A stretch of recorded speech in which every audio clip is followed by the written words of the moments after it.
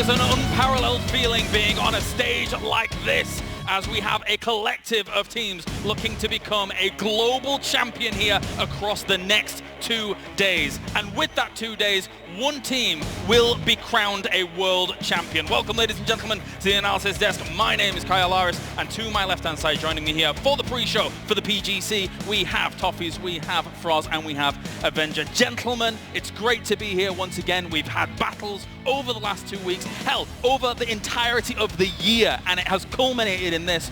One of these teams will become a world champion. I mean, it's everything from overwhelming comeback stories like FaZe having the greatest game in perhaps PUBG history to teams like Rumblers who are playing with house money from the moment they dropped and are here and have nothing to lose. I can't wait to see what these guys bring. Ever since PGI, when it was announced that we're going to have a Pro League, this is what every player, every team has been working for, to be here at this grand stage right now.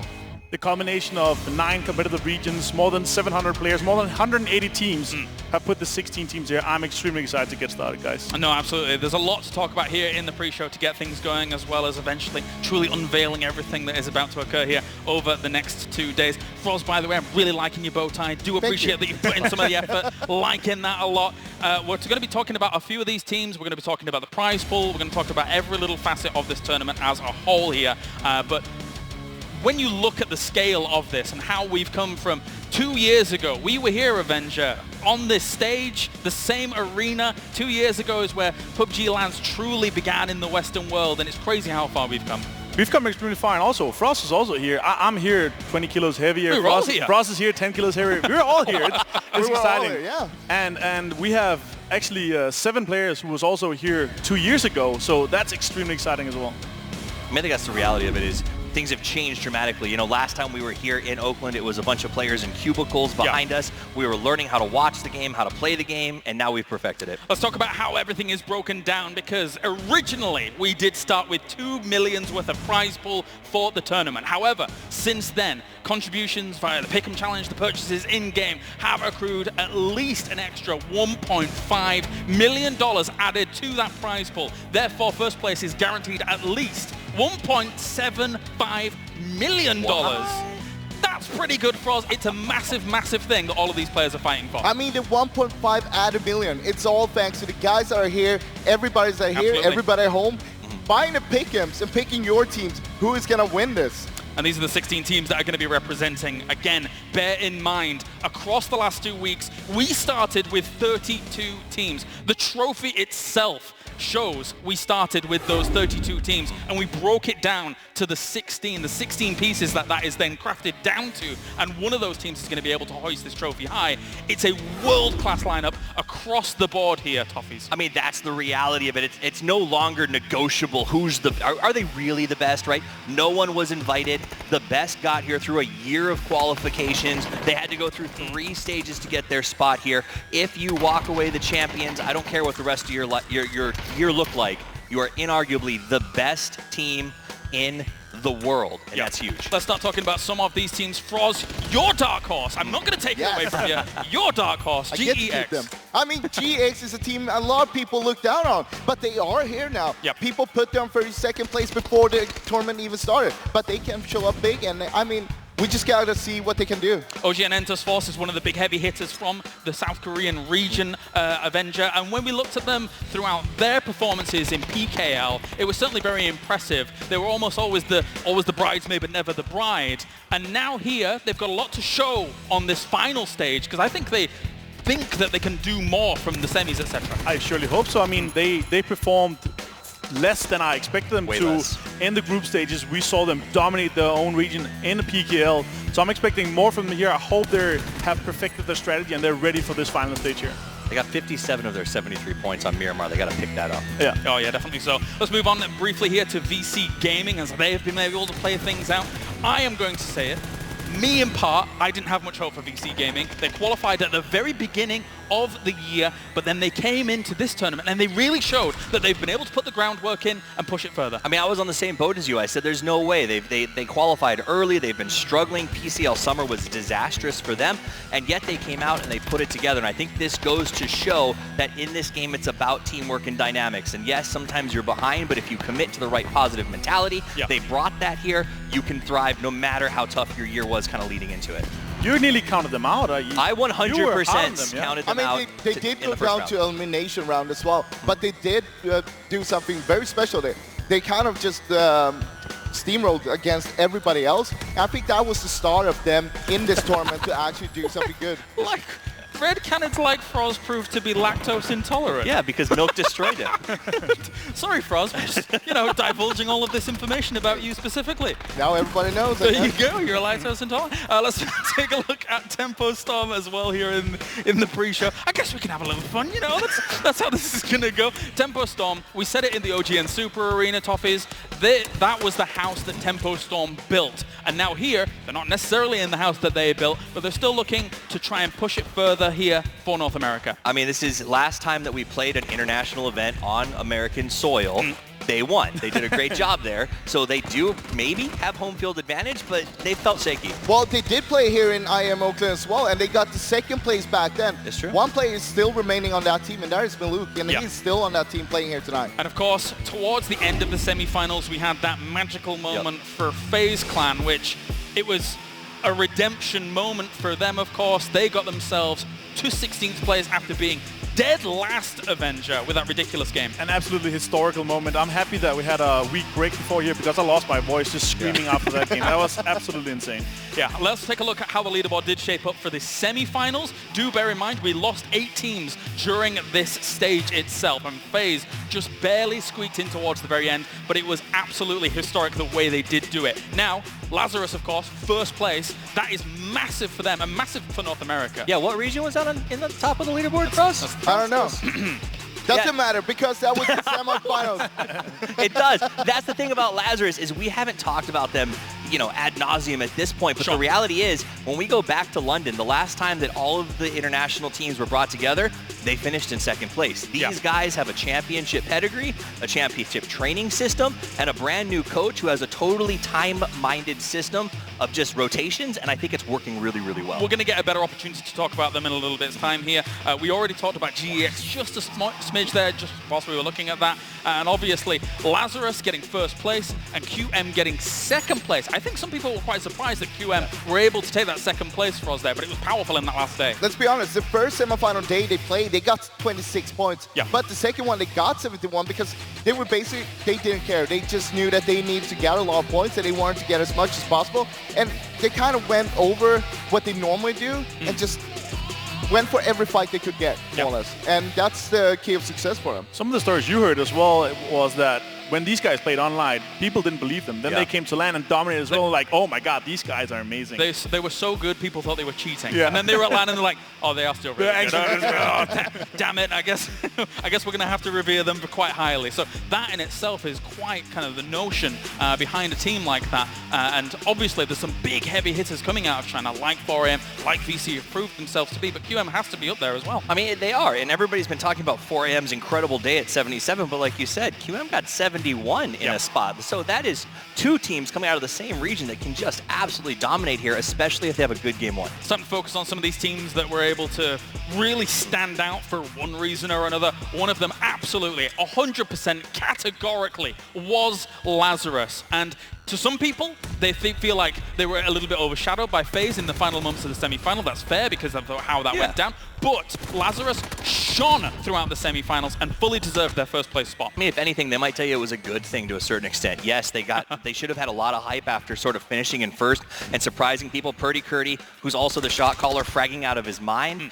The fact is, though, they're probably okay with FaZe getting the hype because it means no one looked at them. They can go on with their business. They can keep it low-key. They can train the way that they do. And I'll tell you what, if Luke 12 turns that knob from sort of 7 that he's been at up to 10, I think Lazarus is unstoppable. I like that you mentioned Purdy there, actually, that he was fragging out. I think that was one of the key moments that made Lazarus so good during this tournament because we don't see Purdy actually fragging out that much. He's standing a little bit behind. He's the IGL. He will make the calls, but he won't be as greedy for the kills. Let's take a look at 4AM as well here. This is a team that we watched through that first day of the semi-finals, absolutely smash things. And they're a scary team to be reckoned with. They're a team that is very storied as well, Avenger, when it comes to even just a global stage, never mind their own regional stage. Yeah, we saw Godby or Velas, who is he called here. He was at PGI last year, and now they performed extremely well. Actually, all the three Chinese teams, they performed extremely well. But they had a really good day, and then they had a slightly worse day. And if they fix that, and they have like 2 good days here, they're going to take everything home as the most favored team as well in the pick'ems. Absolutely. They are the people's champ. We've dubbed them the people's champ throughout this. And it is completely fair to say, with how many votes, how many people are behind them, a lot of people are rooting for their success. I mean, I think people are definitely rooting for their success, it's clear, but another team that everyone's rooting for is going to be Gen G. We got to see them sort of at PGI perform very well. PO joined the team recently, and he was a superstar in his region, but I'm going to be honest, since he got here over the last couple of weeks, I felt like he's not been himself. He hasn't turned on fully. That's a very interesting thing, because as much as PNC, especially Froz, we saw PO as that guy that really did stand out. The rest of the team has had their moments of absolute brilliance here at the tournament. The only time we actually saw PO fragging out was on one of the Sano games when he got 8 kills. Except for that, I feel like it's all about timing. It's all about Esther. It's all about Loki all the time. Loki and Esther in this situation, for example, fragging out, taking out Navi all by himself, it was just a wonderful play from them. And from a stats perspective, he's actually one of the players that's have the most knock time. So he's been on his knees a lot, and I'm afraid that if he kind of goes away from the rest of the team instead of playing together, then it could end up badly for them. And then the team that kind of broke the semi-finals, FaZe Clan, they were in dead last, and then they were able to rise up through 1 game alone with 18 kills to get themselves into 16th place. Now, we should mention that their semi-finals, Froz, was anything but spectacular. In fact, it was bad for FaZe Clan. They didn't play for 11 games, but this is why FaZe Clan is one of the best teams in the world. They never give up. Down to the last kill, they knew that they had to have the greatest game ever. And, I mean, they just pulled it off, right? They took every fight, even if they were not in the upper hand there, they would still take it because they knew we need to get every kill to be able to qualify. I mean, semifinals were an unmitigated trash can fire until that last one. We even saw an interview they released on their Twitter today that Fuzz said, I'll be honest, when that last game started, I was halfway to Sweden in my head. And the reality is, once they started to get that rhythm, once they got a kill, once they got pushed by tempo and, wiped them, I think that's the problem with FaZe, is you can't feed them. Once you start to give them that sort of, we can do this. Once their adrenaline starts pumping, they are 100% unstoppable. So if I'm everyone else, that's my main concern, is let FaZe start slow today, please. What was surprising to me was that they managed to win every single fight all the time, just rolling back to back. The snowball effect was just too strong for them. And they ended up with 18 kills, breaking the record so far in PGC. But that's how they win. I mean, if you go back to PGI Leicester, they almost qualified by not caring and just walking and sweeping the ground for kills. And of course, some players did stand out throughout those semi-finals as well as the tournament as a whole. And Purdy Curdy is one of the guys from Lazarus that completely earned this #1 spot, Toffee. I mean, there's no other way around it. He's leading the team. He's the brainchild who sits down with the coach. Like, literally, Gunnar says, this is the timing that someone's going to be here. This is a compound that 4AM wants. And he doesn't have to, sit there and memorize it. He's able to retain that information and quantify it very comfortably for the rest of his team. On top of that, he's making the leadership in kills. And that, to me, is mind-boggling. For me, the way he has evolved as well, he's become extremely coherent. How we saw him from phase 1 to how he is now. He was a nade god back then. Now he's both a nade god, he can frag, he IGLs, he has the whole package. It's just lovely to see. And when we take a look at this overall with the amount of damage that was done by some of these names, I would say that some of these are a little bit unexpected as we came into the tournament, but a lot of people stepped up to the challenge for us and were very, very impressive. Yeah, I mean, forever, and CGG was not the main names that people were looking at on 4AM. It was Wayless or God V, as we knew him as before. But at the same time, this is what we're talking about. It's not just about one star player. This is a team game. It comes down to a team working together. And the damage, I mean, it doesn't mean anything if you can't make that into knocks and kills afterwards. That's the truth. I mean, that's why you saw Purdy with the kill count, because Lazarus has made it an art form to yoink knocks. And you saw those damage totals. They're getting the knocks, but teams like Lazarus who have practiced it are stealing those at an incredible rate. A name that was there that I think not a lot of us, a few of us were not surprised by was Iroh actually. And we haven't even mentioned TSM yet at all at this pre-show. But they are a name that for some people is carrying quite a bit of weight of PEL on their backs. PL did not have the easiest of times on the road here. I think that's fair to say. That's fair to say. But TSM did show some of tendencies what we like to see. Yeah. And I think, again, a team game is that TSM, all of the guys enable each other to play well, and that's why we saw these numbers from Iroh. Let's focus on 4AM here just for a moment. ZGG as well, a guy that has been standout for 4AM. I mean, the entire roster in my mind has been quite standout to say the least. Hell, when we see how well China has performed here on the stage so far, it's no surprise that they're putting up numbers like this. I mean, 36 kills in 18 games is a whopper of a score. I watched him in scrims and practices, and he takes 3v1s as if it doesn't matter. When I get in a fight with more than one person, it's like, oh man, I gotta watch every corner. He just is confident, like I can win this, no issues, and he does. And that's what blows my mind is his individual mechanics are second to none. The individual mechanics is something that is really important when it comes to clutch moments. And that's something we see from CGG as well. Being able to take those clutch moments, not just relying on your team all the time. Sometimes you're going to be by yourself, but you're still going to need to get those points to the team itself. Let's move on here because we have another name to talk about, and as much as FaZe did not have the best of times in the semifinals, they are still here. And you have a name like Uber, who is currently on one of the biggest win streaks in PUBG history when it comes to tournaments, Avenger. I mean, Phase 2, GLL, PNC, Phase 3, and now here. He could potentially take 5 tournament victories back to back to back. That would be absolutely insane. But they have to step up the game. They have to roll off the momentum they did in the last game and not play like they did in the 11 previous games before that. I think that's the reality of it is we have Demetrius Johnson, the best pound-for-pound fighter in the world here. This guy on the screen is pound-for-pound the best digital fighter in the world. He kills everyone. He takes 1v1s with no issue, and he can carry his team to victory if they get him in place to do that, which they haven't been in the previous weeks. What's awesome to see is also the involvement, like how Uber has evolved from kind of being sort of a solo player running around by himself to go to with a team more and play with a team and be able to do that. Let's move on to PO as well. It's not a name that really stood on the tip of our tongues when it came to talking about Genji. However, Froz, you did actually mention already there is those moments, those flashes of brilliance where you see it's an 8-kill game for PO. We saw him at PNC. He was able to shine through there, and there is always the potential on a big stage like this that could bring him out of him once again. I feel like that will be the key to success for them during the finals here, because they need PO. Even if the other players are playing really good, PO is the key to actually get him to frag out like that Sanok game, getting 8 kills by himself more or less. If they want to win this thing, which they obviously will, is that they need to be able to play together. And they need to enable PU to be this kind of turret, but instead of letting him kind of run off on his own and try to make these clutch plays. You say enable PO, I think PO needs to pull it back. He's been separated from his team. He's been pushing too aggressively. He's scouting and calling at the same time, and I think it's been too much. He needs to get consolidated. He needs to work as a unit, and that's when PO will thrive. Well, let's take a look at our predictions from all of our talent here. Not only do we have our English broadcast, but we also have our Korean and Chinese broadcasts on stage as well. Hey, it's us first. I didn't actually expect that. Okay, so our predictions are here.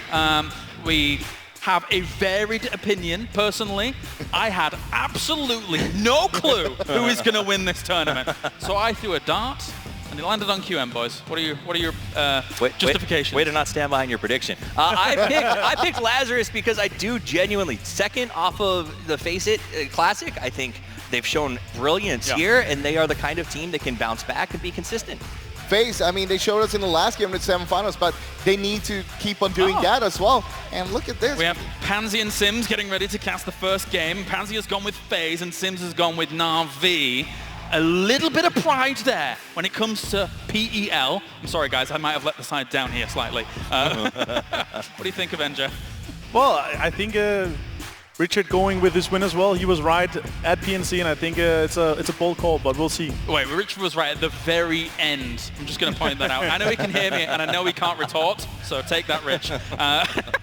Boro, Matrim, Xenox in paper thin in the back. A lot of Lazarus supporters. I know that Xenox was the bearer of the curse during the semifinals. It's the worst. So does that kind of dissuade your opinion? I was on a plane about to take off when we put our votes in, and I saw Xenox pick Lazarus and screamed in fury. Here's our Korean commentators as well. Hello, guys. Annyeonghaseyo. As we have Genji we have CJ Entus and CJ Entus predictions coming in. Any surprises there? Well, as we saw at PNC as well, it was very biased towards the Koreans, but they're also playing well. If Force managed to kind of get to the PKL level over, or Gen D managed to enable PU, then we'll see. And we have our Chinese crew as well up there. Miss Joy as well, actually going for FaZe. Yes. Yeah, I like it. Good Breaking the trend, Miss Let's go, Joy. Let's go.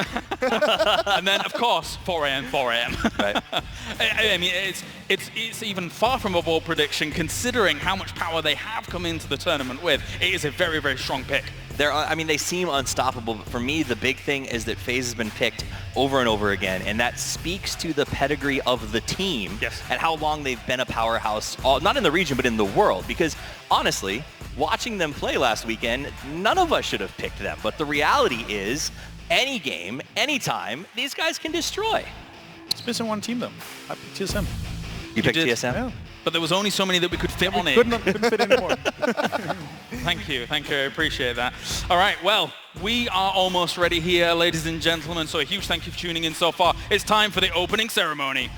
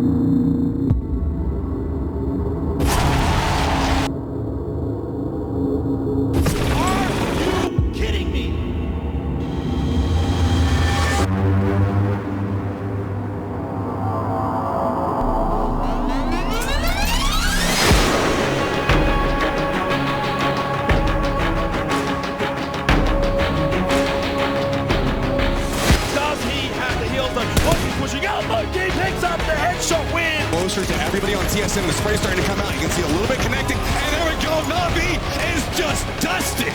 The hunt is on. The spray comes through. And the EU Giant.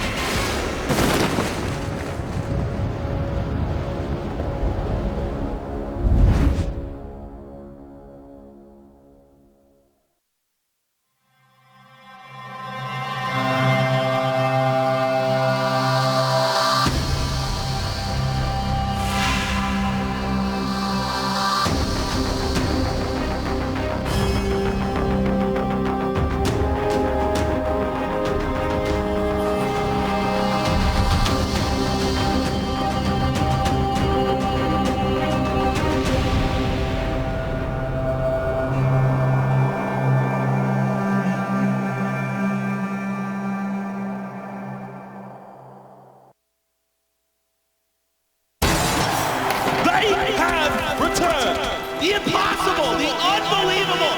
No other team in the world can do this. They are your 2019 PUBG Global Champions.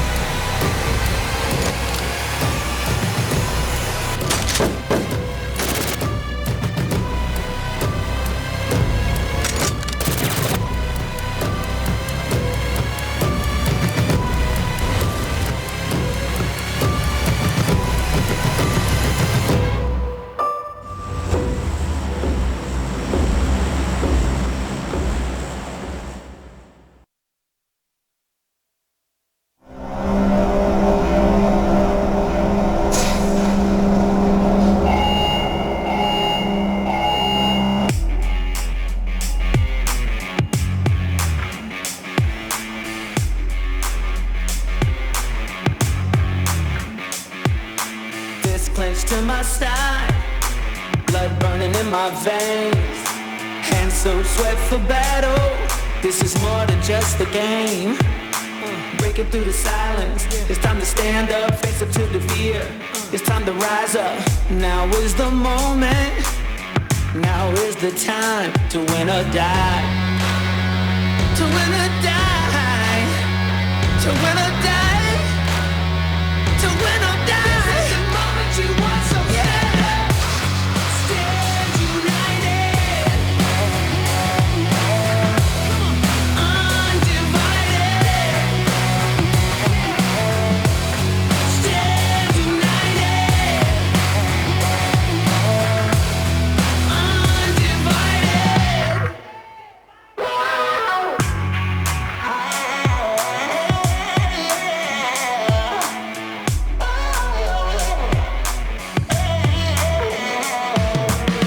No time for weakness, prove we can survive. Noise is shaking up my bones, it's when I feel alive. Got metal in my hands, we roll ya, you keep coming on. We have to scroll ya, rise up to the sky.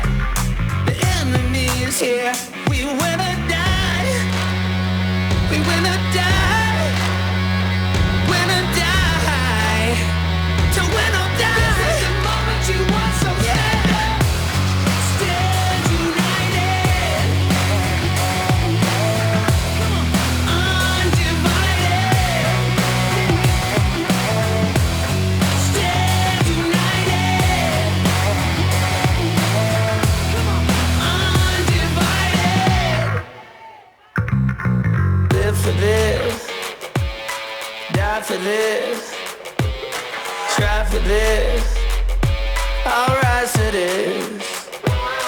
Live for this, die for this. Try for this, I'll rise to this. I'll live for this, die for this. Try for this, I'll rise to this.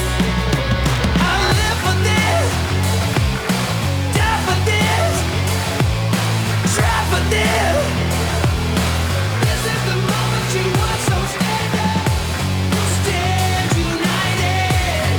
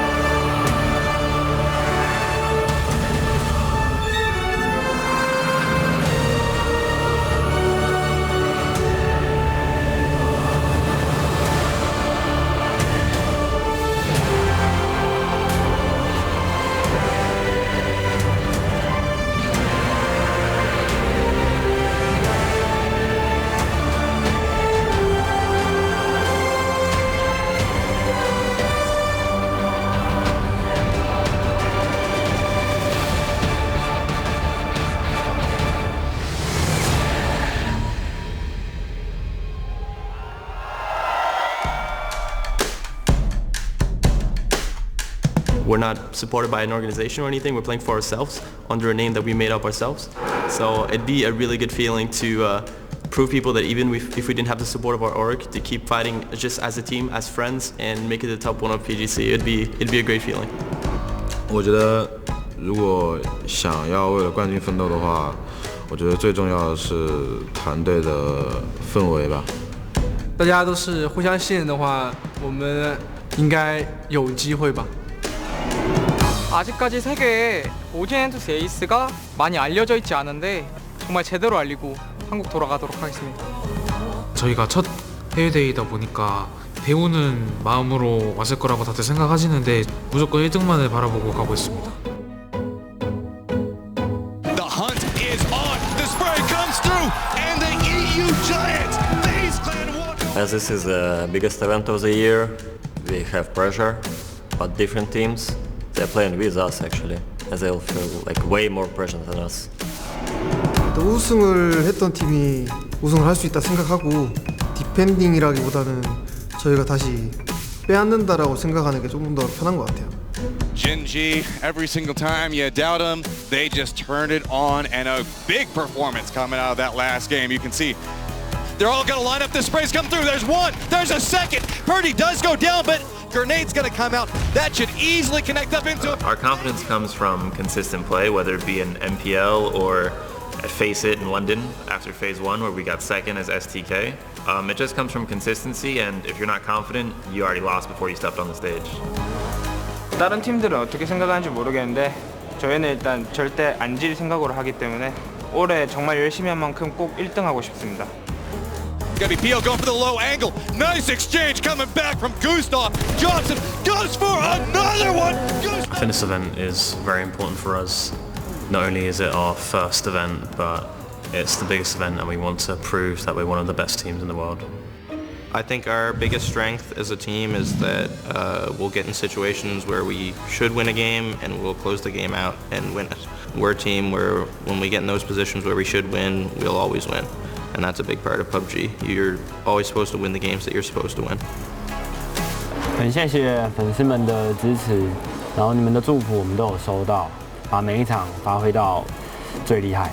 对，那真的是非常谢谢你们的祝福。 Our team has been dominant for the last 4 months, and we will win this tournament as well. 진짜 젠지가 어느 정도 강한 팀인지 꼭 보여드리도록 하겠습니다.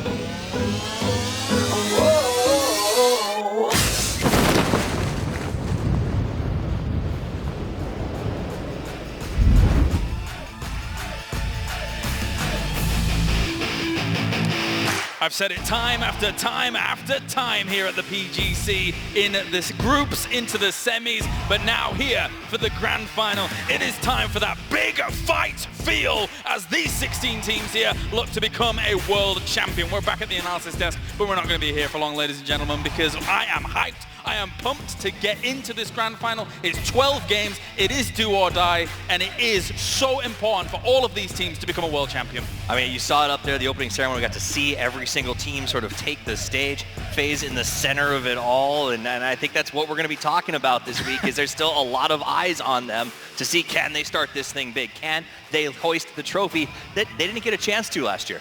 The big thing is to hoist the trophy, to get that glory. And I mean, it's only down to one thing. Don't have any bad games. We're only going to do a best of 12 here. You don't want to have those 0-point games. If that opening ceremony didn't give you a feel hype moment, then I don't know what's happening here. But this, I am extremely excited to get this started, guys. I'm lost of words after seeing this opening ceremony. Yeah, it's big. It is big indeed here. All of these teams, again, we have an absolute world-class, world caliber roster of teams here available. This team on screen right now, Rumblers, was originally not even meant to be here, and now they find themselves in the top 16. Any Rumblers? I mean, that's it. They came out, they said, we got nothing to lose. They said, hey, $4,000 for playing. Like, if we lose, we lose. And now they're at the big show. I think they're going to come out and maybe surprise a lot of people by not caring in terms of just putting everything on the stage. A devil may care attitude. Yes, I and like I it a think lot. sometimes you need that in a 12-game series. Yeah, maybe. Other teams that we're looking at here to try and kind of upset the balance, a team like OGN Entus Ace or CJ Entus Ace here is a team that coming in, we didn't have too many expectations for, but I think across the groups and across the semis, they kind of beat out a lot of the hype that Force was supposed to take. Is that fair to say? If you look at the Korean teams that are still here right now, you have OGN-Ace, you have Force, you have Gen.G, and you have T1. Yep. Ace is the team who has accumulated most points during the group stage and the semifinals together. So, I mean, that shows you how good of a team they are. And they've just been taking it easy, you know. They don't want to spare themselves everything right now. They're waiting here until now, the grand finals. Avenger, thoughts? Honestly, I'm excited to see if, for example, Romblers, they can fix the Sanak games. We have seen good point. We've seen teams be extremely good on one day. Yeah. But if one team starts off great, if we have a team that starts with 2-3 good games, they could bully the rest out of the lobby. They will be that far ahead. I'm excited to see if that's going to happen, or we're going to have kind of a flat start and everybody can win it till the end. 14 of our teams do come from the major regions from around the world, the larger regions as are represented. 2 of our teams come from the smaller regions, of course. We'd already talked about GEX a little bit. We didn't really get time to talk about WClick that much. And Avenger, I want to start with you because this is a team that really did kind of impress. I was going to start with you, but it doesn't matter because we are ready now for the first game of PGC. Ladies and gentlemen, get hyped. It's time to head to the commentary team for all of the action. Thank you, James, and what an honor it is to be back here in this very stadium where so much began. Roll your minds back to the fact when, Ninja was still on Twitch, Break was still playing for TSM, and while Froz was still playing games. That was the building blocks of PUBG. That's where it started. You saw the potential, you saw the rise, and now it holds the keys to legacy for one of these teams. There's nothing that can really say enough when you sit here and you watch that stage. You watch the progress of the players, where they started, where they are now. There's only a few that have been there, said it all, done it all, and still remain with us. Times have changed, but the aim of the game is still the same. Drop, loot, land, and survive. And in a best of 12 scenario, Lauren, for $3.5 million, you just can't make a single mistake. No, but we are playing with some of the titans of the game now. We can hold them to that standard, to that caliber of not making errors, to rise and hold under such monumental pressure. And also to you guys at home, tuning in around the world, those in Europe staying up to the wee hours in the morning, to the North American fans cheering for their teams, who finally have some real champions to stand by, and the rest of the world who waits to watch as to who will walk away with the not only huge lion's share of the prize pool, but the pride and the title of the best in the world. It's a lot to be fought for, and we will be here for the first 2 games, so lock yourselves in. It will be Erangel. No other way to start it off, really. The classic, of course. Rich, I don't know what to expect here. There is no better way to say it apart from that we took the best 32 that were currently in the world. We looked across, we've had the leagues, we've had the structure, we've had the system. It's been put in place. It gave us our starting base for this tournament. It gave us the teams that we needed. We then run them through a dungeon gauntlet. There's no other way to describe it. Group stage, elimination stage, semi-finals. They've been through the ringer, they've been through the rounds, and now we're down to our very final 16. This will be the first time, in my personal opinion, where we can actually crown a real grand champion, the real best in the world. There's no caveats anymore. There's no, there's some invited teams. Oh, it was third person. There's nothing. There's no excuses. It's Same who rules. turns up. Exactly. Same rules. Fair playing field. We've been waiting for this, and there's no more excuses. It's almost time now. The teams look phenomenal stepping out on that stage, but now they need the performance to match that. Who are you looking at here in game 1? I'm looking at all 16 teams. It's as simple as that. You Fair play. cannot have a bad game, because if you do, you are putting yourself at the mercy of not raising that trophy by the end of it. You now have to play perfect PUBG, game for game, round for round, bullet for bullet. If you die, you are giving points away to your opponent. It's as simple as that. You're not just losing points, you're losing points to enemies. Everybody is going to be chasing your tail, chasing those points. Because there's a huge drop-off from first place to second. I know money's not all about everything, but there is a substantial difference. Absolutely, and I look at FaZe and you think that Cinderella story through the semi-finals to make it in last place and make it to this stage, but there's no carriage waiting to take them to the ball anymore. There's not enough games for them to mess around with. TSM, for example, a team who caught my eye, came out firing in all cylinders. Rory no longer the cub. He's up in bear status with Break himself. He is playing out of his mind, and we need more of that. Gustav the same, all of them. Huge plays leading into this. Across their 18 games following all of these teams, TSM, they're actually second place. If you do want to cut it down to fine points and finite systems as such, every single team has a lot to lose, every single team has a lot to win, and it all begins now with game number 1. It's time, the plane's in the air. Ladies and gents, strap yourself in for what is going to be an incredible display from southeast to the north. The plane is there, the players are dropping, and I'm seeing teams going back to original drop spots. This is the thing now, we've lost all these, well, all of them. We've lost 16 teams. You can start to look at all the little mini players. You'll have the coaches, the analysis, the team leaders. Okay, let's take a look at the lay of the land and the map and where people have essentially opened up. FaZe Clan should be now back to home turf. We've lost a Freak of Freaks. That opens that system up. TSM, Milta for them, job done. Happy days, on the ground, bootstrapped in.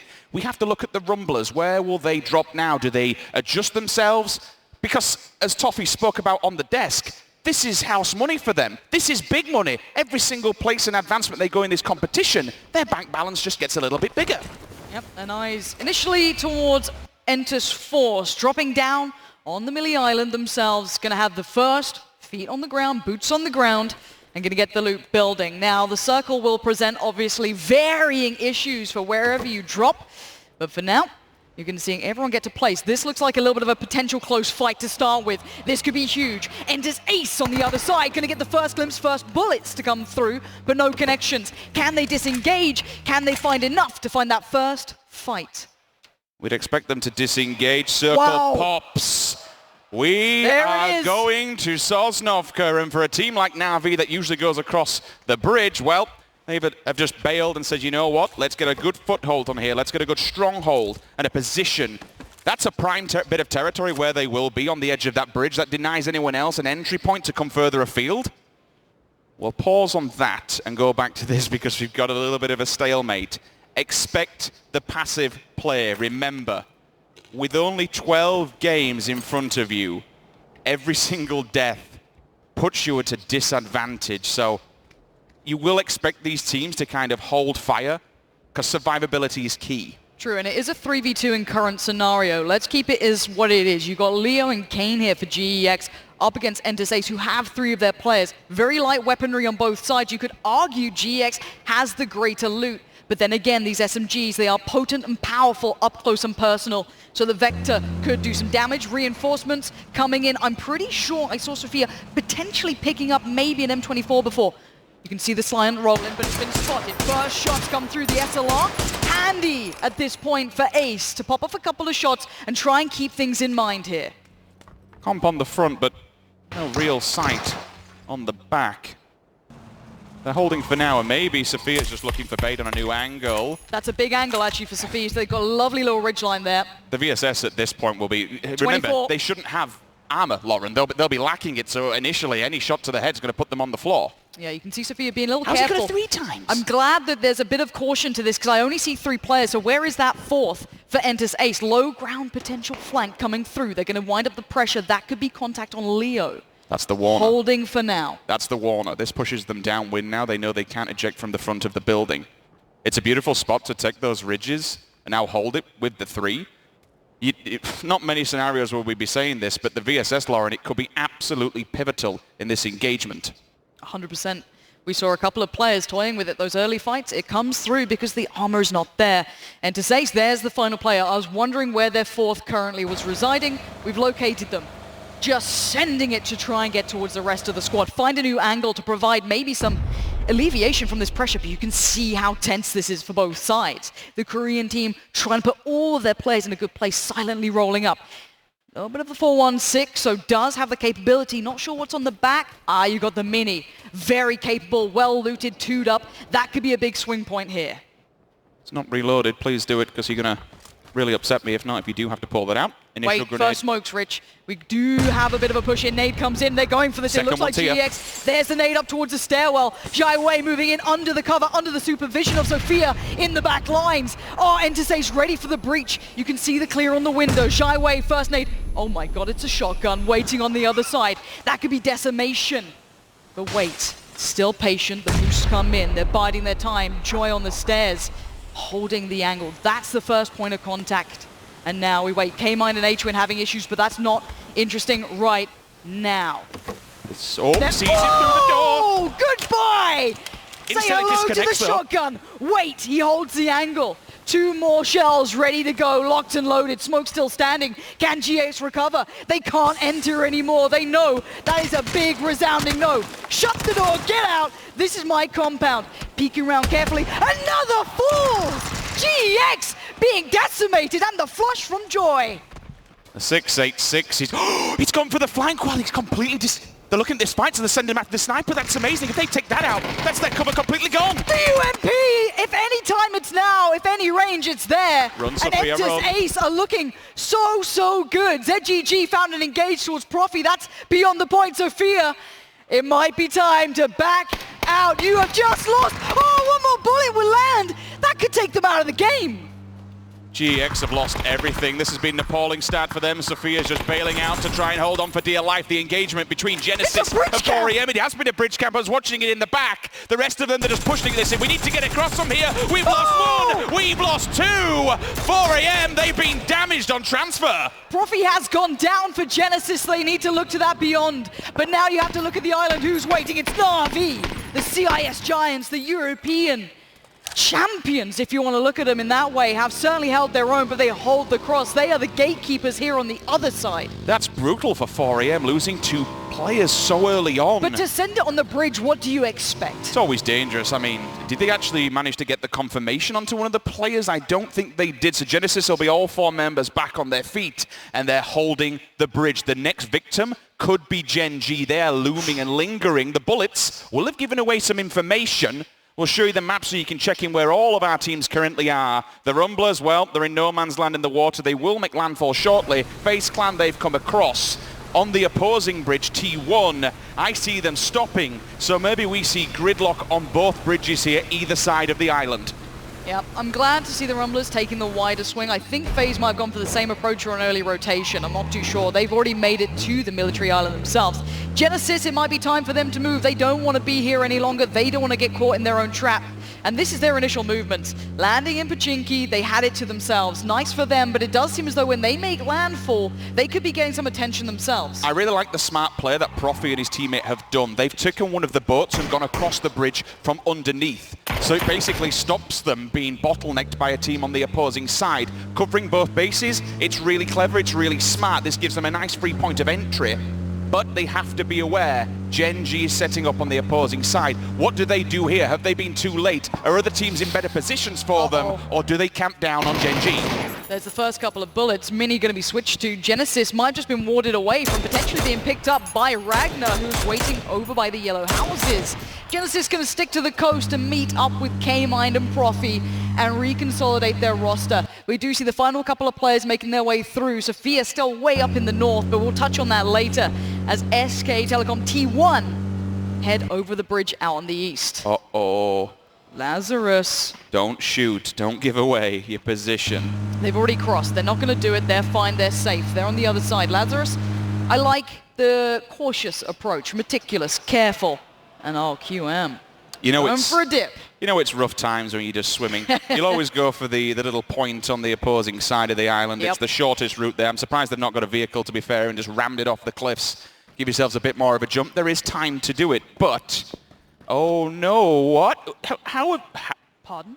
Well, that's not good. Okay, I don't know what's happened, but what I know is Mistakes 4 were AM, made. we're already down to 2 players here, Rich, and they're about to be crept up on by Tempo Storm, and now here comes a bridge. Lazarus made it across, or have they? First engage, they make one man through. Pony Cody. Oh no! What? Pony Cody's gone down, that's a huge... Oh, he just dodges it at her! Swift and Lazarus! Devastation for the North Americans, going down in last after what looked like they were being cautious and meticulous, have now just gifted T1 a huge upgrade in loot. He pre-naded. He put a landmine down and it hit him. That's insanity. Well, the home crowd won't be too happy with that one. Topping the charts from the semi-finals coming into this and going out in 16th game number 1. You now need the mental fortitude to push on. That's got to hurt. That's got to sting. And it'll be the sign of a good IGL and a good team captain to get the team back together, rolling on throughout this competition. We look onwards, 4 AM still. 2 alive, the noise from the bike will give away position. But really, when you've got 2 players on that one little motorcycle, where do you go? What do you do? What do you see in front of you? Na'Vi got the first couple, but it's forced down the lower side of the hill, who could potentially follow it up. Phaser on the move as well. Phase sweeping on the... Oh no! No! 4 AM! They pulled up, they better be ready to go! Trade on 1, but the second, Forever, does not stand forever as 4 AM. Down in 15th. One of the best in the world just got slaughtered, and now FaZe are being engaged upon themselves. The PCL Giants will drop down in 16th place. Are they going towards Na'Vi? Oh no! Oh, a doozy is taking down first face. It looks like a slaughter. Phaser at the door. Pokemon prepare. Mexi and 8C knocking on the door themselves. They want in, and they've made it in thus far. He got him! He got in, that's 2! Pokemon with the nade, straight down, Uber knocked. That's rather unfortunate. Now they can make the advancement. Senya across the road, watches and waits for anyone to push outside. And all Pokemon has to keep doing is just slinging nades down the stairwell, pin them in, and the rest of the team can get the job done. It's down to 8C and Mexi to try and make something happen here. Na'Vi are split apart, sure, but FaZe don't have the numbers to create much of a situation. This is with QM up on the north side of the island with VC, and you can see a Pokemon just made a play for this as well. It looks like Na'Vi might try and disengage, play a little bit more safe, play a smart game here. If that nade goes up and over, I'd lose my mind. FaZe trying to get Uber back on his feet. You're arguable one of the star players here as Na'Vi try and gather themselves, slow down the pace, control the tempo. You've got to be careful because third party is always a possibility. Clearly FaZe don't have the information to where Na'Vi fully are. You can see the nades being thrown up into the building. The rest of them disconnecting. Maybe they regroup, get a better position. Circle, it's rough. It puts a hell of a lot of water still in, and it splits the islands in 2. Makes this a little bit more smaller. I'm still seeing, I think it's Entus Ace are actually on the opposing side, on the main head of Erangel. They've yet to make a crossover. The Rumbler's still outside of the blue, but down in the south is where it's about to get messy. TSM and Tempo. Ira looking to try and get a knock or a pick to save Michael's skin out here on his own, extended from the rest of the roster. I'd say you need to get on a vehicle and maybe bail it back to the team, but he could be going for the flank. This is so risky, but TSM have played such an explosive game. Michael, phenomenal player. There's nothing to be taken away, but be able to try and capitalize on this. He needs Rory, he needs Iroh, he needs the rest of the team to apply pressure. Otherwise, he's going to be out on this island. The circle is rough, as you can see. Oh my god, who's done this? It's gone north. Okay, we have currently 3 teams on the northern side. Hold on, GX, Entus Ace, and Gen G did not move. W-Click could have the first way across. QM can swim if they need to. But this has now put the vast majority of the lobby in no man's land. They've got to move. In what competitive world does this ever happen? It hard shifts to the... There's no way! We say this time and time again, maybe, but it could happen, and it never does. That's absolutely mental. Because there's only a small amount of areas that you can enter the opposing side.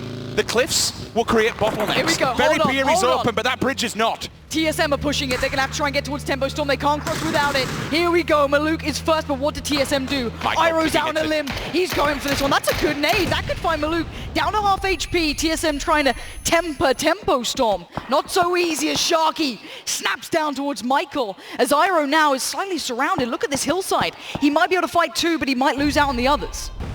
They've got to be careful. Genesis has made it. They've gone to Ferry Pier. That locks that down. They could potentially stay here and lock out any other teams. They're behind Gen G on the opposing side. A doozy goes down. Ira, second one to fall now for TSM. Tempo Storm, they're feeling this one. There is a response back. Sharky hits the deck. Ira's gone. That's a completion. And it now comes down to Gustav holding this on his own. He's got death from above and below. Maluk creeping closer, the engage, Maluk whiffs it, but he goes back in, trying to get the peek on Gustav. He's got the damage, but has he got the kill? Gustav can only find Sharp Shot as Maluk works his way forward, and it's him to clean up. TSM not looking so sharp anymore, as Rory, our last man alive, has 2 to find in the hillside, 2 on the coastline. Rock in a hard place to say the least, as now the blue comes in. He actually hit him in the head through the smoke. He didn't go down, but now it's forced to heal. Going to be one of the furthest away from this. Genesis just sniped one across the water. K-Mind is putting on pressure from Ferry Pier here. And why not? They have it all to play for. Teams using the Eastern Bridge. Oh no. QM finding VC right in the water.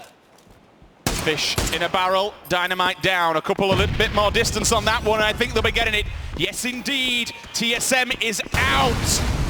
And VC are left in the water, being hunted. QM on the beach. What do you boys do? You are just being bombarded from the beachhead. Yeah, QM should lock this one out. It looks like they are. There goes another as VC are drowning. As now shots come in from further east. That's the rest of VC who are still in the blue, far off here. Trying to find a way back in as, well, Sophia's finding damage on the Rumblers. Where is that? There is a mass migration coming. Na'Vi, enters Force, FaZe, they're all together on the other side of the circle and they're approaching the bridge. Who is the vehicles? Na'Vi does not, they're all on foot, yes, to the edge of the white. And there's time to go, but they've all got to cross the bridge. This is insanity for a game number one. This is one of the wildest circles we've seen in PUBG. They just got turned on. A doozy went for the engage and lost it. Enters Force fighting their way out of this one, as now Na'Vi finally feel the force. After dealing with FaZe, they might fall at the final hurdle. Now, nades come out, but can they find Senya? He's on the other side of this hill, staying alive, ducking down, trying to bide his time. And enters Force. Where do they engage on this? Do they fall off? Do they find a fight? Because Senya is waiting. Snapped in the back. That's going to be Mexi. FaZe still. Now giving away their position. Hitting the beachhead, you would expect boats to not be a viable option here, which means they're swimming. Either that, you get in a car, you're hitting the bridge. Once you get across that bridge, Genesis, Gen G, everyone's going to be set up looking towards teams that are finally making it across there. The blue eventually will begin to hurt. We're in phase number 4 here. So after that, really, what can you do? Aitzi goes down. That's probably a knock and a confirmation from the blue, unless the meds were not there for him. Mexi still holding by the bridge. You're seeing the Rumblers hold. That's on the other side of the island for now. These are the remaining teams trying to find a way in. Na'Vi losing our players as the nades come out, and you can see Enters 4 step by step controlling this side of the bridge. Senya wants to avenge as Kale's just around this corner. He's going to hear the vehicle. Will he go for it, though? For now, just holding. Tempo Storm down and out. 12 position for them.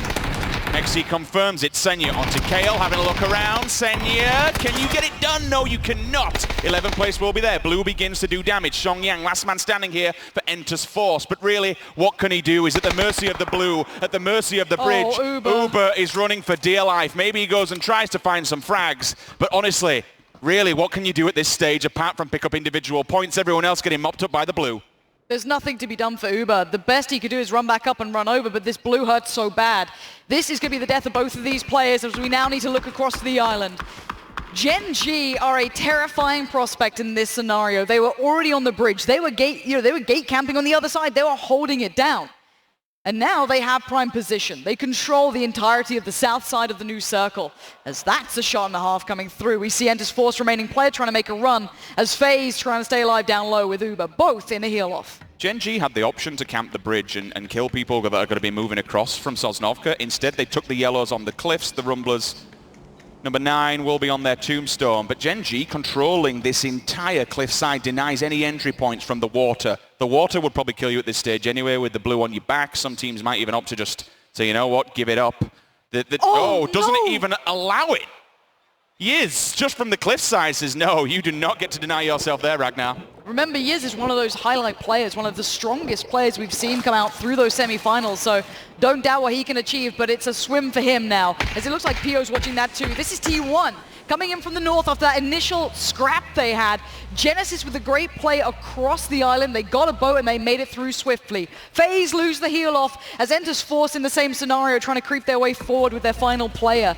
K-Mind on a swivel, looking for any pixel out of place. Genesis look good here. Look at the room they've got. We've got 6 teams here. This circle actually allows a lot of play for the remaining teams. Enters Ace going to make a play towards Gen G. While it might be only one player from Enters Force, we still, in theory, have all 4 PKL teams up and standing. T1, Enters Ace, Gen G, and then Enters Force with a solo player.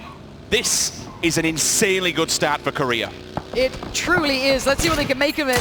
Genesis hold the hillside and the fire comes out. Supreme shots land and they get the knock on one. The flush is just not going to happen from this unless Profi's got, some god tier arm that he's considering. It's not going to happen. T1 now have a bit of cover. You go look at Entus Ace. Look at the rest of T1. They're in a big 2-2 split here as well. You've got Gen G still considering what they want to do in the southeast themselves, and that is not an ideal shack to be sat in. Genesis and Gen G can control the outer areas here. Entus Ace and T1, if they want to push that shack further, for me, you're just kind of locking yourselves into a no-win scenario. You can't eject yourself from that. You're in an open territory. You're in an open playing field. Why not play edge? Why not play this one slow? Use the trees, use the rocks. QM finally gone, denies it to anybody. That's the best scenario he could possibly ask for rather than giving it to another team. For T1 with these two players, unless you can hit the world with that 8 times through one of the little windows, you're going to be disconnected from the rest of the roster, provided that Genesis doesn't get too tunnel visioned on just those 2 players there, because other teams will hear them shooting and other teams will take advantage of them standing still. Absolutely precision play coming out. You're seeing the SLRs, you're seeing minis, you're seeing everything with a bit of range. Going to be the paramount thing to have beside you here. Genesis, I like their position for now, but if it does move away from that rolling hillside in the forest, it could prove a problem. Everyone else banking on those shacks. T1's position is incredibly dominant in my eyes, even with the 2-2 split. If they lose out on the other 2, it doesn't fuss me that much. You've just seen RERUN's POV. We'll hold for a second because we're getting the push from T1. The last 2 players making a little bit of a play onto Gen G, but they are disconnected. That's the problem for them. I think Gen G are sweeping and it's smart. I like what they're doing, moving around this northeast side. They still have players in the current circle, but this is just housekeeping to them. That's smart. They can disengage. This is a scary run once they drill in the sort of, I guess, adjustment on these shots. Taemin could be in a bit of trouble, but he has made it through to the yellows, back with the others. They now know that T1 has this position. I like it. If it's just an information play, that's great. And no, he's unrecoverable. Yes, Ada stays alive, but the info is now noted. Speaking about RERUN's POV, when you look towards his armor level 1, it's going to be even worse for the players of T1 inside the little shack. Bunkering down and praying for dear life. Coming down the hillside, how much further can you go? Those smokes will only hide you for so long, fellas. Eventually they will have to run out. They still have the circle. That's a beautiful position. They could also, if they really wanted to come down, they've got all the woods to play off of in their location. And more importantly, they also have the gas station. The bombs, the grenades, they come flying through. Bodies are just being picked apart. The smokes and the shacks, they'll only do so much because eventually they have to move. Absolutely, and they have to move towards one of these teams. You do have T1 in the middle, you have Genesis in the back, and Entus Force got their final player. He is over by the petrol station. Lockie again. We hit him running. Precision play from this man. We've seen it already. Is this just a taste of things to come? For now, though, we have to remind ourselves, a North American team really could do some big work here already. A good couple of kills for this side. But those players in the shack, not only are they going to be lacking gear and armor, they're not healing up, Lauren. I think they're completely out of meds. They burst through them inside it, and this will cost them dearly. As soon as they come out of that shack, if you don't have the armor and you don't have the health, you're going to die. You're just pickings for any team. But who's going to be the picker? Is it going to be Gen G? Is it going to be Genesis? Don't forget, we've still got that one player from Entus Force lingering down at the petrol station on his own. Pio's just trying to ninja this one, isn't he? Just slowly moving his way up here, going to take the car and look for a new angle. He's found an off angle on maybe Entus Ace. Once that smoke dissipates, his angle could be one of the best. If Genesis don't realize, that's his smoke wall. He wants protection from that side. Entus Ace are now everyone's, Thanksgiving dinner at this point, and there it is. Taemin, Gen G gonna find this one. Joy goes down. No more smiles, no more happiness, as Entus Ace are eliminated. We're down to 4 teams here. 8 kills for Gen G. Their positioning was paramount, but they have capitalized. Genesis binds the time for a second. They still have this woods to play with. They can opt to go towards the gas station, but there is one player in there. They might not be keeping track of him, which could be deadly in the later stages of this one. Eyes on the prize here for North America. K-Mind and Profit. 6 times, 8 times with the minis. This is more than enough. With the 5.56 Esther on the bike, time to go. Gen G against the circle, they got to find a position. Where's Esther going to head this to? The petrol station is not available right down on the south coast, still slightly open. You're seeing those shots coming in. That's K-Mine spotting this one out, so now they have to piece together this puzzle that Gen G is trying to build. Nice shot coming through, keeping that pressure building. And I'm sure the damage is going to be there now. Gen G's gear can't be sitting too pretty, whereas I look at Genesis, it's not too bad. Those players from T1 are actually holding Gen G dead to rights and locked in against the circle. I don't know how they're going to send it. It looks like a vehicle's being considered at this point. I see the car moving around. This could be a mad dash. This could be the big send. Who's going to punish? Can anyone make anything from it? They're going to move down again on the southeast side, trying to join up, but K-Mine says no. Goodbye to one of your players. PO still stands. He's made it further forward, and Gen G are clutching at straws. Genesis so far are the kings of this game. 7 kills in the bag, and the win is looking good. All 4 players up, the only team left here in phase 7, with everybody surviving. The circle was good for them. It came their way, but they have capitalized on the position. However, eventually they will have to come down from the security of this hillside where they are. There is plenty of trees and cover to do that, but they've still got to get past these Korean teams. 3 up for Gen G, smokes, eventually Lauren, they're going to dissipate and they're going to be completely out of utility. And honestly, they're going to be working with very little. But they're trying to forge a path. They're trying to find a way forward. They're trying to put anything they can to create maybe a chance, because the circle isn't too pleasant for Genesis either. They have to shift further and further forward, down the slope, more and more into the vision of Gen G. I don't see any smoke now left on Ether. That's going to be a bit of a hindrance going forward. It might be time to start fighting out once these final smokes go. Profi just casually picking up a crit in the back lines. Who is this madman? He better have moves. He better be on a serpentine between these shots. And K-Mine, he can't land a shot. Somehow he's made it to the next touch of cover. And inch by inch, Gen G get closer. I'm seeing damage coming out from T1. We did say about getting tunnel visioned here, and it might have punished them. They've taken the eyes off of T1 in that little shack. Nerf's gone down, smokes are up. Now they have to take one out of the scenario to get him back on his feet. The res will come through. That only gives eyes up for Genesis of 2 individual players. This allows Gen G to actually move. Look this is dangerous. Oh my god, Ether is making the play. Moving up again under the fire. You know the suppressing fire was coming in. Seeing that knock, you know you got space. Genesis have been static. They haven't moved as much. They haven't tried to capitalize. They haven't been able to punish Gen G. And Intus Force still stand. T1 still stand. This is not a good position. And Nerf goes down. That's going to be a flush. They haven't kept them in check, and now they are being punished hard. T1, Profi, K-Mine, Nerf. They are dying at the hands of the 2 guys in the shack. This is just... How have you let this happen? You've taken your eyes off the ball, and now they are punishing you hard. T1's hammer is coming down. They were on cloud 9, and now they are feeling the full force of Korea. PO is running in the open. Look how confident. Through the door, do it. Do it. God, if that is on. It's oh in. My God, PO! We asked where he was. We wanted an answer, and we find it. T1 are out. They're eliminated. We're into the top 3. And NA still has their champions, but for how long? Enters Force. How are these? Oh my God, this is a punish. That's an execution. Loki had no idea. As Force were waiting, and Force strike. That's a one-shot. Smokes are up, we're able to make a run here. Seong Yan, literally the last man standing for Force, has caused problems for Gen G. 10 kills in the bag is fantastic. Genesis have been able to get one more person back on the feet. 2-man squad, they will continue. Song Yang, just this solo ranger, is causing problems across the battlefield. Oh my God! He barely made it over the bridge. He barely made it away from FaZe, and now he stands on the precipice of being the downfall of Gen G and Genesis. K-Mine, last man alive for Genesis. He's trying to do what he can and he falls. We're down to the top 2, a 1v2. It ain't gonna happen. Gen G! Not the defenders, but the reclaimers. From outside on the edge of the circle, they clawed their way in. Tooth and nail, they fought back individually. And they get their first win on the board. That is impressive. Broken apart individually, but working as a team. What a win for Gen G.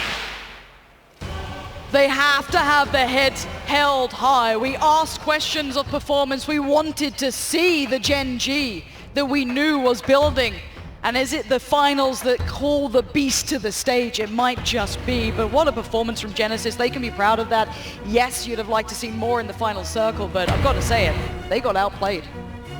From that little shack, knocking so many individuals, it broke them apart. They had all 4 players. They were their only team, I think, the 5 teams standing to have the individuals. And it kind of goes to show that if you don't keep teams in check, even solo snakes, Xiongyang bided his time. Let's be real here, he kept quiet for a hell of a lot of time and picked up some more points in the end. Not for placement, but for individual frags. He did well as a solo.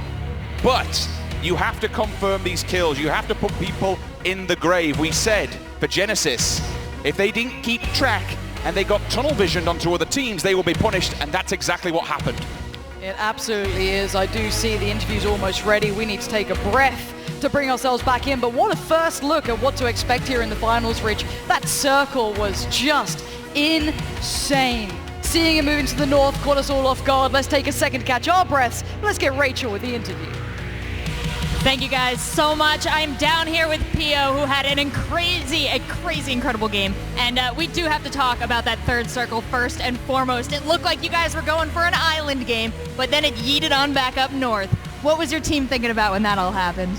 이제 밀배에서 이 게임이 진행될 계획이었는데 그렇게 보였는데 이제 아일랜드 말고 이제 딴 쪽에서 진행이 됐는데 어떠셨는지? 처음에는 밀배를 뜰 거라고 생각하고 건너편에 사람들이 많길래 일단 뒤부터 최대한 막고 진행하자고 생각하고 있었는데 위로 뜨길래 조금 당황했던 것 같아요. So we thought that the circle was gonna end up in the military zone. So we were just standing back, but then we were surprised that the circle it formed in the other side. Well, you guys were quick to respond. You set yourselves up on the eastern part of those final circles and then moved across as a line with some very good nades. So walk me through those final moments with your team.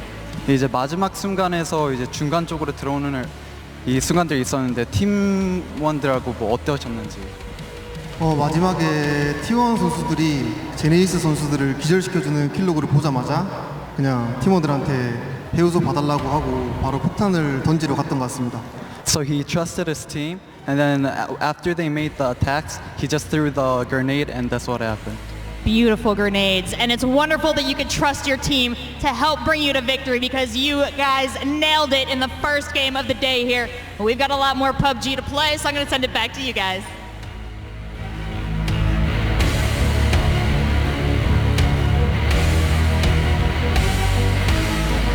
Simply put, an unbelievable start here to the PGC Grand Finals, not only because we had a ridiculous set of circles to get our first game going. Everybody thought it was going to be a military circle. It was not a military circle, but then the team that found glory in 2018 at the World Championship at PGI has then started things out by finding glory in the first game here in 2019 in PGC. That's a big statement. They had a great spot and they were able to work it out.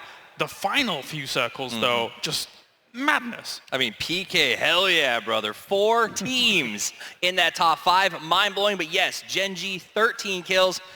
That shift was surprising, to say the least. Yeah. So I think that this may not be this repeat of PGI, because they can't count on that kind of luck when they're taking early game fights with shotguns to start this thing.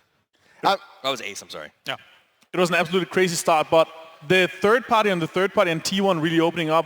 I was rooting a little bit for Genesis. They had a really good rotation. They managed to make it back up to Ferry Pier, but it turned out unlucky for them. T1 third party, then Xiongyang was there as well. They should have moved a little bit earlier, and they potentially could have taken that game home.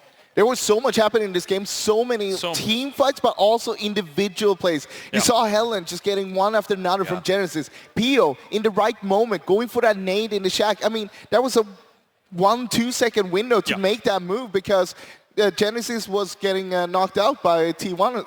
There's so many highlight-worthy moments here from the first game. Helen, for me, from T1, though, I have to talk to you about this even further because you brought it up, but I'm going to talk about it again. I mean, Genesis is a problem. Come on. They knew Team 1 was there. They were shooting at him for the last, what felt like 6 hours. and then they get knocked 3 in a row. Like, that's, I don't know, man. There's so many highlight-worthy moments here from the first game. Helen, for me, from T1, though, I have to talk to you about this even further, because you brought it up, and I'm going to talk about it again. The fact that he did so much damage to Genesis that had circles going towards them constantly was massive. Let's take a look at some of the highlights here from this game as a whole, as we started off with a fight north of the river with a shotgun. A fight that was so exciting, I just had to talk about it. Who fights with shotguns? They did it, and ultimately, because of that north shift, it worked out for them. But as you see, it was just a massacre at the bridge going both ways. It's rare that we get to see bridge fights twice.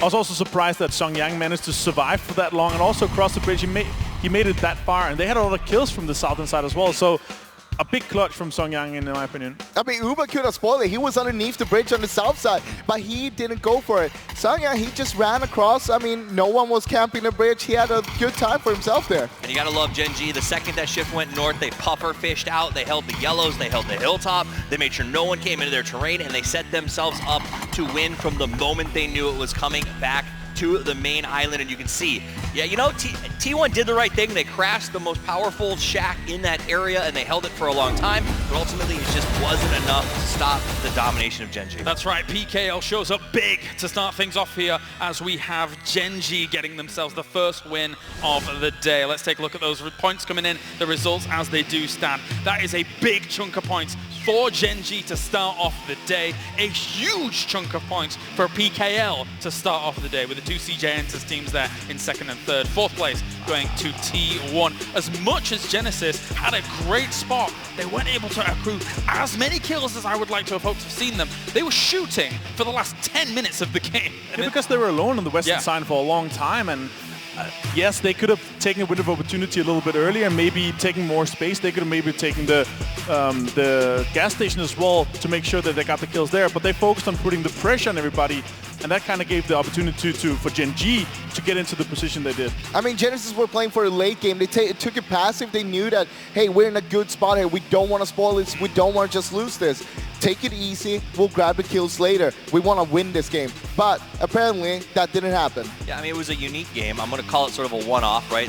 It was an extreme rarity that we probably won't see again. I won't say we won't, but it's not likely going to happen. But we got to see moments of brilliance and some indicators. Tempo Storm versus TSM, I thought was a very interesting fight. Tempo comes out with 4 and makes the best of a bad situation. Na'Vi played very cleanly until sort of that shift went back to the other side, and you could sort of see the wheels come off a little bit as everyone tried to deal with how do you get back. So we saw teams that needed to show that they could play here, I think, show us good moments despite a bad situation. I mean, look at OG and Ace, for example. They had that early fight. After that, they went to Pachinki. Even if Pachinki was outside in the blue, they went there to loot the rest of what the Genesis didn't loot, because they only looted 1 flat top up there, so they didn't have anything to work with. And they knew, all right, we'll take our time. This is not doing a lot of damage. This is just the first circle. Let's take a look at how that plane actually was able to traverse this map, and then obviously where the circles ended up shifting. Avenger, at the very beginning, you were like, oh, we're going to get a military circle? Because you always say that. But we actually did get that. And for one interesting dynamic there, Entus Force, which we thought was originally going to be going into Pachinki, decided to go military. And originally they were sitting pretty, but it obviously changed a little. I like to see this kind of flexible drop for them. That worked out real well. They were also been looking to go into Cerveny, so going out early, making sure that they got this spot early, really worked out for them well. And obviously Gen G dropping completely on the other side, because they came so late to the circle, kind of passive place that really paid off well for them. I mean, for this circle, it worked for Force to go military island, but I'm wondering if they're going to keep on doing that, or if that was just a reactive drop because the plane started down there. It might be the case, and if that's so, we're going to see them being all over the map on the upcoming games. When you look at that map, you can see Ace had to work the hardest to get to the late, to get to that sort of 3 position, but Gen G's movement never ceased. They were always on the go. PO was always scouting, and they had the spot, right? When they got those yellow houses, a lot of teams would have been happy to just sort of hold that or hold the hill. They made sure that they were active the entire time, and they earned it from that moment. I mean, a lot of their game plan for me, when they were over the other side of the bridge, waiting for it to, in their minds, 95% chance go to military. It felt kind of like gatekeeping, but they made the best of an amazing situation for them. There was a big chance for it still going north. It was kind of like a 70-30 or something like that. Then with the next circle pop, it was like, oh my god, what's happening here? But what was most impressive to me was that they let the team to be alive as long as there was a benefit to them. T1, they let them be alive. They could have killed them early. They could have chucked the nade into the shack early, but they made sure that everyone putting pressure on Genesis, they made sure that they were alive so they can kind of help them. And then when they were of no more help, they made sure to shut it down. And that was something that we kind of looked at Avenger, and I'm going to open this up for the entire panel as a whole. Gen G, when they were choosing to go where they wanted to in those later stages, when there's so much open space in the middle, they were skirting around the edge, and we were saying maybe they should go all the way to the gas station, maybe the crates, but they decided to stop in very interesting locations to try and kind of hold those down. What did you think of that, Toffees? I mean, I think they were aware that somebody was at the gas station. Sure. They knew that Genesis would probably collapse immediately if they didn't do a full 4-man rotation there, and it wasn't worth the risk. And I guess it worked. They basically spread out. They made sure everyone had a cover angle for each other, and they looked to get kills, and then hopefully first place is, I think, what they were targeting. What I really liked what Gen G did in the end there was there was always one person moving, always two persons holding the other teams, making sure, all right, no one's going to have an angle on the guy who's moving right now. And whenever that guy got into position, it was time for the next one to move. And that's what's happened throughout the whole end of the game for them. When do I get to lobby to deport Xenox for the Lazarus vote? I was going to ask just now, okay. But if you had to choose one person to blame for Lazarus going in 16th, who would it be? He literally picked him, and he said, I'm picking them because of Luke 12, and then Luke 12 dies first, and Lazarus goes out in 16th. So well, they have been fighting on the Bendy Road with QM for some time, and QM decided to go with 2 guys there to make sure that it's theirs. And when you have all of Yasnaya to yourself, you can kind of question, do I want to make sure that I get another car besides the 15 that I got east of Yasnaya? So it might be a little bit greedy, but Benny Road is a kind of important place to take. So we'll see in the next game. I'm excited to see if they continue that fight. Because it was a risky move, but at the same time, it could have paid off because they want to have that control. These were the moments where we were seeing T1 actually putting pressure on towards Genesis, and PO decided to cause a little bit of a problem for their plans. One thing I liked from T1 though was one inside, one at the back. Not really putting all the chickens in one basket in the middle. Well, at the same time, you can't really be 2 guys inside because you're going to be blocking each other. You're not going to be able to get the angles you want to get. And of course, this nade situation, you don't want to be put in a situation where 2 goes out in the same time. Sure. I think you're right. When you're looking for the chicken picnic, you don't necessarily want to put all your eggs in one basket, and that's what they did. They spread out. That grenade was absolutely perfect, but like we saw Pio, the whole time he pushed, he was watching every single spot where he knew everyone was, and the rest of his team was crossfiring. They were keeping Genesis's head down as he made that push to get rid of T1. Big fan of chicken picnics here at the desk, and of course for Genesis, having that kind of high ground Avenger, unfortunately, during the end, during those final moments, it's not like even some of these circles, when they died, shifted that far away from them, but there was just no room. There's no room. I mean, when you keep the high ground here, to make sure that you put so much pressure on the rest of them, they should have taken, because there are 4 guys alive, they should have taken 2 guys and then other angles so they could make sure they had multiple angles to put pressure, even though the other guys kept moving. So, in my opinion, the knock in the blue and the knock in the car, there is unfortunate. The car didn't work as well, so there's multiple things that went wrong there. I think Genesis lost that game when we saw T1 push for that shack that they took. Genesis was already making a 2-man push towards it. They got the circle and they pulled back around and gave up on that push. I think they would have beaten T1 there. I think they would have been able to hold it with 2, and I think that may have given them the game with the crossfires that they would have gotten out of that. I think it came down to pressure, honestly, on Genesis. They did want to make a move, but the pressure put them back there and didn't want to risk anything because you know how important every point will be. We don't know. It might come down to 1 point down in the last game. Yeah, but if you're too scared to risk something, you're going to lose everything. That's what we see in a best of 12 series. You have to put it all on the line. You have to take those risks, or you're not going to take home the big prize. I mean, this is life-changing money. Take the risks. Absolutely life-changing money. It's 12 games, so in every single game, when you have an opportunity to do so, you have to do the game or the winning moment and the winning play. So that play would have been to make sure you try to get the win instead of try to just get as most points and get as many kills as possible from that game. A good example of the PO grenade push. That was a risky push. There were definitely fire lines from other teams, but he said, we have to do this. It secures the win. It's the right call. And he took the risk and it paid off. And I think that's the big takeaway for me here in this game is take the risk. It's also beautiful to see how Gen G was picking one team after another, knowing this is the team with the biggest threat right now. Genesis, they're down there. They're crawling around. We don't need to care about them. As soon as we're done with T1, focus on Genesis and then down to Force. T1 was a big shifter in that game, of course, as they were able to lay down a lot of fire on Genesis up onto the high ground. Helen, absolutely. What a stellar performance by him, being able to get as many knocks as he did in those moments. And as we look forwards into the next game, do the other regions, other teams have to be concerned a little bit about how much Korea just put on the board? Because that's a huge confidence boost. I mean, if you're not concerned, you're crazy at this point. That said, it was an anomaly of a game. It was. And I think that the teams can go back to the drawing board and say, take a deep breath. It's an 11-game series now. And sort of let that one go just a little bit and start back where they planned on starting. It's definitely the server from PKL they have here making the games. So you can see that from our 4 teams here. But again, anomaly. But if this happens again, like if Gen.G has another good game, they'll be around the 40 to 50 point mark at that point, and that's kind of halfway towards the winning 100 points. It's true. All right, well, thank you very much, gentlemen. Time for game 2. Where is our circle going to go here? We're about to find out. We're going to head over to Pansy and Sims once again, and there are other commentary teams for all of the action. Well, game 1, that circle was a bit of a curveball to say the least. And I think Steve said it well. It was an anomaly. We say it so often. Maybe, what if, it could.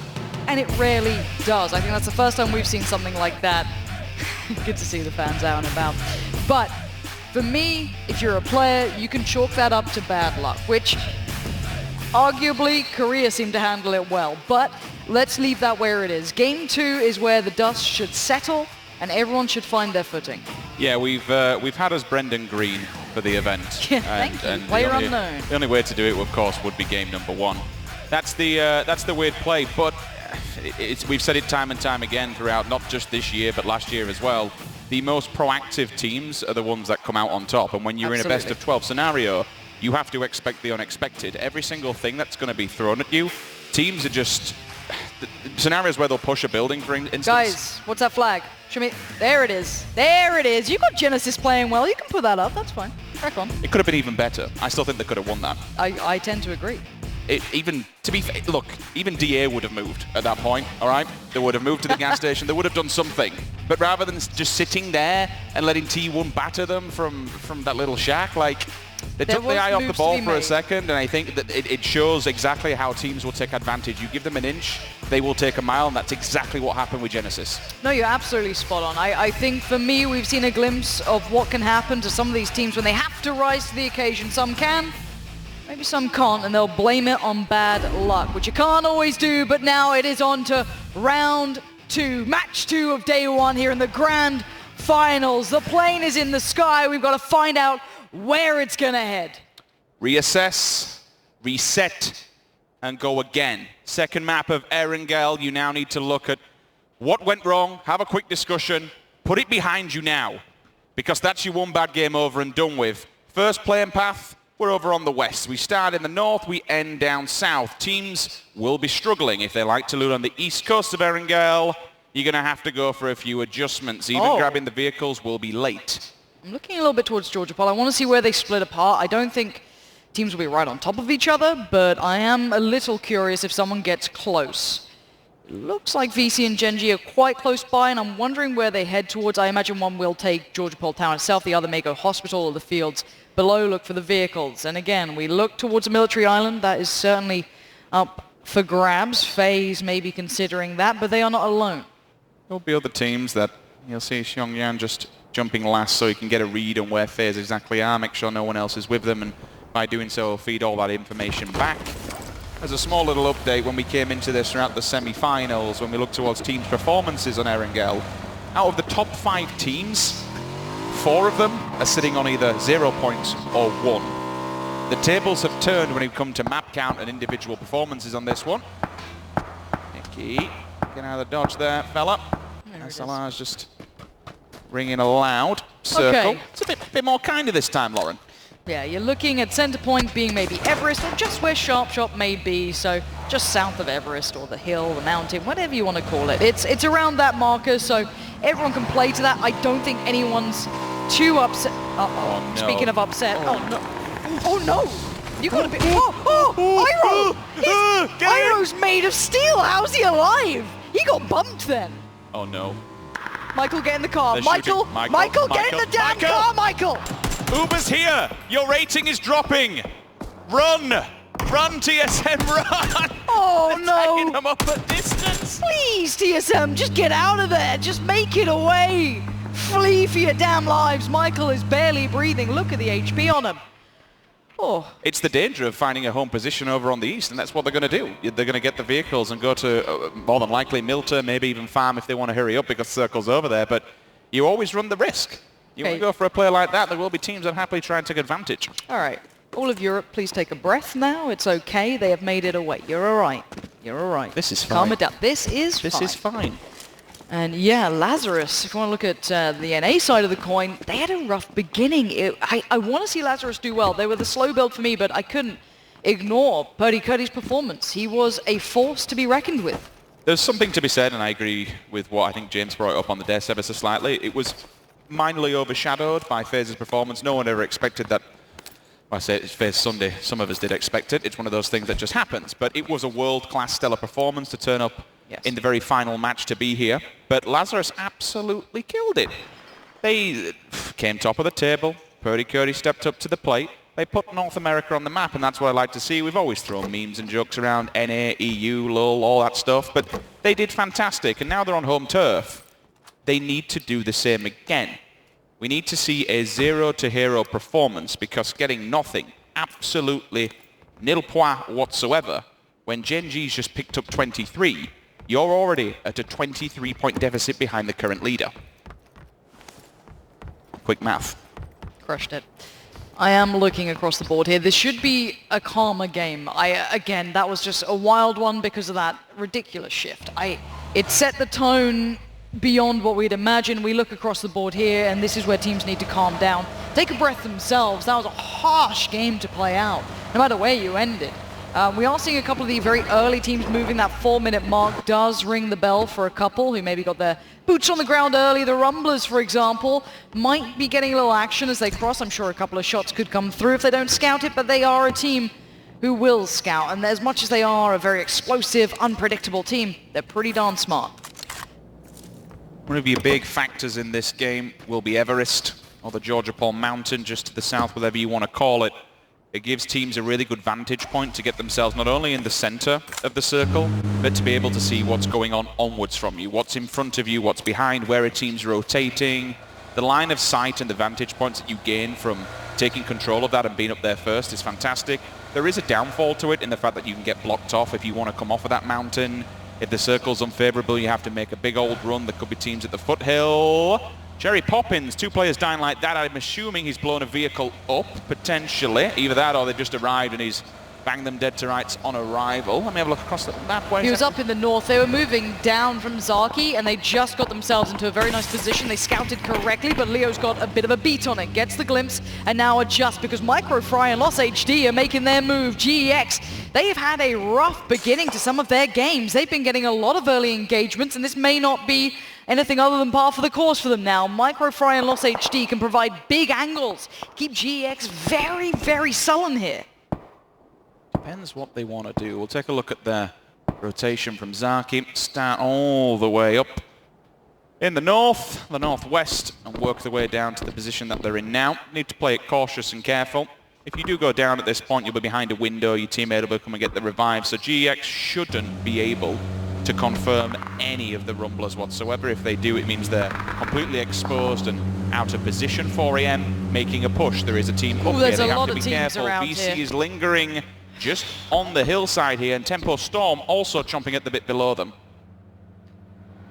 I'm a little scared for 4 AM. There's a lot of teams in this position. They've seemed to kind of thread the needle and make it through, I guess, the pack, you could argue, and they could pick up the double graze. I don't know where they fancy heading to. It's a nice little position if they can get it, which they can. I see a couple more shots, but they're far enough away that I don't see too much of an issue. Already a couple of players just getting themselves into a nice position. It's houses and compounds like this what make BC's life a little bit harder should the circle be very unfavorable to them. Coming down from there to evacuate the scene, if you're looking for hard cover, you do tend to crash these buildings or at least go by them. And when they have full teams stacked up inside looking outside the windows, it's usually death on arrival or death flying by. Na'Vi, this is the hillside where you do have the little Harry Potter tower just to the south. Again, gives them a good amount of vantage point, but no one really will be out in the fields. It will be open and vast. T1, they'll lock down the radio tower.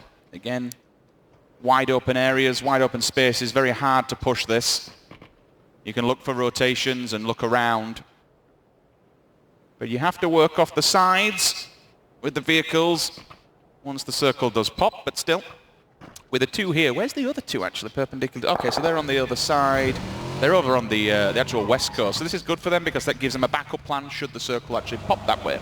Well, we did see that nice 2-2 split towards the end for them previously. So they seem to operate well. FaZe going on the south to west rotation up that western coast. They've made it across the military island themselves. They can position up. They might run into that 2-2 if they keep heading this way. Again, Enter's force, a kind of similar path here, heading across the island, but I wonder if they're going to be more kind of just as the crow would fly, just straight in, or they go on that western swing themselves. Teams late to the party. Enter's force currently all the way down south, just coming off of the bridge on Sosnovka. TSM all the way on the east, moving up past the Potato Hillside, tags onto Lost HD. Do they know Microfry's that close? I don't think they've been able to spot him out. I suppose that's the advantage of having 2 players to the north, right? They can distract them and let Microfry potentially get up close and personal. He'll be able to walk as the bullets do rain back. The only way he gets spotted here is either by the lower little building where he's looking now, and that's why he's creeping. Oh, this could be slowly so sick. but surely. With the 2 times, it only gives him a little bit of range, but more importantly, he can take the engagements. That's why it's gone. Iron sights. Is Lost HD baiting for him? Hold on, this could be so sick. If Lost HD is baiting the noise, baiting everything, Microfry now on the engage is going to move forward. He's caught them with nades in their hand! That is ingenious from the Rumblers. I absolutely adore this. Now the Rumblers are at the door and they're breaching. They're scrappy and they're dangerous. They get the flush, and now one man is alive upstairs, nades in hand, cowering to try and stay alive, but he is being swarmed. There's also potential here that he pulls the pin and denies. As soon as he hears them on the stairs, he will either run into them. There we go, pin's gone. Where's it gonna go? He's throwing it, hoping the door's open. Oh, he didn't get it through. He didn't get it through the door. He put down that smoke and it's not paid dividends. Jai Wei is in danger. He's safe in this room. Until then, good night, GEX. The Rumblers wanted that building, they've got it, and now they can move forward. Microfry creeps up, Lost HD gets the vehicle, it becomes the bait, but more importantly, it hides the footsteps. He's allowed to move, kills one downstairs, and all 4 players crush onto the building and wipe them out. We've already lost 1 team. 10 minutes into the game, enters Ace. It's going to be a slow crawl up the hill, boys. I hope you're ready for the teams that will be looking onwards, because 4 angry men are very angry after the previous game and getting only 1 point. The VC Gaming, they were actually up here, so they've evacuated the scenario. They have accidentally knocked one. That's a beautiful headshot at distance. 4 AM, we want to see big performances, and Helen continuing where they left off. Helen's a beast! Ragnar goes, Rebo goes. W-Clicker left in tatters. Helen is coming alive in these moments. Maybe a big game player is what we're seeing here. The flush is inevitable. I don't think there's even recovery or revenge allowed. Just not possible. They're across the road, unfortunately. To run this would be a very open gauntlet. Oh, they may potentially just give it up for the greater good. It's going to be... Oh, are they actually going to try and fight back for some... No. Surely you can't hit that head on. I mean, if they do, I respect it. You might as well get aggressive and be a have-a-go hero, but honestly, it could end your run here in 15th place. So you have to be careful. Pick your fights carefully. And when you do make the approach, make sure no one else can see you, because third party... in this kind of lobby, at this kind of level, is always a deadly possibility. Now, keep your eyes on the circle. We've got it kind of centering up on, I guess you could say, Radio Tower Hill. You're looking around the kind of western fields that come off Gatka, south of Hospital. That sort of area is your central point. You do have play coming across the land now. TSM approaching from the east, but TSM? Rory? Do you have some sort of death wish here? Stop feeding, what is this? They roll up, they get out, TSM, there was no scouting, it was poorly scouted. I don't know which is worse. Yeah, it's an interesting one, because usually it's Gustav who'll be going off on a bike 9 times out of 10 and in the IGL to find a foothold here. This time round, they lose him instantly. Give QM a free point and a body box for some bullets and bandages should they need them. We've seen a big commitment here from Lazarus and Entus Ace, both teams going up onto the mountainside on the foothills. 4 AM, Tempo Storm. Even QM as well, if they move a little bit further up onto the main road, we could. Uncivil's getting a little restless. Yeah, I'm glad you've seen that. We could see engagements up here. If the rest of, there'll be Luke 12 and Halo, Purdy Curd is off by, if you want to call it, just outside of the hospital. Yeah, on the he's kind of hillside. So there will be a three. Trees. There's not much there. I mean, he's fine though. Okay, we're centering up. VC currently hold, and 4AM, between VC and 4AM, I'd say is one of the very strong positions. The southern side is packed here as well. You look at Entus Force now entering up as well. They're going to be close towards Na'Vi, Genesis, Tempo Storm. There's a lot of teams now looking their way on. Civil was restless, but he does find one. Entus Ace tried to step to the hill, try and step a little closer, and they get punished. See what more damage they can do. There's only two here, him and Luke 12 working simultaneously as a duo. The rest of them, Halo and Purdy Curdy in the distance. Did he tag that? Let's see.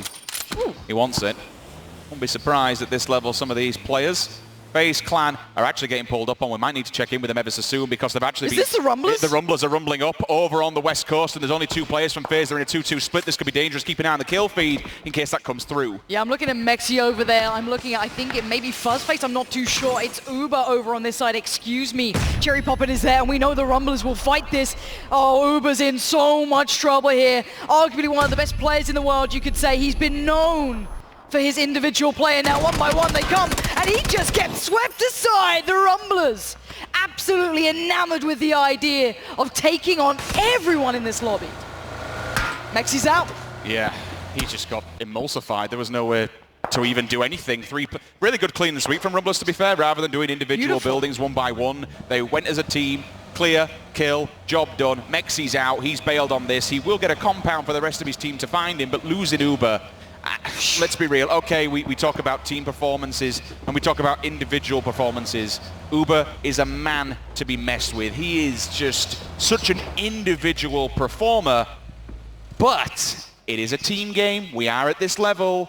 You'll get these clutches in these scenarios where you can pull off the odd 1 versus 2, 1 versus 3, but as you've seen from the Rumblers, you are looking for teams to clean and sweep properly as a unit. So unknown to TSM, they've kind of walked into the exact position Lazarus was just in. They were on the hillside. Lazarus had disengaged towards the hangars across from Hospital. On the side of Hospital, if you're thinking about the crates. So they've kind of done a bit of a switcheroo here. Lazarus have gone, you know what? I don't like playing off of that hill late game. I don't blame them. So they've been proactive, and I like that. That could be a smart play for them down the line, but my mind gets a little drawn to this. The beautiful moves, but it may not save you as ZGG is drilled in, dialed in, and he's got the range on that. You shouldn't expect them to make a wild advancement on that. You're going to put yourself in open territory, and then maybe actually TSM could get involved. They will be cautious as well after losing Rory so early on. The Rumblers, they're not done with just testing one of the greats. They fancy a shot at one of the best. Gen G standing in the northern side, holding Hospital. You can see Microfry this time has been tamed for now. And the circle goes right towards VC.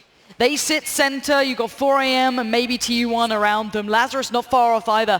Hospital and the building opposite that currently Gen G reside in is very strong here too.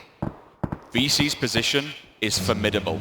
Behind you, you have the hills. It's going to be rough to get across there. I would expect a few teams to make a hard pull-up on that. It will be difficult. Speaking of hard pull-ups, Milu's gone. Tempo Storm are just feeding the giants here. There's another one as well.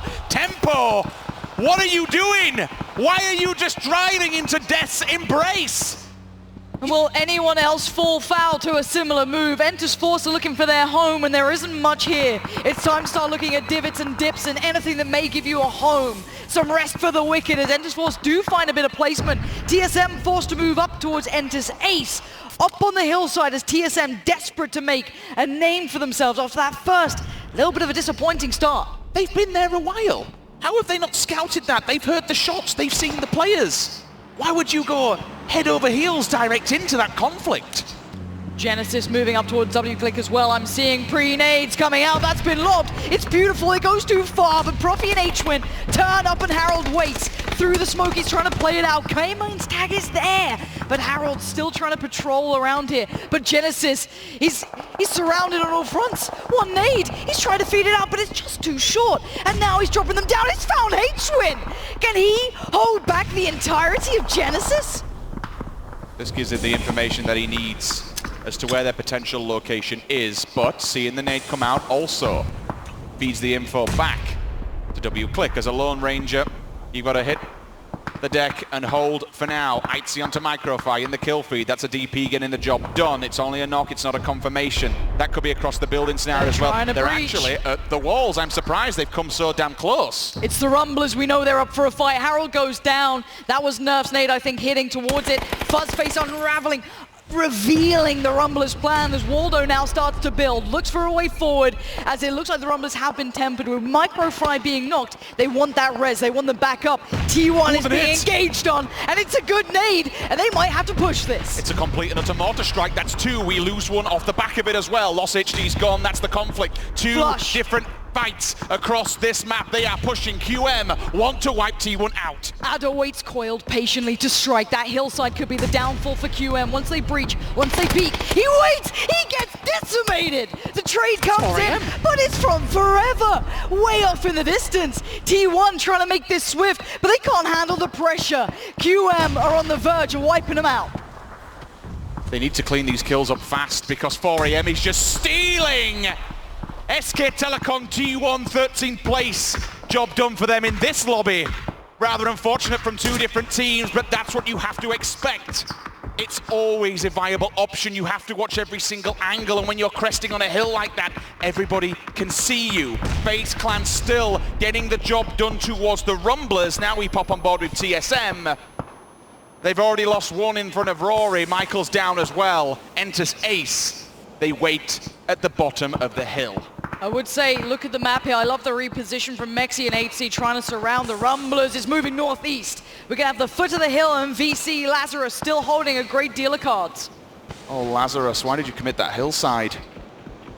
Now Hey, you have they to could sweep down this. I don't think it's the worst thing. Yes, Genesis can find them. That's the one problem. That was the one player they needed. Purdy Curdy to have a look around and see what was what and get them some information, because Luke 12's not exactly in a great position himself. He has all of Gen G staring at him. Lazarus and basically Lazarus enters Ace, TSM. They are all open to BC Gaming and 4AM. Na'Vi having nades in hand, not going to go well for themselves. Pokemolodoy is knocked. A doozy is dead in the water as Besaloch is watching on. Senya not having the best of times either. They're just lost in the south with so many in front. QM and Genesis going to be holding them back, pushing them away, but Genesis have eyes on who's in front of them. K-Mind gets the flush, but can they get the rest of the squad just over this hillside? Going for the flank, the creeping, they're all looking the opposing way. Fuzzface dead, Waldo, that's still the engagement with the Rumblers. Leaning on the side, it's go time now, they're moving up the hill, there's one, he strikes, there's the second! QM is gone, Genesis survive. Huge performance, waiting patiently. Incredible discipline to not engage early. They waited for the shots as Besaloch makes the last man alive run for Na'Vi. Heading southeast, trying to move into the foothills, trying to move towards TSM, but it is certainly not clear. Genesis now to make their run, but they're late as well. FaZe and the Rumblers mutually assured destruction out in the west side. Fuzzface fell foul to it, and it looks like they might fall altogether. The Rumblers still have two alive, and I'm seeing 8C trying to stop them. Good work from TSM to get Michael back on his feet. They need to deal, unfortunately, with Besaloch. PL team's fighting it out here on the outskirts of the circle. He's the one that has to make the run. FaZe Clan is eliminated. The Rumblers, they do the dirty on them. That's another poor finish, unfortunately, if you're a FaZe Clan fan. If they are in your pick'ems, you're going to be quivering now. The bullet's there, and it's time to dodge because it's time to run. Explosions in abundance. Genesis enters Force. Go head-to-head for this radio tower position. But Genesis have the blue on their back. They have to keep moving it step by step. They have to charge forward. Profi trying to do it. He's got the teammates beside him in the car. K-Mine's trying to send it up there, but enters way on the other side. They're dug down. They're in deep. Indigo trying to slow down the roll from the North Americans. Nerf's nade could be huge. If it finds its target, it bounces forward. It's good! The trade is there, though. Indigos did find Profi, so it's not without casualty. And the car, no, sir, he's down to nothing. Indigo absolutely taking down Genesis, just about staying alive themselves. Back to back, we lose two North American rosters. We also saw the Rumblers gone. Meanwhile, 4AM have been back building. They've been sat here watching all these engagements unfold. Finally, Circle will force them to move. Everyone else uphill, though. That's just easy pickings and easy points for 4AM. Michael is dead. That's the confirmation from ZGG. And there's still plenty of other people who have to make the run. 8 teams stand, Rich. 4AM scare me in this. Gen G scare me in this, Enter's Ace scare me in this. There's a lot to be afraid of, and Na'Vi feels the force of that from 4AM. They're controlling the southeast side, but TSM's still the next target. It's in their sights, and they're working on it. You do have Enter's Ace trying to engage as well from the other side. Ira, he's a man who can in certain scenarios like this, but honestly, I think this one might just be too much. Play for placement, play for your life. If you can pick up a frag or two on the way, then why not? But when you've got all 4 members of 4AM that will soon have eyes on your position, and then directly in front of you have Enter's Ace who'll hear your bullets, for these 2 rosters, it's hell, who can get Ira first? Yeah, he's just about alive. It looks like he might be running out of options. That blue's going to force him forward, and there isn't much cover to play to beyond that rock. It will be open terrain, and you can see Forever eyeing it up. He wants to punish. He wants the kill. You can see the fire. Iro, a valiant attempt to stay alive, but they will go down in 7th with TSM. Open terrain, open season. Honestly, there may have been an option there to actually give it up to the blue and not give away the points. Remember, you are playing against all these other teams, and if it's a no-win scenario, then why bother feeding the mighty giants that are already still just fighting tooth and nail? 11, I think 10 kills on the board already now for 4AM, which is pretty good after the performance in the last round. A team, though, that is having a dead to rights. The bullet just pings him in the side of the face. Alo has now also been spotted by Enter's Ace. Oh, the taps. Precision work here. There goes Lazarus. We're down to 4 teams now, 16 players alive, so you know there's some big squads in this. Enter's Ace trying to step towards Gen G, and they have a big answer for that, and it's a resounding no. Do not dare try and come towards us. All 4 players up for Gen G, same for 4AM. BC have a phenomenal position on this map. But they do have 1 player down. They'll have to stick the res, which puts another one out, and only 2 standing to keep a track of what's going on. Gen G now focused on another Korean team uphill, looking towards Enter's Ace. They have to deal with this first. Freeze up the side. They've got more room to breathe then. 4AM will creep and peep for now, but it's certainly Enter's Ace who are in dire straits. Eventually, the tree line will give away their position, and they'll have to fight their way through. Okay, the new circle hits. You do have the fact that VC have 1 building still in this, but they'll get a great deal of attention. 4AM don't have much cover, so they might have to find the engage. It's time to consider what's your best way forward. How can we fight this? How can we not give it up? Enter's Ace already hitting the deck. They don't want any of it. Gen G, if they try and move forward, they know there's a lot of eyes towards them, but Gen G at least have stepped in the circle. They're currently arguably having the vast amount of their team in this. Now, 4AM are trying to put their sights on VC. Summer's position is formidable here for 4AM to make an entry point into this one. He can look through the little letterbox windows of that building. He's claimed the shack for himself, and single-handedly just keep poking at them, keep being a nuisance and hold them back. It would take a worldie of a shot to get him through that letterbox, hit him in the head. Mickey does go down, speaking ahead, Taman finds it. He's disconnected from the rest of the team, so they would have to commit 1 player to an open run. I don't think that's going to happen. You expect him to die. There he goes. Point does go their way. And now 4AM are turning, as they are turning tails and trying to flee the scenario. Gen G in front, 4AM in the back. Enter's Ace are being crushed to death. They can't deal with the pressure that's going their way, and it looks like 4AM might mop up the final few. There's the play up from VC, trying to push themselves forward to get a better position, but under the car, there's no safety. You can't dance with the devil of 4AM and not expect to get burnt. These guys are playing a scary game. They're fighting every step forward here. Gen G still hold a great deal of territory. This hillside is huge for them. The taps keep on coming through. Both teams just instantly trying to jump at the bit and knock each other out before they get to that central point. Everybody playing edge here. All 3 teams left. 11 individual players. Gen G maybe. He's going for the res? He wants his teammate up, and if you feel you can, why not? I guess they can include 4AM, but I wouldn't like to be tussling with them. You've got to say Gen G's position in my eyes is still incredibly strong. It looks like Forever wants to punish VC. For this sort of play up here, going to take the tires out, limit their movement going forward, but it does mean they now have 2 players to worry about in that hill. It's finally moved away from Gen G. They can no longer use this hillside as their leapfrog point. They can't now work off it. They have to move forward. There are still trees. There is still cover. It's down to the marksman here. How good are you with those minis? How good are you with those SLRs? And how bad do you want this? Nobody's inside the circle, and for all three of these teams, limited movement and limited utility eventually will become a massive factor. The tires have already been taken out from two of these players here. Forever's still holding the angle, hoping that one of them, I mean, he can basically stay here and stop it, them flushing from in through the smoke. That's massive, whether or not they realize the connection was there, but now their teammate Dome might be able to finish the job. Yeah, you can see ZGG being called into action. He needs to support his teammate. Forever's in danger, and you're seeing as to why.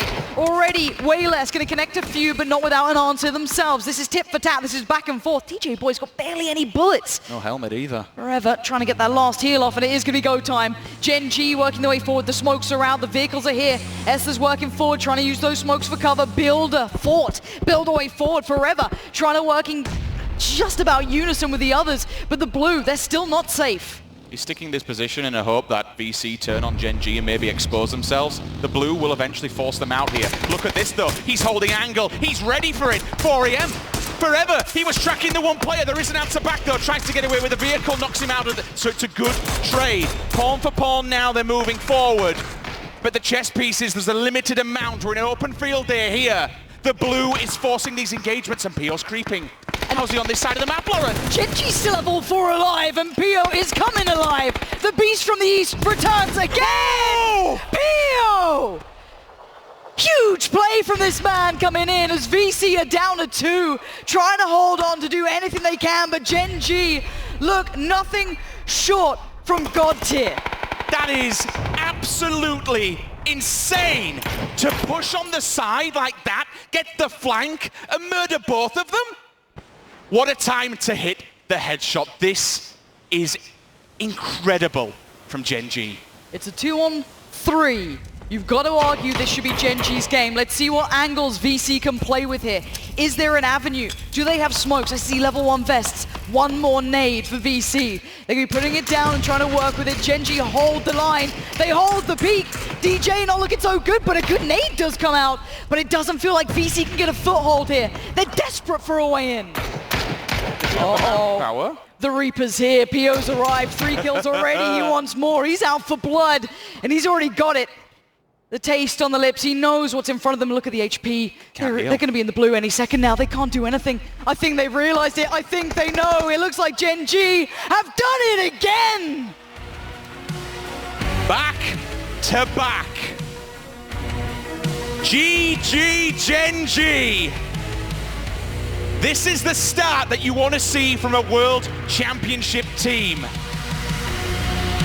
42 points in 2 games. This is just world-class PUBG. History has been written once again.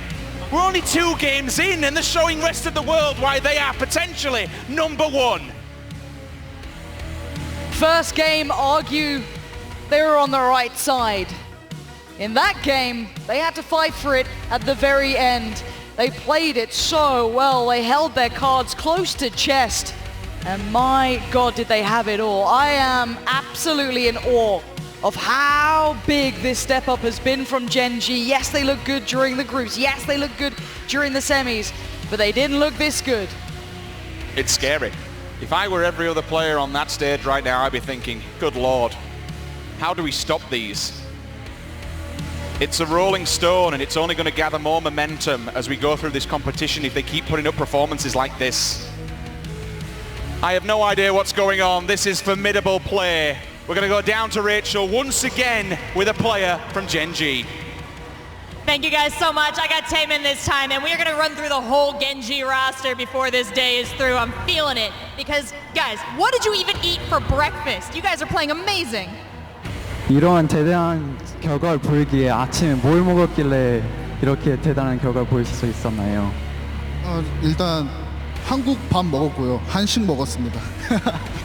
We ate Korean food. Nice, good choice. That'll let you win in some video games. Now, in that final circle there, you had an interesting choice. You were triangulated with VC and with 4 AM. How did you choose who to move in on? And how did you call those plays in the final moments? 이제 마지막 원에서 VC하고 4AM이 있었는데 누굴부터 공격할지 어떻게 결정하셨나요? 4AM부터 정리하자고 콜이 나와가지고 그리고 일단 오더가 이거 우리 1등이다라고 이미 말해줬습니다. 그 전부터. We had ordered that we should attack 4am first, and that's what happened. Excellent. I got one more question for you. You are up 2 wins today to start off this tournament. We are in full of a packed house here. How does it feel to play on this stage in front of all these PUBG fans? 지금 벌써 2번 승리하셨는데 이 많은 사람 앞에서 이렇게 대단한 활동을 하셨는데 지금 심정이 어떠신지? 솔직히 좀 많이 믿기지가 않습니다. 네. He says it's still unbelievable. Excellent. We got some time to really get used to it. Settle in because the weekend is long. We got more PUBG. Back to you guys.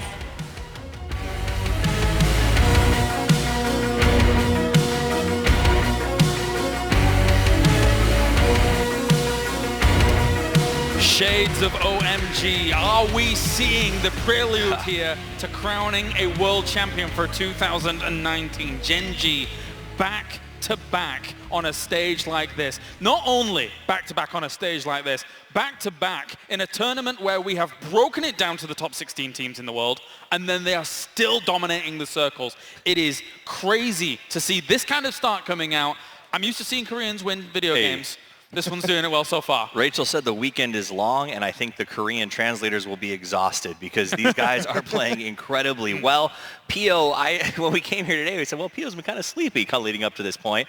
That is not the case. They are leapfrogging the way that they pushed up the flank after making sure they secured the shack. Like, this is next level PUBG. They're playing for a long run. They're playing for an end game. They don't want to engage too early. They take it very passively in the start of the game.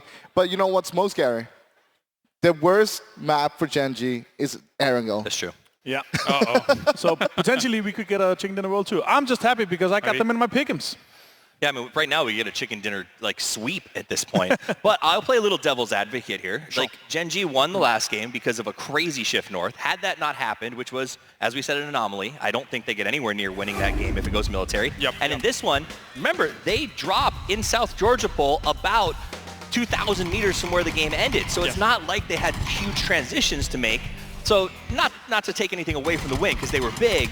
Maybe if things change a little bit, they may not be as dominant. Let's take a look at the highlights here from game number 2. Unfortunately for Tempo Storm, it felt like they had to just make a Hail Mary, right? Like, you could look at that and say, oh, that wasn't very good play. But it really did feel like they understood that a lot of the places in the circle were already going to be taken, so they had to try something. And they thought it was a team splitting with those houses, so they thought it wouldn't be a full team there. If it's only 1-2, we can crash out, we can take over that. But that was not the case this time. And you're right, the splits have been crazy. In that game, FaZe, Lazarus, Tempo Storm, and a couple of Korean teams had these huge splits that were just taking up crazy amounts of real estate, so there wasn't a lot of options for teams as they sort of hit that mid-game. But here we go to the last 2, and honestly, can you blame them for just laying down in the blue and choosing death over facing Gen.G and giving them more points? PKL gets another win on the board. Gen.G, most importantly, gets another win on the board. That is 2 in a row. Will they slow down? Will they be stopped? We've seen the snowball effect that can occur here in PUBG. It's scary, though, because once they get this kind of lead, they can start bullying a lot more, take a lot more kind of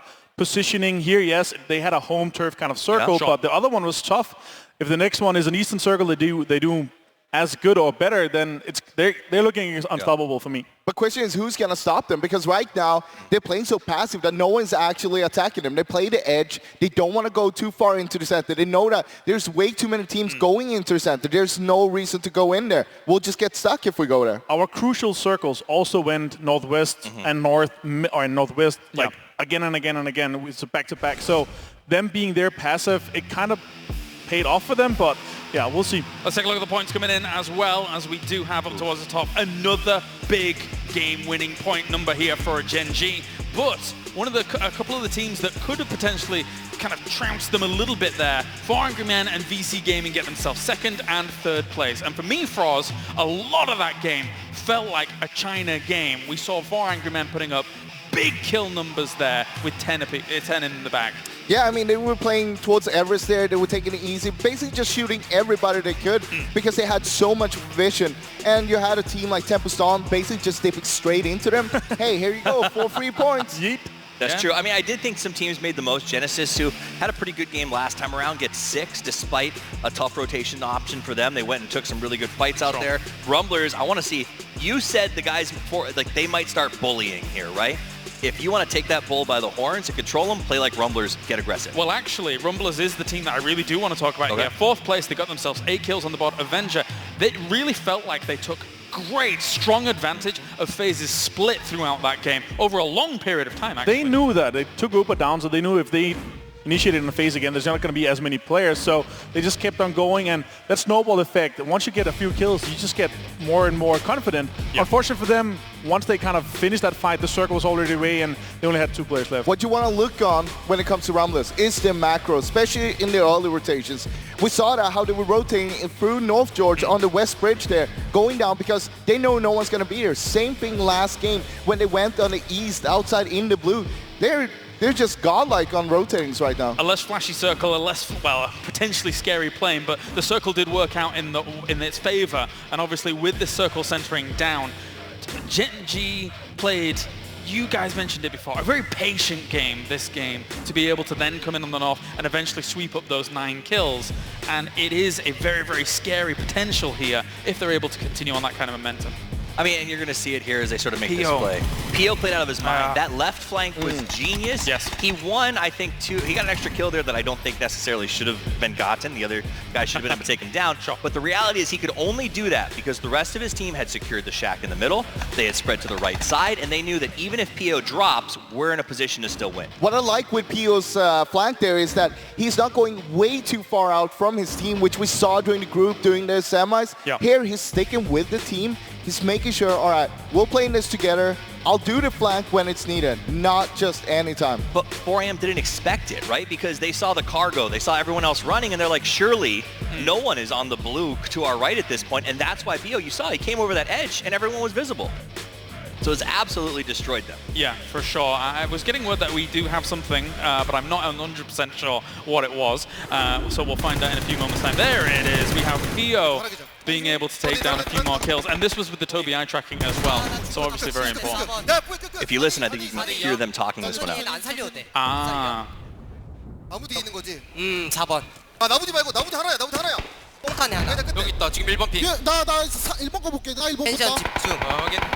텐션 낮춰. 나 1번 보고 있을게. 4번 봐줘봐. 내가 1번 본다고. 내가 2번 봐줄게 그러면. 다음에 나와야 된다. 자, 1번, 4번 다시야 고정. 내가 1번부터 내볼게. 1번 잡으면 돼. 나 좀 가야 돼. 1번 본다. 1번 뛰었을 거야. 1번 안 보인다. 어디 가는지. 근처에 있어. 나무뒤 그대로 있고 얘. 1번 어디 있어? 1번 어디 있어? 1번. 못 봤어. 연막 안에 있을 걸. 보인다. 아, 아닌가? 아니다. 분명히 뒤에 있는 거 아니야? 덕들 닿는다 승훈이 형은. 이쪽에 폭 넣어봐. 4번 쪽부터 잡으면 저기 있어. 1번 개피, 3번 개피. 네트로디. 나 팀이랑? 3번에 있어. 3번 라인에. 다들. 야, 왼쪽으로 가도 될 것 같은데? 이거 왼쪽 무시하고 오른쪽부터 잡아야 할 것 같은데? 아니야, 3번부터 잡아야 돼. 왼쪽 내가 볼게. 왼쪽 내가 볼 테니까. 오른쪽 볼게. 태민아, 오른쪽 각 엄폐 잡으면 3번 더가 어디 있는 거야? 나무에 있는 거야? 나도 몰라. That was closing moments of Gen G getting themselves the victory. It's not like I understand Korean, so I'll take it for their word. They were coordinating well and winning good games. That's what I take away from that. But overall, it was a phenomenal victory for them. We can't really take anything away from them. VC getting themselves 2nd place. They didn't quite, I can't actually remember exactly how many kills they actually did have there. But obviously, getting the 2nd place is big for VC. They were in the compound that played so much kind of role in this game because they had so much center control to make sure to put pressure on everybody else. So managing to get the 9 kills there was good for them. Definitely so. Frost? Yeah, I mean, we saw how they were moving out. They had one in the shack east of the compound as well. They made sure that they had as much control as possible, but towards the end there, I feel like they didn't really take advantage of that when they needed to go further into the circle. All right, well, thank you very much, gentlemen. Time for our final game of Erangel here for day number 1 of PGC. It's time to head over to our commentator teams to bring you all the action from the final map of Erangel.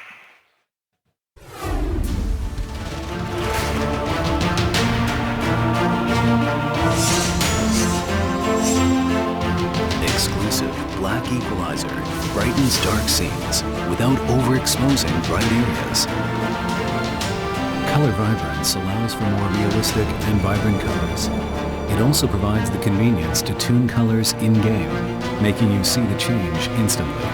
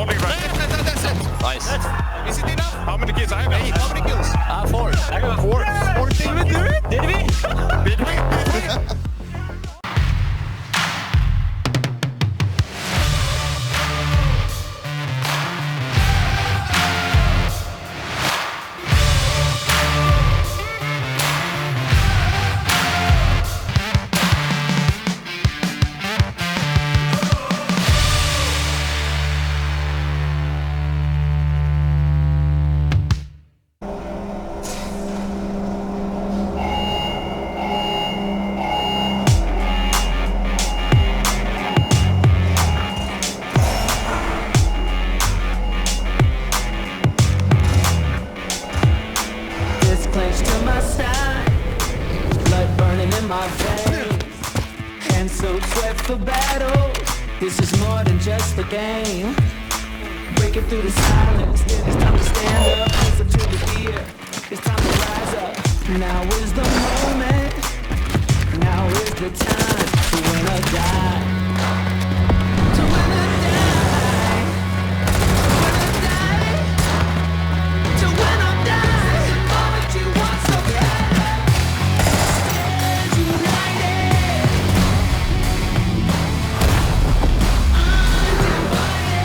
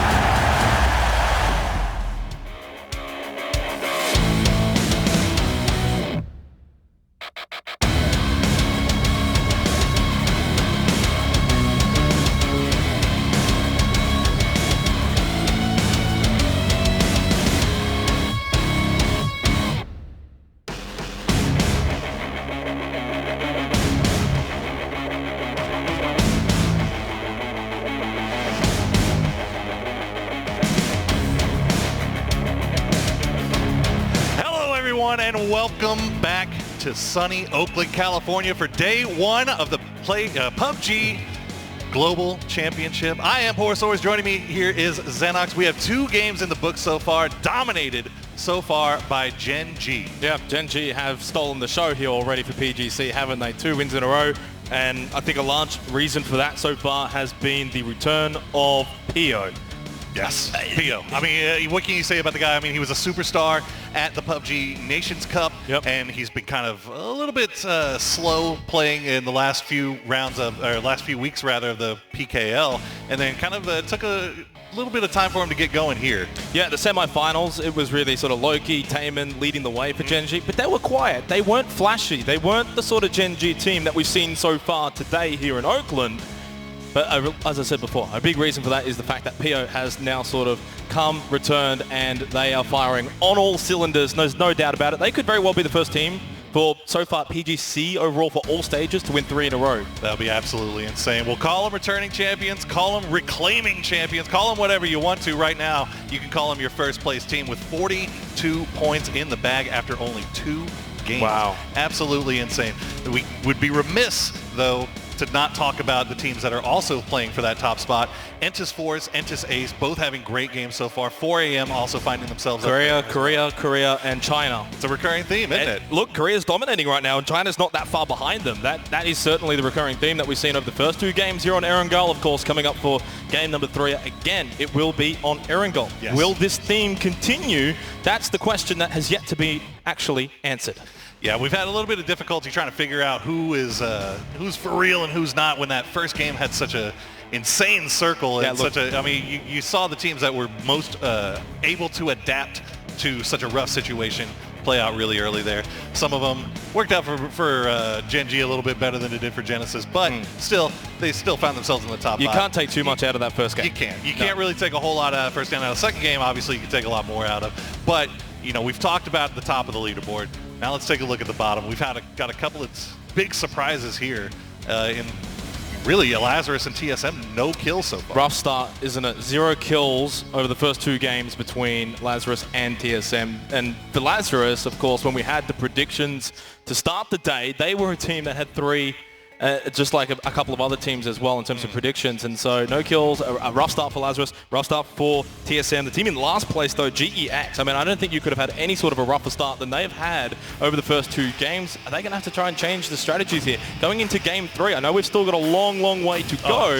In saying that, there's also not that long to go either. It's true. I mean, you can't really afford to have too many of these 0-point games. GEX now with 2 of them in the bag. TSM has 1 point to their name so far. So got to turn things around at some point today. If it's not going to be here in the last game on Erangel, you got to make sure you have that. And Na'Vi as well, Pyro, they've been struggling a little bit too, haven't they? Down the sort of bottom end of that leaderboard. Yeah, only 2 points total for them. 1 of those off of kills, 1 of those off of placement. But this is something we've kind of seen here. Recurring theme, at least with EU teams, maybe not so much Na'Vi and TSM, but starting off a little bit slow and then really kind of ramping it up. But the question is, how long is it going to take to get them to start ramping things up? Will they have time? It's almost like also EU and NA right now are both struggling, along with obviously the minor regions being LATAM and GEX. So we're seeing, as I said before, dominance of Korea as OGN enters Ace. Not even Force. Force is the one who has been quite forceful so far today, but Ace, of course, they did a very solid job in the group stage and the semi-finals, surprising a lot of people, Poro, especially probably in the Western world, considering they were one of the teams not expected from Korea to do as well as they have been. Yeah, I mean, I feel like I can say that they're kind of a surprise for the Eastern world as well. I mean, nobody really saw Entus Ace being the team that kind of wins to get in, basically in the 1-day 6-game tournament at the very end. And now they find themselves performing very, very well. Entus Force was the one that kind of won the split, had the Indigo as the MVP of the league. I mean, everything going their way. And right now they find themselves in second place, but still a long way away from Gen G. And for Song Jiang, going back to sort of game 1 and how much that paid dividends in the end for Entus Force, they're able to carry that momentum going into game 2. And you said, obviously, they were the winners of PKL Phase 3. Yeah. Ace were not the winners. In fact, as you mentioned before, they came in that final elimination sort of stage. They're almost like the Rumblers of Korea. In a way, they kind of are. They found themselves here. through basically with the MET play-in game from Korea there the last time. Here we got some boys from Tempo Storm. There's from your North NA, America. your North NA America. boys, Poro. NA boys, they're not performing so great so far. They had kind of a little head-scratching building crash there in last game. Not really much else they could have done. But hey, 4 points so far. They find themselves in 10th place. As we said, everything's being kind of gobbled up by Gen G right now in terms of points. So there's still a lot of room left to climb for these guys. It's very top heavy right now, isn't it? At the top. Well, when you get one team that wins 2 in a row, it's exactly right. You win 2 games in a row, it's going to be top heavy. Match 3 for day 1 of the PGC Grand Finals starting right now. It will be the final game of Erangel today. And will Gen G continue their domination, looking for now 3 chicken dinners in a row as we get our plane path just north of Primorsk. A very southern plane path from west to east here, kind of the opposite of the plane path we just saw. Very rough plane path so far here on Erangel. So anybody wanting to loot up north, they're going to have to drop down pretty early, find some vehicles, make their way up there. Looks like Gen G, that might be what they were thinking. And we'll see, of course, now coming into this game, a lot of eyes on teams that need to turn it around. I think we've already got an establishment of the teams that are doing well, but the teams that need to turn around, Lazarus, TSM, GEX, how are they going to play here? Because the thing is, if you have another poor performance, Poro, all of a sudden 3 out of 12 games and you're still sitting around 0 to 2 points, it's looking extremely unlikely that you'll be towards the tippity top going into tomorrow. Yeah, it's going to be rough. And, add into the fact that you got to look at Gen G. Who is going to stop these guys right now? They're so far ahead in terms of points as we stand. It's going to take a lot for somebody to catch up to them. And really, it's going to take more of Gen G slipping up. Uh-oh, Profi's in trouble here. He manages to duck Alpaca for a little bit. He's going to duck around the side of the rock and survive. That is good news for Genesis going forward here. Let's see our circle for phase number 1. It's going to go up north. Yasnaya, Stalba potentially in play. We saw a similar circle in the semifinals that ended up around Yasnaya, which was a bit of a hectic finish. The warehouse on Stalba, that's where we saw Lazarus play in that position, Poro, and they were able to rack up the kills, get the win in the end as well. So maybe for Lazarus, for North America, this might be their game. We'll see how it plays out, though, of course. PO, that's a rock, buddy. Yeah, well, it's fine. Look at that. This is what I was saying, return of PO. First in kills, first in damage, first in time alive. Although no surprise on that last one, obviously. We see ZGG stopping here, scouting out a little bit, maybe seeing if anybody takes a shot at him. Nobody's going to do so, so he's going to have a nice little free compound to loot up. When you look at this circle, another thing that starts to get interesting is you start considering where Yasnaya is going to fall into this. Yeah. Right? I mean, we saw it happen in the it's either the group stage or the semifinals where we had just a ton of teams crashing into Yasnaya and then eventually everybody having to push out and move out, and it was just an absolute bloodbath. Will that happen again, or will we see people make that transition early so that they can make sure to be a little bit safer towards late game?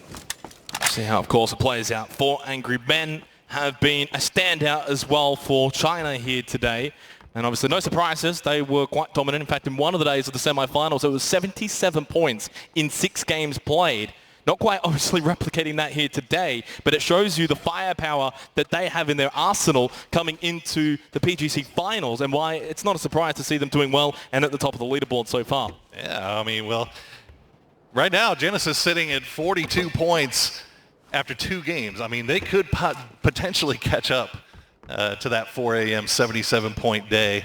And if they do, Lord help us, it's going to be a rough day 2 for all these teams. But you got to also remember, 4 a.m., they had that big day. The next day they came in, 18 points. Yeah. So, consistency also is key as we see QM going to take a few shots. And that's going to be an easy down and a flush and a point for QM. Great start for GYY and QM. Mickey just a little too close for comfort, and in the end had his head ripped right off as Entasace rotating up around that shooting range area now with Alpaca. They're going to be coming in from the western side, but losing Mickey early is not ideal. They'll still have 3 alive. Entasace, of course, right up there in terms of leaderboards right now, but for QM, that's a good start. Absolutely. We take a look at Entasace continuing their rotation. They're making their way towards Severny, it looks like, so maybe slow playing a little bit more as we check on the boys from TSM. Slow looting up in Milta. They've got time. They've got FaZe just off to their east as well. They haven't started their rotation either. So be a little bit slow coming into this one. Hey, that'll be fine though for TSM at Milta. They'll be able to push up really either way if they want to go direct. So if they want to head out to the west or the east, they'll be able to do that. Of course, if they do go out to the east, they might run into FaZe. And well, FaZe has already ran over Uber. That's not the start they'd like, but of course he'll be fine.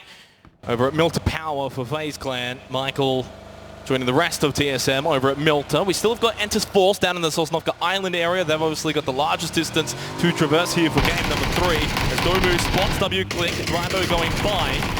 Although the distance is already pretty far, those shots going to be hard to land.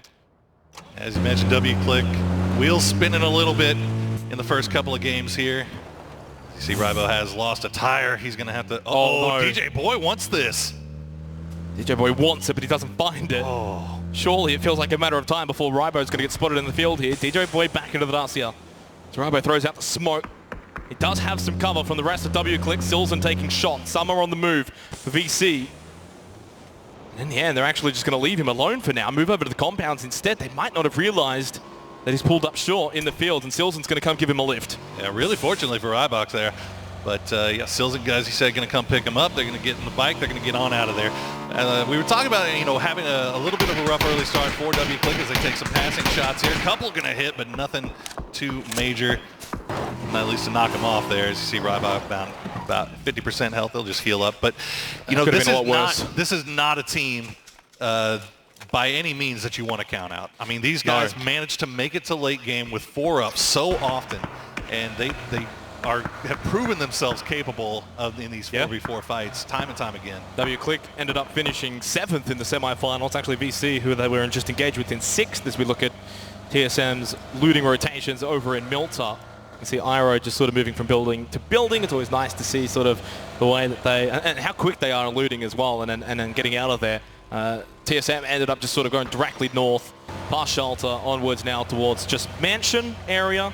Yeah, when you're quick and clean with your looting, then you get to transition early and you get to hold down a place like Heaven. So that's what TSM finds for themselves. FaZe doing their normal wrap along the east coast here.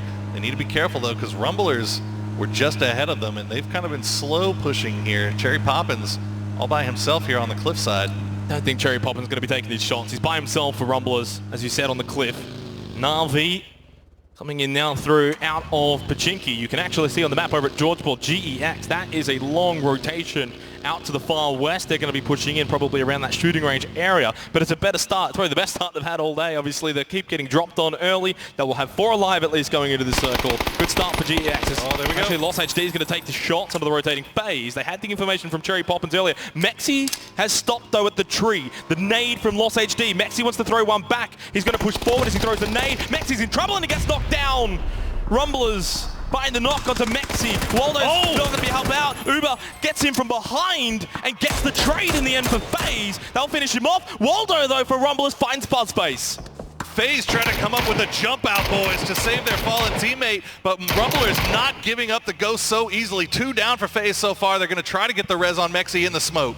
Cherry Poppins making his way over. You can see Rumblers in the minimap surrounding FaZe. This is not good. Nade thrown in to try and finish off Buzz Space, and he will certainly be finished off. Mexi's been revived by 8C. Uber just a bit to the southwest. He's a bit further back. He's the man that needs to find a knock onto one of these members of Rumblers, who are quite separated, as you can see on the minimap. One to the north, one out to the east, one down to south. Uber's knocked down by Cherry Poppin. That's not good. He's by himself. Mexi and 8T are about to be collapsed upon. FaZe might go in last place here for match 3. They are surrounded on all points right now. That's why Cherry Poppins holding that position on the cliffside was huge. 8C's going to go down to the grenade. It's all down to just Mexi hiding in the smoke. Waldo's going to find him. Will that be enough to kill him off? No, he stays alive for just a little bit longer. And no, that's going to be it. Rumblers picks up 4 kills and FaZe out in 16th place. This is what happens when it's not Sunday for FaZe. It's not looking good for them for the PGC finals. Out now with 5 points after 3 games. Of course, we saw their heroics in the semifinals in that final game. If you haven't seen it, go and watch it. But unfortunately, that platform that they had from that final game, Poro, they haven't quite been able to capitalize here at the grand finals, as we are about to get FaZe to circle shift. Oh, it's a Stalber finish, potentially. Let's go. It's looking that way, Poro. And there's a lot of real estate left unclaimed right now in that area. We're going to see all the look at all the vehicles just moving.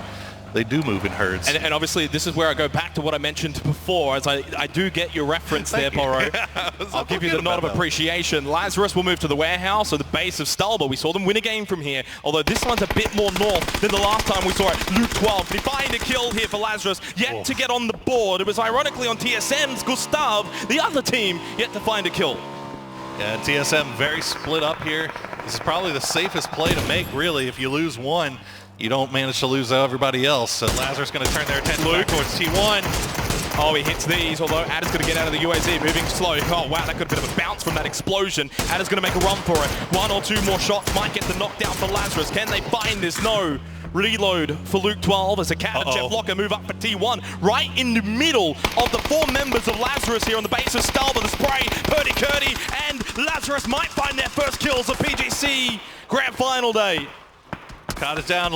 Jeff Locker manages to get just out of line of sight in the nick of time, but Purdy Curdy's not going to let that stand. And yep, there goes Alo's going to find the angle. Actually, no, it's going to be Adder that picks that one up. So maybe Lazarus can steal this one away, find themselves a second kill if they're lucky. Adder, though, holding by himself. That's all it'll get. It'll be a revive from Luke 12 onto Alo. Helen and Adder will move forward for T1 at the top of Stalba. Although they're about to find that 2 members of 4AM are actually there already, Wayless and Forever. CGG and Xiaolu holding just to the east above Gen G. Jeff Lock is going to get finished off by Purdy Curdy. Esther's going to try to escape. ZGG going to make sure he takes a few bullets in his back for his trouble. Team started to make their way into this circle, realizing that real estate's not quite that open. Hyde. Watch Song Jung driving by from Enter's Force. Apparently by himself. Oh, headshot tag. The spray now from Tide onto Song Jang. And yet none of those were the ones that landed. Back over to the SLR. It did well earlier, although not quite this time. And Song Jang gets a reprieve and is able to drive away. That was a pop. Song Jang definitely feeling a little bit lucky to get out of that one as we cut over to Entis Ace. They're right on top of Gen G. Damon has a low ground here. I'm not sure if he's been spotted out just yet. Just north of Stalba for this one, you can see Liga's in trouble, surrounded by Genesis, who have been the best performing North American team so far. Profi trying to find this angle here.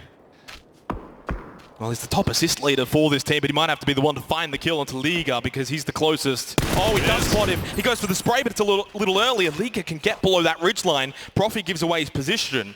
The Liga's not in a position to really try and fight back just yet.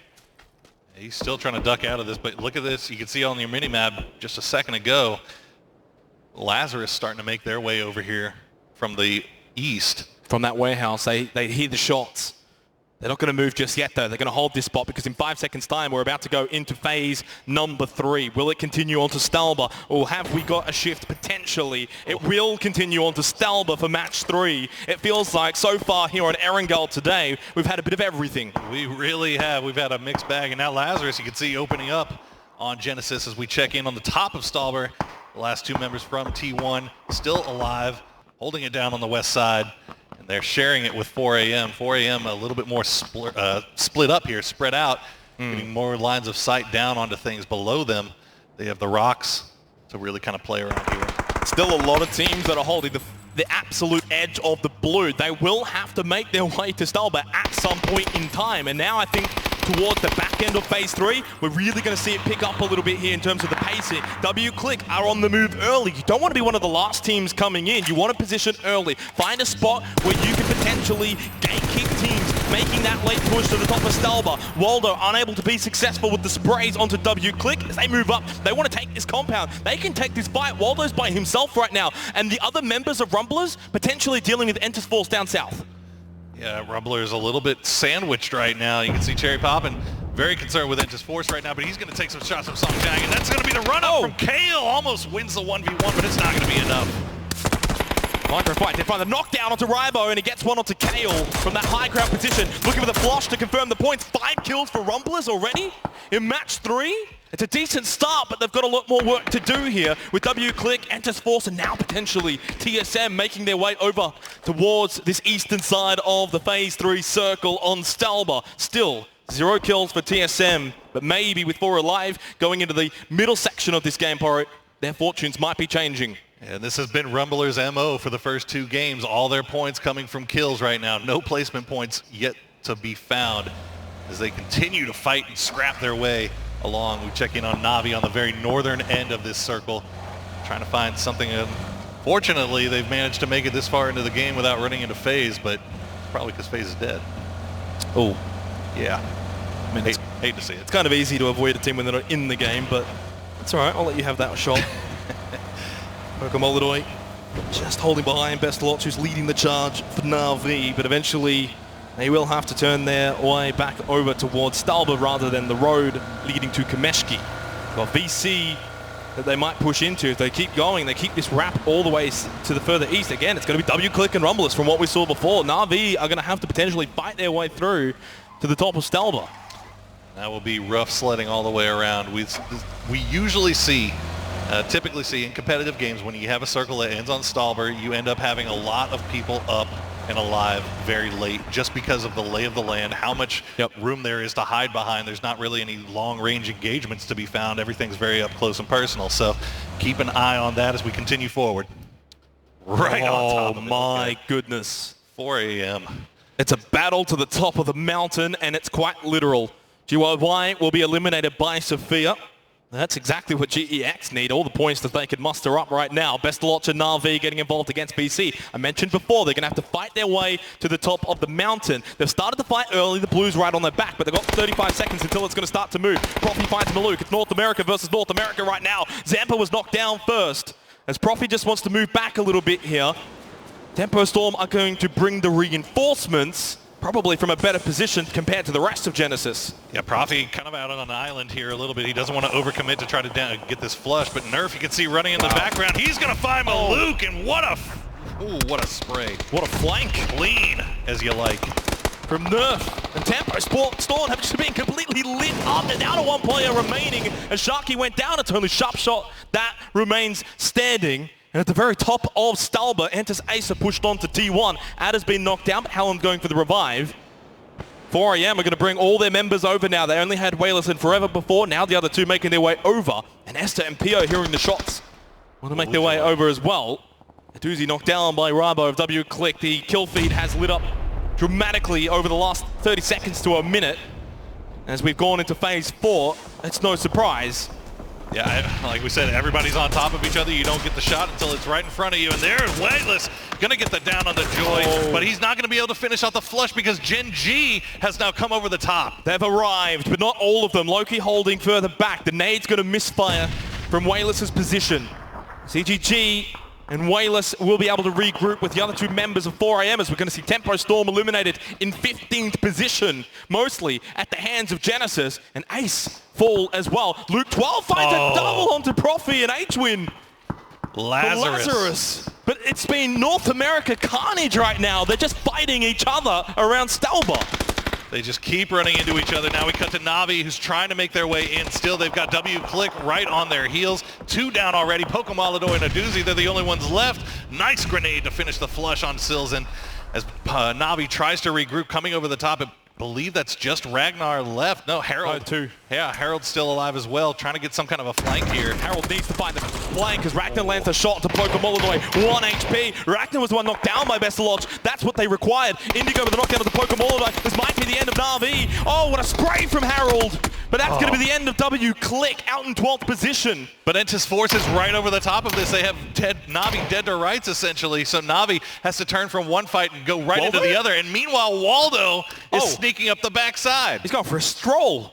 He's about to stroll right into the path of Na'Vi or potentially Entis Force. He's spotted and he's immediately flushed by Doya of Entis Force, who continue the Korean hype train for PGC finals as Pokomolodoy can only die to the blue. Aduzi and Bestalot's making the best of what they can do here, and it's not very good. There goes Genesis as well to Luke 12, and the Australian is lighting them up right now down south. Lazarus sitting on still 4 up and a boatload of kills. You got to assume Na'Vi is going to get taken out by Domu there. VC Gaming going to pick up another kill, or for their first kill rather, of this game as we check in where our circle is going to go. I'll give you 3 guesses. Okay, there we go. Oh my goodness. Cutting south a little bit, 4 a.m., everything to the top still in play. We mentioned at the start of this game, Lazarus and TSM had 0 kills. 2 big teams that unfortunately haven't started very well over the first 2 games. They get a very good circle here. They might end up fighting each other for it still. On the north side of the circle is going to be the high point of Stalba though, of course with T1 and 4 a.m. Very good positions for those 2 teams as well. 8 teams remain, placement points will be distributed, of course, for the remainder of match 3. As we're at the 19.5-minute mark, still about 10 more minutes to go or so until we get this conclusion of Stalba. Got to keep in mind, Gen G still alive, still 4 strong. They've got 2 wins in a row. Can they manage to get 3 here on Erangel as we see them wrapping around? GEX is spread out, but they're still making their wrap. They could get sandwiched here between Lazarus and Gen G if they're not careful. Gen G have been so much more quiet this game, 0 kills. That's why we haven't actually seen them really that much on the feed. But now, as you mentioned, with 4 alive at this late of the game, this is where they might strike. They might run straight into GEX. In fact, GEX could get pinched here completely between Gen G and Lazarus. That would be disastrous. It would be rough, but look at this. TSM now coming down and showing a little attention towards Lazarus. So Lazarus, everybody's pinched, essentially, except for Gen G and TSM. Now GEX has turned it around. They're going to go right into Gen G. They're going to trade out immediately. Pio's going to go down. Taman, the last one of GEX. 3 down for Gen G in the blink of an eye. GEX have done well, but Lazarus smell blood in the water. They're going to try and push on to GEX and G. They might be the ones to capitalize the most. Luke 12 is fragging right now. He might find himself with AK. Taman from behind the rock gets shy away very low. He can see Loki, and the other members at that rock can potentially give information. Oh, he watched the nade of death, and it doesn't be his death. It's the shot from Shy Wei. GEX have just wiped out Gen G. No 3 wins in a row for them. 4 kills for Luke 12 of 7. Lazarus, do they continue their push onto GEX? Now that fight's over, they might prefer position instead. Oh man, I feel like they've got to continue this push, right? They have to keep pushing. They left Alo behind to make sure that TSM didn't wrap on them. Smart. And he is so far serving a good purpose here, as Lazarus hasn't found the correct angle really to really get into GEX here, but GEX is going to have to move. They've got the blue right on their backs. Over towards the northeast, this is enters Force and VC. TSM keeping an eye on this fight. They're not pushing over towards Lazarus. Lazarus with a 3-1 split, as you mentioned. Alo stayed behind at their previous location. Purdy Curdy, the nade onto Sophia. This is where Lazarus are at their best. They have just wiped out GEX. And the North American team's up to 10 kills, but leading the way is the Australian with 5. You had to throw that extra part in there, didn't you? 4 a.m. now turning their attention towards VC. Domu is going to get knocked, and now Helen has gone down as well. SKT in trouble here as they might be going out. Forever. Seeing if you can find something as it just starts to resemble a massacre at the top of Stalba. The nade down to the hill towards DJ Boy. He wants to get out of there. Ada going for the heal, but it's getting pushed on by Wayless. 4 angry men. The Molotov, it doesn't confirm Ada, but Wayless is going to spot him trying to climb out. And 4 AM have got 3 kills, and they should be able to find this revive as well, I believe. Yeah, they have to make sure they still pay attention though, because they do have VC and Entis Force off to their northeast. TSM watching, and TSM wrapping pushing. on this.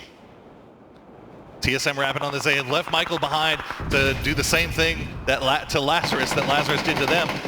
Gustav going to take a few shots. Nothing going to find its home. Yep, he's going to get that down on Adoya. Songjang is going to try to run across the street. He's got the smokes though. Domu's knocked down as well. DJ Boyd, last one alive for VC. 4 AM here in the shots. They spot him. That's going to be a quick wipe onto VC. 4 teams remain. But as this is happening, Lazarus is getting so much of the circle because everyone's pushing up to the northeast. 4 AM spot TSM. We've got a 2-2 split right now, but Michael's been left really far behind, and he got spotted by Purdy Curdy. There goes Song Jang, enters Force out in 4th. 3 teams remain. It's 4 AM, TSM, and Lazarus. TSM has been playing this really, really well. They still have 4 up, but they just don't have a lot of kills because nothing's really been funneled down to them. This could all change, though, as 4 AM has to make their way out of Stalbert. Iro spots Purdy Curdy behind the tree, but Wayless has got that high ground. He gets Iro with a couple of tags, forces him to pop that first aid kit. 2 kills for TSM. It hasn't quite been as a grand game as Lazarus, but they've got 4 alive. Potentially a win on the cards here. If they can deal with 4 AM, it's a 4v4v4, and boy, this is a crucial game, because with Gen G having finally a bit of a lackluster game, you can start to catch up to that first place position. Absolutely. We see Iroh taking a few shots over towards Purdy Curdy. Lazarus very split up now, multiple lines of sight. They have all the information they need. 4 a.m. is just stacked right now on top of each other, trying to figure out how they're going to come down this hill. Meanwhile, Alo keeping Michael honest. Week 12, 3 nades still remaining. The other thing as well, Lazarus are going to have more utility remaining in terms of smokes and grenades. Their fights have been quick and clean, whereas, of course, 4 a.m. have been scrapping. You could say the same for TSM, though. They should still have a lot. Purdy Curdy, that's not the place to be. Fortunately, gets behind the trees, and Michael loses sight of him before he could find the knock. And if he had been knocked there, he probably goes down. As Rory pushing so close now to 4 a.m. That circle went north. Lazarus and 4 a.m. in the best position. TSM on the outer edge. Yeah, 4 a.m. getting a little bit of a reprieve here. They can still stay on their cliffside edge here on the south side of the Stalmer. Play from these rocks. Doing a good job of not giving up any downs here. That's kind of what it feels like TSM's waiting for. They want to get it down and then push on it, but 4 a.m. not over-peaking, not over-committing. So. Got a lot of time, of course. We've only just gone into phase 7. It was so chaotic in that mid-game that, of course, coming down to 12, alive, going into phase 6, so much space still available. That's why it has slowed down temporarily. But, boy, going into phase 8 onwards, Pora, that's when it'll pick up again. If TSM make the push onto 4 a.m., we might see it happen now. 4 a.m. are going to have the high ground. TSM at a disadvantage. Michael with a bit of a peek. Wayless holding close by, but it's ZGG with the overwatch as he keeps eye to make sure that Wayless doesn't get spotted. ZGG is usually the aggressive one. He's the frontline man. He'll be the one to find the knock or two. If you can take him out, 4 a.m. can be vulnerable. This is such a bad fight for TSM to take against 4 a.m. They have him pretty much dead to rights. Michael does find a few shots on him, but Gustav immediately going to get traded back. Lazarus are watching TSM as well. They've got no interest in 4 a.m. Basically, it's Lazarus and 4 a.m. watching TSM on the edge of this circle. Nade thrown towards the rock. Doesn't make it over. Doesn't connect onto ZGG. TSM throwing at their utilities. Smokes, nades, trying to relieve the pressure, but it's not really working. They're not moving position. They're not finding knocks. Michael down to half health from ZGG, playing this so well, so passive. And for Lazarus, they're continuing to just hold their position out west and at the center. And you can see they're starting to make their way across the street, and Luke's going to get the down onto Forever. He's not done. He wants that 8K. Let's see how TSM responds to this. They're going to still hold their position on this roadside. ZGG and Wayless doing a good job of preventing them from coming over to the top. Looks like Xiaolu should get the res on Forever. Meanwhile, Lazarus has taken this time to send 2 above the road. Iroh goes down surely to Alo here. There's nothing he can do. One tag a second, but he can't find the third. The first aid kit did its job. Gets to that next tree, which was inside the previous circle. No longer, though. That circle again now for phase 8 shifts onto Lazarus. It's their game to win from here, you'd think, but Alo's been knocked down. Michael potentially allowing TSM now to maybe push over and fight with Lazarus. Alo is down. Uncivil going for the revive. TSM is pushing this, though. They've got Gustav and Rory. They're sending them right on top. They're going to get the second down onto Uncivil. This is exactly what they were waiting for. They wanted to get that down so they could push on it. Purdy Curdy and Luke now, the last 2 remaining members up for Lazarus. Has this game fallen away from the grasps of Lazarus? 4 a.m. up north have recovered. They've got 4 up. TSM find the double kills onto Lazarus. They now move south. And now Purdy Curdy and Luke 12 are about to be the unfortunate meat in the sandwich of TSM and 4 a.m. They are in some serious trouble. Such an unfortunate circle for Lazarus there, as things didn't go their way. Luke is actually going to get down by Forever here, and now it's just down to Purdy Curdy, and he is in the dead center, trying to stay alive here as 4 a.m. is swarming across the top of this hillside, and TSM has the low ground. Luke 12 eliminated, as you said. Purdy Curdy remains. 4 up still for TSM, 4 up for 4 a.m. But it's the high ground for 4 a.m. Have they found a way to claim match 3, or will TSM get right back in the thick of things in terms of the overall standings? For reference, though, still it's been a massive game for Lazarus. 14 points gained from this game is huge. And that's the minimum. Kurt could still clutch this out. Oh, nobody's really spotted him yet, and TSM and 4 a.m. kind of keeping each other from pushing up. And ZGG playing that aggressive position again. He's the one on that rock phase. Michael trying to push up for TSM as the flank out to the east. He needs to be the one to spot ZGG, but it's not going to be able to because of that rock formation. ZGG is on the other side, which means the only players that Michael can spot will be the ones that are still at the top. We go into phase 9. The blue zone moves as Purdy Curdy is eliminated, spotted, found by Forever. 6 kills for 4AM, 4v4 here for match 3. Forever finds a tag on the Gustav, but it's Michael who did the job. He got the front man at ZGG down for 4AM. Michael, can he find any more? He wants to flush, he wants to end it now. Xiaolu sends Michael back behind the rock with that headshot. Great time from the flank from Michael. He found what he needed to. Iroh's going to step it up, and he's going to get the down on Awayless. Forever looks like he might think he could try to get this res, and he should be able to. The circle still a little bit away. ZGG is going to get flushed out, though. I think Xiaolu's been spotted. They're getting shot at now. The pressure is just mounting onto 4AM, despite their high ground advantage. There it is. TSM are cutting them down one by one, and only one angry man remains. Now are about to be some angry men because TSM surely now will claim match 3. Gustav knocked down, though. Maybe there's still a twist left in this tale for match 3. Xiaolu, 24 health. He's got all 3 members right in front of him. He'll get the knockdown onto Michael. Is there any more still to come? This would be disastrous for TSM. They get the win in the end. 8 kills for TSM. They're back in the fight. TSM stepping it up here in game number 3. 8 kills and the win. What a phenomenal performance from that foursome. Well, they played that so well. They were in the disadvantaged position for such a large portion of that game towards the end. At the start, they had a good spot. We mentioned that in the mid-game onwards that was fine. But at the end, on the far eastern edge, they were getting looked at by both Lazarus and 4AM. They found the knocks. They got the double onto Lazarus. They pushed forward. They played aggressive, and in the end, rewarded for it. High ground memes be damned. TSM takes it home from the low ground.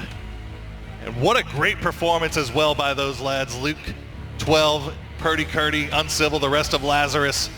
A phenomenal game for them after having a little bit of a slow start. 4AM once again finding themselves, though, in the back. 4AM played that well, though. Of course, they were part of that congestion on the top of Stalba. A lot of teams around there. Into Force, BC. They came out on top. So when you win that sort of fight, you have a couple of kills to your name already for 4AM. So they ended up actually walking away with 7 kills, second place. Big game for 4AM. Not only that, they've actually been doing pretty well for the first 2 games, where, of course, the other 2 teams, TSM and Lazarus, they were the talking point coming into match number 3. They had 0 kills each. But this is their redemption game now. That has come into fruition. Absolutely. We talk about how fantastic Gen G has been doing, but now the story is about TSM. We're going to throw it down to Rachel with an interview with one of the TSM boys. Thank you, guys. Changing it up down here on the stage, and we've got TSM and Rari to talk me through this last match.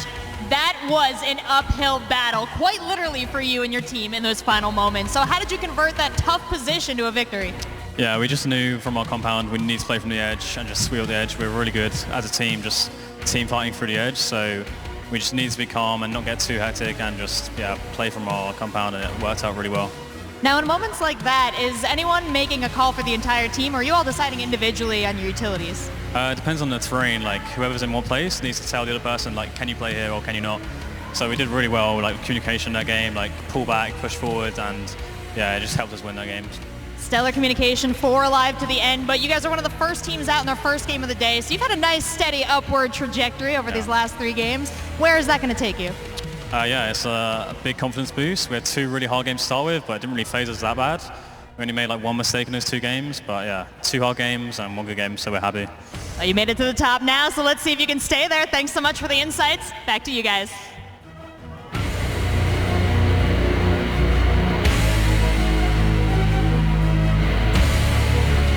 That's right, TSM get themselves the first chicken dinner of their campaign here along the 12 games. Big win for them, and especially towards these last circles. And we're seeing it in multiple of these games now. Really, really intense final circles, be it 4v4v4, 4v4v3. Froz, we're seeing very patient play. Obviously, a lot of these teams know what's on the line here. I mean, it also comes down to the circles we're getting. The end circle is on kind of positions we're not used to getting in. So the teams, they got to adapt pretty quick. And I mean, that's the name of the game, right? Adapting, making sure that you're ready for it.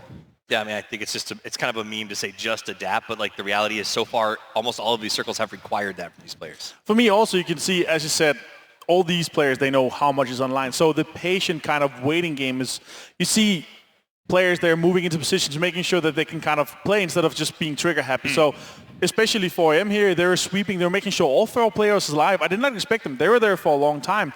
We could expect them to kind of lose a few players if it was the group stage, but here they made sure all 4 guys was alive, get into a nice position, and take some nice fights. Let's take a look at the highlights here from this game, and once again, it's not even just a case of adapting in the fights, it's adapting to the circles, because we've been all over the place. And circles can get dangerous. I mean, Rumblers basically set a trap here for whichever team happened to be unlucky enough to rotate past them, and they did that. Like, they literally put 3 up, they sent the Rocket Man, Cherry Poppins down to sort of below the hill to tell them when they were rotating, and they cost FaZe big time in that fight, and actually ended up pretty good for them in terms of kills.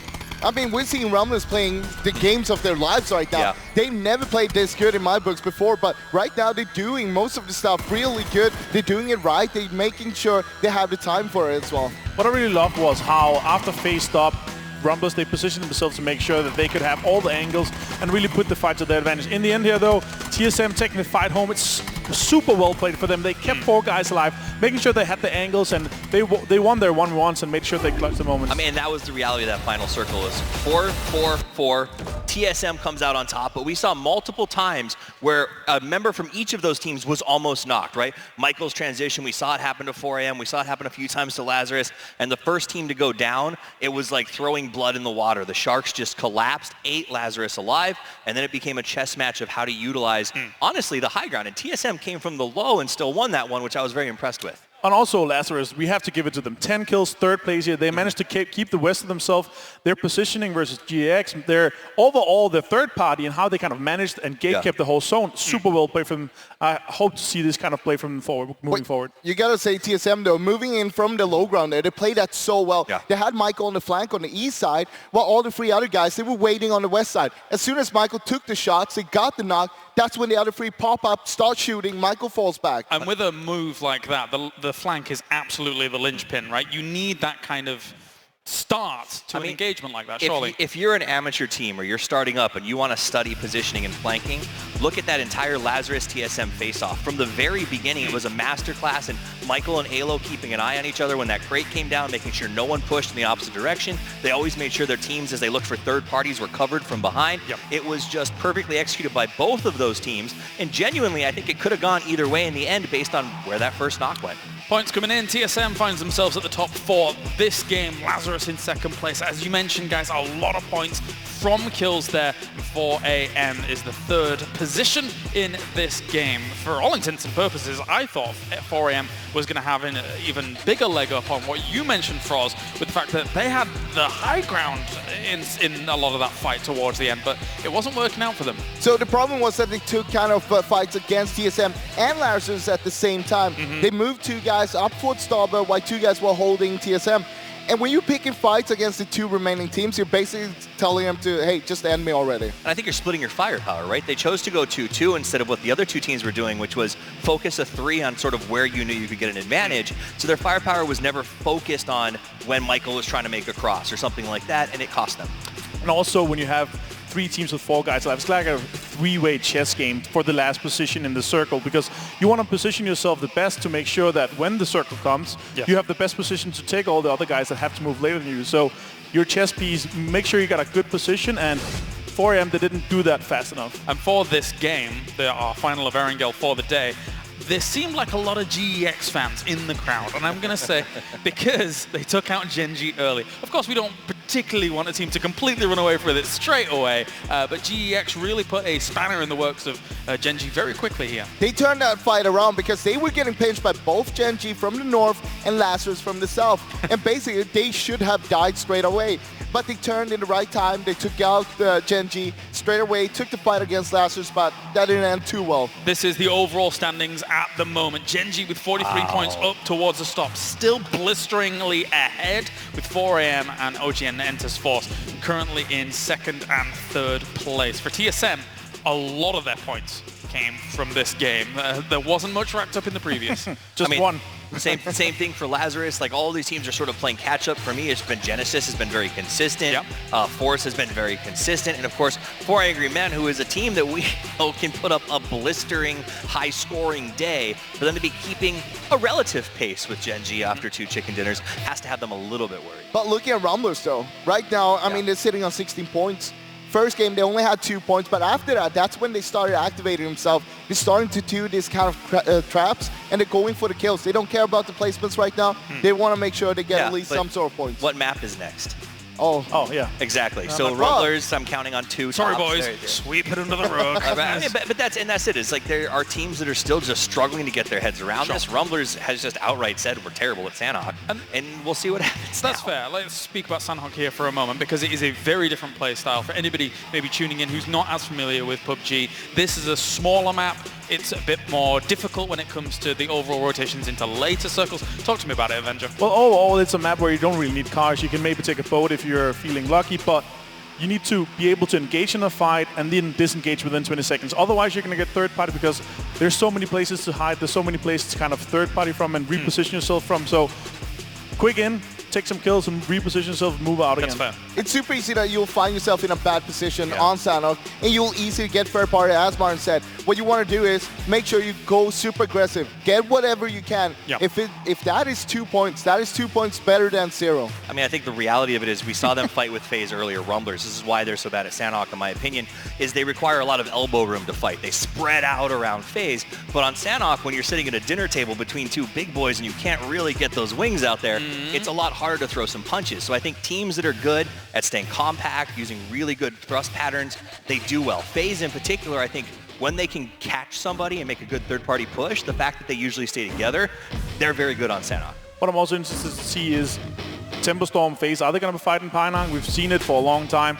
Are they going to take the fight head on, or are they going to kind of take the compounds around? They're both sitting on 5 and 4 points right now, so nobody's ahead. So we could maybe see a fight straight in Pinang from the beginning. Let's take a look at how everything broke down on our previous game, though, here for Erangel, as we did see the playing path. A pretty unforgiving set of playing paths, to be perfectly honest here, when we were able to approach this. And then the circle shifted far away from the playing path, which is quite uncommon, and we end up in this situation. I mean, we've definitely gotten a tour of the island. We've been pretty much everywhere. We even got a pseudo-military at the start, but TSM has worked hard to get in their position. Look how active Lazarus was being during that entire late game, and that's what they seem to do best. But at the end of the day, all of that movement was for naught. They got some kills, but they couldn't close it out. What like from Lazarus was that early on in the game, even Circle 2, they stayed on the south side. They knew that people were going to rotate past them, and they just wanted to farm those kills, make sure, hey, we don't need to go center. Let's get as much as we can right now, and then we'll play the game out from there.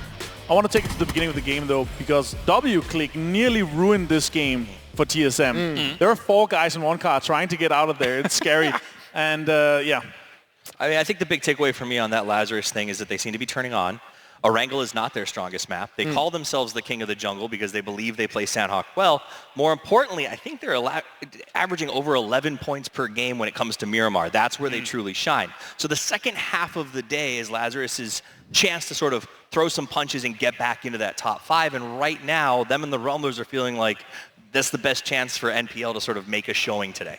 And at the same time, 4 Angry Men, 3rd place in Game 2, 2nd place in Game 3 here. A win now? Maybe a win. What are you making of 4 Angry Men so far? They already impressed us by far in the semi-finals. Now here on the grand finals. So if this is kind of the best of the Angry Men we can see, I am expecting more from them. Like, I want to see a game from them where they take it home. Sure. But if this is their bad day, and they come tomorrow and show what they did in the previous stages, then they're looking pretty scary.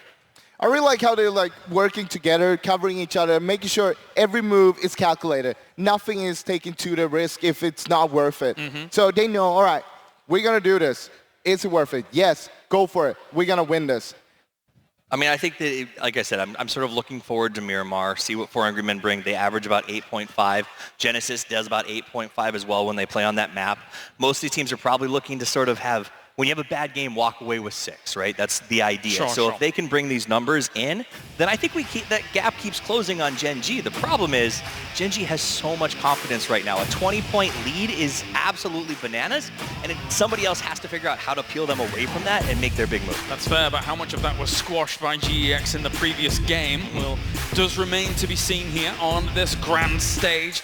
As you can see, all of these teams getting ready to get into Sanhok. And we already mentioned it presents a more difficult challenge, a different challenge to say the least. But here are your current leaders, Gen G, right now with that first place, and then eventually going out in 8th place in this game. Not the best of situations by any stretch of the imagination, but they're still on the road to a victory. Overall, for how they played that game, though, that was perfect. They had so much zone control in Northwest. If they managed to kind of play that engagement with GEX and Lazarus a bit better, they would potentially be top 3. They would have been in Lazarus' position instead. And again, we don't want to judge them by kind of the hardest circles. This was a really hard circle for them. Managed to get an 8th place, and it's one small mistake that put them in 8th compared to putting them in 3rd with 10 kills. And I've been talking about PPR, points per round, sort of what the averages are. You bring up Gen G, and it's worth noting, in the last couple of weekends, they've averaged 3 points per round on Erangel, so it's terrifying they're doing well here. Sure. On Sanhok and Miramar, both of those maps, they are in the top 3 of everyone who showed up, the 32 who came to this thing. So if I'm everyone else, my eyes are glued to them, because such a strong start on Erangel means a very tough day for everyone else. Doesn't bode well for anyone else at all. You're absolutely right there. Let's take a look at some of these other teams as they do present themselves. VC Gaming so far got themselves a 5th place in the last game, 2nd place in the previous game before that. Again, another one of these Chinese powerhouse teams, Avenger, that have been able to step up to the mark and really prove their worth. And also we saw them, again, in the previous stages, how well they're able to play. This is by far not the VC Gaming that we're looking to be scared of. If this is their kind of sleeping form, then when they activate them and come online, they're going to be absolutely scary.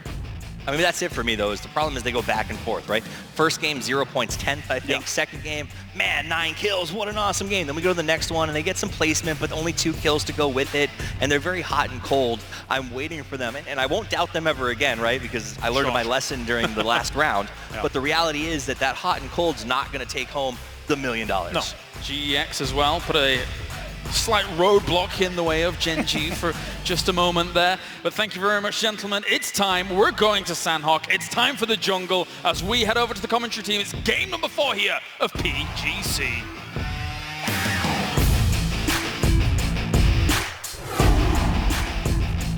Once again, Erangel is done and dusted for the day. 1 through 3 games played. We're going to be coming back to Erangel for games 10, 11, and 12 to close out things. But now we are heading to the jungles of Sanhok. Yeah, and we're going to see who's going to be the king of the jungle. Toffee's saying potentially it might be Lazarus, and they finally showed up in match number 3. Will they continue that here into Sanhok for match number 4? And one thing I want to point out going into this game now, Bro, is at the end of the game, at the conclusion, we're already a third of the way through. It goes by so fast. It does. And it really means for the teams that are at the bottom end of the standings, they need to find some kills and points in this game. And that's the thing, is you look at this lobby, every single team in this 16-team lobby is capable of having a game like Lazarus just had, or like Gen G had in the first 2 games. Every single one can have one of these big multi-kill wins. The question is, can they do it in time? Pinat? Hello? FaZe and Tempo Storm are going to be playing a game of cat and mouse potentially at Painan. Malouk with a nice little barrel roll onto the top of the building. M416 early for 8C. I wasn't expecting this to happen so early. For both of these 2 teams, this is such a vital exchange as Uber gets Malouk. Tempo Storm, well, the day goes from bad to worse. They're sitting in last place right now. This is maybe not the play that they should have taken. This is your PEL champion from Phase 3 versus your NPL champion from every phase. And right now, the PEL is 1 kill up as Tempo Storm looks to regroup and turn their attention back towards FaZe. We see the circle has popped. We are going off to the east. It's always Quarry with you, isn't it? It always happens to be. Every time I cast Sanhok, I get Quarry. But FaZe, are they not done here? I feel like they've got one. They know they've got the numbers advantage against Tempo Storm. Already looting up pretty quickly as well. Maxi just trying to keep an eye out towards This north side of Painan. Is he just going to jump from building to building? Yes, he is. Other thing to keep an eye on here is QM.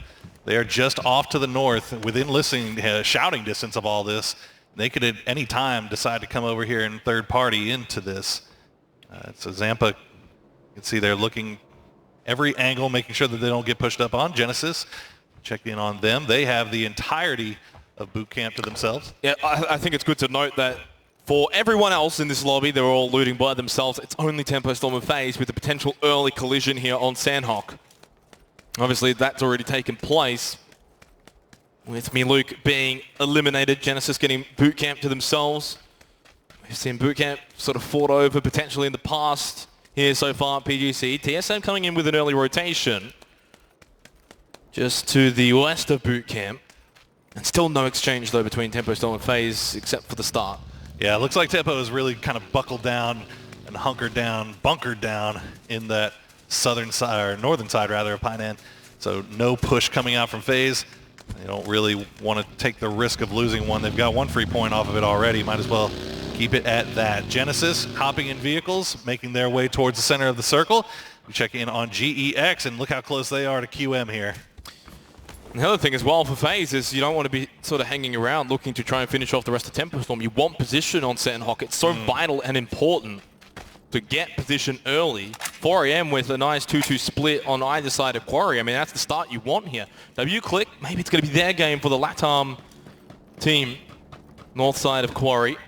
As you mentioned, the GEX QM close by. Genesis pushing out of boot camp are also potentially going to get involved here. You can see them off into the back distance there as Leo peeks out the window. Easy up top.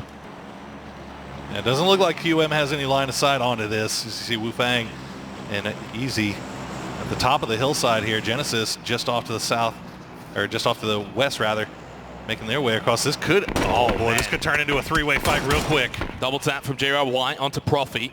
He's going to fire back, but then goes now for the first aid kit. No nade, only one smoke. So utility is short there for Profi. Oh, Easy so close to Shy White, and he just pops up out of the grass. Nice spray down. Oh, return fire though from Leo. And it's 1-for-1 between GEX and QM. Profi gets Liga. So QM coming off worst best right now. G-Way White finds Nerf at the rock, has only one nade, needs to be perfect with it. Genesis pushing up, QM in a disastrous position here, getting pinched from both sides. Nerf had a huge flank coming through. Profi's going to find GYY. H went down to about 50% health. He's going to have to stop and heal up. Is Wu Fang now the last remaining member up, and he's trying to run from the Genesis squad, but GEX is still spread out. As we see Tempo and FaZe also started to pop back off again. Well, it dies down a little bit here between GEX, Genesis, and QM. As you mentioned, a knockdown onto FaZe from Tempo. That seems like that will all it will be, as Tempo Storm moving to the crossroad instead. FaZe and the rest will be fine for FaZe. Genesis still, they keep pushing up to the compound though, and now potentially take on GEX. They might want to slow things down a little bit. As we've got all 4 members of 4 AM actually have now grouped up. They've given up on their 2-2 split of Quarry. They're pushing over to the compounds that W-Click currently holding. And this Ace close by the minimap as well, Pyro. So this is the problem with Sandhawk. Any sort of fight that potentially drags out, or maybe takes too long to start, you're going to find yourselves getting third party pretty quickly. And W-Click is actually getting run up on here, and they have no idea. As Entis Ace is coming up right behind it, ZGG is going to find Harold, and that's going to be a quick down and flush. Harold down immediately. This is exactly what 4 AM needed to push into these compounds, and W-Click have no idea what's just hit themselves, and looking out the window towards Xiaolu. Didn't find the angle though. And even a knockdown here is probably not going to convert into a kill. W-Click on the low ground. Entis Ace watching from the woods, where we saw 4 AM pushing in from. Not only Entis Ace, but Entis Force pushing in as well. All happening on the eastern side of Quarry. The west side's quite congested too. 4 AM has managed to move into the compound. Wayless is going to get taken out by Ragnar. Good shooting coming out from him. But can they get the res here? Well, this is where now the third parties can take place. Joy might be the one to find the elimination onto Wayless with the frag grenade that he throws down. Kmart just found a double kill. Well, potentially, it's still only just a double knock. Joy spots forever, pushing out of the building. And into the next one is ZGG trying to help out Wayless. Joy will continue to throw these nades. Got plenty of them. 2 remaining. Oh, ZGG, he runs straight into it. Oh, he has. It's got him very low. Not enough to get the elimination. One more to follow, but he makes it inside of the hut to safety. And now for the first aid kit, they might just have to give up on Wayless. Fights going on all over the place, but this is dead center circle. This is huge right now as 4 a.m. Phase 2. Looks like they're going to lose one player here as I believe Quarry is going to bleed out. Yep, Quarry as it centers up again. Meanwhile, VC Gaming still all the way out in the blue. They are taking their sweet time. They get the revive on a Wayless as 4 a.m. are able to deal with the onslaught from Joy's nades.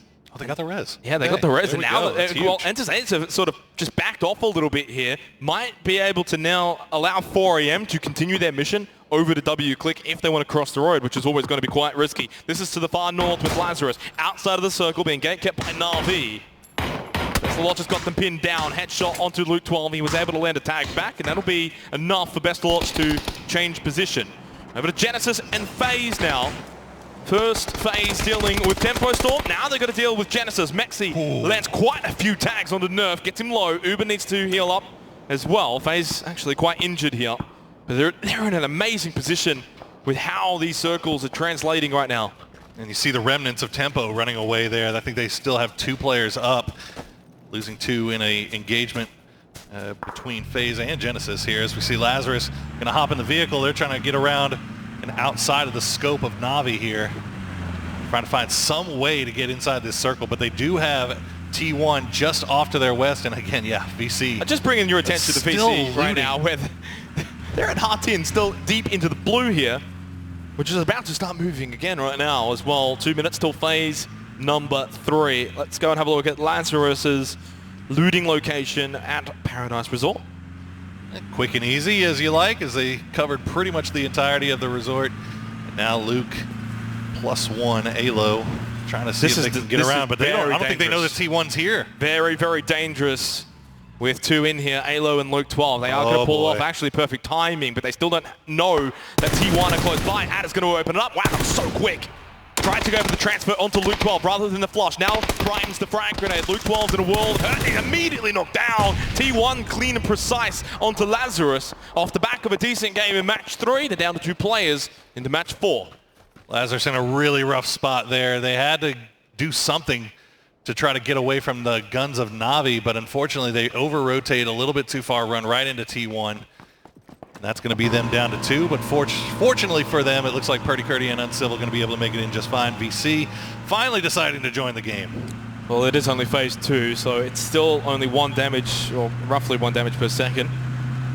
Well, they're sitting on a ton of health here. I mean, you can see 10 bandages, 3 health kits. They should be all right.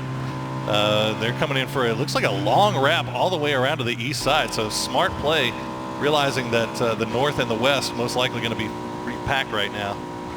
You just wonder where they're going to decide their entry point, though. Will it be into Na'Vi? That could be disastrous, potentially. As Entis Ace will find themselves a crate, at least for Joy. 24 seconds till phase 3. Will this continue on to Quarry? If it does, W-Click, 4 a.m. still holding their previous positions from what we saw before. So is FaZe and Genesis as well on the other side. As we go back over to T1, who have potentially found the last 2 members of Lazarus, Purdy Curdy and Uncivil, waiting. They've got the information on T1. This time, things have turned around. Never mind, it hasn't at all. Uncivil spotted immediately by Jeff Locker. Only Purdy Curdy remains for Lazarus inside of the hut. Circle goes north. Quarry's still in, it's on the south side. GX actually a really decent compound on the north side of Quarry. Na'Vi are going to pull back as well, just to the west of Barn. Also, we're noted FaZe Clan held 4 up still. They have a compound just to the west of Quarry right now. As GEX going to turn their attention to T1. Adder is going to get down and flushed by Purdy. He's going to get 1 point for Lazarus, even though they do go out in 16th place. 1 point enough, though. I don't think it is. It's not good enough for Lazarus. They won't be happy with that performance on Sandhawk. Na'Vi and Gen G. Bestalot opens it up with a knockdown onto Esther. Aduzi holding the backside as Taman just throws in a wild nade. He doesn't have the information, but he's just trying to find some. You can see how close Aduzi is to pushing on to Gen G as Loki goes for the revive onto Esther. Actually holding in pairs of 2 for Gen G. It's huge for them to be able to get that res off. Na'Vi not in a position to really push the down. So you can see they've instead taken that time to spread out and kind of wrap around the entire squad here. Nades continue to be thrown out. PO's only got one more remaining. Gen G started so well in the first 2 matches. Match 3 was only 1 point.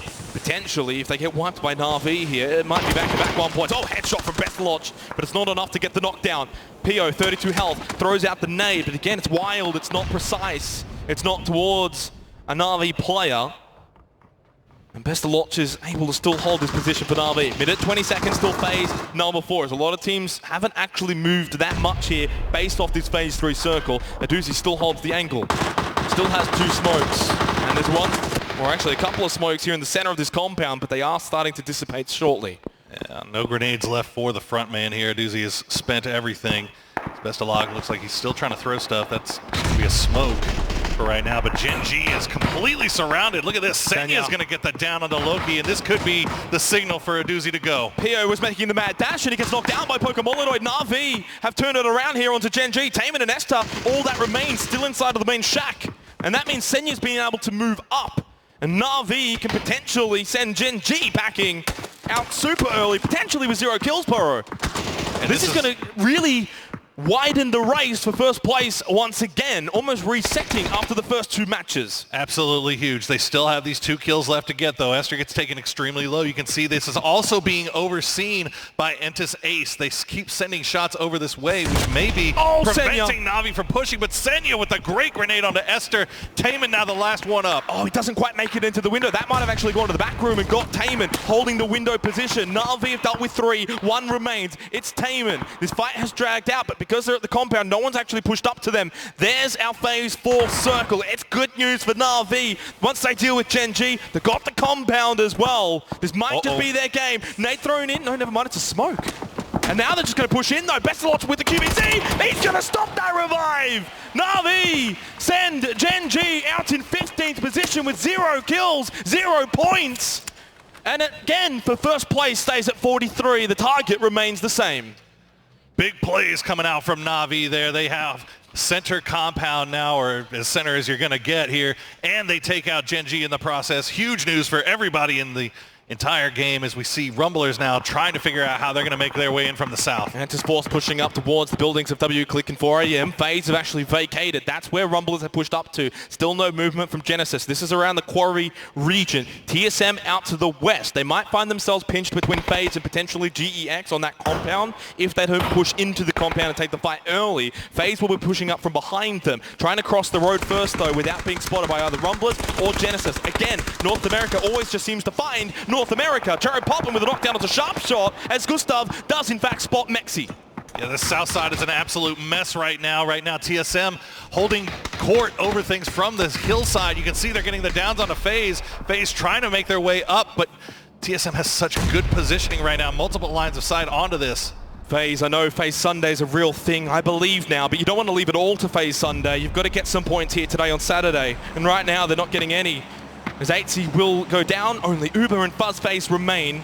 They need to still push into the circle. They haven't even achieved that yet, and that blue is moving. 57 seconds till phase 5. TSM in a better position, but they're still not in a grand position either. But they're in a spot where they can wipe out the rest of phase. Microfry pushing into Quarry. This is less than ideal. Zampa's been knocked down though. Sharp shot extremely low, and the last one standing for Tempo Storm on the bottom of the overall rankings with 4 points. And they will remain on the bottom of the rankings with 4 points.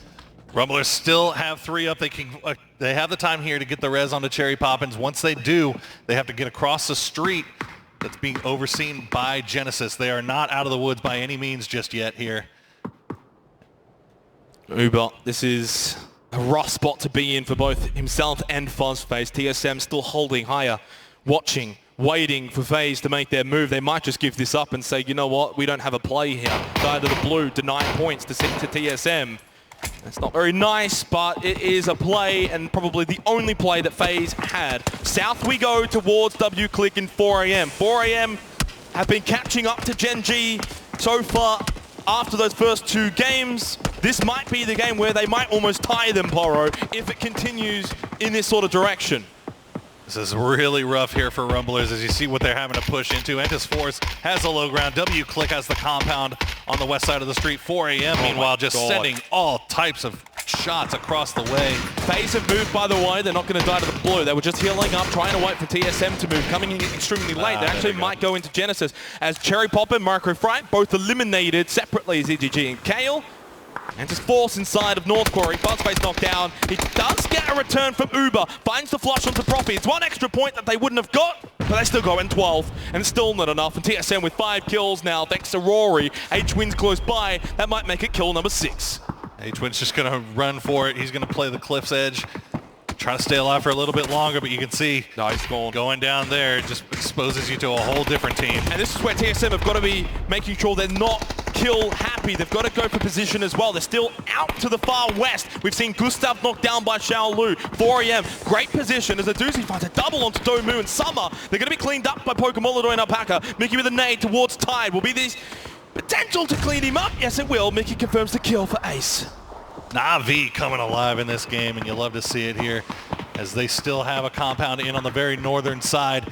It's going to be a question of whether what this next circle shift cuts out. If it cuts out the south side, it's going to be crazy. Over towards the northwest, GEX and T1. Indigo resing Rory.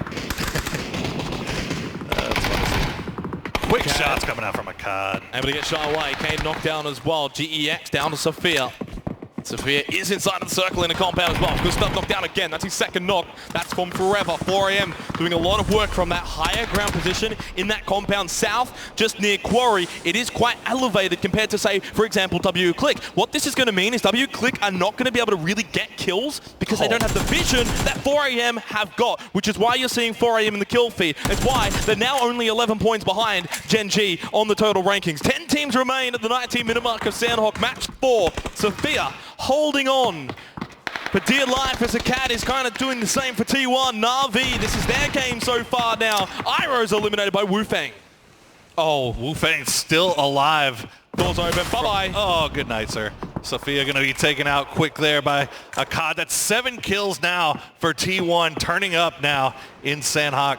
But Wufang, as we were mentioning, the last player alive for QM from quite some time ago has just been hanging out in this compound, or this shed, rather. Oh, spots Michael too as well.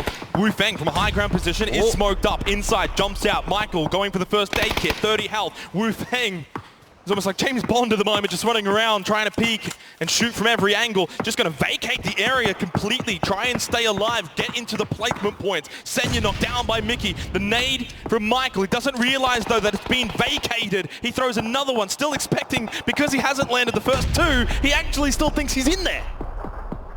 Wufang managing to stay alive. He's playing the rocks. Look at this Na'Vi, though. Oh, no. Things have turned completely against them. They had to wrap around the north side, but they ran into... Well, they didn't run into anyone. NTSA spotted them from the other side of the map. This is Sandhawk after all. The angles and the way that the terrain is means you could be completely eliminated from the other side of the map without even realizing it. No chance for Akkad. Pokemon stays alive for Na'Vi. 5 kills, gets them into the top 7 teams remaining. Make it 6 now because there goes Michael. Finally, stayed alive long enough, though, for TSM to at least get some extra points. At one point, it almost looked like he might go at 9th out of 5 teams.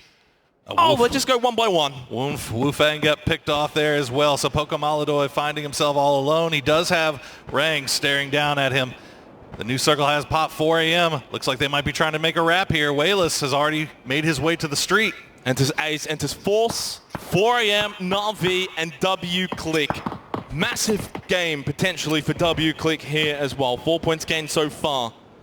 Enters Force, obviously, and along with Enters Ace and 4 a.m., they're the 3 that are catching up to Gen G here off the back of the last 2 games of Gen G's performance. Silson so low, 2 health, Wayless with a triple tap. The nade towards Doya, not enough to get the knockdown. Half health gets towards Indigo, the MVP of Enters Force. You can see the total rankings to your left of screen, and Gen G no longer holding a significant advantage. Wayless with a knockdown onto Silson.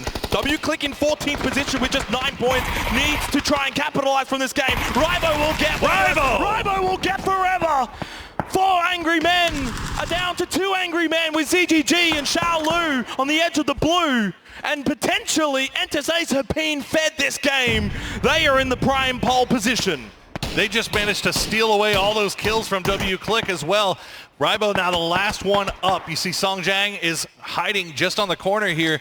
Doya trying to get some kind of angle to give him some protection, but 4AM starting to make their push here, but Entis Ace has them dead to rights. They are gone out 4th place, and I think this one just about wrapped up. Doya's in a decent position, but Entis Ace are in the best position. 2 left for 4AM, although they're going to go out here. Doya picks up 1. ZGG denies himself, though, at least. 9 kills for Ace, going up against the sister team, Entis Force. This is a huge, huge game for Entis Ace, and this is going to be really rough for Entis Force to push anything here, as Ace does have all 4 up. They have a compound, but we've seen magic happen before with these Korean teams. The real question is, Songjang, Doya, do you have smokes? Are you able to forge a path forward towards Entis Ace? Obviously, still the downside is, the fact is, it's a 2v4. Open the shots up is from Ace. Songjang gets to the rock, needs to find a knockdown. Doya gets Joy. This is going to help out. Never mind. Mickey will be able to get Songjang, and that will be the end of it for match 4 on Sandhog. It's OGN Entis Ace with 11 kills. Entis Ace not wasting any time in the end there. Once they saw that they had the advantage, they pushed it, and they come out ahead on top of their sister team, as you said, with a huge win on Sandhog. That is everything that these two teams needed to keep the chase of Gen G still alive. It is career day so far. Gen G, Entis Ace, Entis Force. But in saying that, Gen G have stumbled a little bit in the last 2 games from what we've seen. Now going into the last 2 games today, they need to redeem themselves a little bit, because that point gap that they once had, at least coming into match 3, has been evaporated. Yeah. At least for the teams that are close by. It's not as top heavy as it once was. It's a bit more spread, which is at least some good news for the teams down the bottom, but they've still got a lot of work to do.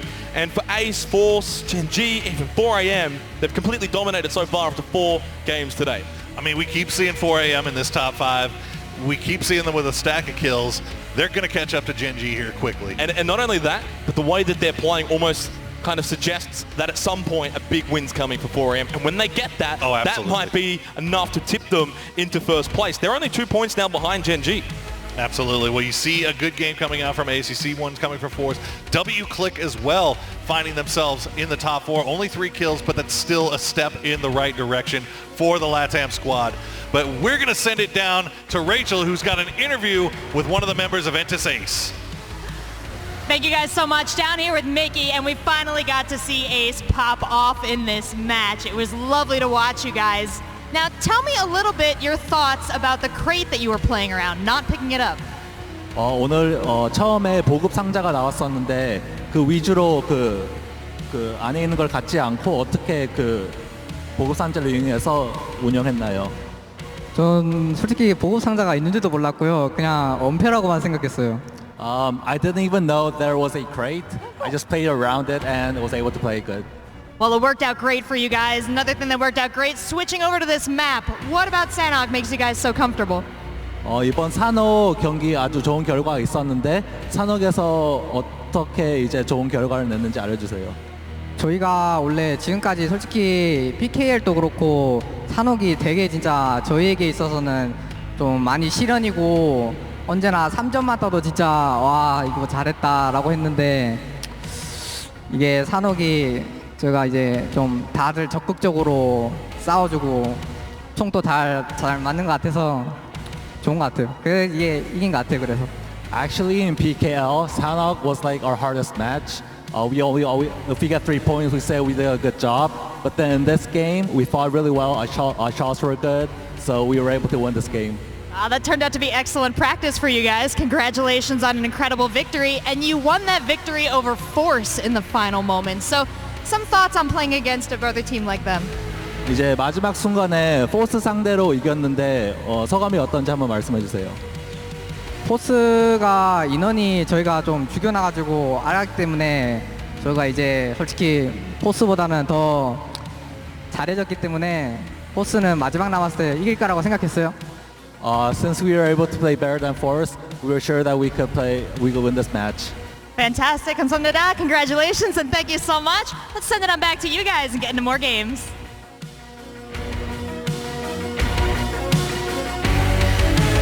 That's That's right, Pocket Aces is able to beat out Brute Force towards the end. Great stuff there by Ace as they get themselves a chicken dinner on Sandhawk. Some fantastic rotations as well towards the very final few moments, but Ace has got to feel a sense of pride across the entire tournament as to how they've stacked up against their sister team. Absolutely, Entis Ace and Entis Force are becoming the shake and bake of this tournament so far. They're just doing a great job of both performing independently and sort of meeting at the end there. And I do want to give a shout out to Ace. They were averaging like 4.3 points per game on Sandhawk or something like that, and now an 11 kill plus a win. Oh my goodness. Let's talk about Force though. They got their first points on Sandhawk so far in this tournament. In the entire tournament? Yeah. Nice. Now's a good time. I mean, as he said as well, it's not they're happy. It's like Rumblers. If we get 3 points, we're happy on Sandhawk, right? So then being able to walk away with this puts them in a good position as well. Both Force and Ace are both going to be in the top 4 after this, so it's going to be exciting to follow these guys moving forward. Let's take a look at some of the highlights coming in from this game as a whole. T1 ended up in 8th position, but there was a lot of fighting going on in some of these compounds. And for Gen G, once again, they were thwarted quite early on in this tournament, in this game even, I should say, by Na'Vi. I mean, if you look at how Gen G was playing this game compared to the other games, they didn't play the edge game spread out. They went through center, and then Na'Vi heard them into one building, and that was kind of the problem, because when you're stuck in one building, it's super easy to just surround you and pick you one by one. I mean, a lot of people say just don't drive on this map, and Gen G got the circle and then loaded into cars and drove to a closer compound, sort of alerting everyone to where they were. And while this has been bad news for Gen G, I think this has been great news for everyone, like OGN, Entis Ace, as well as, I mean, TSM and everyone else to sort of close that gap. Yeah. 4 Angry Men got really near them. It opened up the whole leaderboard as well, as you said. I mean, that they come into this, they're going to be a few points behind them, and moving forward, I was expecting Gen G to, after the 2 wins back-to-back, I was expecting them to starting to show that they have got the confidence and they're just going to win these games. But in the fight with Na'Vi, they didn't spread out, didn't take like aggressive angles or anything. They went into the same house, started smoking. Like, it's very passive play compared to when you have that kind of the lead compared to all the other guys. You should be taking a more aggression, like a more aggressive stance. That. Regardless of all of that, though, it's another win for PKL here to be able to get themselves even more points on the board as a whole. But it's one of the, well, I say, lower PKL teams, but they were about 4th coming into this anyway, were Ace. So let's take a look at the points that they were being able to distribute here throughout this game as Ace takes themselves the top spot. And we do have just behind them, it will be 4 Angry Men. With the amount of kills they were able to accrue during this game, once again, big points for them. So, as much as Gen G did take the first 2 chicken dinners, that gap is being evened up very swiftly by quite a few teams now. I mean, it felt like holiday season, right? Gen G just feasted and got these 2 massive chicken dinners and then went on a crash diet and can't seem to keep up with everybody else at this point. I mean, 2 games back-to-back of 0 after such an incredible start has to be tough for them in terms of mental space. I mean, I wouldn't think so, because you have the advantage to do that. Because you won the 2 first games, you have all that lead. Of course, you don't want to drop the lead, but at the same time, you had the cushion, now you used it up, it's time to step it up again. You'd also kind of feel that the other teams, they're thinking, okay, this is Gen G, once they get the knock, they're making sure that they kind of finish them off, because otherwise they're not going to have a chance to win the whole thing. You can also hear the crowd, they're going wild, because you kind of open up everything, and there's a chance for everyone to win. Here is the overall leaderboard as it does currently stand. Gen G is still at the top. However, these last 2 games have not been that successful for them when it comes to points accrued. 41 points now for 4 Angry Men. 39 points, 38 points. Gentlemen, everything is super on the table still. PKL is doing very well at the top, but anyone has a great chance to get to the top. I mean, that's the reality. What Martin just brought up, this idea that you're the front runner, everyone's looking at you. Teams like both of OG and Entis, Force and Ace, TSM, Genesis have been under the radar. We haven't really talked about them very much, but every game they're putting consistent points on the board, and they're going to start to catch up to that front runner when no one's looking. I mean, talking about them, you have some other teams just below there as well. T1, VC, Rumblers, Lazarus, QM, Na'Vi, all of them within shooting distance to actually put yourself up there towards a top position in just one game. Let's take a look at how the plane was able to take over when it comes to Sandhawk and then that circle. Guys, quarry circle to get things started. We have 2 games of Sandhawk. Will it happen again? I'm very happy that Sandhawk's managed to also cast us the quarry ending here, even though It was not a completely Corey, but yeah. According to Senax, though, it is a Corey ending. There you go. What I liked was Entus Force, though. They played inside core. They played the low ground, make sure, okay, well, it's kind of safe. People are not going to peek above us because if they do that, they're going to get shot by someone else. And they utilize that to get themselves far into the end game, and that's when they try to push on. One thing to definitely take away from what we're witnessing here is that teams that had a pretty decent drop next to the circle didn't have to move far and were able to reap the rewards of the circle. I agree with that, but what I really want to point out with Ace is they didn't have to move far, but they played strong. Remember when they took the top of the hill and 4AM had pushed down on W-click? Entus Ace split 2-2. They sent 2 players down to make sure that 4AM took heavy losses during that fight, and it was able to secure them an easy transition to where they ultimately ended up. So, Ace was active that entire time, and that's what won them this match. I mean, they sent one, I think it was Circle 5, they sent one across the road, taking a little shack, make sure, okay, whatever happens, we're going to be able to cross the road. After that, we saw in Circle 7, when they sent 2 more guys to that shack, make sure this is going to be a powerhouse right there. Yeah. Absolutely, and that's Sanhok done.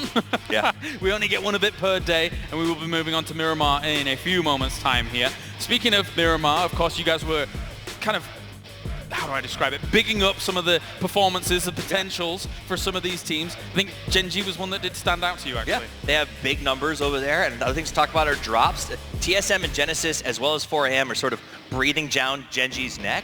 All of them drop middle. They've got good locations and strong rotations, so Gen.G is going to, I think, really struggle here. Just for a moment here, whilst we kind of conclude everything about Sanhok, we can listen in to the winning moments here as Ace was able to take it. 먼저 둘 남았어. 1번 핑. 1번? 오케이. 1번 핑 종소리도 이겼어. 3번 다 죽었어? 3번에도 있다. 야, 그럼 3번 끝났어, 미키야. 끝났어. 3번 끝났어. 1번 핑 내가 잠글 게 없다. 1번 없는 거 하긴. 얘들아 4대2. 3번 연막은? 오늘 나와있다. 끝났다는데?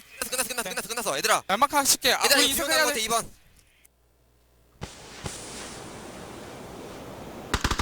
집에서 왔다 지금. 야 얘들아 푸시 가자. 2번 집에 있다. 이거 4번 나무. 왼쪽 기절. 4번 나무. 나이스. 야 6킬 했어? Very important moment there. The Naisu comes out. That's what we want to hear. That's what we want to hear across all of these teams. But it is fair to say, so far, the East has ran away with big top spots of Avenger, and they're looking good. But now we're going to be moving into Miramar, and we have some of our Western teams that's going to be very strong there. I'm expecting Temperstorm and FaZe to kind of turn around. They've been lacking so far, but Miramar is definitely one of their stronger maps. Oh, definitely so. And that is going to do it here for the moment, gentlemen. Big thank you as well to Plantronics Rig, as well as HyperX for sponsoring the tournament here at the PGC. We're going to a short break. When we return, we have Miramar on the way.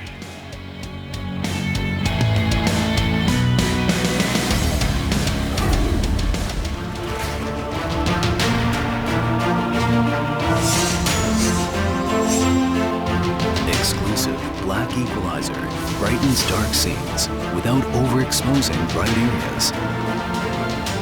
Color vibrance allows for more realistic and vibrant colors. It also provides the convenience to tune colors in-game, making you see the change instantly.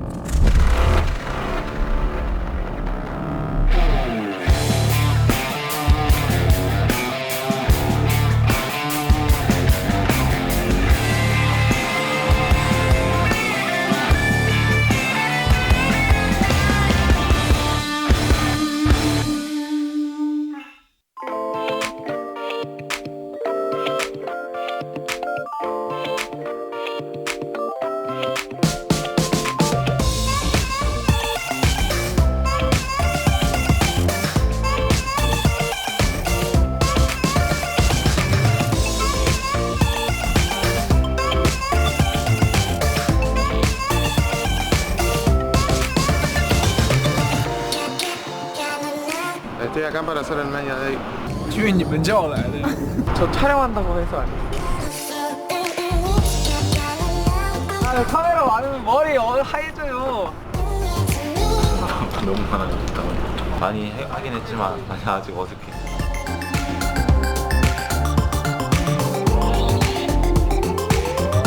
就感觉就挺有意思的。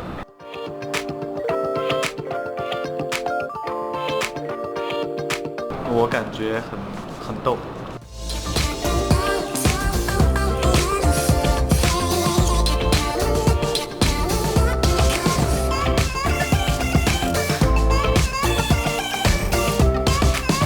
Feels really good being in the finals. We didn't get the greatest first two groups. It was kind of close at the end, so the fact that we made it, despite being only 13th, it feels pretty good.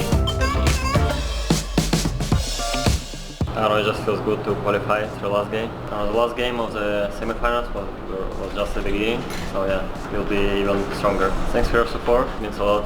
Praise up.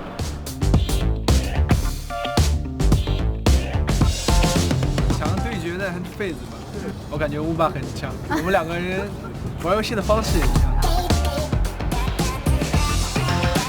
没有，痱子 No.1。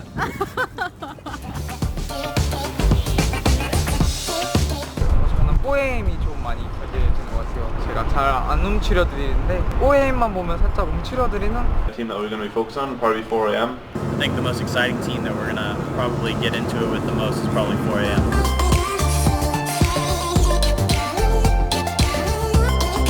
我觉得能够进决赛的队伍都是实力非常强的队伍吧，然后每个队伍都是我们很直接的对手。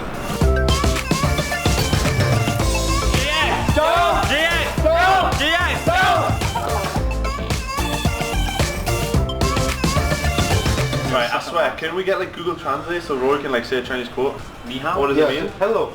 Ni hao 4 a.m.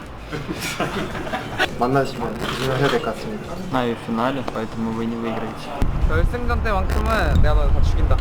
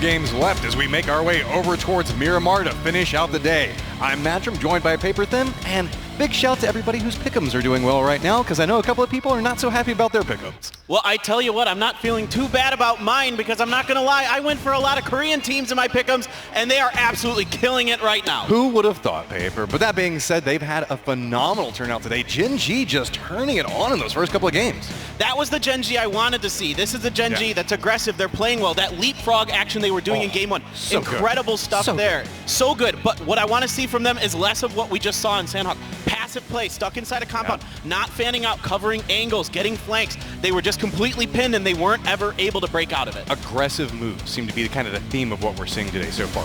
If you're capable of making sure that everybody can play and react to you, make these forceful pushes, get a whole bunch of kills out of it, and then just capitalize and make something out of the next move to follow, that's where we're seeing so much success. Well, and we're seeing a lot of this with the Eastern region teams right now. You're seeing the top 3 fraggers right now today, all with 10 kills.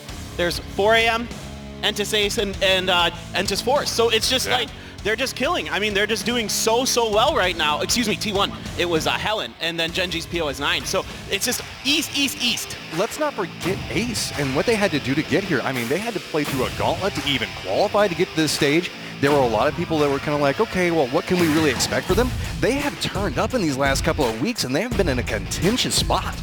They're doing what they do best, and that's finding central circles early and just locking it down, spreading out. You saw them cover quite a bit of ground there with a big split on Sandhawk, and they were able to secure enough of the circle that they don't have to move as much as some of the other teams. And TSM is another team that has just come out the gate quite strong. I think we find them not afraid to take fights. Even in disadvantaged positions, they somehow manage to find an angle that they so desperately need to get. Like whenever we saw them playing across some of the hills in these different positions, how they move through the map and how they can try to find that right opportunity to strike is just so amazing to watch. Yeah, their patience and their ability to find the angles that they need. Fan out. Don't take too risky of plays. If you get shot at, they back off very quickly. They react very well. This is another team that reacts very well to situations, but in a very different way. They will just push you. I love to watch this team. This is by far one of my favorite teams to watch at this event.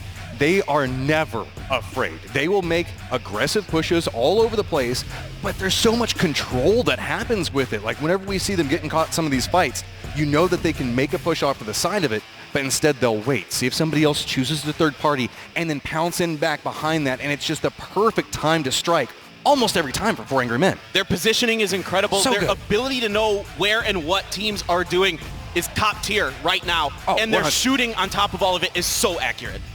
They're just so scary to watch how they move through these maps, and whenever we move over to Miramar, this is one of those points where you can make a lot of very sneaky flanks and just pop off in different angles, and that's going to be one of the teams to watch as well as Team QM. Well, to keep things going here at the top, Korea and China have done very well on Miramar. Yes. I mean, Entis Force has a couple wins, almost got 3, but they got dusted by VC there on the last day. And, you know, Genji had that big win with Loki to secure themselves out of the elimination round. So it's been very good overall for the Korean teams on Miramar, and that's got to be real scary for a lot of these other teams that are kind of at the bottom, some teams that we haven't talked about much, Matchroom, FaZe, some others that we kind of expected to be up there. Well, when we're talking about teams that can perform well on Miramar, Lazarus is one of those that we have got to keep an eye on as well. These guys manage to find a lot of little tricksy maneuvers. Like, this is a team, we've talked about it a lot through the qualifying rounds. They like to set up and study what everybody else is doing and then set up these traps to catch a team off guard, maybe get a kill, maybe even a full squad wipe off of it, and then rotate to another position to try to capitalize off of that and just keep stacking up kill points. And Miramar is a perfect place to do it at. Yeah, we saw them do that the other day on Miramar with that ending that was near Los Leones. They absolutely dominated those teams, covered so many angles, were able to catch a lot of players in transition, box some other players in, and pick up some big kills and a win.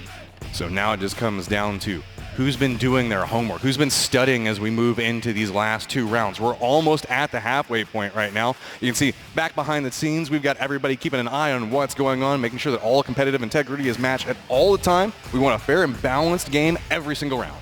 Yeah, absolutely. We are very diligent about this kind of thing. We really want to make sure that nothing funky is happening, and our staff here does an excellent job behind the scenes. And we gotta say, whenever you have this many players, when we're playing a battle royale, that's really hard to do sometimes. So shout out to the team making sure that everything is as clean and crystal clear as humanly possible when we're looking at rules and whatever happens inside of a round. It's the most monumental undertaking in esports, doing competitive battle royales, especially PUBG. 64 players in each lobby. You have coaches, staff, everybody, the production room. It takes a gargantuan effort to make these events happen. 100%. So now, here's the question. We've talked about the guys that are hanging out up towards the top, the guys that have been really flashy. What's a team that's kind of standing out to you right now that you really need to keep an eye on, whether for the fact of can they step it up, or they just haven't had a chance to really shine yet? For me, it's actually the Rumblers. Now, the Rumblers have been bumping into FaZe a lot, and part of that is because on Erangel, their drops are kind of similar, so their movement is going to be kind of similar on that map. They're winning these early game fights. If they can start winning the late game fights as well, they have a really good shot at racking up a bunch of points because they're doing it on kills. They're just not getting any placement points. Well, the Rumblers kind of feel like they're the detriment of all EU, right? They're just crashing down on everything for EU's dreams. We've seen them actually take on FaZe twice. came out on top of that. Then there was the grenade where Los finished off Liquid in their final death while we were looking through the qualifiers. Rumblers doesn't play like anybody else. They just are on the hunt in the early game. They don't care about placements, but here we go. We've got 2 rounds left as we make our way over towards Miramar. The plane is up and in the air. Pretty easy plane path right through the center of the map, coming up from the north, down towards the south. Here we go, the last 2 games of the day. It is time to get aggressive. This map requires a lot of sniping ability, knowing the map, and where to position yourself, knowing the terrain, where there are divots that you can hide in and various other things. But my eyes are on Hacienda. We saw it get a little bit spicy last week, and we know that there are several teams that like to fight for control over Hacienda right now, and you can see they're all floating above it, trying to eye out who's actually going to make the push down for it. It looks like it might be Lazarus that has the inside track, as now 4AM's going to take up towards the north. Gen G is going to push off to the east. All right, this was a really fun match we had in Hacienda on the very last day of the semifinals, so it looks like for now we will not get a repeat of that. Maybe a little bit sad for you and me, Matrim, but for the teams, it's it's the finals, so you can't be risking those kind of situations. Wait until you need to go for that fight. Right now, you don't need to quite yet. So you can see Ace doing a stretch back down towards the south. Going to be moving around Los Leones. There's a couple of teams that are going to be up north of them, but nothing too hazardous. We talk about the size of Los Leones very regularly. Plenty of space to work with. Really, it's going to be hunting down vehicles. W-Click's going to get control over Los Leones itself. Circle is going to pop. It is back up towards the northwest. All right, this is pretty interesting. Gen G has got it booted out of a bunch of their loot spots that they really like normally. They're a Monte Nuevo. They went up to El Pozo during the semis. Now they're over to El Azahar because of the situations they're running into. I find that really interesting that Gen G hasn't been able to really find a home on this map. Not a lot of people made the push over towards El Pozo, so that is open. We've got the crater that's just north of that. And then Navi, who has this huge section of the map that's carved out for them, they really can control about a quarter of the circle right now if they do choose to. It's not always for the best if they do opt into doing that, but there's just nobody around them right now. QM in a nice spot as well. They have their pick of the litter where they want to set up, maybe try to put some traps in place on those roads that kind of run north to south in the eastern part of this circle. 4AM is up in there. A lot of teams are actually already up in that area, about half, so not many teams are going to have to make a huge rotation. I really find it interesting what Tempo Storm is doing here. You've got Zampa that went way to the south. The rest are in Impala, probably for vehicles and just loot separation. Looks like a little bit of safety play coming in there, making sure that nobody was going to hot drop any locations. We do see that every once in a while in these starting rounds, but right now it just feels like it's all going to be about rotations and how people make do in this initial rotation, because we do have a lot of teams that are playing back over towards the east, Navi, with all that control up towards the north, and then we've got all these teams that are back down towards the south that are not inside the safe zone, and they're going to have to figure out what is their clear path to move in. El Pozo is the easiest path to make it in, but if you opt into playing over towards the east, it's going to be a lot of teams over there very quickly. Yeah, I mean, there's going to be a couple teams for sure that are going to think about that road on the western part of the map that runs along the backside of El Pozo. That's usually vacant. Will someone decide to set up a trap or something like that? It's going to be a little more difficult because you're not getting as many scrims in before this, so you don't know the team's tendencies quite as well because a few teams are changing up loot locations and various other things. So we do have BC that's already on the move. No surprise whenever you're looking at a circle like this, a lot of these teams are going to opt very early rotations. You just land, loot, get control over a vehicle, start making your way in, do a little bit of scouting, or you can just kind of run as an armada toward a building complex. Whenever you have a circle like this, you have to be very cautious as there's a lot of hills that are going to block sight lines, make it very difficult. A couple of people probably going to be taking pot shots back down at rotating teams and forcing awkward rotations. Yeah, like the central part of this circle is actually very hilly, has quite a bit of variation in the terrain that you can utilize. If it goes south towards El Pozo, it gets a little flatter once you start getting towards the city itself. If it moves up north, that's going to be really interesting. We don't get to see many circles that go way north, like north of La Cobreria. No, that's kind of rare. We don't ever see anything around Oasis, anything in that. Every once in a while, we'll dance around that location. I'm kind of curious if we've ever even seen anything around Trailer Park. I don't even think we've gone that far northwest ever in anything that I've seen, but maybe we might be up for something a little bit more spicy inside. This feels like we've gotten a lot of our crazier circles out in the earlier parts of the day. Yeah, you can see this is Entis Ace. The winners from the last game are making their way out of the southern part of Los Leones, heading up kind of towards the Chumacera area right now. The Rumblers were in Chumacera. They're heading in as well. FaZe is opting to take that very west road that I was talking about earlier. So the Rumblers might once again bump into FaZe. It just feels like For whatever reason, these two teams have very similar ideas on how to move in the early game. FaZe likes to do very long rotations, come in, no specific rush really, but then you see, that's kind of the way the Rumblers like to play. They like to sneak up back behind people and then just jump out. We got Forrest that's taking a couple of shots on a rotating W click there. Silzen should be able to make it away. Just going to get a little bit scared, make it back behind those hills, should be fine. Yeah, it looks like Kale isn't really able to connect with much onto the members of W-Click. Herald coming down, and then Kale still there, still putting some pot shots, but there's enough of a hill here that W-Click can utilize to keep themselves outside of Kale's line of sight. Also feeding information back over about how much damage you took whenever you make one of those pushes, like, hey, there's only one person there, so we can continue the rotation, just be very careful off on this angle, and you can see has allowed the rest of the teams to make their way through, and I love this. Being able to see how people rotate and how they actually loot in these earlier stages. Look at how all of these teams make sure to keep distance from each other. They have certain buildings that they like to drop to. Everybody cleans up every building around it, regroups, and then the rotation kicks off. Yeah, this is a really neat, interesting angle we get there. Doya's going to let some members of W-Click pass. Maybe he's going to take some shots at Rival. Yes, he does. He's able to get one headshot. Is not able to get another one to land. Doya has to be so cautious with that. Sometimes you can just take a tire to the face. Doya's trying to follow up on it, but it looks like Ribo's going to be able to break sightline back down next to that road, so the hill's going to protect him. Rest of the teammate's going to come through, and we got W-Click caught up in rotation. Yeah, don't go over towards the loop, man. I know you want to. Everybody is tempted. Just keep on going. It seems like W-Click hasn't been able to find their footing so far today, Matt. We saw them do very well with their positioning and other things in the semis, giving themselves an easy route here to the finals. I kind of want to see this team pick it up, especially for our Lat AM fans out there. We want to see W-Click pop off and get some excellent moments for us. So we see a lot of the teams opting into a do center strategy, just trying to make sure that they get that position so that way mathematically they don't have to make these later rotations, hoping the fact that numbers are just going to favor them in this. But speaking of numbers and rotations here, you can see it's going to be T1 running right back over here next to Domu. Down inside that dip, he should be able to block that out. That shouldn't be too hazardous, but VC Gaming was looking like they wanted to push up into that complex, and instead, aggression coming up from T1 is just going to go ahead and give them the spot. Yeah, I'm curious to see what VC wants to do off of this. Domu was able to get down in there, probably unnoticed by T1, but it looks like for now, they're not really interested in a fight. They've got GEX over on the right there as well, so this is definitely a situation that VC definitely not thinking is going to be good for them. You can see the average points off on the left side of the screen. That's very, very important as we look into Miramar. These last two games could be a very big proportion point for a lot of these teams to really make their way up the leaderboards. We've seen Force be very active, but got to be careful as GX Kane's going to jump back behind that with one life, narrowly survive. Yeah, H-Win was almost to put Kane down there, just shy of it with that one hit point. He's able to get his first aid off. Nerf is going to find a Murado for himself potentially. He's just going to take some painkillers first and then maybe get in a vehicle as the circle is closing and teams are getting to ready to make their phase 2 rotations.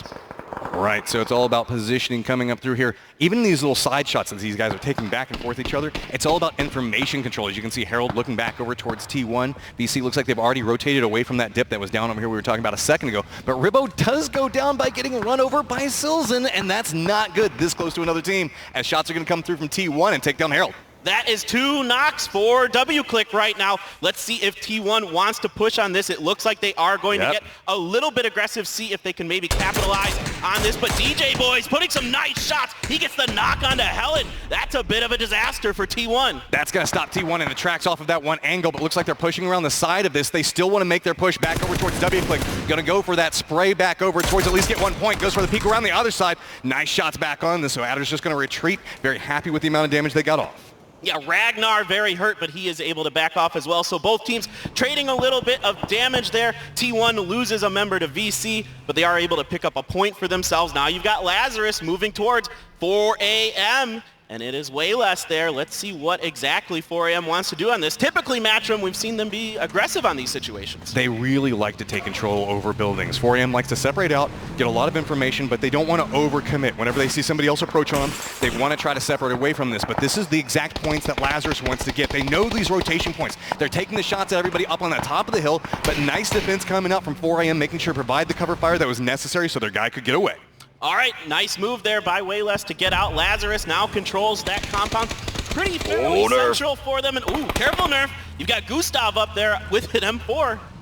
That was a little bit of peekaboo there. Just take a couple of shots. It's like, okay, I didn't kill you. Hop on the motorcycle. You can have the high ground now. That's going to be Ribbo getting spotted out by 4AM, and it's just so much trouble coming out from WClick. They can't find anywhere safe to stay at. You took the words out of my mouth. I was going to say no matter where they go, there's somebody already set up there. There just isn't a lot of real estate available in the center of this circle. 4AM backs off into a small shacky compound for themselves. You can see Forever's got a destroyed vehicle to hide from there, and Lazarus has actually pushed up a bit and is putting the pressure onto 4AM. Just continuing the hunt, trying to figure out how they're going to rotate, seeing if maybe they can find any vulnerables, any weaknesses they can try to exploit at this point. A couple of shots going to go back over towards Forever. He's trying to make it back towards cover and narrowly does so. Purdy taking the shots at this high ground position. Yeah, Purdy just not able to connect those last couple of shots with his SLR, getting about half damage onto the member of 4AM, and now he's going to back off. Rethink the strategy. A lot of times when you take these shots, you're going to move up, shoot, back off. You want to reposition. You don't want the enemy to know where you're at because that's an easy recipe to get knocked. So here we go. You can see a lot of these teams already going for their last-ditch rotations. Shots coming through on everybody that's already got strong positions inside the circle. Navi's running a very nice split up towards the north. A lot of control, really punishing Gen G. We are going to see FaZe rotate around a similar point to this, and it feels like Navi is still holding that strong northern control that we saw very early in this game and just making nice, subtle rotations to keep sightlines on each other, but still controlling about a good 500-600 meter area right now. The shots from this battle definitely forced FaZe off, so they're going to be able to find potentially a different angle in, and Senya continuing to put some damage into Gen G. Taemin's going to have to abandon that Murado, but so far, Senya not able to land much damage with that SKS. But even not getting the damage out forced him to abandon the vehicle, and that's going to be more utility that's lost for late game. Whenever we see these guys rotating through this very hilly terrain, a vehicle for another circle might be a make or break point for one of these teams. All right, FaZe has found a successful entry into the circle by the water treatment plant. Now, they've got Tempo Storm up ahead of them. Past that will be Lazarus, depending on how they want to rotate. What's actually interesting, and they might not be too sure about this, there's actually quite a bit of room on the eastern side of this circle by Hacienda. And here we see a lot of North American teams really like to play towards the edge. Find out a couple of shots, get some kills onto it, and that's going to be Los lining back over towards HWin. Dropped and instantly flushed as now everybody from Genesis is looking back this direction. That's why we so often see North America fight North America. They love to pick up points right on the edge of the circle, and that means that these teams regularly fight each other. Yeah, the Rumblers, I talked to them backstage. They love fighting on the edge. It is their bread and butter. It is how they get their points, and we've seen that time and again throughout this tournament, and they've been able to make it pretty successful by doing that. Rumblers do not care about placement points. They just want to kill as many people as possible early game, survive through, and if they get placement points, cool off of it. I mean, we've seen them repeatedly get this. Shift goes back up towards the north. Not a lot of teams really still going to have to rotate. It's just the guys back down towards the south. Going to have to figure out some way to separate through. A lot of terrain really being taken up right now. I feel like really just a little bit of San Martin and maybe Hacienda might be a couple of places you could go. There's a couple of dips, but they're very hazardous to move into right now. I really like Lazarus's current position if they can keep Navi off their backs. They have a lot of vision control up on that hill here, but here is Indigo. He has the same idea. He thinks this is a pretty nice spot. Let's see if I can get up here with my motorcycle. He backs immediately off because Luke 12 has gotten in a vehicle of his own, and some shots come through. So Indigo going to wrap around, think about trying to go through a different angle, and might just settle for this little power grid here. He's found himself in a kind of interesting spot where he managed to sneak up between about 3 teams, goes, all right, that might be a little bit too much, so we retreat back off this. GEX taking the shots back over towards Iroh, catching him in rotation. That's going to be an easy down and flush. Not a lot of support cable coming in from the other TSM members as they are across the street right now. We do have one that's in a high ground spot, but a couple of shots now coming back over towards QM from Na'Vi. All right, Wu Fang gets down in the hill. He is going to bandage himself up. Entis Ace making their rotation in between the members of QM. QM with a 2-2 split here, but somehow Entis Ace has kind of found a way to sneak through them just a little bit. Gen G is coming in very, very late. They were tanking a lot of blue damage. That's why Esther is so hurt. Now see how the rotations were coming through. Rumbler's been bouncing around different sections of the map. FaZe also making that rotation way around the north. We see that to be very common with FaZe. That's like how they like to rotate into this. But GEX has a lot of sight lines back on different people rotating, but it's all focused right now back over towards TSM. Gustav trying to get the high ground, does connect with a couple of shots back over towards GEX, force him into a little bit more of a defensive position, apply a little bit of pressure off on the side angle to allow his teammates to get a different angle and maybe capitalize off of his movement. The problem here for Gustav is that he is outside of the next circle, so one way or another, he's going to have to find a way down that hill and to group up with his teammates, or they're going to have to potentially reposition if they feel like they can't make this work. GEX going to have to play some defense if TSM wants to push this. GEX just has to hold the line right now. They have to force all the pressure back over towards TSM. Michael's going for the peek on the side of this, but Shyway's not going to have the angle for it. This is aggression coming out from Rory, just runs across, got the support of Gustav off on that high hill. You can see Shyway's trying to prep up the grenade. It's going to throw off to one side, but it's not going to connect as Rory does manage to separate off to the side of this. Rory taking some damage and gets aggressive anyway. I like the play. I like the confidence from Rory. Almost catches the member of GEX with a grenade in his hand. Now Chaiwei's cooking another one. Will that find TSM? No, that one is just off the mark. Rory, now Gustav has finally made his way in on the buggy for the support. This is a peak battle back and forth. It's all about angles and controlling them right now. So slowly and steadily, TSM is forcing GEX back to be more contained, and sooner or later they're going to find the angle for it. See, Michael is still caught outside the blue right now, so Rory's also caught up on it, now starting to make their push on this. Gustav is going to walk right up next to GEX. The spray's going to come through. Nice shots coming down that, and that's going to buy them a little bit more space to work with. That is a big win there for TSM in this fight. They needed to get Chaiwei down to create space for themselves to get inside of here. Unfortunately for them, the circle has shifted way to the east, Matchup. You see all of those teams in rotation running right down next to where 4AM is at. There's so many teams stacked up in this little funnel spot, and it's just like whack-a-mole right now. Everybody's just looking at so many different vehicles. There's too many options, so it's very hard to shoot anybody directly out of this, but it looks like Jetblock is taking a lot of damage. Vehicle explosions starting to come out. A lot of damage being done. Rang finds T1. He's going to pick up some kills for Entis Ace here. They've got two, but they lost a member in transition. 4AM doing a lot of damage. Forever did get knocked, but I believe they're going to be able to get the res onto him. Ace only has this shack, but they've got so much cover from all the cars that are right next to it that are just demolished that they can actually play with it. It's a demolition derby over there as they have got themselves a shack for now. Let's see if they can make that work. It is a precarious position to be in any time that you've got three members of your team in one of those shacks. Meanwhile, Genesis has to make their way through San Martin with VC in here in front of them. And this is where that information gathering becomes so important from those earlier rounds. Trying to figure out how do we creep through these buildings so that way we can kind of side skirt some of these fights. It's so nerve-wracking as you're making the push through these different angles. You have to assume that there could be somebody on any angle. Look, Summer is just waiting for somebody to walk forward, is going to spud up Profi.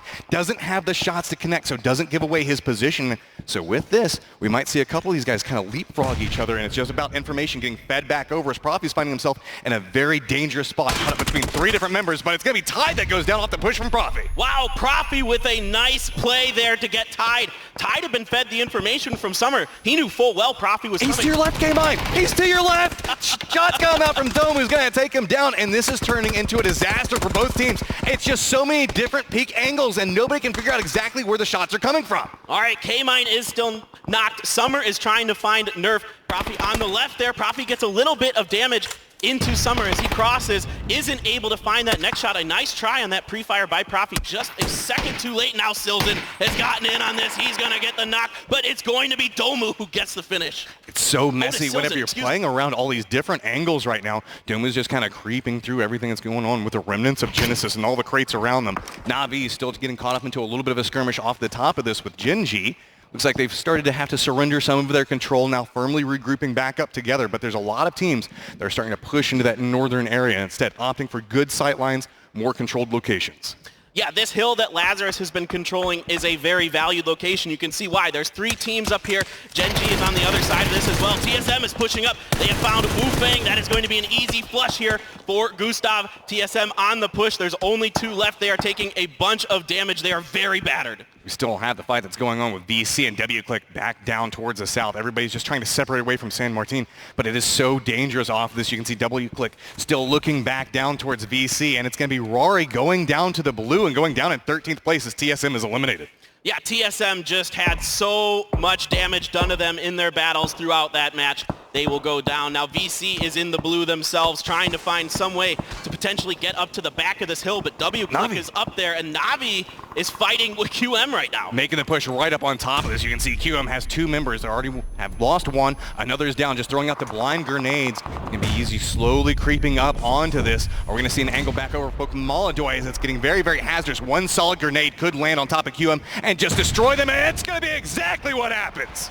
That was a great grenade from Pokemon. It finds the crevice that QM was stuck in. Those are really dangerous positions to be in on sometimes this map. Entis Ace making a run. Tempo Storm is right there to put a bunch of damage in them. That vehicle is on fire. Somehow Rang is able to get up there and get in that shack. You see him slam on the brakes at the end of that. Had to be so cautious not to hit it going full speed. Doesn't want to take any extra damage. Somehow Ace managed to survive through it, and it's going to be W-Click that actually comes up on the top of that fight over with VC. Well, that's what happens when you're in these cities. You take the location that is closest to the center. If you are forced into a city, the optimal position to be is at the edge of the city, because you are the ones who get to gatekeep, play that defensive position, and then you also have the information on what's going on outside of the city. So 4AM is trying to figure out, okay, how are we going to leapfrog these teams to make it back into the next safe zone? They're going to opt into playing next to the wreckage of all those vehicles we saw beforehand. Cut a path on the side of this. There are going to be 2 teams that get sight lines down in the low ground, and then Navi is going to have a sight line up towards the north. They've got to be very careful on this rotation. They're going to run right into a trap. A lot of shots starting to come through. Somehow 4AM is managing to survive through this. Wow, Xiao Lu able to turn on a dime there and avoid Navi. He saw them right away now. Gen G trying to get on the action as well. They have found Forever and the other members of 4AM. A grenade is coming through, but 2 members of 4AM are down. Wayless is about half life right now, just trying to survive. The grenade's going to come out. Big battle back and forth. Wayless is somehow dodging these shots and it's trying to get up into this. But now it's just one member of 4AM trying to fight back Navi, but instead it's going to be Gen G that takes him down. Gen G's Taemin puts the nail in the coffin of 4AM. Now it is Fuzzface and the members of FaZe who are coming up on the back of this, trying to third party. They find Esther. How do we see these reses trying to come through? I was going to say that is so brazen. Got Fuzzface, takes a couple of shots back over towards him. A lot of control really coming back over towards FaZe now as they have so much control in the north. Navi just runs right up into the middle of Gen G. They're just done with it. They're like, we don't even want to deal with you anymore. Somehow Pio is able to survive and get behind this truck, but he is basically dead to rights. Fuzzface has stepped up over the hill and is now putting shots into Navi. They have 1 knock. They're going for the res. The other members are pushing up, trying to buy some time. Pio is done. Bestalach finishes Gen G off. You know Fuzzface was up there. That grenade could be big, though. I can't believe what we're watching off of this. Now Navi has to get the res back. And again, I was going to say, FaZe was just watching that guy be like, what the hell is going on? But now that's just turning into sheer chaos over there. Look at how much of this circle FaZe controls. They control the entire ridgeline west of water treatment. You've got Fuzz on the back. This is looking very good for FaZe right now. So now we have Lazarus caught up in a little bit of a skirmish. W-Click grenade's going to go through off of this. Still 4 members up for Lazarus. Now just 1 on W-Click. But both of these teams need to make their way towards the safe zone. And while it's not going to be too safe, there's not a lot of cover to be had. So now we do see Lazarus capable of making that push. But where do they go? Well, they've got a lot of room to work with inside of the circle. The bad news is it's pretty flat and there isn't a ton of cover available, and the circle is pushing them in towards Tempo Storm and the surviving member of Entis Ace, Rang, who has gone from shack to shack here and has found himself some placement points at least. It's going to be about hay bales coming through this. Shots coming out from Forrest. Going to go ahead and finish off Rumblers there. Still being fairly contained back over towards the east. It looks like that's going to be the approach point that FaZe is going to try to go for. And you can now see Lazarus is throwing out smokes, but there's just nowhere to go. We do have FaZe that has a sight line back over towards it. How much utility does Lazarus have? Can they even get close enough to actually start taking shots towards anything? They've got, how many, what? That's about 6, 7 smokes down right now. How much more utility do they have left? I was going to say they have a bit of a lift to work with, but then Uba and the members of Fuzzface have the angle on the southern side of this to put a ton of pressure on them. You can see Uba is just spraying in there, hoping to get some damage. He sees Entis Force up in that crevasse as well. So Lazarus does manage to cut a little bit of a path into this dip, just narrowly avoiding the shots coming out from FaZe. FaZe taking shots back over Force just narrowly, but again, going to get drawn attention back over. Navi's going to run up, get the down and the flush onto Fuzzface right back behind this. Oh, Poka is having one heck of a round for himself. Good job there. That's going to make FaZe's containment a lot more difficult to maintain. Entis Force still working with this little divot they have. Goya's throwing up some grenades, but some grenades from Lazarus are coming up and over. Looks like he's able to dodge them. That grenade grenade just a bit too far. Got to be so cautious. Everybody from Lazarus is down inside that dip, and you can see Force looking back. They know exactly where they are, have to be so cautious on it. Meanwhile, Tempo Storm starting to separate out. They have control over the center compound and trying to make sure that they hold it. Meanwhile, Doya looking back on this angle, see the shots coming back between Lazarus and FaZe, trying to prep it up. He knows exactly which bushes they're hiding and takes the shots on top of it. And look, that's actually going to be Luke that gets it down onto Purdy Curdy. That's some friendly fire coming through while we have FaZe off on another angle. Oh, Kale's down to 1 hit point. He has to heal here.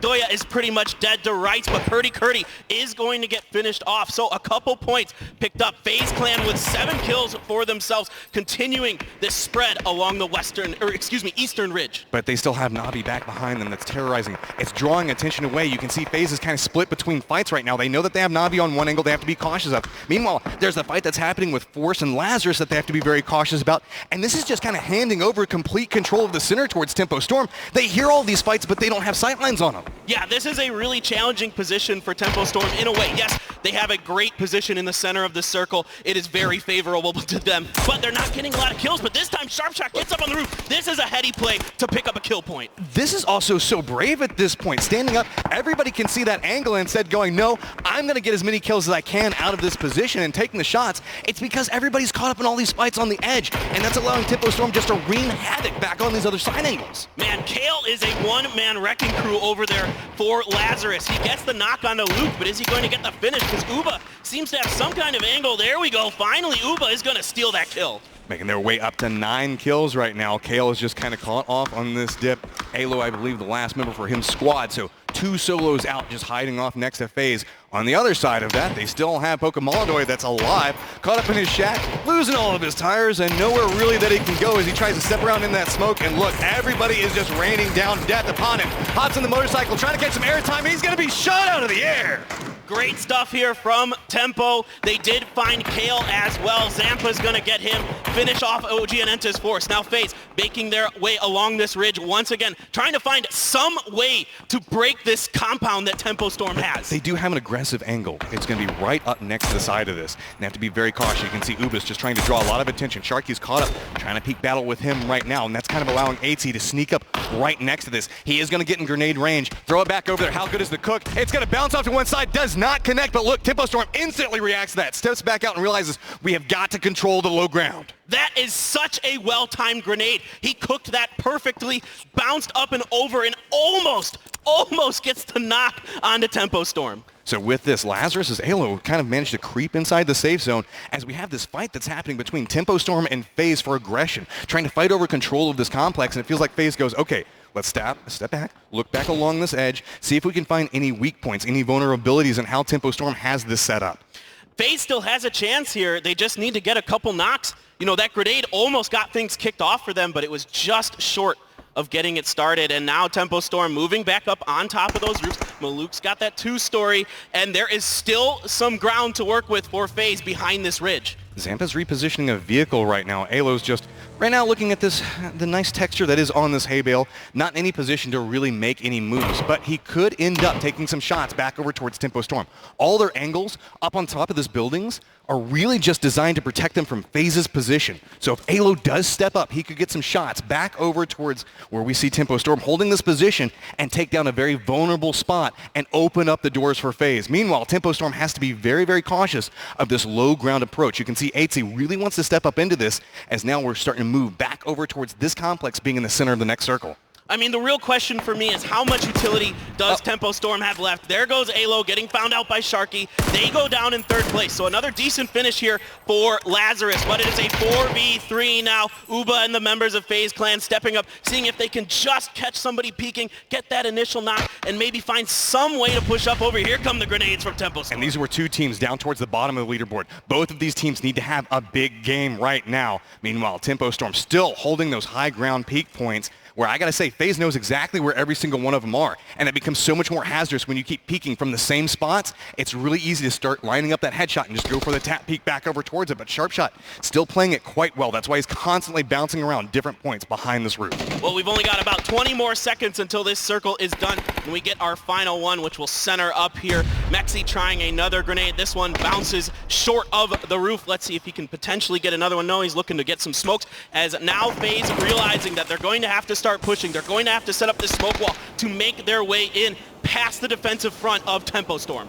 Now it's all about the angles. Can FaZe get the down that they so desperately need to get so that way they can continue this push back over towards it? Will Tempo Storm find the angle? Narrowly jumps away from the grenade. Sharpshot takes a lot of damage off of that. AT's starting to be able to get a little bit more aggressive with that reposition. Now starting to creep up onto it. I'm not certain if Maluk and the rest of the boys know that he's managed to get this close to them. Starting to make his way inside that building complex. Finally gets the sidelines back over towards him. Shots are going to come out from AT. He's going to have to retreat back off of this. A bunch of damage done, and they are just pushing in. Maluk and the others are backing up. AT takes some damage, but he's going to find Maluk there and get the first knock and kill in this battle. AT's going to heal up, and now he's looking for Zampa in the back. So now we turn this into a 3v3. Numbers are up and even. Sharpshot holding the inside line right now, just waiting to see if anybody's going to push up for it. Meanwhile, Sharky's looking back where the center point could be. FaZe is trying to figure out where did the repositions come from, and it looks like Zampa might be going a little bit playing an outside point on this, trying to flank around. Does get a couple of shots out, so that's going to give away his position. Now it's all about the cat and mouse game as everybody's going to be peeking back and forth.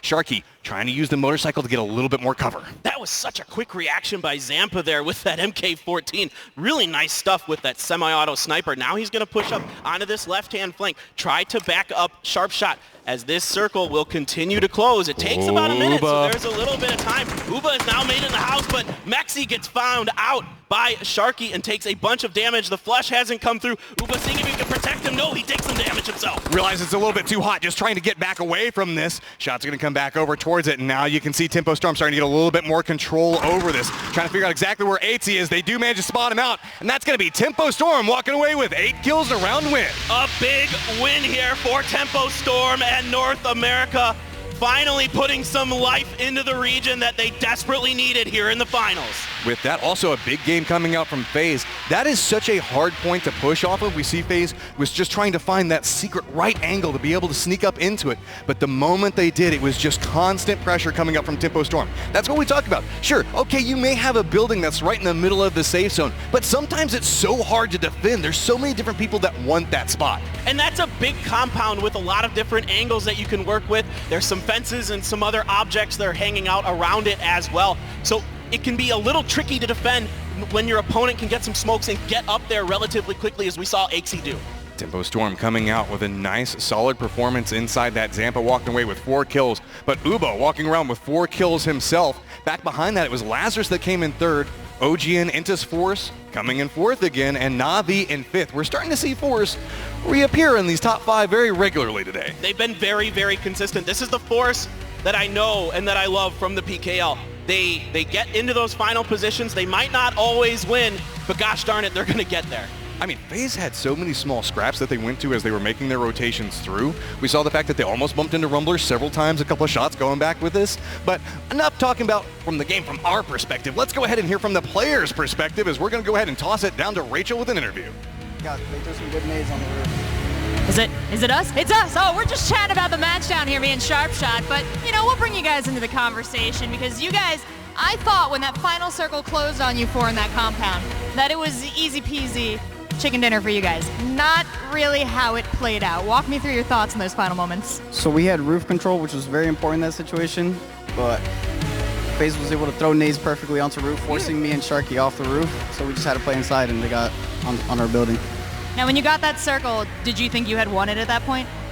Oh yeah, when we saw the circle and then we knew we were gonna get circle 9 dead center, we thought we had the win. Now, what point did FaZe put the fear in your hearts? When the nades, when I just saw I'm on the roof and I just see the nades flying over my head onto me. They were well thrown, but when they started getting into the compound with you guys, communication, obviously one of your strongest suits. How did that play out in team chat? We were just all like saying where everybody was, where we heard the footsteps, and we played our positions perfectly. Beautiful. This is a wonderful turnaround for you guys in this tournament. Now, are we going to see a change of pace? Are you going to be stepping up in the rest of the games? Oh yeah, we're coming back, underdogs. That's what I thought. That's what I've been telling everybody. I said Tempo Storm comes back and they pick up the victory at the end. So we'll be seeing if you guys can do that. We'll be sending it back up to you guys for the final game.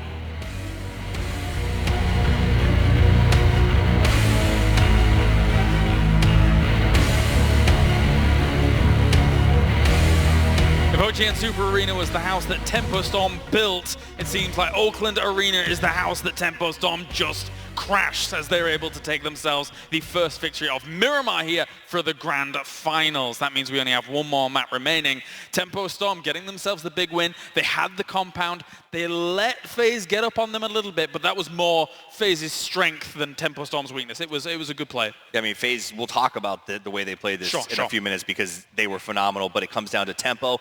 That big split that they held for a long time, sort of in the mid-game, allowed them to pick the best compound as it closed down, and then from there, they did a great job of just defending real estate. Actually, they started the game a little bit weird as well. They had 3 guys going towards Impala while Sampa was dropping to the south, making sure that they could rotate, and if the circle would go south, they would have a good place straight away to play from. That's what I really love seeing from Tempo. Their macro strategy is just so on point. So being able to see how they got to that compound, obviously, and then it ended there, but they played that so well. The chess play in the end, their micro is just on point in this game here. I mean, it wouldn't be a game of PUBG or a tournament if Tempo didn't start slow. And their micro's on point. I think MicroStar, their coach, has been on point, pulling them back, getting their heads back in the game.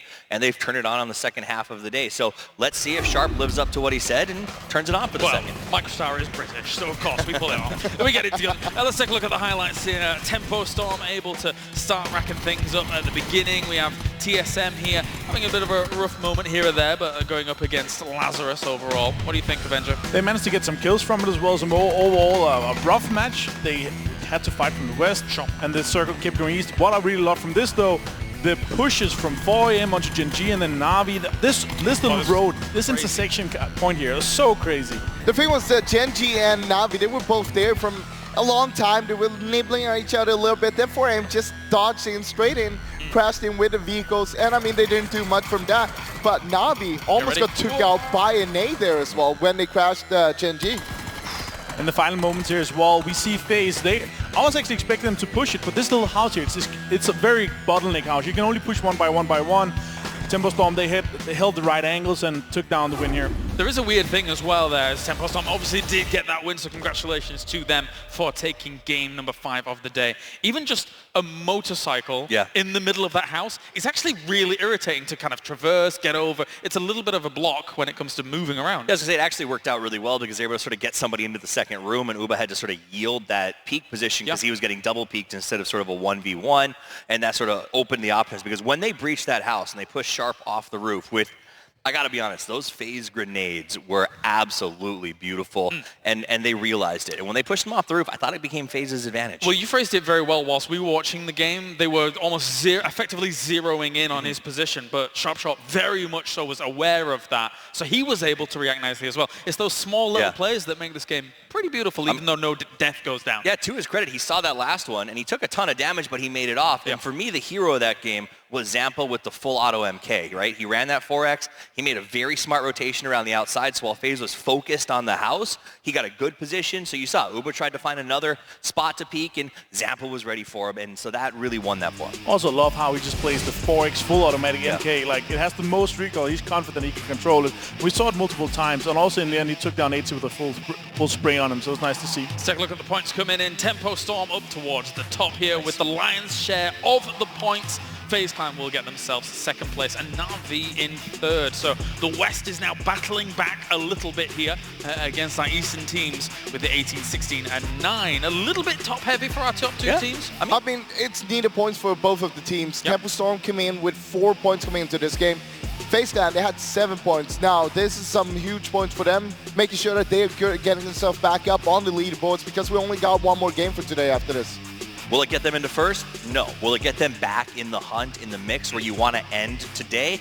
Absolutely. So if they even have just marginal games on the next one, they can reprogram, they can go back in tomorrow and have a shot at sort of taking or the hoist on that trophy. And that's what all these teams need to be looking at. If you are on the right side of the bracket, now's the time to make a play. Overall leaderboard, Gen G does technically still sit at the top here. However, as we've mentioned prior, that margin has been made up significantly by a lot of those teams up towards the top. 46 points, 44 points, 42 points, and some of the teams that were able to put up points in this game a little further down the table, but of course they are fighting back here, Avenger. Very impressive with Force here, being able to be that consistent in terms of placement and also getting the kills here and there. If they keep this consistency, they're literally going to be in top 2, maybe even taking the whole victory.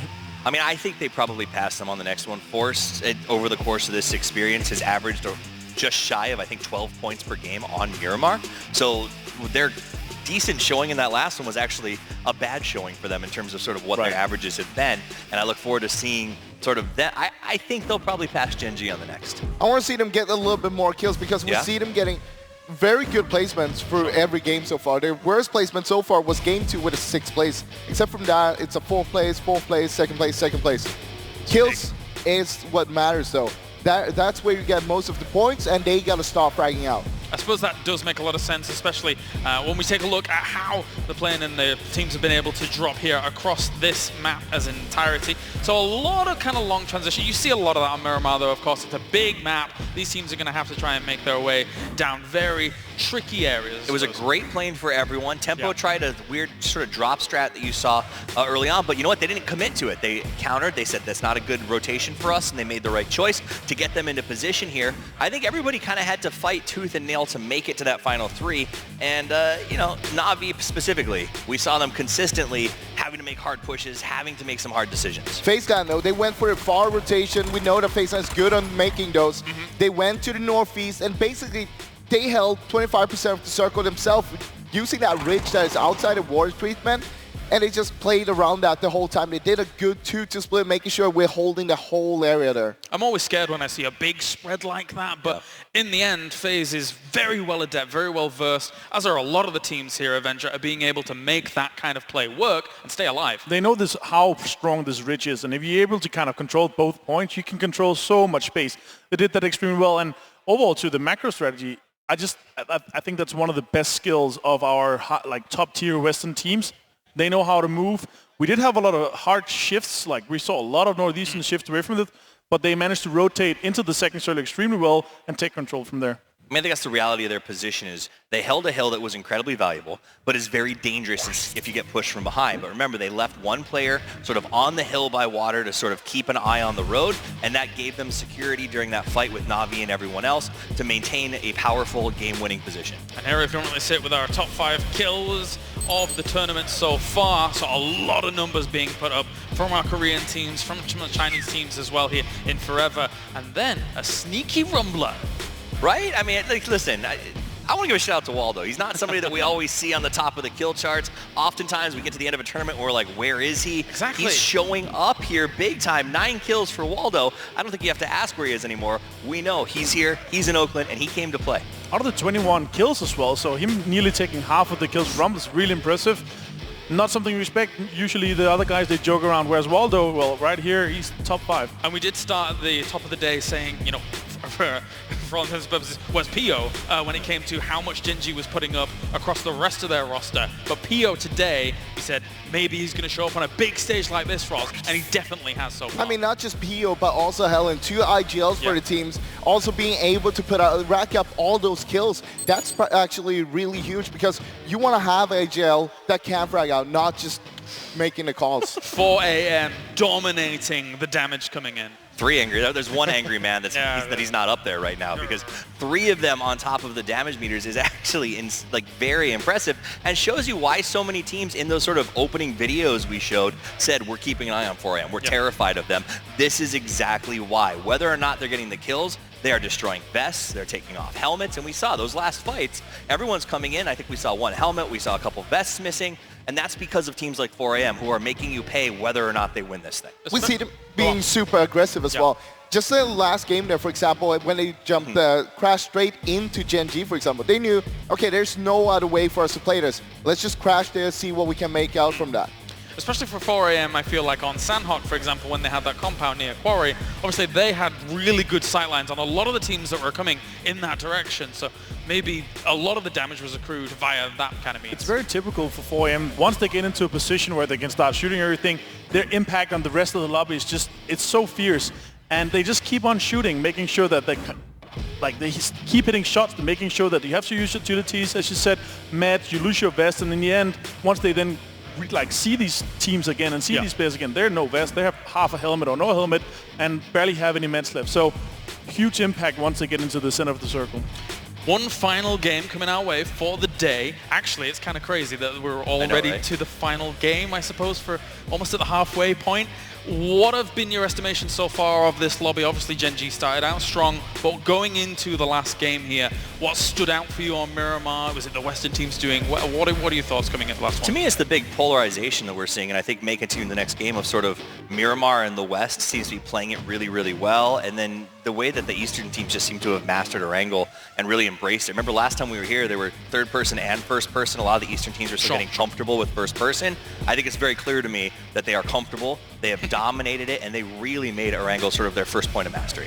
Again, seeing Rumblers doing such a good macro in the start of the early game, they went for a south for very long rotations, but also put themselves in very good position in terms of where they were and where they could go to. So I mean, I'm expecting more from them in the next game here. Obviously, we have one more game in Miramar today, but we also have back to starting with 3 Miramar games tomorrow. So I think we're going to see the leaderboard even out a lot. I'm expecting it to be very open once we get into being done with Miramar tomorrow. So I'm excited to see if kind of the West can keep up. It's been very dominated by our PKL teams and also foreign game. Indeed. So as the leaderboard shakes things up at the moment, 15th and 16th place are our kind of smaller region teams. WClick and GEX sit down there, and that's the kind of divide in this kind of lobby that I'm not entirely surprised to see, as much as obviously everybody earned their spot here. Everyone's very, very qualified. I mean, the reality is they're here. They're at the big show. For the guys like WClick, I think a lot of people didn't expect them to even sort of make it to Oakland. They're coming from a region that I think, suffered under sort of the tyranny of Papaya and the Secret Gang for a while, and it may have slowed their development down, but they're really showing that that Latin America has come to play, that their skills are there, and guys like Sizzlin are showing us just outrageous individual levels. Also, Ragnar, obviously, they were at PGI last year with Savage. They did amazing there as well. So them being able to consistently show up at these international tournaments and for them to make it all the way to the finals is just a really big accomplishment themselves. You saw Force on screen there for a moment. Will they take the #1 spot by the end of the day? They are only 1 point behind Gen G currently, and their formidable point accrual through placement has been fantastic. Thank you very much, gentlemen. It's time for our final game of the day here. And once again, PGC is proudly brought to you by Zowie, by BenQ. So a big thank you to them as well. Let's head to the commentary team here for all the action for game number 6. We have seen so much violence to start this off. We're almost at that halfway point, and I feel like we're starting to see the top 4 teams starting to settle down a little bit. We're starting to constantly see them up in those top 4 positions in every single round. You expect this to be the trend that is going to continue here? I mean, I know you're the Korean guy, so you're going to hope for it, but do you think that we might see something get a little bit more spicy? Yeah, I think so. This last game could have been the turning point. We saw FaZe and Tempo Storm, the 2 best teams from their respective regions, come into it, put on a show, and get the first and second place, positions respectively. Is that going to continue, or will a team like Force just continue to find those top 5 finishes and some kills and just continue to rack up points that way? Can Gen G find that mojo they had in those first 2 games again? I'm venturing to say everybody else in the lobby is hoping not. They want that chance. There's an opportunity now. Some of these teams can try to capitalize off of it. What still amazes me off of that last round that we saw in Miramar is just how good terrain use came into play. We saw Tempo Storm using all the different parts of the buildings. We saw FaZe trying to use that little bit of a lip to make the push back up. And that's what you got to do whenever you play on Miramar. But here we go. We're moving into our last round of the day. It's going to be Miramar, and we're headed up. Plane path's going to start right over Puerto Paraiso and going to end up right over there next to actually Trailer Park we were talking about beforehand. It's time to get on it. Last game of the day. You want to carry over into tomorrow with some momentum. So a big round here for a lot of these teams. I've really got my eyes on teams like Tempo Storm and especially WClick and GEX. They are the sole survivors from their regions to make it to the finals. They're the bottom 2 teams. They really need to start turning it around here. This is whenever some of these teams might start playing a little bit more dangerous, trying to go for early aggression. They've seen it be rewarded. Some of these teams, that's their whole style to play, and they're constantly watching this going, okay, maybe it's time to stop playing for the position. Let's just play for a fight. See if we can just win it, get a couple of points based off of that.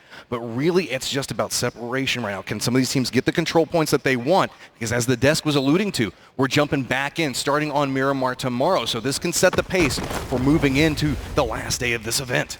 So much of this game is kind of feeling, how you feel, how your team feels. Yeah. If you're not clicking, if you're not working well together, if you're kind of maybe a little upset with each other or something like that, things can start to fall apart very quick. However, like you were saying, if you can pick up some early kills and maybe Sharky can land some early shots here, those are long range on those parachuters of Gen G. Boy, that was about to make some Gen G fans real mad. Circle's going to pop, and it's making its way back over towards that crater just north of El Pozo is going to be the center point. Again, Na'Vi with their stretch way up towards the north. Going to be very rewarded for positioning here.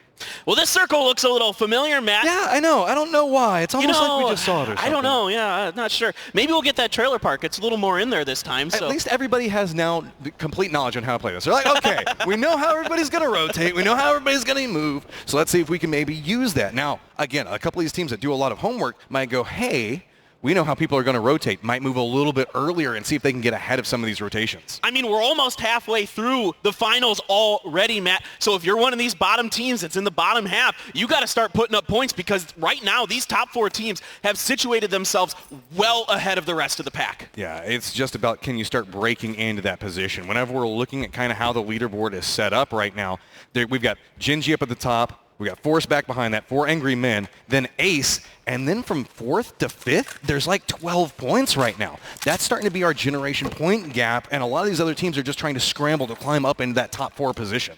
Yeah, exactly. Well, we'll see exactly how the teams adjust to this, despite the fact that it is a very, very familiar circle so far, but that can change pretty quickly. The last one went pretty hard to the east. But that also kind of messes with your head sometimes, because let's say you went out a little bit early. In your head, you're like, okay, I messed up on rotation, or I saw an issue here. Or maybe we might not see 4 teams just drive right next to each other and all crash right next to a shack. You know, there's slight modifications you can make to improve your game now. Yeah, that was a bit surprising there. I felt like a bit like that Milta Power ending the other day. So now you've got. I love it every single time. And yes, I want to get a thrown weapon. Yes, I know. You and I were on the same page on that. All I want in this so far is I just want to, even if it's already on a down person, just to walk by and be like, pah, and hit him with it. Just give it to me. My heart needs this. I would love to see that.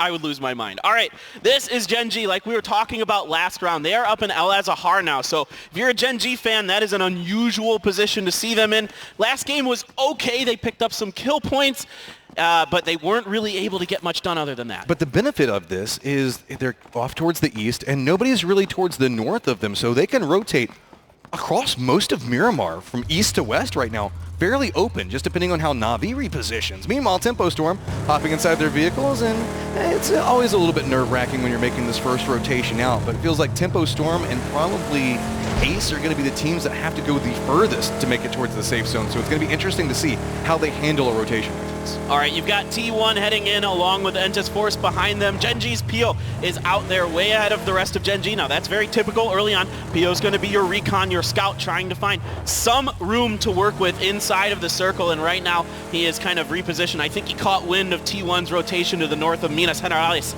and is going in a different direction. So, you know, make sure to play off of it. Realize, okay, last time this didn't work, so let's try to do something else. These are these last-minute modifications, because that's what PUBG's all about. It's about this decision-making process of how you play through the game.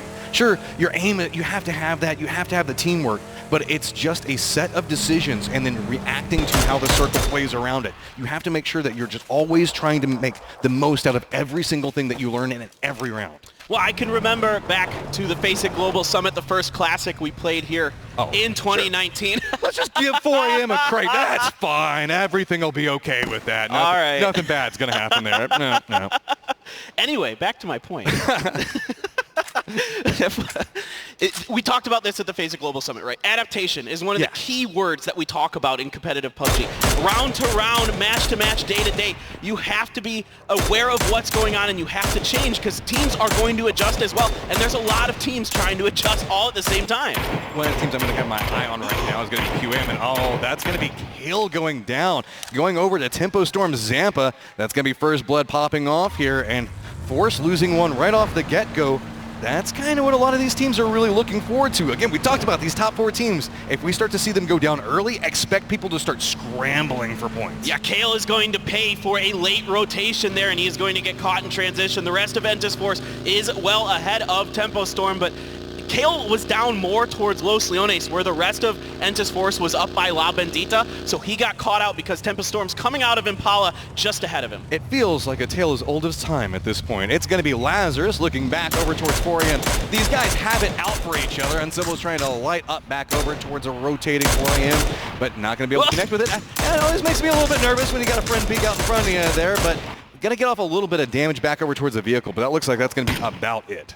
Yeah, it doesn't look like many of these shots have really connected with the bodies of any of the members of these 4 angry men, and they are going to be able to rotate ahead. Here is T1 potentially going to cross paths with Entis Force, and Lazarus is up on the hill as well, putting some shots into Duya. The tires are gone. It has exploded. Duya has to prone behind this. He narrowly makes it away from that vehicle explosion, goes down, throws down the smoke, trying to get some more cover off of this. Are they going to lose another member this early? Curdy is already in rotation off to the side of this, just trying to line up the shot, spraying back over towards the smoke. Doya is not long for this world. We were talking about adaptations, and right now Entis Force isn't doing so hot. Now Luke is coming up. Doya did manage to get the first aid kit off, so he's trying to protect this position as well as he can, but that's a good grenade, and he does not go down though. He is very, very weak. He's on a smidgen of life right now and just barely juking outside of these grenades, trying to get something out of it. Meanwhile, 4 angry men are taking some shots back over towards QM, trying to get away from this.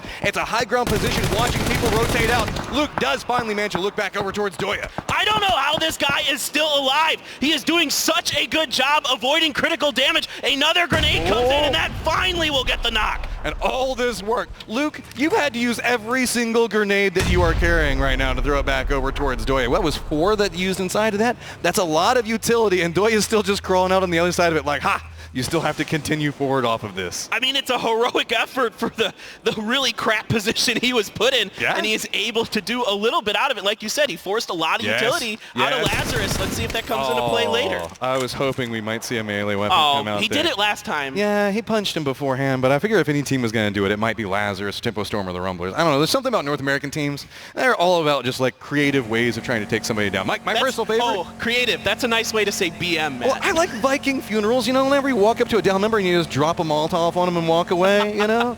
Those are the fun ones. Okay, that one is good. I do like that one. All right, Gen G is making that rotation that we talked about earlier, Matt, where they have so much room in the north to work with. They're able to just come way up by La Cobreria. And of course, there is Pio in the back this time because he started the rotation, tried to find a way in on the eastern edge of this circle. There wasn't much going there. He saw some other teams crossing in front. So the other members of Gen G go ahead of him, and now he follows at the rear. So the whole premise behind these type of rotations, we don't usually get a chance to talk about. Oh, no, Tempo Storm. So stop. This is why we don't get Hey, there we go. But you can see the fact that Gen G's coming up way towards the north. The funnel point on this circle is going to shift back down towards the south. So you can continue to get more and more space off of a longer rotation. Sure, you eat some blue out of it, but you manage to get a little bit more control and move into a safer spot. Now, all these teams that are playing towards center, they're all going to have to vie through several different teams. Like QM, they have about 4 different paths that they can take, and all of them already have a team sitting on it. Yeah, like half this circle is completely unoccupied. You've got FaZe. They've set up a roadblock north of El Pozo, and here you go. Genesis is going to come across it, but a good job by Genesis to find some angles wide of FaZe to avoid much damage. So it's going to be making through the first part of this. He's going to be able to take a couple of shots out, a little bit more out in the open, but there's going to be some trees, stuff like that, make it a little bit more difficult. At this point, you're just trying to buy space, take the shots on the side of it, and is that Genesis actually stopping back over towards this? Do they feel like they're in a good gatekeeping out position right now, or they want to go aggressive for it? I think maybe just trying to play it a little bit more safe, seeing if maybe they can just protect these other rotators as they're making their way through, because it's very hazardous making your way off the side of this. Shot coming out for the Rumblers as it's just going to be right up next to W-Click. Oh boy, Microfry is able to get one, not able to connect any more shots with that Mini 14. Flushes Rybo, immediately gets in this Bronco. He's going to try to make his way with the rest of the team. Now, W-Click did post up right in front of the Rumblers, so Los is now in the front position as the other members of the Rebel, you can see Microfry on the bottom right there, is making his move to back him up. So more control going back over towards the high ground for Rumblers right now, finding themselves actually being pushed on. This is kind of a role reversal coming out from them. They're like, wait, usually we're the guys that are supposed to charge stuff back over, but TSM holding the low ground back over. GEX looking back over towards them right now. Looks like they're just retreating back over, getting the information, but not wanting to push too much yet. Love this rotation by Entis Ace. No one is over here on this road. If they do this right, they could safely get a pretty large chunk of real estate in the north. However, The other team from Korea, Gen G, is spread out. They're covering about 1/8 of the north part of the circle themselves. Entis Force with 2 left with I think, a pretty aggressive 1-1 split with their last 2 players here. When you got 2 people left, usually everybody's like cowering down, just trying to survive. These guys are running a split, just trying to control area and taking shots, trying to get more kills out of it. I love the confidence. At least play with confidence here. I think that's what Entis Force needs to continue to do, and they will continue to find success because they are really strong, especially when they find themselves in the late game. Got Genesis taking a couple of shots back over towards Na'Vi. Going to go ahead and rotate through. As you can see, Genesis playing a little bit more aggression. She's trying to come out off of this, trying to find the angle for it. But looks like Na'Vi should be able to retreat away from this. Aduzi not in too big of a risk from that push coming out. But we do see that there could be a couple of people waiting to waylay him depending on the path that it takes. But he should be able to meet back over with this. BC making a rotation as we can see Lazarus holding that high ground spot, and that's a rolling vehicle off in the distance. DJ Boy has to be careful. Is he going to be able to ride it? And yes, it should be fine. It just rolls over. A nice little bit of physics love there for DJ Boy. He's taking some blue damage though, so the rest of VC is going way, way north, up by the mountain. That's to the north of La Cobreria. Purdy Curdy trying to get some shots into them as they cross from a massively long distance. Well, it's more about control in this style of position, because if you can see how separated out Lazarus is off of that, they have multiple points that they're holding down, high-press points. Meanwhile, you can see 4 Hangry Men taking a couple of shots back over towards T1 over here, and they did have one down, but they should be able to get the res off of it. But it's all these high ground spots now that are starting to rain damage towards everybody that's being forced into dips. Another hard shift off of this. We were making a joke about Trailer Park, but it's actually still inside the circle right now. We might have some Trailer Park boys. We've got Entis Ace over there already. FaZe on the south end of this circle, so a bunch of teams going to have to come in, especially through that southeastern corridor, potentially through the crater fields, but there's already a lot of teams in that area, 4 AM being one of them. Map knowledge is about to become so key. You know the harder parts of the circle where you don't get a lot of love on a regular basis, and yes, this is that's on fire. Hazardous. This is a hazardous rotation coming through. I like jump out. It's like, okay, ZGG, you have a new job. Just drive into them and explode. What in the world is he doing? That could be a really good grenade from Helen. It just comes up to the right of ZGG. Look at this 4 AM team.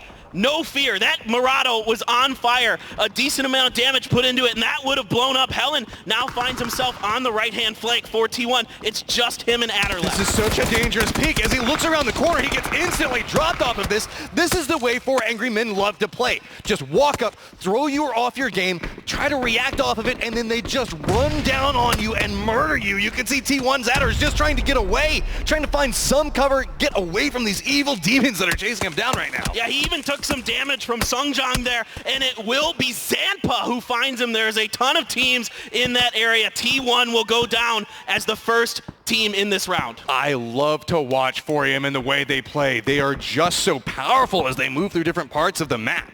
They're incredible.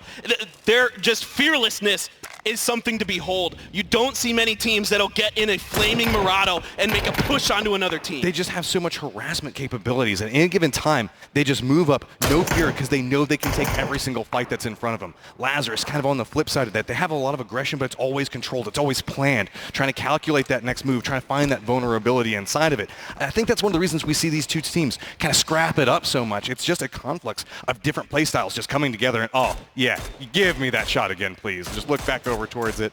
We're going to connect with it. Look back up the hillside, and yeah, just tap it right in there. God, so good. My goodness, back-to-back headshots. That is masterful shooting there. Wow, forever. Rumbler's doing Rumbler things. It looks like they decided that they wanted the trailer park, and they've made a wreckage of vehicles around them as rotations are trying to come through. And it looks like QM is actually the ones that are suffering off of this, but Rumbler's sitting at 2 kills right now. Just going to go ahead and rotate back down, meet up with the rest of their teams, and kind of get a little bit more control on this angle as, oh man, QM, this is just not a good place to be as there are 3 different teams taking pot shots back over towards you. Yeah, GYY in a lot of trouble. Now you've got Lazarus in a duel with Tempo Storm. Sharp shot is knocked here by Luke, but they are in a compound, so we'll see if he can get that res. Actually, the circle is closed in on him, so actually Luke is dead to rights here.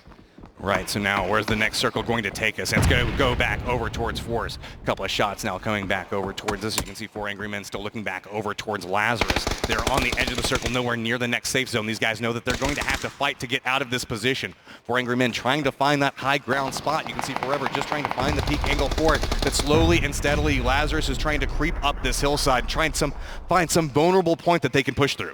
All right, Lazarus is downhill from 4AM. That is a steep one to climb, and they've got shots from the members of Tempo Storm coming into their backs as well. So a rock and a hard place here for Lazarus. Zhao Lu looking over. Some grenades coming through. Purdy Curdy is knocked here. Grenades are coming up. Uncivil trying to get something going. Luke is up here, but he is hurt. He's going to get knocked as well by Forever. The gatekeep by 4AM is strong. Uncivil gets knocked as well. Tempo Storm's coming up back behind this. They want a part of it, and suddenly 4M spins back around and says, no, this is just more kills coming over our direction. They do have Wayless down right now, but they have so much control over this territory. It is just Alo left for Lazarus, trying to find some way to work along the side of his blue. He pre-fires over there. There's nobody over there for 4AM. They're going to find him. Now, Wayless does accidentally catch Forever with that Groza on accident, and he is going to go down because we're phase 4. You can't res in that blue. They can't go for the res. It feels like the only person that can kill 4 Angry Men right now is 4 Angry Men, as that was just...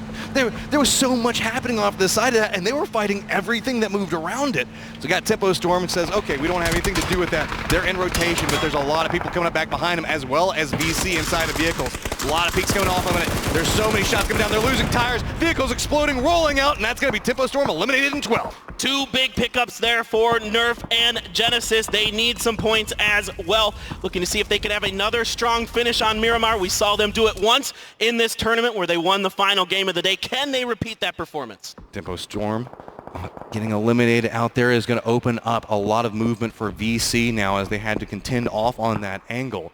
So now a lot of these teams that are kind of already posted up starting to realize, okay, how do we make these pushes back over towards it? Gen G looking back down towards Rumblers right now. We already have one of their members down.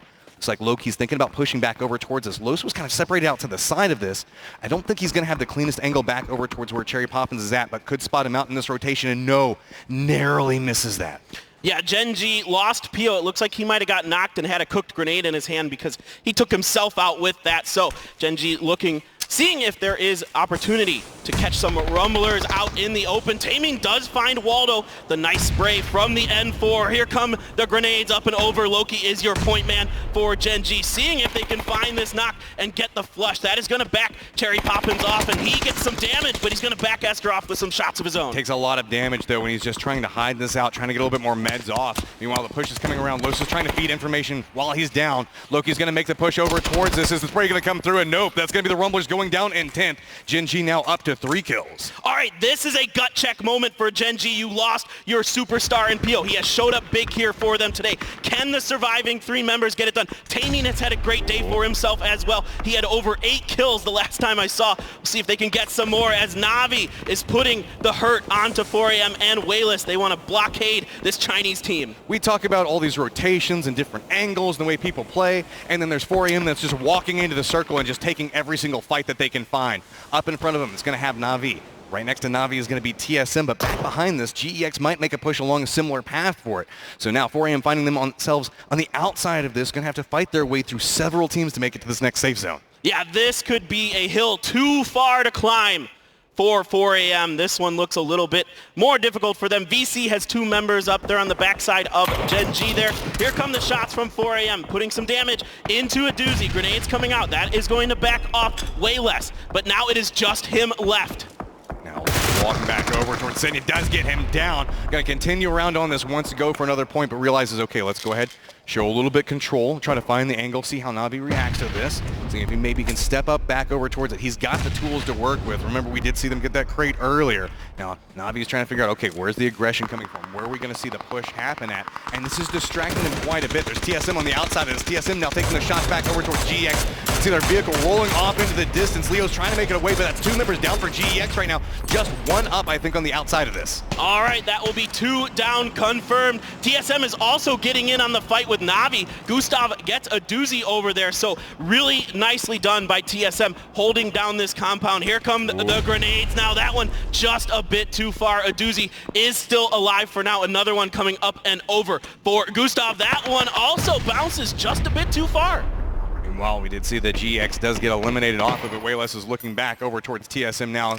A little bit of shots go back and forth between them. I mean, the push coming out from VC right back up behind Gen G right now. I don't think that Taemin knows that this is here. He's looking back on the other side. The shots that come out from Dome, that's one that's down and flush. Taemin's got to be so cautious off of this. Instead, turns it back around, goes for the shots onto it, but he's very vulnerable from the backside of this. There's another team that could have an angle for it. Yeah, if somebody sees him, and in fact, you can see a lot of people are shooting at Taemin right now. He is out in the open, trying to find any cover he can. Now, VC did have to back off a little bit. They're going to start pushing up and over this hill. Taemin, is he going to get that heal off? Yes, the smoke is there to block the view from members of VC. There's just nowhere to go right now, and you can see it's starting to get really messy as Navi's finding themselves still with just one up right now. Wayless does go down. That's going to be 4 Angry Men going out in 8. Grenades are raining down next to Navi's sole member up that's just trying to crawl towards safety. TSM is just holding the line up on top of him, and it's just making a mini red zone off on that angle. And this is the TSM that we saw in the semis. A great grenade from Iroh is going to find Bestalach, and Navi is down in 7th. TSM sitting at 7 kills now. VC looking back over towards Gen G, trying to find some type of path, some type of angle off of it. Everybody's playing back over towards the edge, except for, looks like we've got Genesis posted up as well as Ace, and the circle is going to move back over, favor Genesis, so it's going to be a lot of these teams playing off on the edge. Now have to figure out, how do they make their way into the new zone? What's the safest angle? And where do we have teams hiding, as there's so many people split out hiding in just little dips right now? An important moment for Ace. Can they gatekeep the southern part of this circle? They have a very difficult team behind them, being FaZe Clan. Gustav gets some damage taken from K-Mine there. That's going to back him off. Some other members, he's going to be using that first aid kit. Genesis pretty well clumped up in there, so if a good grenade could come through, you might be able to bust them up a little bit. So Genesis has control over the complex that's inside the safe zone, but TSM is really eyeing it. If we see a grenade hit through one of those windows, maybe just a nice shot, that might be the opening where we see TSM get a little bit more aggressive with it. Meanwhile, this peak battle still going on between Gen G, and it's going to be VC on the other side of it. It looks like VC is starting to find themselves in a negative position. Loki takes a lot of damage, moves back over towards the rock that everybody seems just to be hiding around right now, and VC is just trying to retreat away from this. Oh, that grenade just bounces too far over Loki's head. Loki's going to continue to heal up. Let's keep in mind that Tide does have that AWM in his hands. I want to see if he can get anything going with that. Now Alphaka looking over to Loki and Taemin as well. So Gen G trying to find some way into this circle. There isn't a lot of space for them to work with. Now they're walking back down along Ace's sight lines. They still have about another 150 meters to go. VC has separated out, made their way back over towards the north. Overseeing what's going on with this TSM and Genesis fight right now, as it looks like TSM is starting to get more and more control over that area, turning up everything for TSM right now, as I believe there's just one member up and alive for Genesis off on this, but it's going to be FaZe that takes a shot from back behind TSM. FaZe made a huge rotation over to the east, and now they're catching both of these teams off guard. A lot of damage being done. Fantastic movement here by FaZe to catch the backside and finish off TSM. TSM goes down in 5th with 10 kills right now, but you can see FaZe is starting to be on the hunt. Push back down on this angle. There is a ton of utility. You can grab anything you want. There's so many crates right off in that position. Meanwhile, Gen G still alive, slowly creeping up right next to where Ace is at. You can see Joy is down. Ace is only sitting at 2 kills at this point, but somehow Gen G just keeps creeping up right next to them. Wow, Taemin is going to get another knock, so that's 2 knocked here for Entis Ace. He doesn't have a lot of health, and a good grenade from Rang is going to back him off and sit him down. Here comes Entis Ace looking up and over. Loki now the only one standing for Gen G, but there's only 4 teams left, so at least a 4th place finish for them. Ace is separated out. They have 2 members out in different points. Looks like they might be thinking about going for the res back over towards Joy. With this reposition, you can see that Mickey fairly close towards the center of the circle. FaZe has complete control over the eastern part. New circle is going to pop. It is going to favor FaZe's position right now. VC in their rotation does manage to have a little bit of a foothold inside the safe zone, but really, It's about how are we going to see Gen G and Ace reposition into what could be a very dangerous position for both of these teams. Yeah, they're going to have to try to stay below this hill. You can see Mickey looked up there, saw FaZe, and knew that he doesn't have a great angle. He's already in the circle at least. He's got to be careful of VC, but it looks like for now it's going to be FaZe and VC trading some shots while Loki just tries to wait this one out until Joy gets in a vehicle, gets some damage onto him. 8C now looking over at some nice shooting with the mini is going to find DJ Boy. You can see FaZe is starting to get a lot of control over their sight lines. Mickey went down inside of this. Loki is just playing in a dip right now, praying the fact that Ace doesn't push along this line. He still needs to make a way back over towards safe zone, trying to get the spray back over towards Ace. A couple of shots are going to connect, but it's going to be retaliation shots coming out from Rang on the other side. They left him behind to try to provide a little bit more cover for the teammates, so I love the position coming out. They're in a very weak position, but now nobody can protect Rang, and he doesn't need it as he manages to make his way over. Loki is being such a thorn in the side of Entis Ace right now. Mickey is still down. The smokes are coming out as they want to get their fallen teammate back up and running for them. Loki is going to use his bandages. He only has one first aid kit left as well. No body armor and a beat up helmet. So somebody gets a few shots into him. He's trying to find something, but it is going to be Mexi from FaZe that finishes him off. 8 kills so far for FaZe. FaZe has control of the sight lines right now. They can kind of dictate how everything moves inside of this, but they have to be very, very cautious as they make these pushes on the side of it.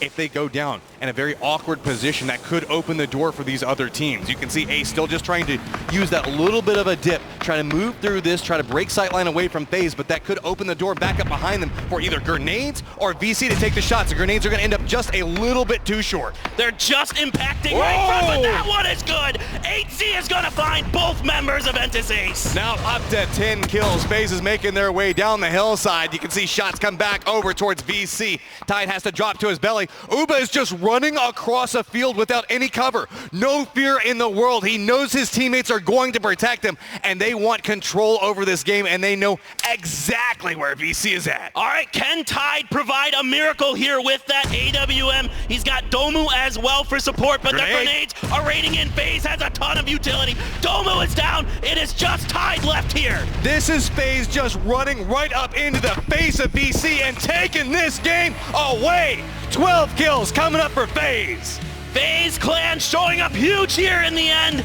They find ways to get it done. It looked dire once again for them to start, and they find some magic here at the end. Somehow, some way, these last games are just incredible from them. Everybody was curious. Okay, FaZe, you made it in the very last second off of a huge game. Can you bring that in? There's only 2 days of play, and we're starting to see, I wouldn't say consistency yet form from them, but they're starting to have much more standout games to balance out their bad ones. A second place and a first place finish. They're going to have a ton of momentum going into what day is tomorrow, Matchroom? Sunday. Oh, is it FaZe Sunday? Might or is it gonna be Korean Final Sunday? That feels like the difference is coming up right now.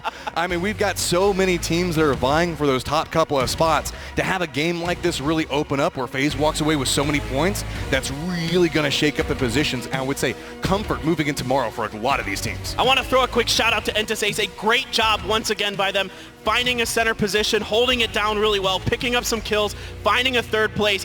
Both of the Entis teams are playing very, very solid right now. I mean, I don't know what's going on with the OG and Entis teams, but both Force and we're seeing Ace just show up in these positions that are totally unexpected and just managing to perform and compete against everything that's just so hard in these positions. I mean, hell, even Gen G, whenever we saw them playing inside that last round, so many times we see people just being able to salvage these games and find another way to get 1 or 2 more points, and I know the analyst desk wants to break down every single bit of that last game, so please, take it away.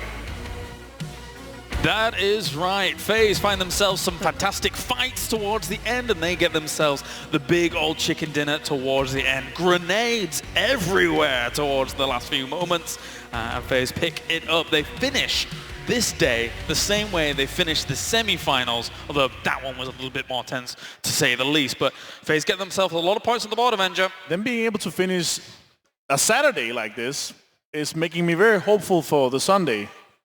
Okay, PEL. Which is going to be FaZe Sunday. Jeez, yeah, wow. No, but it's great to see like how FaZe was playing the game, especially towards the end there. How they were moving, they were taking the south side, make sure, all right, we're going to control there, making sure if people rotate on the west side, we're going to take them out. And they had control on both sides of the road as well, on the west and on the east side, to make sure this is the hardest part. We need to cross that later. Sure. And then they need to cross to the east and basically just third-party people. I mean, as much as I love Tweedledee and Tweedledum over here, like the reality is FaZe has had a phenomenal end of the day. That is correct. They do tend to do well as tournaments go on, but don't write anybody off. TSM got 9 kills on that one, and honestly, FaZe won that because of that fight between Genesis and TSM. It was a little drawn out.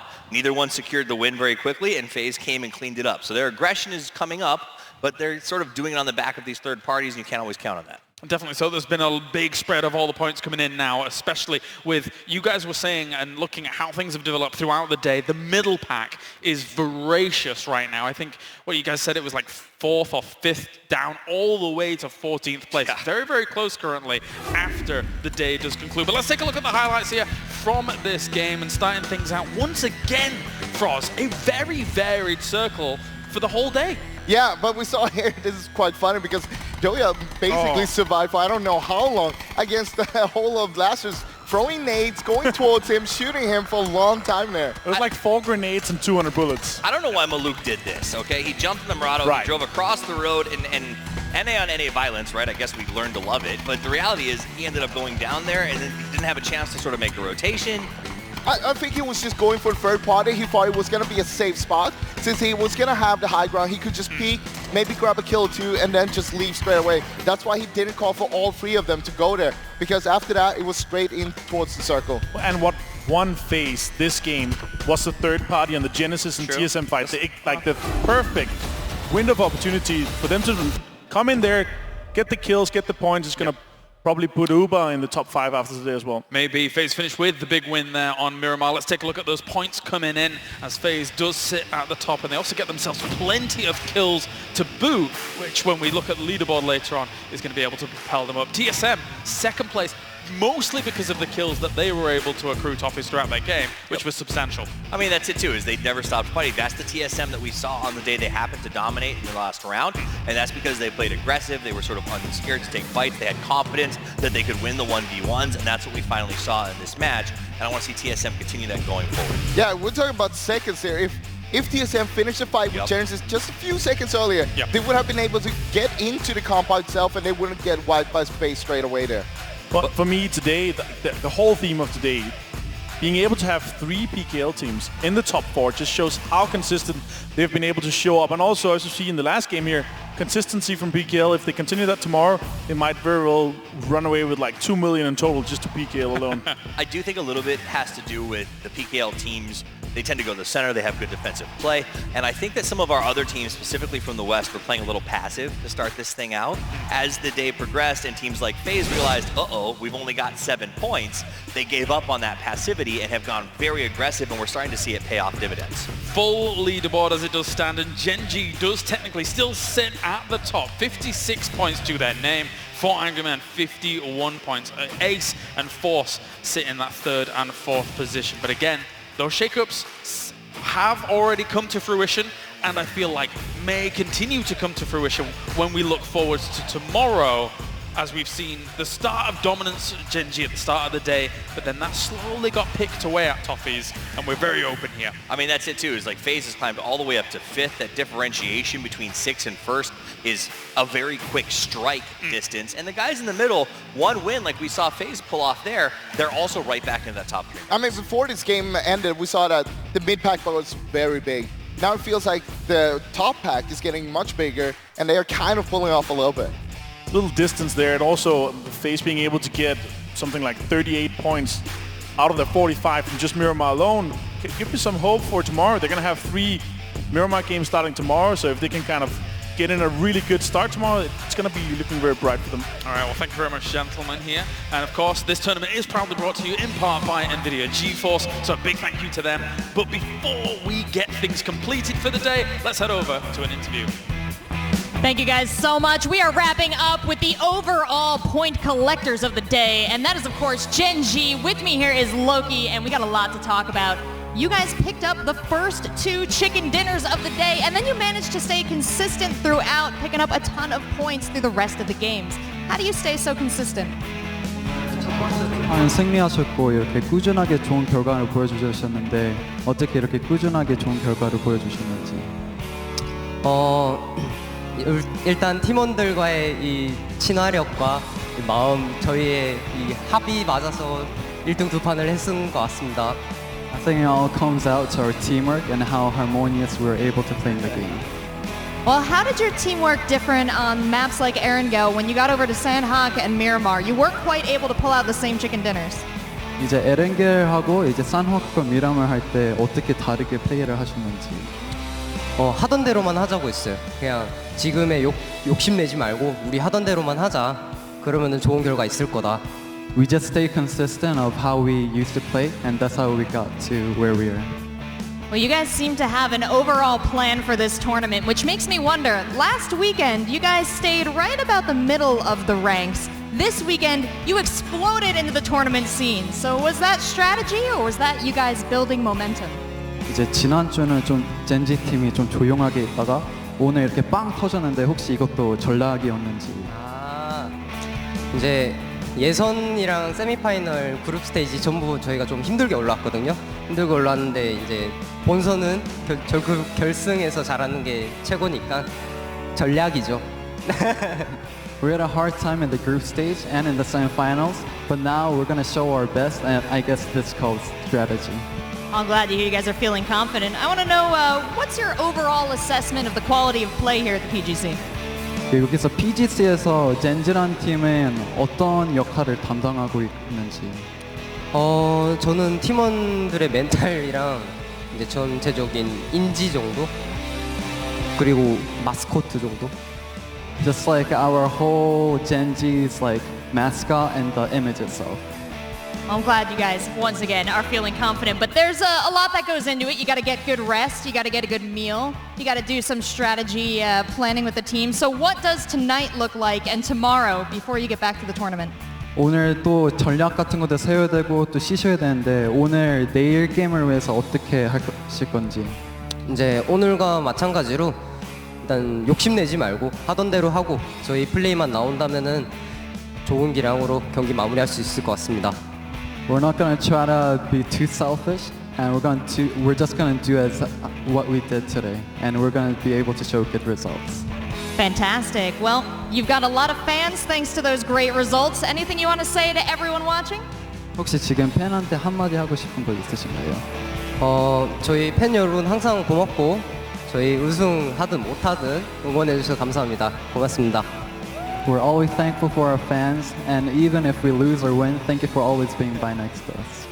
Fantastic. Thank you so much, Loki, for those insights. We wish you and the rest of the teams good luck tonight, and of course in our 6 matches tomorrow. But for now, I'm going to hand you back to the analysts and casters to close out the day.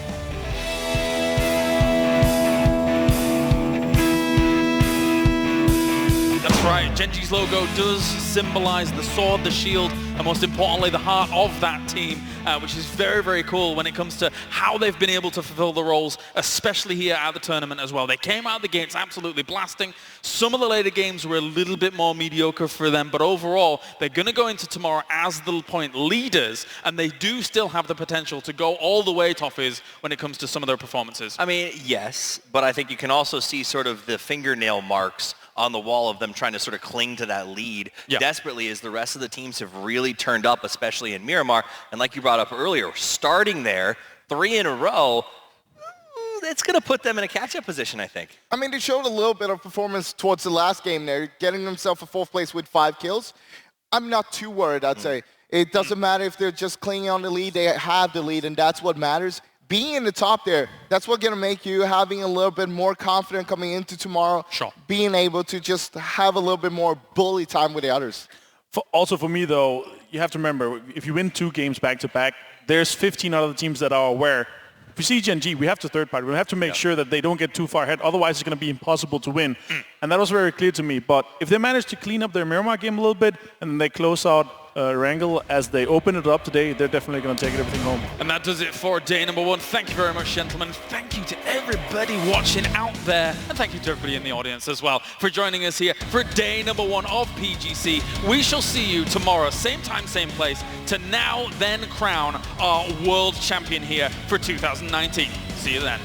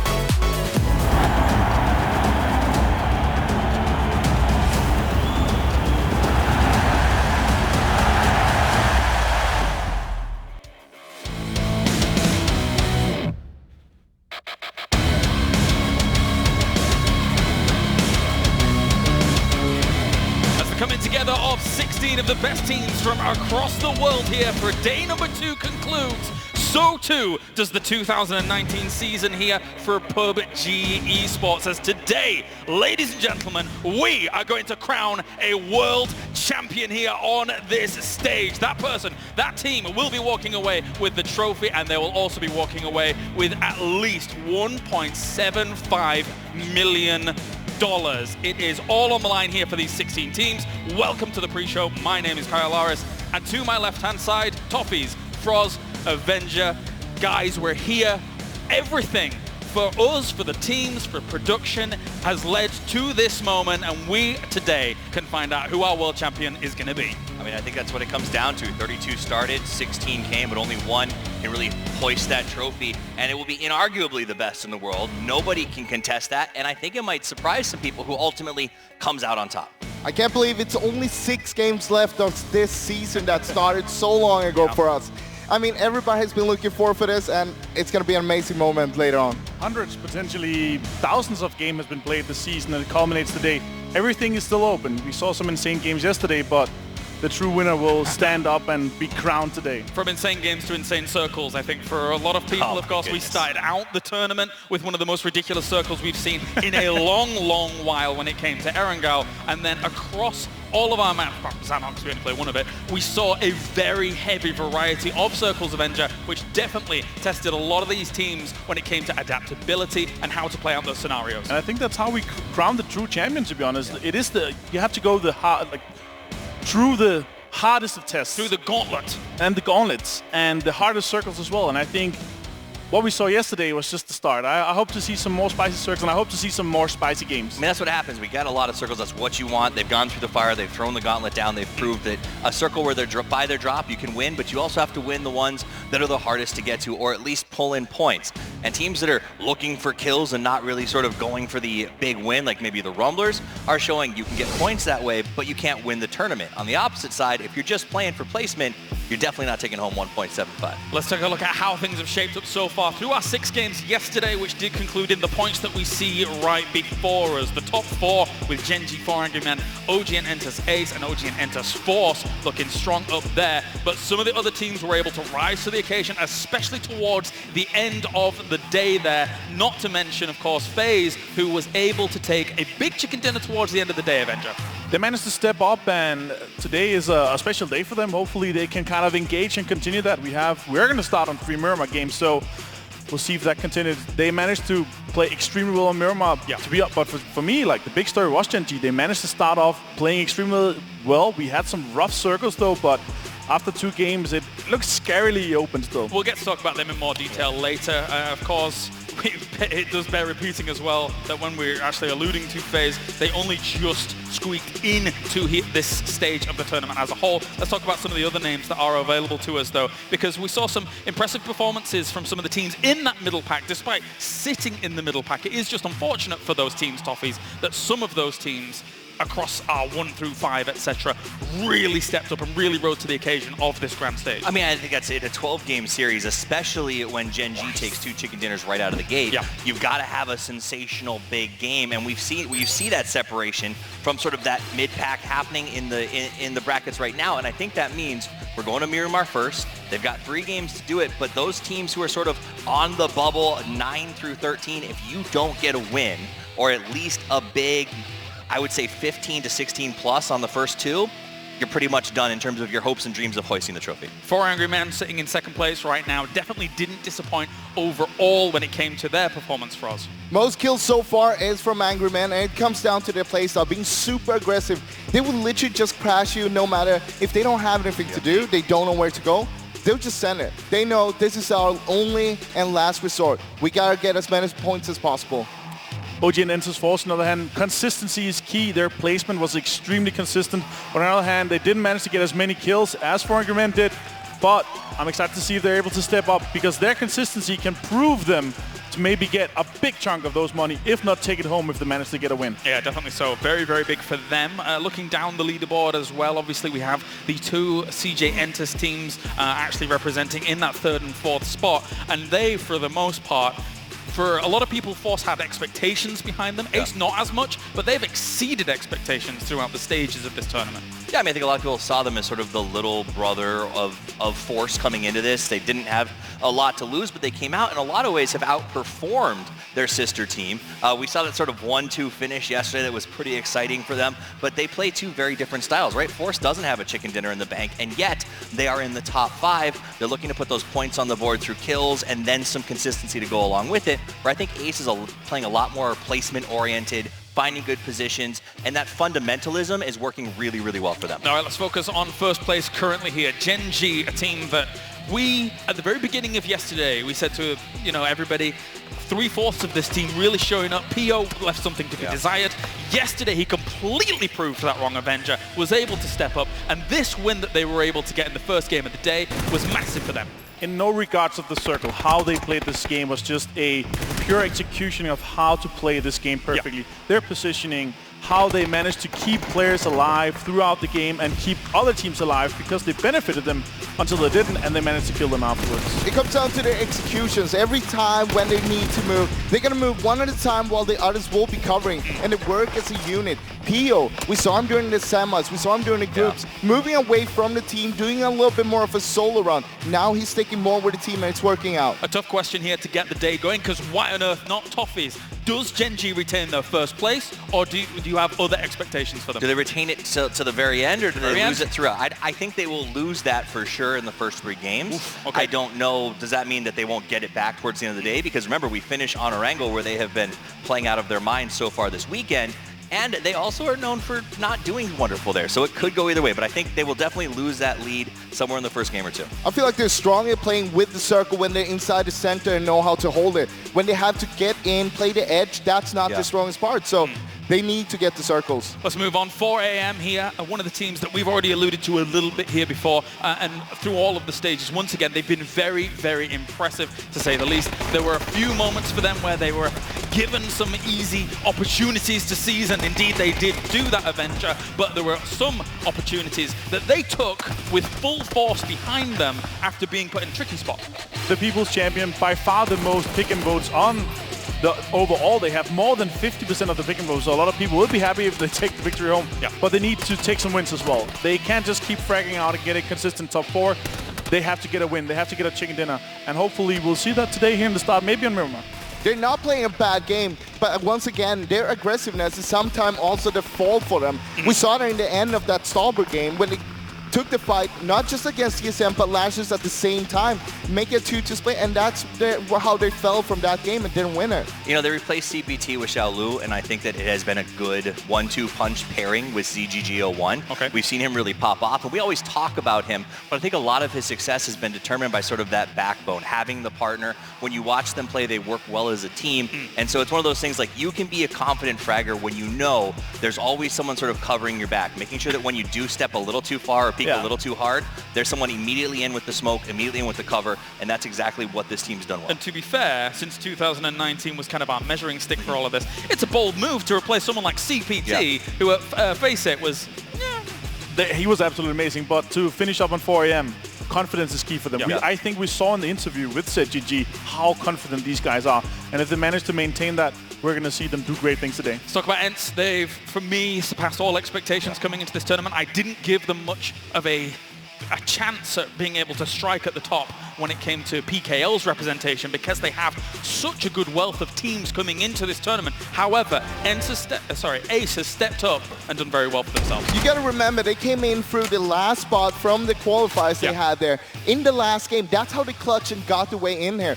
In the league itself, I think they ended up on a 7th place. They've always been sort of an underdog compared to the other PKL teams we had it, but they stepped it up enormously here. They were the PKL team with most points throughout the group and semis combined as well. And that shows me an evolution. When you talk about their actual home region play, Rang was, I think, their top fragger with only 1.13 kills per game. They come here, they're performing well. Mickey has been absolutely, well, more than fine in terms of his ability to sort of find positions, work well as a bike scout, make sure his team is going to good locations, and that's what you do. If you don't have the firepower, you can win this game with brains, and I think that's what makes PUBG different than a lot of others, is the fact that you don't have to always win through brawn, and that's what these guys have proven to us. For me, though, they have to step up on the other maps. They did get 21 of their 50 points on Sanhok, and even in the interview, they said, we did not expect this.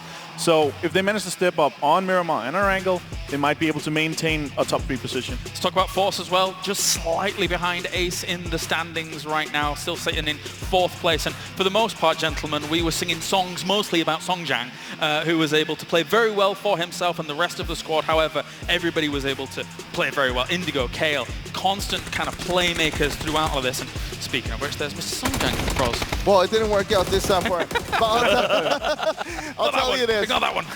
He's not just another frag, but he's also the IGL of the team. And it means a lot being an IGL and being able to frag out. But a lot of times we would say Indigo is the main fragger of that team. He is the one who carries them on with all those frags. For me, though, the first game, how he managed to stay alive, crossing the bridge was just a fantastic game, though. Oh, huge. If they manage to make more clutch plays when they kind of have a bad game and maintain a top position, pairing that with potentially a win, then they're also going to maintain a top 4, maybe even take the win home if they manage to step up like a lot of the PKL teams here.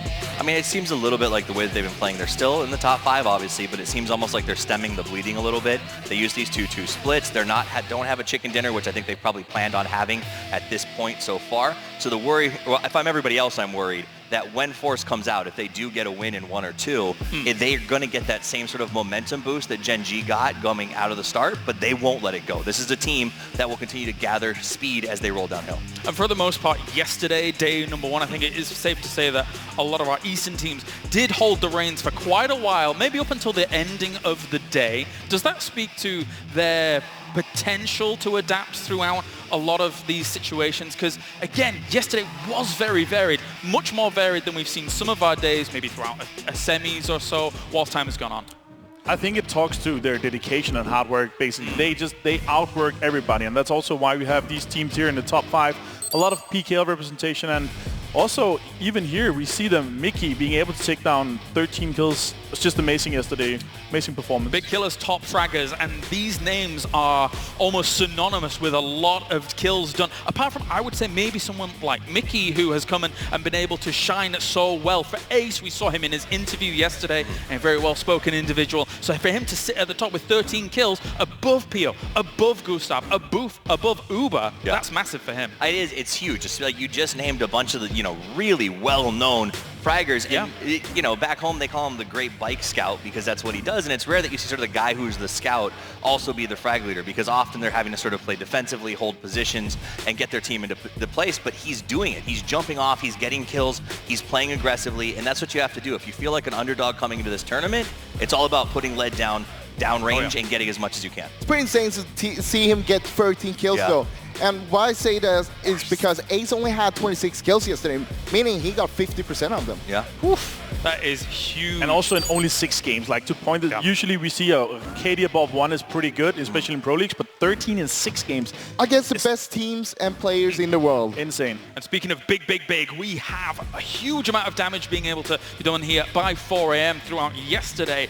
They, for the most part, had great positions, great opportunities to be able to lay down a lot of damage. Even if they didn't necessarily get all the kills, Avenger, they were still causing havoc across the lobby. Their impact overall in the lobby is definitely felt. We can also see in the interviews, when we see from the other players, they're like, we're looking to take a fight with 4AM. They're constantly on the lips of the other players, so they're very aware of the impact that they're doing because they're knocking a lot of players.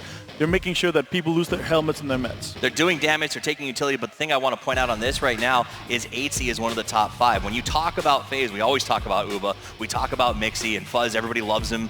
The fact is, 8C is often sort of, the 4th man, and we don't talk about him a lot. He has been absolutely coming up spades. His grenades have been amazing. He's opened up pushes for FaZe with just really solid support that I haven't seen before. And I think 8C, he was a developing player for me over the last year, has come into his own and is dominating right now. Just look at his moment yesterday against Tempo Storm in the end of the Miramar game there. When he pushed up with Ironside M4 against Tempo Storm, he didn't knock them, but he got 2 of them super low. Yeah. Funny story as well. Talking to Gustav, he's like regarding AT as, obviously they play a lot together, so he knows him very well, but he's regarding AT as one of the most underrated player in the whole pro scene. So it's interesting to see also from Gustav, which is probably regarded as a top 5 player in the world because he's able to IGL frag as well. So him being able to say 8C is actually probably one of the most underrated players is absolutely insane. And I'm happy to see him show himself and show up as one of the top 5s. here at this stage. Of course, here is Mickey from OGN Entus Ace. These gentlemen as a whole, Mickey especially, really did stand out, and we've already seen that exemplified in the 13th. We have, and we've talked about the good of them, but here, let's talk about the bad for a second. Sure. My worry is you brought up Mickey has 50% of the kills on the team. That means what if he shows up today and he's feeling like a mouse instead of a monster, and can the team maintain their momentum if their one star is not cutting it? No, but also even a bike rotation. One bike rotation that goes wrong, you hit a team, you'll be taken off, and all of a sudden 50% of your fragments are potentially is going to be off. On the other side, though, he can also then start calling, giving some more information, but losing that player is very unfortunate if he gets lost in the bike rotation. You got to remember, he wasn't the main fragger during PKL itself. I mean, that was Rang, and he still haven't shown up too big, but I mean, if Mickey can't do it, I'm pretty sure the others will do it. I mean, they have to. This is the big show, right? And in the top 5, though, everyone's looking at you, and I think that is my worry for Ace as they go into today, is the pressure is mounting, and you can't just all leave that on one man's shoulders, no matter how charismatic and good at interviews he is. He still can't, you can't say, like, you have to carry everything. And that's, I feel like, the Ace situation right now. No, it was good to see Mickey yesterday. He was so fun, and he blew my mind, that's for sure. We're going to be moving on, though, as well, as we've taken a look at Ace, and we're going to focus on Forever, from 4 a.m. in a few moments' time. And he's another gentleman for 4 a.m. that has stood out, but I feel like the entire roster of 4 a.m. has really stood out. Not only here yesterday, but just across this tournament as a whole. 4 a.m. is a super trigger-happy team. Yeah. They like to shoot anything that moves. It doesn't matter what it is, friendly or enemy. They would go for everyone. Yeah, we saw that yesterday with the Grass. No, jokes aside, these guys, we've seen 3 of them on the top 5 damage. Yeah. It talks to how big fraggers these guys are. They are capable, and if they manage to continue their confidence and performance yesterday and maybe potentially take home a win pretty early, they could potentially take everything, be crowned champion here. Very importantly, 4 a.m. right now across the portion of the globe is the people's champions right now. They are one of the teams that a lot of people are rooting to win and try and hoist that trophy high. And right now, 4 a.m. throughout the stages is on track to be able to do that. If they make it work, it's amazing for them. We'll see. They haven't won a chicken dinner yet, and they're still in 2nd place. That's absolutely terrifying. Somebody else who's terrifying for me is the guy on the screen right now, Gustav. Remember, he tried out with FaZe once upon a time. Mixie said this guy's got some of the best potential in all of Europe. He ended up going with TSM and has, I think, really bloomed into one of the best IGL slash fraggers, and that's a big deal. In the old days, IGLs didn't kill things. IGLs just told you how to kill things, and guys like this have shaken up the scene and said, hey, you can do both, and not only can you have to if you want to be on top. TSM currently sat in 6th right now, just behind FaZe Clan for PEL, the region in which they do actually represent here. And for a few people, TSM, after the semis, after the group stage, looked like one of the best hopes for PEL coming into the tournament. I mean, still, they're not looking like a bad hope, I'd say. Sure. They're still doing really good. Sure, they are currently on 6th place, but their points is saying, hey, we're top, we are out there, because 1 to 6 right now is currently where the gap is for top pack, and they're doing good there. They need to have good start, though, because yesterday they had a terrible start. I think when you look back at what happened yesterday for TSM, that 4v4v4 on Erangel that they had Avenger, that they eventually ended up winning out on that situation, that was the most impressive showing for them yesterday throughout the global finals. Definitely think that displays that they are truly a top team here. They're 14 points behind Gen G currently, and Gustav, correct me if I'm wrong, one of your favorite players of all time, being able to IGL, frag, micromanage your team to make sure they're in the right position is just amazing. And when we talk about that 4v4, like really, that was a masterclass of IGLs, right? We had Gustav, Purdy Curdy, and God V, or way less as he goes by now, calling that thing. And that is crazy to see 3 Juggernauts facing off at that level. Honestly, the more we see from TSM and how they're playing, the more impressed we get, I feel like, because it's kind of Gustav don't need to call as much anymore. The others, they know, all right, this is what we're going to be doing. So, hey, I'll go over here. And Gustav knows, okay, well, I'll just stand over here and start fragging out and kill people then. Well, they're only like, what, 13 points? 13 points from catching up to 1st place. So you said kind of a bad hope. They're 4 points behind FaZe. That means literally any of these teams in the mid-pack on a big game 1 puts them right up on the top. All right, gentlemen. Everybody, boys and girls around the world, it is time. We are beginning day number 2 of PGC here as we get down to it. Our world champion will be crowned.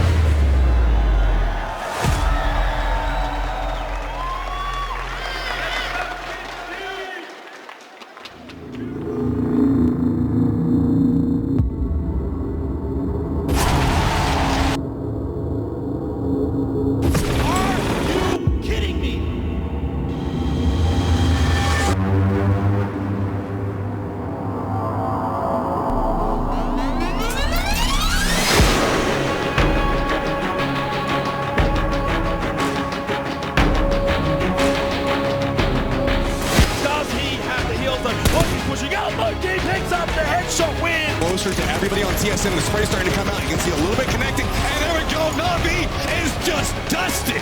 The hunt is on. The spray comes through, and the EU Giant.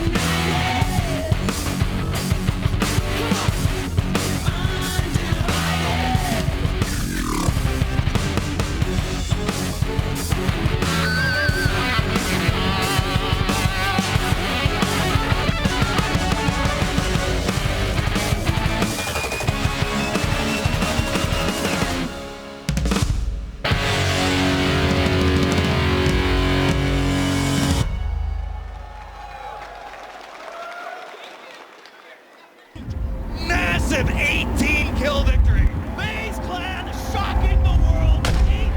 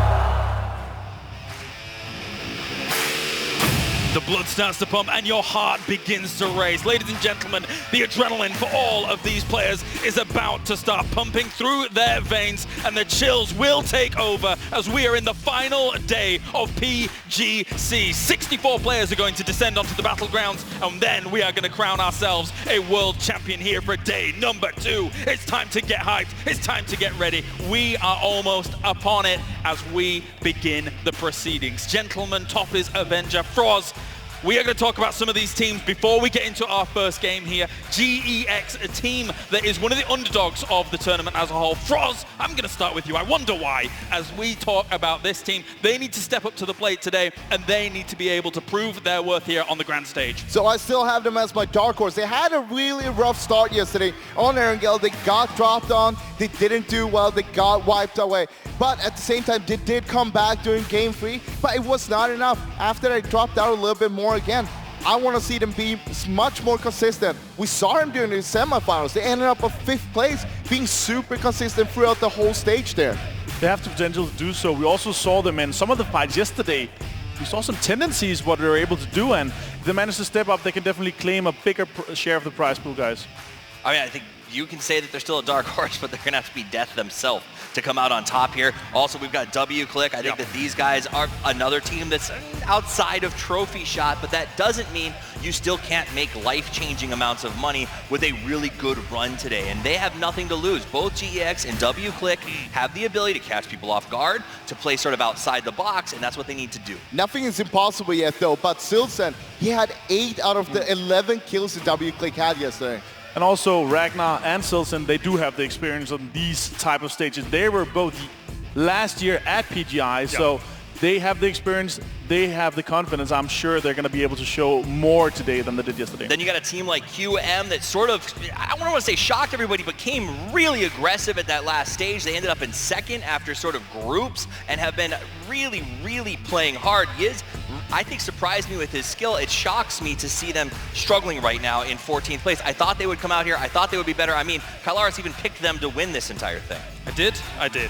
And then moving on to Na'Vi here to round things out as well. One of our PEL teams that a lot of people are looking for success here right now. How do you think they stand right now, Avenger, and what do you think their anticipations are? So they're currently sitting on 10th place with 26 points. One good game, one Na'Vi kind of win with a lot of kills, 10, 15 kills, will put them up there. They will put it straight back into the top 5. I'm hoping to see that kind of start. Miramar is their kind of map to do so. All right, it is time. We are getting into game number 1. Ladies and gentlemen, let's get it going. It's game 7 here of the grand finals for PGC. We're going to Erangel.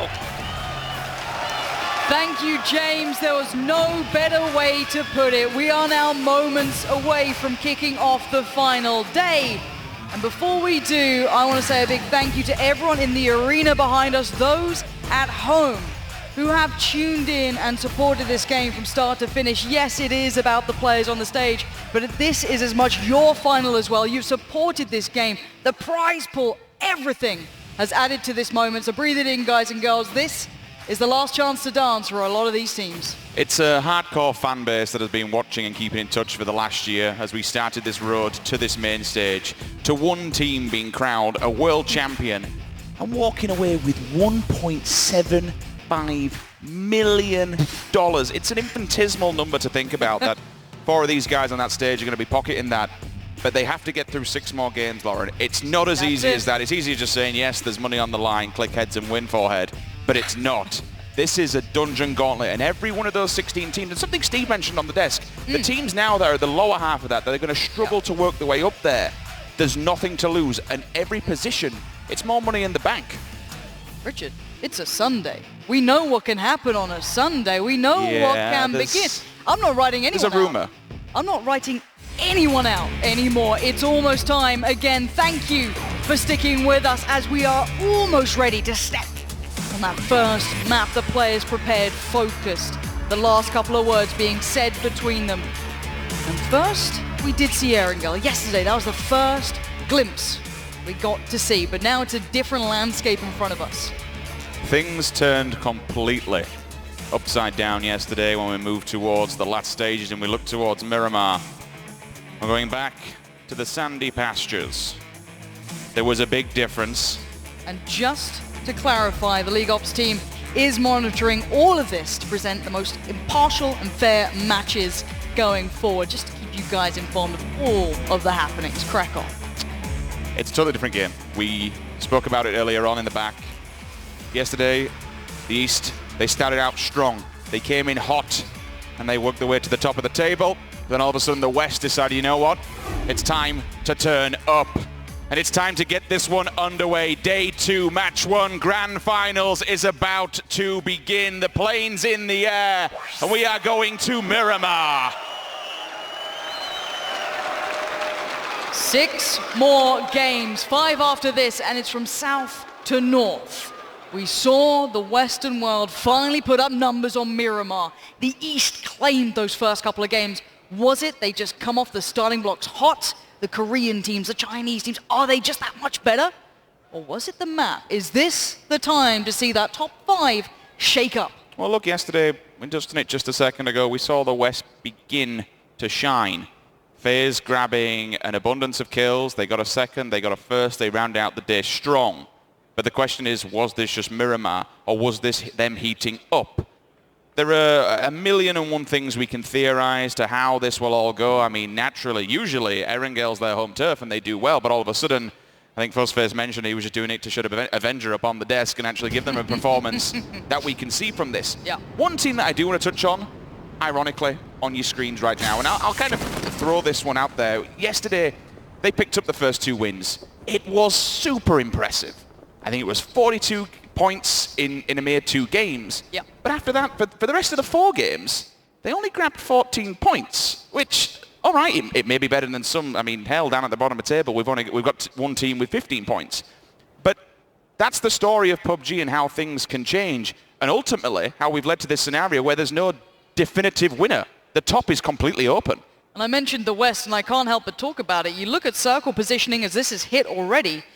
You have TSM and FaZe in paramount position. They could arguably face off against each other and cause some damage, but they're in a very good spot. You look towards the West, for example, not many people are going to be rotating further in from that side, so they should have clear shot. You look at Fuzzface on Twitter, he was saying it's not just about circle position, it's do you have to go through teams? Is there anyone rotating around you? What's the surrounding area? It's more than just where you are. But I have to say, between TSM and FaZe, and you're arguably Na'Vi in the north, they have a great deal of territory. I love how you pointed that out, because it's one of those things we see quite often in PEL when we get TSM in this kind of circle, central map. We know they generally, time and time again, we've seen before, they'll move off the back of Hacienda, but down here now in their location, how this circle, the first few, it does dictate how we go further, but we know from around circle 3, 4, we can get a good gist and a good feel of how it will flow. The mountaintops, the inaccessible terrain, dictates where the circle will be flowing to. And many of these teams are now skilled and individual. And I think someone like Gustav, they spoke about him and they really sung his prayers on the desk. Formidable player, but most importantly, an incredible IGL. To have at the helm on a map like this, if he's feeling it, he's on fire this competition, this could be his next few matches to look out for. Yeah, I was glad we were looking at Gen G, just Pio and Taemin, between them, 20 kills. Huge impact from just yesterday individually. Very impressive to look towards, and I'm wondering if that can be replicated. If it was just comfort with circle position, we can only theorize until we see the proof in the pudding, which is today.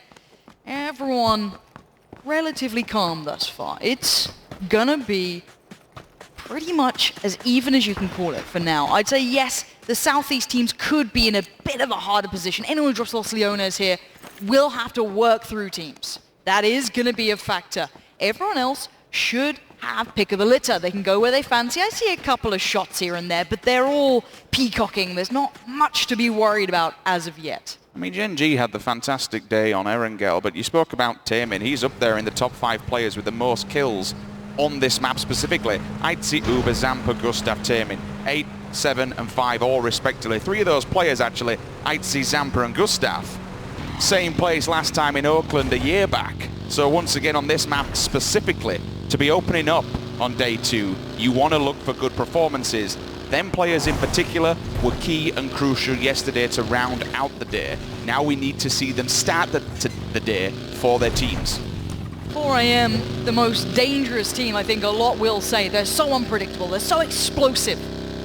Hailing from PCL, they've been formidable to look at as a team. It's hard to put them in a box. Are they just a late game team? Can they fight early? Do they have every player in the right place? Do they need it? Is it just that reputation? We've just seen them be so critically explosive. It's scary to watch, so no one can really tame them yet. They are impact damage dealers. When we look toward the statistics that we see from 4 Angry Men, they literally shoot everything that walks. They are averaging 1.4k damage done per game. That's 500 more than any other team on average. 3k damage done above any other team. That's why they're all the way up there. And if you think about Gen G, had they not let things slip, or at least picked up a few more points during the latter stages yesterday, they would have been able to extend that gap. But 4 AM, literally, if you walk by them, they will fire your way. You will have to duck and cover or take them head on. Now let's look at WClick. Yes, in the finals they have not turned as many heads, but during those semi-finals, how many times did we see them in that final 3, final 4 always there, just in the background. They certainly deserve their place here, and I'd love to see that playstyle, their ability to grind to those final end positions, resonating in this moment. And with only 17 points on the board, there is literally nothing else to lose for this team. If there was a leash on them yesterday, take it off and let them go. Just let them loose on the battlefield. I'll hold for now. This is a big pull-up. Everybody's not moving, Lauren. Rumblers have cut noise. They're waiting patiently. Joy, the smile would be wiped off his face, but does he know? How much of an idea does he have? He's going upstairs. He might ring the bell, and the Finn waits so patiently. Joy steps quietly, and as soon as he turns this corner, oh my God, lost HD! Good morning, Joy has just caught him so badly off guard. This is baffling. The Rumblers have no idea what's going on, but here comes Mickey, and he's certainly not looking like the mouse just as of yet, as they're piling into this. The Rumblers are scrappy. They're a bloodthirsty team, but are they ready for what's coming their way, or can they back safely? They moved away from the windows, so unfortunately now it takes it a bit loud to come around. There is a small wrap there from Microfight. Grenades will come up. They're both hiding in a corner. If he hits this, that'll be huge. The two players who could take damage there. They are boxed, they are weak. But it does not land. It goes a little bit too far. There's a second. 2 for 1. Cherry popping. There's the response they needed. I don't think they needed the 2-for-1 discount today, and that nade could have sealed the deal, but it hasn't done yet. There is support here, but it's not that close by. Joy was the man to draw first blood, but can he do more? Microfry wants to clean this up. He spots out Joy and rips away all their happiness. One man stands for ace, and can he do anything back? He tries to flush, he gets it. That's bloodthirsty. They're out for revenge, and that's a good tag. Waldo has to back away, and the Rumblers, they had it all going. They want to flush these guys. They want to make sure this hurts. Both of these teams are going to take a hell of a lot of damage. Alpaca, last man standing, enters ace, running for dear life. You can hear the bullets that are dinking off the back. 16th place position, and it's the Car 98 that gets the job done. Remember, that's 3rd place coming into this competition. This wreaks havoc for the top of the table and opens things up just a little bit more. The Rumblers are down in 11th. Yes, you're not looking at them to be a tier 1 finishing team, but doing that sort of damage in that position on the circle, that has got to be mentally devastating. You can see the weapons that are used, so even seeing a Car 98 flush on that and kill is just brilliant to me. I love it. It brings a little smile to my face. Now, this is VC's route thus far, checking in with them. Can't ignore what they've been doing. Hacienda not really toying towards it. We see a couple of shots as the teams are now starting to bully each other around those more contested areas. Couple of points there for the Rumblers. Yes, they have lost 2 players. Yes, it's going to be damaging as we work further afield into the game. Enters Force has been spotted by VC. DJ Boy will be definitely calling this one back for his teammates. Make sure they know the position. Lazarus, 3rd party in abundance. You can see it in the distance as the shots do come through. They'll disengage from this one. That's fine for now. Circle pops. Let's see where she goes. Will it be the usual standard thing that we'd see around the middle area? Yes, it is. Generally speaking, this is what we'd expect to see. The more kind of important thing about this one is the road in the middle. North-south divide. Exactly. Which way you're going to go, which side you want to be on. TSM, for this one, this is a hot point. In the north, it becomes very difficult because you have that mountain terrain that runs through. It cuts it. In the south would be the safer position. However, when we look towards day number 1 and we saw what the circle did, anything can happen, and that's the whole story of PUBG. You have to be on tenterhooks here. You have to have your head on a swivel and accept every single conflict that could come your way. Na'Vi and 4AM are starting to move from north to south. They're trying to compress. It looks like a lot of these teams are trying to sit on that road. You can see the compound. It's an incredibly popular compound to take. Dangerous to play out of, though, because there are those surrounding hills that give so much vision. You can't get past the fact that TSM and FaZe, looking as well, QM, hold very strong positions overall. However, on foot is ZGG. The man is an animal. He's got a mini. He's got the 8 times. That could be the death of Na'Vi. Fall away, get to cover.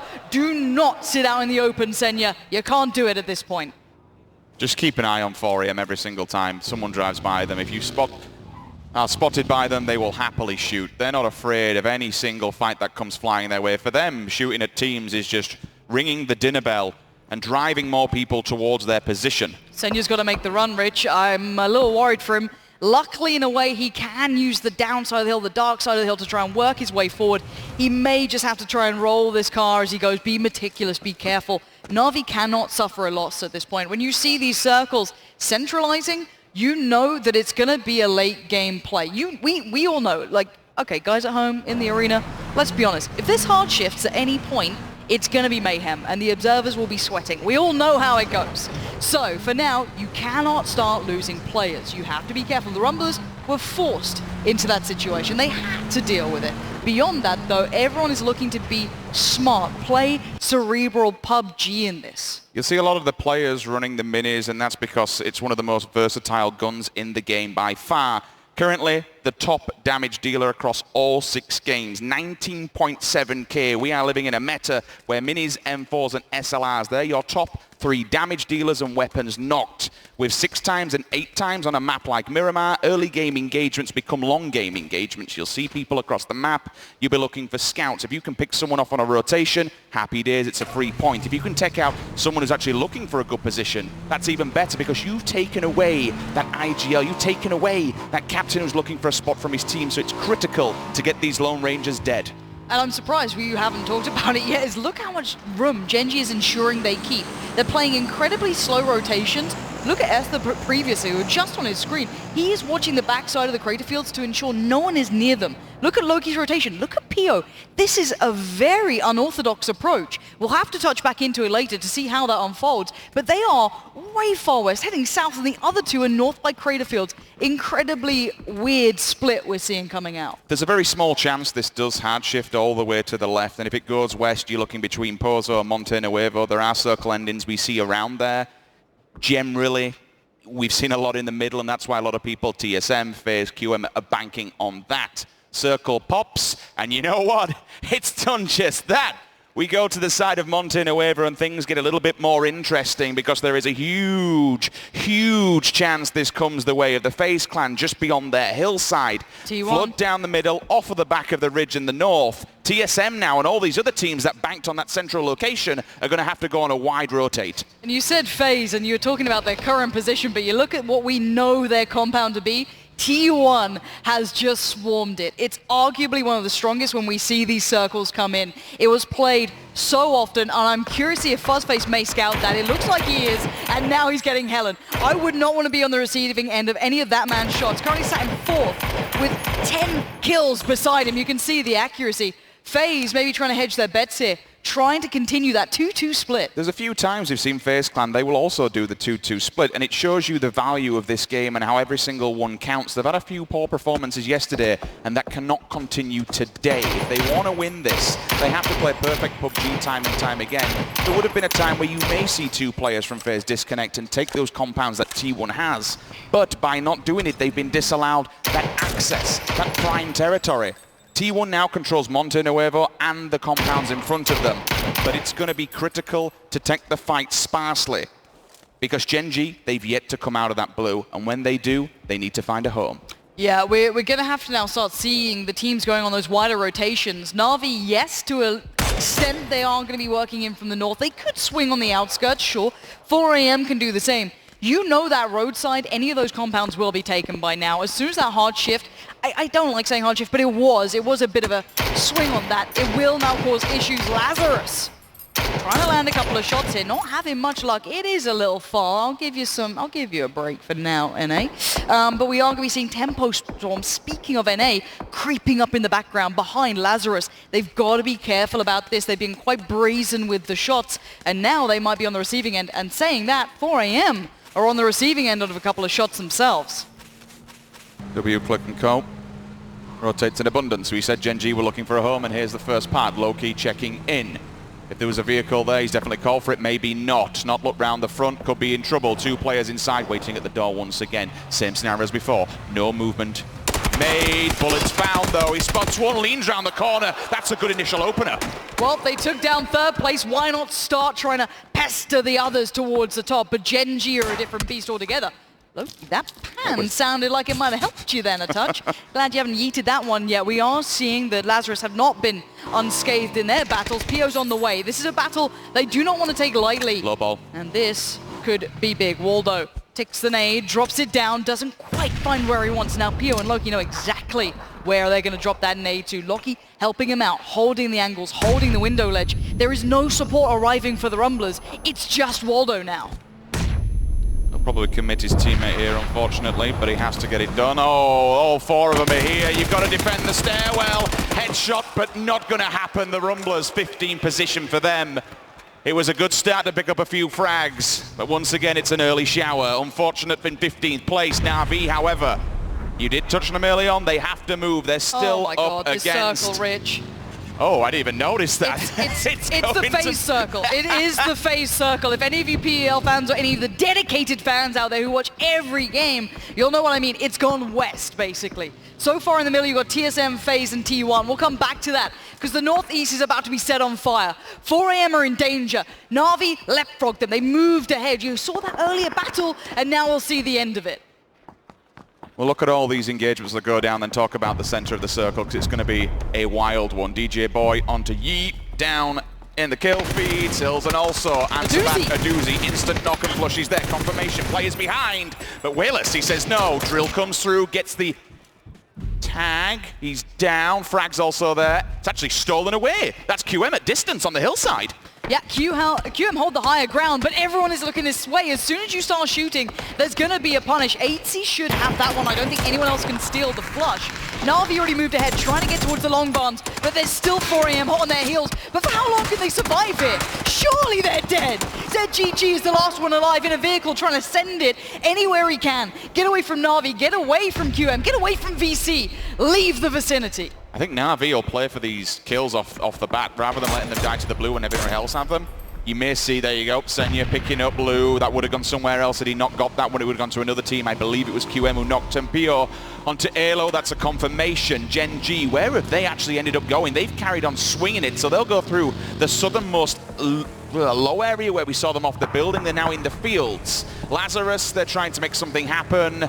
The biggest issue with this circle, there's not a lot of compounds. There's not a lot of places to play. You are looking at dips, divots. Hell, look at QM's position at the moment. They're working off the back of a dumper truck and a mere buggy. They are off the back of the vehicle. They're going to have to work this one uphill. Hopefully, Enters Force doesn't get too tunnel visioned, because they've got 2 more players coming up the ridge lines also. Yeah, Ragnar looks a little dead to rights, if I'm honest here. If he can make it in, that'd be great. He's using the ridgeline for cover, but there's so many in front. QM are making the run themselves. They know Force are nearby, and if you're Force, you're going to be pissed. Your team, your sister team just went down. You want to get yourself in, but look who waits. All these teams can fight on the outskirts. We have Genesis waiting, VC waiting, FaZe, and actually pretty large split. We'll come to that when it dies down on the outskirts, because Na'Vi are still way off in the blue as well. We're going to be about losing out on maybe 1 to 2 teams here. VC could be mopping up points. TSM's gone for a split, FaZe Clan gone for a split, T1's dragged it back together and put all 4 players in the center of the circle. GX on the hillside.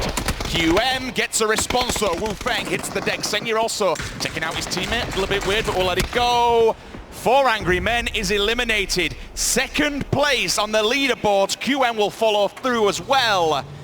It's a little bit tough at the top, Lauren. We've seen players falling left, right, and center. Well, we've seen Ace go down and up, now 4 AM. We're moving to the north here. Look at the territory we have. That south side is about to get busy. You see the engage happening, and Force are not getting away with this anymore. They're getting a lot of pressure coming in, and there's the first to go down, and Na'Vi is eliminated. Not surprising. They were far out in the blue, struggling for a way in. This eastern side, this ongoing battle, it's actually just down on Indigo. Arguably one of the top fraggers here. He's really the powerhouse for this side. But he needs to find a step forward. Summer in the way, maybe information being relayed. But look at DJ Boy's angle. It's going to be important. So now Gen G on the run. They're moving up towards Tempo Storm. Maybe the knock was the go signal. Lucky's leading the way. Tempo Storm maybe trying to get the revive. Oh no, the piece come out. Sharky's got to have called that. They have to be on red alert. Oh no, Gen G are at the door. The trade is there, but it's so subpar. Gen G sweep through Tempo Storm. That's a massacre. All 3 players just pushed aside, no problems whatsoever. However, North America on the opposing side gets the job done on Entus. Force goes down. They wipe them out. Job done for now. For the rest of the teams that are inside of the circle, they have to defend what they've claimed early. Genesis has to be swift about this too, in my eyes. Yes, VC are coming off the back of a fight, but they can't waste time here. They need to think about the circle position themselves. Let's see if they can be potent, if they can be quick about this surgical, clinical, VC on the move. Already 3 of their players working their way down. The spray from Nerf. He needed more from that. Switching up to the mini. Where are these shots going, Nerf? This is the time. I know he has to move. The blue's on his back. The pressure is there. Now onto H-Win. Now onto K-Mine. They've got to find VC. VC only have a small riverbed to work with, if you will, a roadside, because Faceplan will hear this and a couple of grenades might be coming their way. K-Mine wants this, Rich. He's chasing it. He's pushed up right next to them. DJ Boy's on the left. 2 players on the right. He's going to try and isolate 1. This is insanity from K-Mine.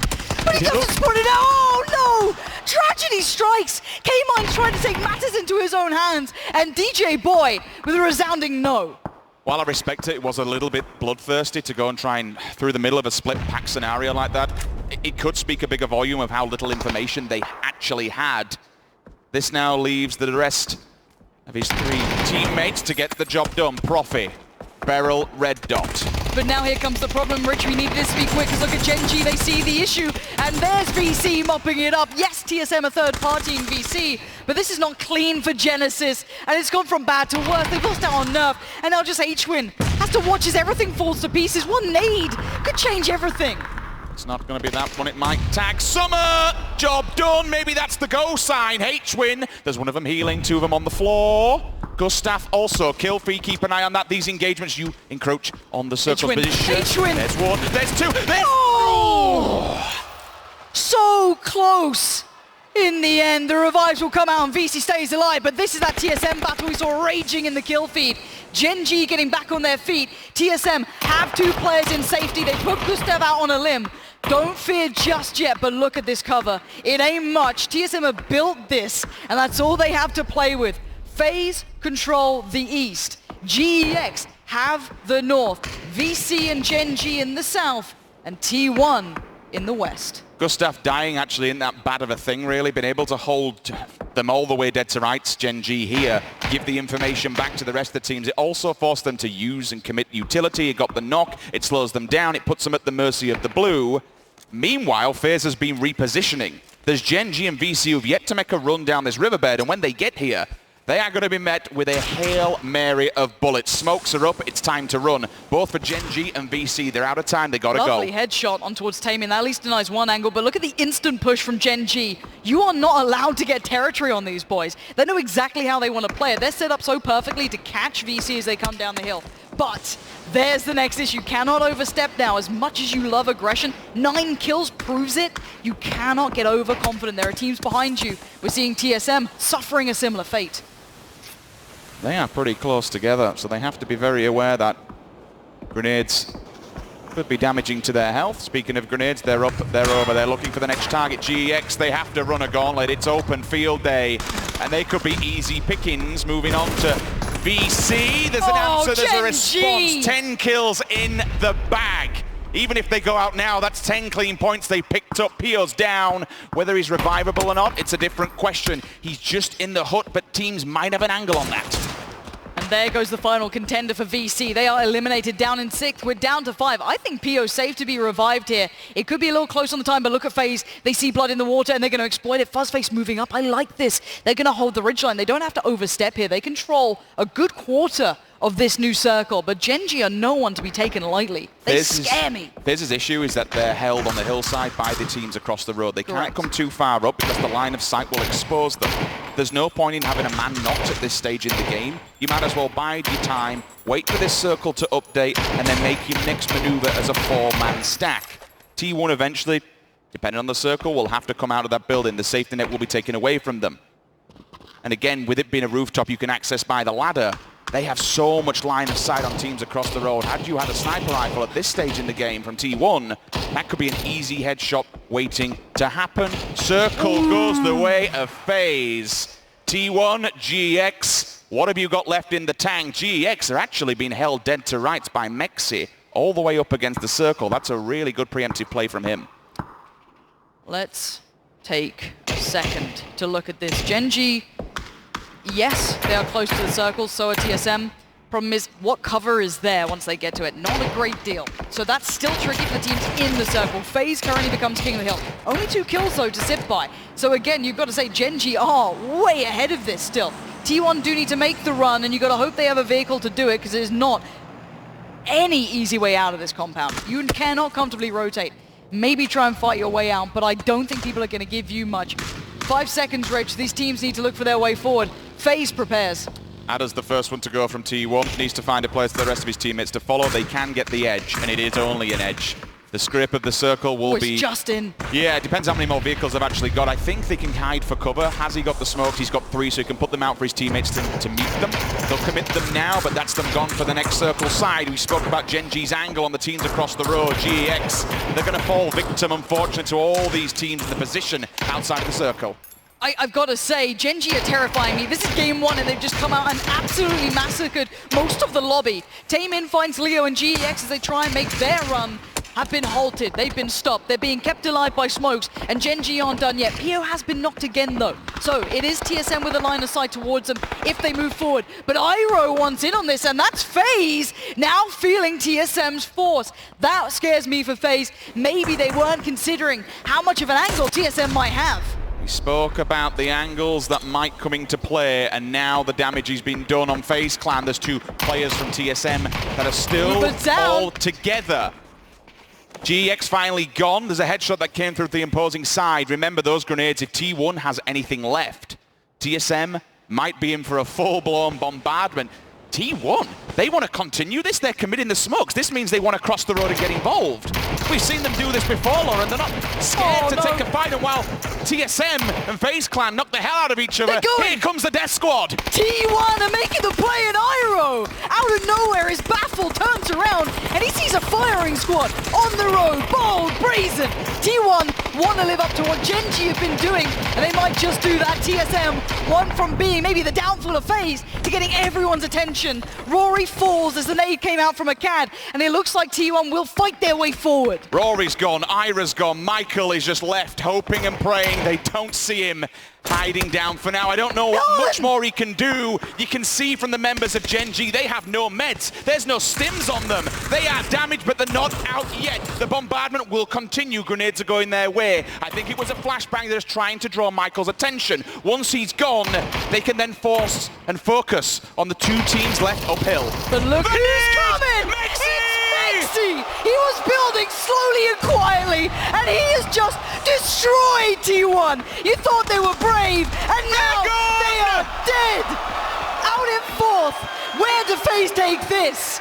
Already Uber's found PO. They've turned their attention. They looked out of it. They look quiet. They look cold. But now FaZe come alive. It is Sunday. There's never a moment they weren't going to deliver. As another nade. Can you believe it? These nades! It's insanity! And now we see the gods battle. Gen G against FaZe. But we know what day of the week it is. And so do the boys on your screen. Uber's making the run. They're all pushing it. Gen G had control, and now they just have Taemin. How much damage can one man do to an absolute god of a team? He takes the fight, but I think we all know this is Sunday. This is FaZe!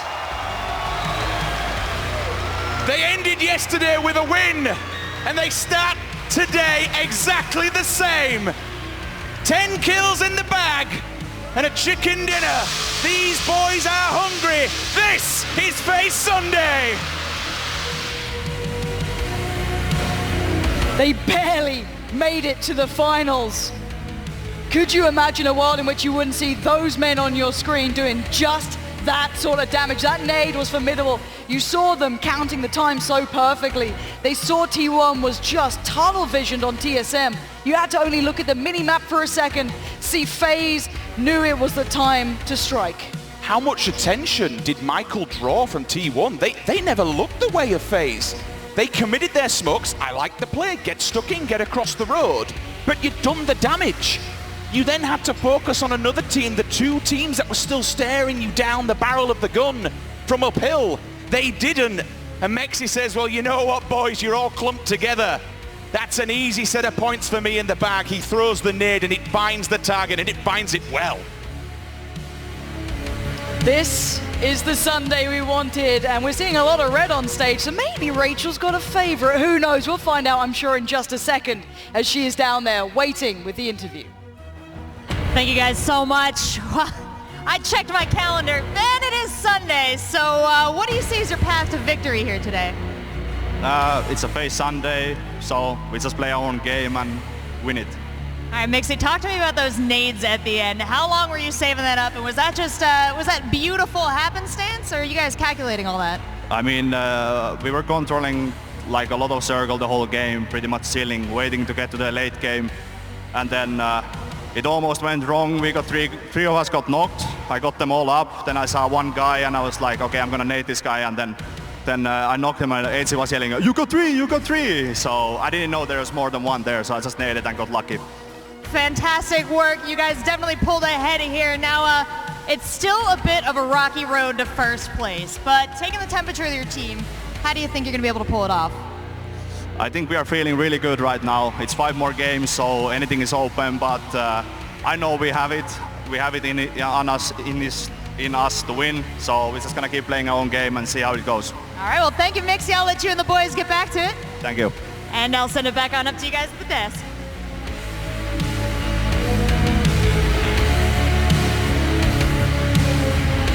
What a start to day number 2 here for PGC, as it was Miramar, of course, here to get things going. But what a game to start things off. Not dissimilar in terms of firepower, in craziness that we saw when we had our first game of the day yesterday. We saw Gen G going on an absolute rampage at the start of this game, which obviously they're still in first place with the points that they've accrued. And FaZe comes out towards the end. Ridiculous nades. Froz, you even mentioned, is this a CPT moment? Is this a CPT grenade? About 2 seconds before that went down. Look, I mean, it was made to happen, right? Yeah. You just saw them group up and the nade just came in.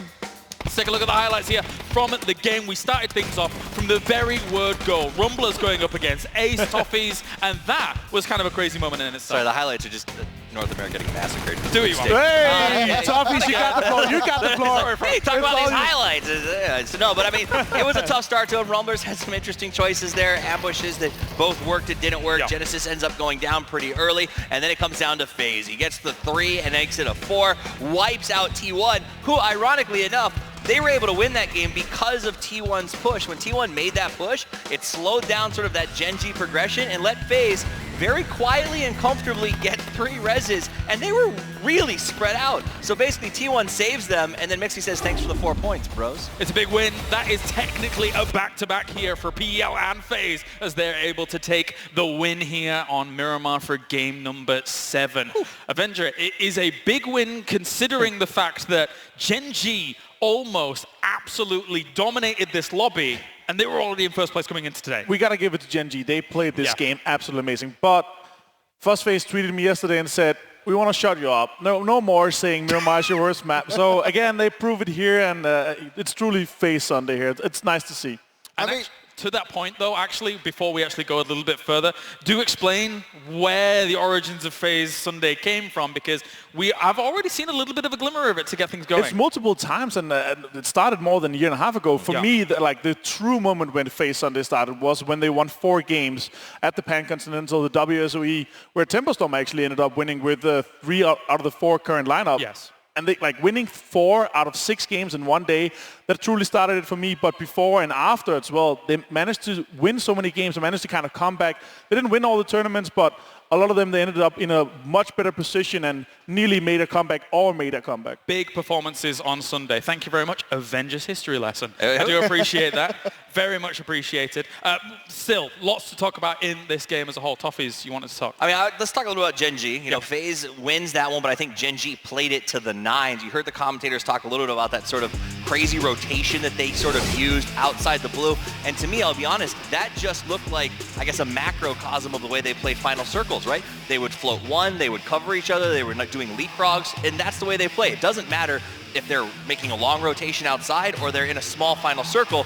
They're always moving very systematically, very planned, and it was beautiful to watch. Huge points for FaZe coming in, as well as Gen G, who absolutely put up a masterclass on how to rotate and how to be patient throughout that game, with VC getting themselves 3rd place as well with 10 kills. Very stacked, heavy, top-loaded lobby for game number 7 for us. Yeah, definitely. I mean, one of the best pushes also came actually from T1. It was towards the end, and when they pushed across the road, they took the opportunity when TSM was one of the teams that was holding down T1. But when TSM was fighting the other teams, they took the opportunity, crossed the road, and I mean, they just They did make something happen out of it, but there was a nade in the way. I mean, again, how could they know, right? Because FaZe, it was only Fuzz sort of in that nade position. Or, I'm sorry, Mixie, he was knocked there. They didn't see firing coming from that point, so they blocked off TSM and Gen G and said, let's take this winning position, which I think was good. The problem was they gave Fuzz so much time that he was able to res everyone, and then when he gets Mixie, Mixie goes, oh, I happen to have you some utility left, and then it was just an easy over the top. And that pushes FaZe into second place. Wow. However, the huge points that Gen G was able to acquire from that game will still keep them at the top here. But one thing is for sure, throughout this day, throughout day number 2, with 5 games left, everybody is going to be attempting to nip at the heels of Gen G and then push them off of that pedestal. Thank goodness that, not to be mean, but thank goodness FaZe won this, because if they had lost it, Gen G would have picked up another 8-point swing there. Like, boo! It wasn't that, they would just be almost like just depressingly far ahead for the other team. So keeping it close, I like that. This is kind of scary for the other team. So FaZe and Gen G being that far ahead right now with 5 games left, I mean, basically they can start doing stuff that you won't expect now. Especially since these are 2 teams that could quite easily go on a run. We have seen that they are heavily momentum-based teams. That momentum is a general term. What does momentum truly mean? But it is an existing theory in PUBG where once the confidence starts building, you do not lose that confidence. We saw that yesterday, though. I expected that from Gen G yesterday, being able to potentially bully some of the other teams, push and be more confident. We didn't see that.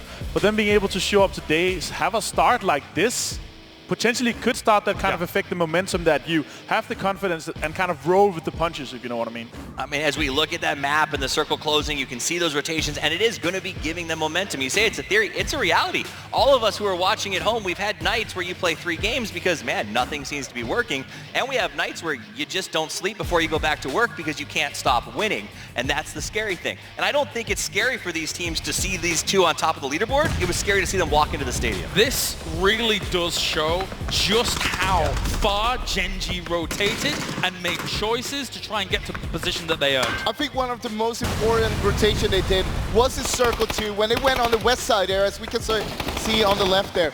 They did a 2-2 split. 2 went to the south, 2 went to the north. They were basically just scouting out. One of our 2 pairs is going to get into a position. The other 2 will join later on. And we saw PU and Loki going on the south. Not just that, but they also picked a fight with Rumble straight away while the other 2 were actually rotating in.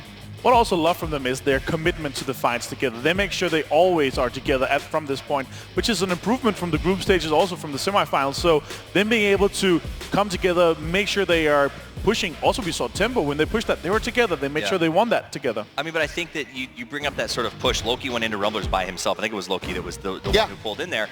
It was a trap. You saw them both pointed at the door. One had the stairwell, one had the window corner. And the logical play for almost every PUBG player is, oh, this place is empty. I'll just run inside the easy way. But Loki didn't. He went around. He walked slow. He checked the window. So that systematic awareness and always looking and expecting the worst pays off there. And that's why these guys are so good. I'm quite sure he saw them move there, though. That's possible. Okay.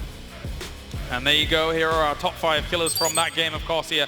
And over the entirety of the tournament, even, I should say, as Gen G and FaZe have just completely shaken up how this complexion looks right now, with Pio being able to sit up towards the top. Taemin is still there and being able to make his presence felt. Uber is now joined by 8C. Really, really big stuff coming out from these guys. I'll tell you this, Pio being on top right now, this is some scary stuff, because we didn't see Pio stand up that far ahead during the semis, during the group, and that was the weak point from Gen G. Now with him fragging out, that's what you we better said. be looking out. I mean, that's what we said when we got here. I said if Pio turns on, right, they're playing it at 7 right now, he will dial that up to 10 and they'll be nearly unstoppable, and it seems that they are. On the other hand, you know Mixie's not far from that leaderboard after that 4 kill. No, indeed. Guys, I just want to, whilst we take a look at this damage here for a moment, I just want to take a step back, because we have already seen so many special moments, and then game number 1 of the last day has these fantastic moments, and I am awestruck with how some of the games have gone down here so far, and that can only echo through some of the amounts of damage that these guys have been able to do as well, because they have been standout performances from a lot of the names on these teams that have been able to shine through. I mean, to me, that is why I love PUBG and why I like to watch it. It's about the moments. You get great skill shots, but it's about how these teams respond after the skill shot. When T1 makes the push because TSM loses Gustav to somebody, because the way that FaZe was able to get 3 reses when everyone thought they were out of it, that's what makes this game really great. And I love watching the moments that they develop here. You can tell the teams are really putting We're not even finished, and it already feels like such a special tournament for us. What I like is that we see new stuff coming out from every team, every game more or less. They're making new stuff up on the run, making sure, all right, we're not going to be predictable. Look at Rumblers hiding in the church. That was a perfect trap, but it didn't work out too well. As we take a look at the Tobii eye tracking moment here from this game, we can see how FaZe is able to try and deal with some of the adversities that they did face, and watching as Uber tries to reposition himself in this kind of chaotic moment of Enter. I think it's funny that there's no in-game comms here. Maybe it's because yesterday they were asked, can you please stop cursing so much? Look at this though. They have 2 kills here with 14 people alive, and they end up with 10 kills in the end. Yeah, very big stuff. And that nade, absolutely massive. Him being able to rest all 3 guys, then to go on to with a triple nade here, that was absolutely insane. He did get knocked himself in the end. They managed to clean it up and get everything. Before that nade kill, guys, they had 2 kills. They cleaned up everything in the end game. And I mean, and again, I'm glad that they did. Because Gen.G, I think, probably would have ended up not only getting the FaZe kills, but probably the T1s as well, because they had a really good position there. So FaZe coming back up and playing so well is good for everyone, except, well, now I think they're on a roll downhill. They've proved they're good at Miramar, and we know that they're great at Erangel. Well, we did see FaZe, and we saw TSM towards the end, and it's like Pansy said, this is a PL circle. We've seen this happen so many times before. They know exactly how to play it out. I mean, for what I want to talk about here briefly, again, is not only to even just reiterate what we were saying before, but Gen.G's rotation in was something that was so special for me, because as the commentators were talking about it, it's something that really does need alluding to even more, is that move is what enabled them to frag out. Those moves, that strategical awareness, it's not just about firepower. It's about decision-making. It's about strategical choices here that are able to get you to the kills. It is. It's getting the strategic choices, but also having the firepower to back it up. And that's where PO coming online, I think, has made a huge impact. They're making the smart choices, but when PO goes, he's being supported now every single time, and it's showing. Let's focus on some of our other teams here, though, as Lazarus for them, a little bit of an unfortunate, sorry, Toffees, a little bit of an unfortunate situation for them. Luke 12 was the last member alive, and then they did get pushed up on. Toffees, you do know whose fault it is, though, right? Yeah, no, it's Xenox. Is it entirely Xenox? 100%. Okay. No, I mean, at the end of the day, I don't count them out. They do have the ability. These guys know how to plan and come back and get themselves in it. They have a very good drop on Miramar, centrally located. We've got 2 more games to play there, so I wouldn't write them off just yet. That said, the last game wasn't great. The rotations weren't crisp enough. They got lost a lot of people in some sort of weird fights. We'll see how it goes the rest of the day. T1 showed up at the start of yesterday with a 4th place, and they're starting off for the 4th place once again here today. Only 3 kills under their belt for that game, but they were still there, present. If Mexi didn't throw that nade, they would potentially have won that fight, because their timing and their positioning, when everybody else fought each other, they could potentially have cleaned up the entire, like, the last 3 teams, they could potentially have taken like 8 of those kills. It's a really good point, to be able to be in that compound, to then understand to take the ridges near the roads. They are the last kind of bastions of hope for them to try and win out that game. One step at a time. You don't want to run all the way. And that's what they did. It took it strategically, one step at a time, and made sure that they got into the circle and could fight. But towards the end there, they didn't have any cover to work with, sadly. Okay, we'll get back to them in a little while. Maybe I think we'll take a look at Rumblers. And honestly, Rumblers has me a little worried today. I talked to them earlier, and they said, you know, I think you guys were there. What are we going to do today? They're like, oh, we're going to play for the circles, and we're going to try to be strategic. And all I could think is like, that's not Rumblers PUBG. Like, get out there, take the aggression, right? When the team rolls up on you, push them. Don't wait for them to walk through a door. I get that they're trying this sort of strategy. Let's pick up some kills thing and wait to see where the circle goes. But I just want to see them push fights. I want to see them be aggressive. They need to get more placement points. Yesterday, they only got 1 placement point. Rest was just kills. They're super aggressive, but it kind of works. That's their style in the end. That's my point, though. That's their style, is pick up the kills and get the placements when it works out. Make smart choices, but still get out there and be proactive. Tempo Storm as well, one of the teams at the moment, unfortunately for them, sitting in 13th place right now. Toffees? Again, this should be Tempo's tournament. We're on North American soil. The house where they play is just a couple hours up the road, where they've won all 3 seasons.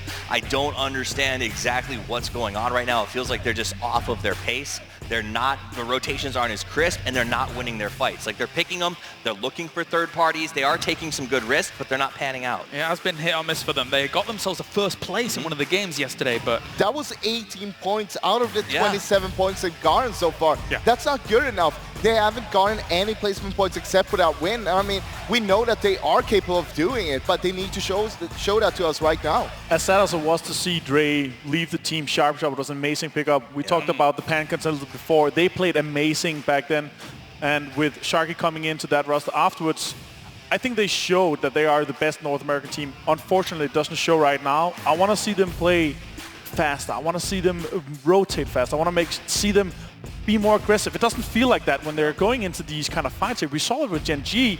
They were playing too passive. Usually you would see one of the guys go up and make sure that nobody was pushing them. Meanwhile, the other guy was resting.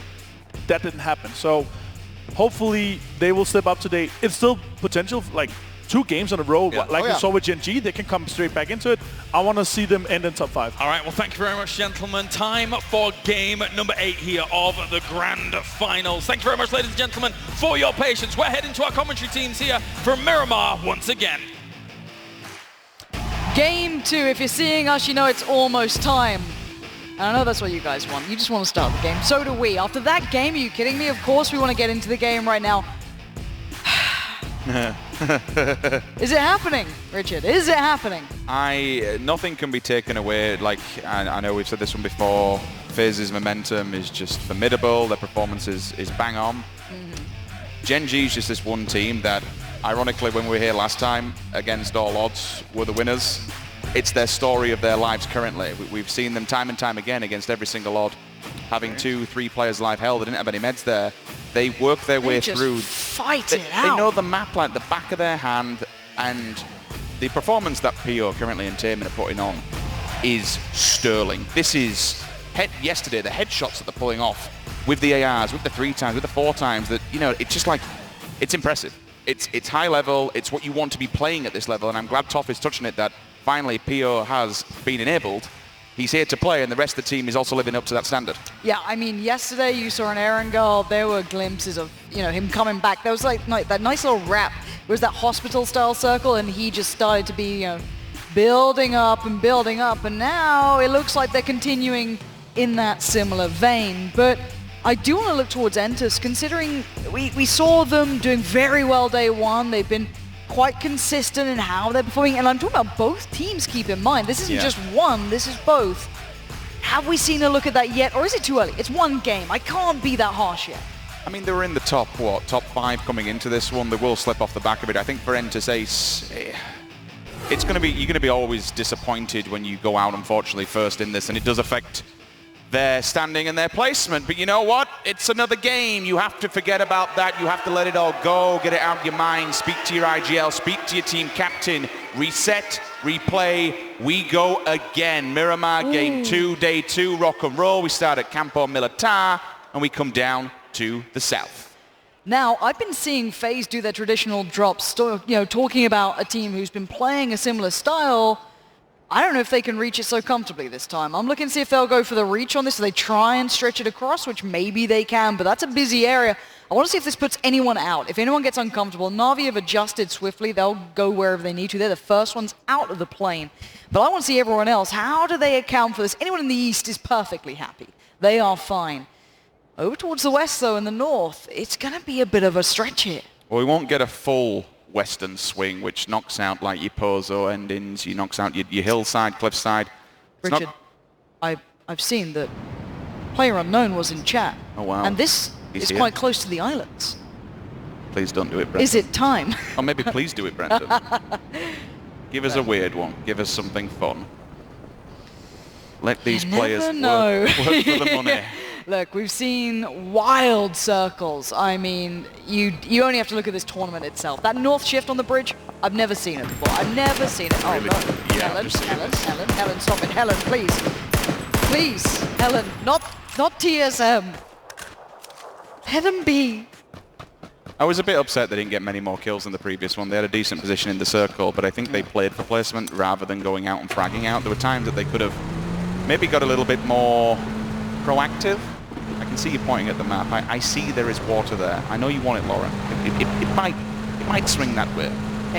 Saw a weird swing yesterday. We'll see if we get the same. If it does, then Tempo Storm just belts it across to the this is mine now. Look, again, it's super unlikely. The circle has hit. It is on the east, not surprising. Centering around enters Force. I guess you could say Tempo's got a good position, but there is a great deal of water, so this does mean that there won't be as much territory available. You won't have as many compounds. Hard shifts become harder because there are not as many rotation routes. But a team that this does bode well for is Gen G. Sitting in the north, they have El Azahar pretty much as their kind of, I guess, back garden. They're just south of it in the split compounds, perfectly fine, having a little loot away. This is a look back at, obviously, the nade. You saw it building. You saw the nade becoming a potential when Mexi didn't move up. And there it is. Yeah, it does take your breath away for a second, doesn't it? You're like, bloody hell. I'm pretty sure he got the second one as well, so that gives him, I think that's all 4 players picking up 4 points. And something else, a bigger picture that Martin touched on the desk. They had, what, 2-3 kills coming into that? Mexi actually got all 3 players up, so they were on the outskirts, literally on the outskirts of going out. Mexi steps up as time and time again, we've just seen him hold his nerve and clutch individual moments. He's a very selfless player. He's more than happy to die if he has to. Obviously no one wants to die, but the scenarios where I'll say, okay, I'll give myself up, give the information, be the one that opens this. In this scenario, he gets the heals off and just throws a belting, there's no other way to say it. It's a highlight clip, and we want more of that. That's what we expect from a grand finals at a world finals. So let's see who this sits well with. We already said Gen G in a good position, Tempo Storm for sure. Force could sit well here. They'll probably have the first pick, you'd argue, because they had quite a split loot. Entus Ace, I like their approach. It looks like they're going to have a bit of a hold to the east of Los Leones, so they should be pretty happy out there. The teams who are going to find it hard are the ones mostly in the northwest. That's a pretty rough entry.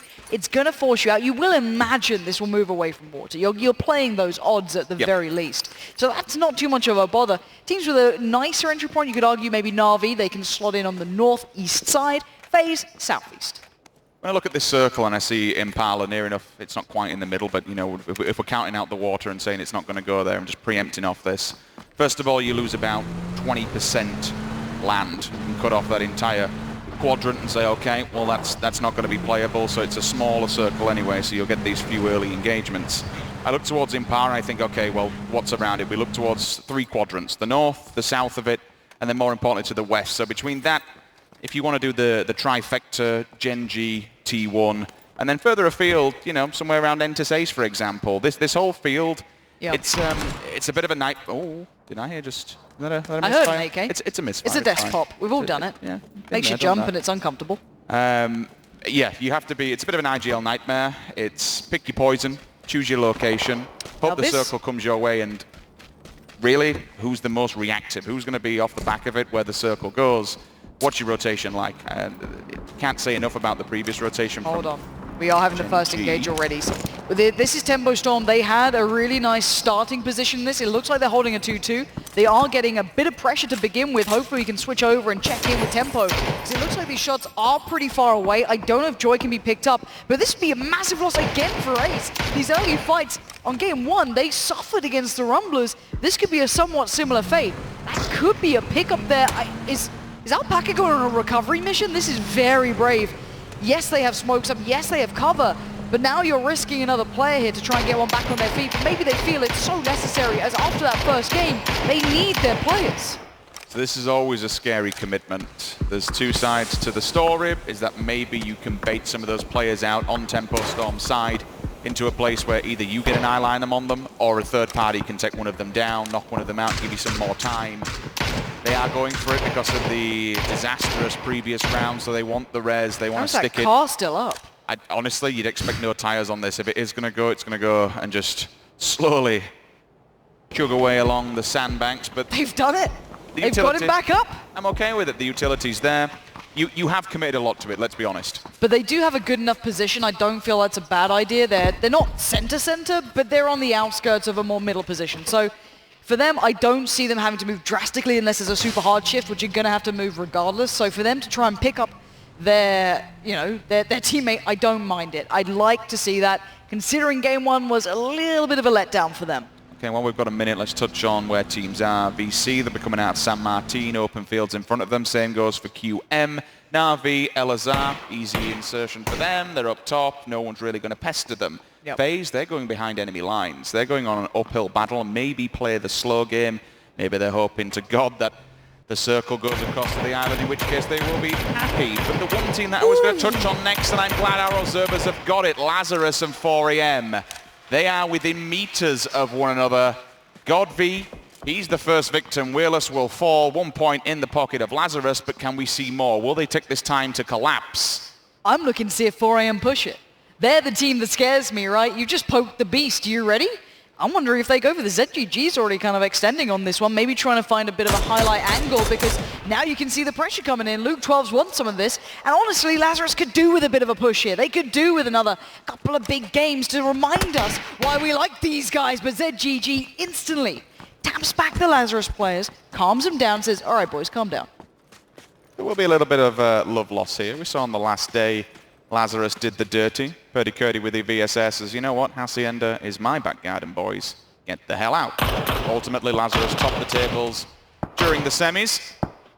So there will be some retribution here, should 4AM be able to answer back, but losing one player off the bat, you did not expect it. We'll look at Gen G's rotation. Elazar for them, nice and quiet. They've gone further afield, not too far from this position. They are just over the hillside, but they are in actually a full four-man split. Loki on his own. The rest of them might be able to connect themselves over at this area. Yes, they will, so they'll hold down this bottleneck. Shots that I do see on map, actually. Enters Ace. FaZe is getting a little bit closer to their position, so they've gone for a 2-2 split to give them a hop, skip, and a jump inside the circle, depending on where it goes. It's mainly a position play more than anything, so you can move and rotate once this is done, rather than being stuck inside a building, so I get why they've gone for the disconnect. The same idea goes for Tempo Storm, and actually Enters Force. All these teams now are going for these 2-2 splits, these 1-2 splits, because they don't know where it's going to go. It does go more to the northern side. lane. So this one ping-pongs between Elazar and Impala. So let's look at, again, now who becomes the most deadly teams.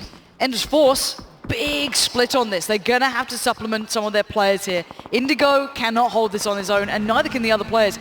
It looks like Maluk's in a nice spot here. Maybe Tempo Storm will leapfrog up to him. You do see Na'Vi getting very close by towards Gen G up in the north. I would be looking at that one. It's a couple of oh, no, that's not good. That's a very bad place to park the car. And now it's who's going to just pretty much nab it. It looks like T1 get a go at this one, but that is pretty bad for Enters Force, considering they had Indigo waiting for support. The interesting fact about this circle is how Minas Generalis plays out, because it's all the way to the edge on the western embankment. We never get a circle inside that area. It just can't go because of the mountains that are behind it that you can't access. So it will be flooding more towards the central side. You then have the water on the east. You're going to be looking for somewhere around the middle area, and that's why everyone's going to bank on these roadsides. You take whatever you can grab, dips, divots, huts, whatever works. It'll be a very scrappy game. We have a lot of open land. Oh, GEX is split. Speaking of open land, look at their split here in the eastern side. It will allow a pickup for FaZe. That's what worries me at these points. I don't think you can hold these 1-1 splits all the way across. 2-2, I can see that working. Maybe a 3-1, sure, but not that isolated. Leo now has zero support, no chance of a refrag, and it's just whoever gets the pickup now. It's a bit of an unorthodox position, and probably Curse of the Caster. As soon as you mention that, he just gets tapped in the head. But there you go, when you're out on your own, there's no revive possible. We will see eventually die out or bleed out no matter which way you want to go. Uber might just say, I want this. I get a point on the board. That's a shot and a half uphill. So it hits him on top of the mountain. You can see on the right-hand side how teams have been moving around this area, and that's exactly what I was speaking about earlier on with Minas Generalis and how it affects this one. Why 4AM are trying to get ahead of the game when we look towards teams like Lazarus, for example. They've come down to a better position. Maybe they can pin Lazarus up there, maybe they can't. We won't know until the next circle comes through.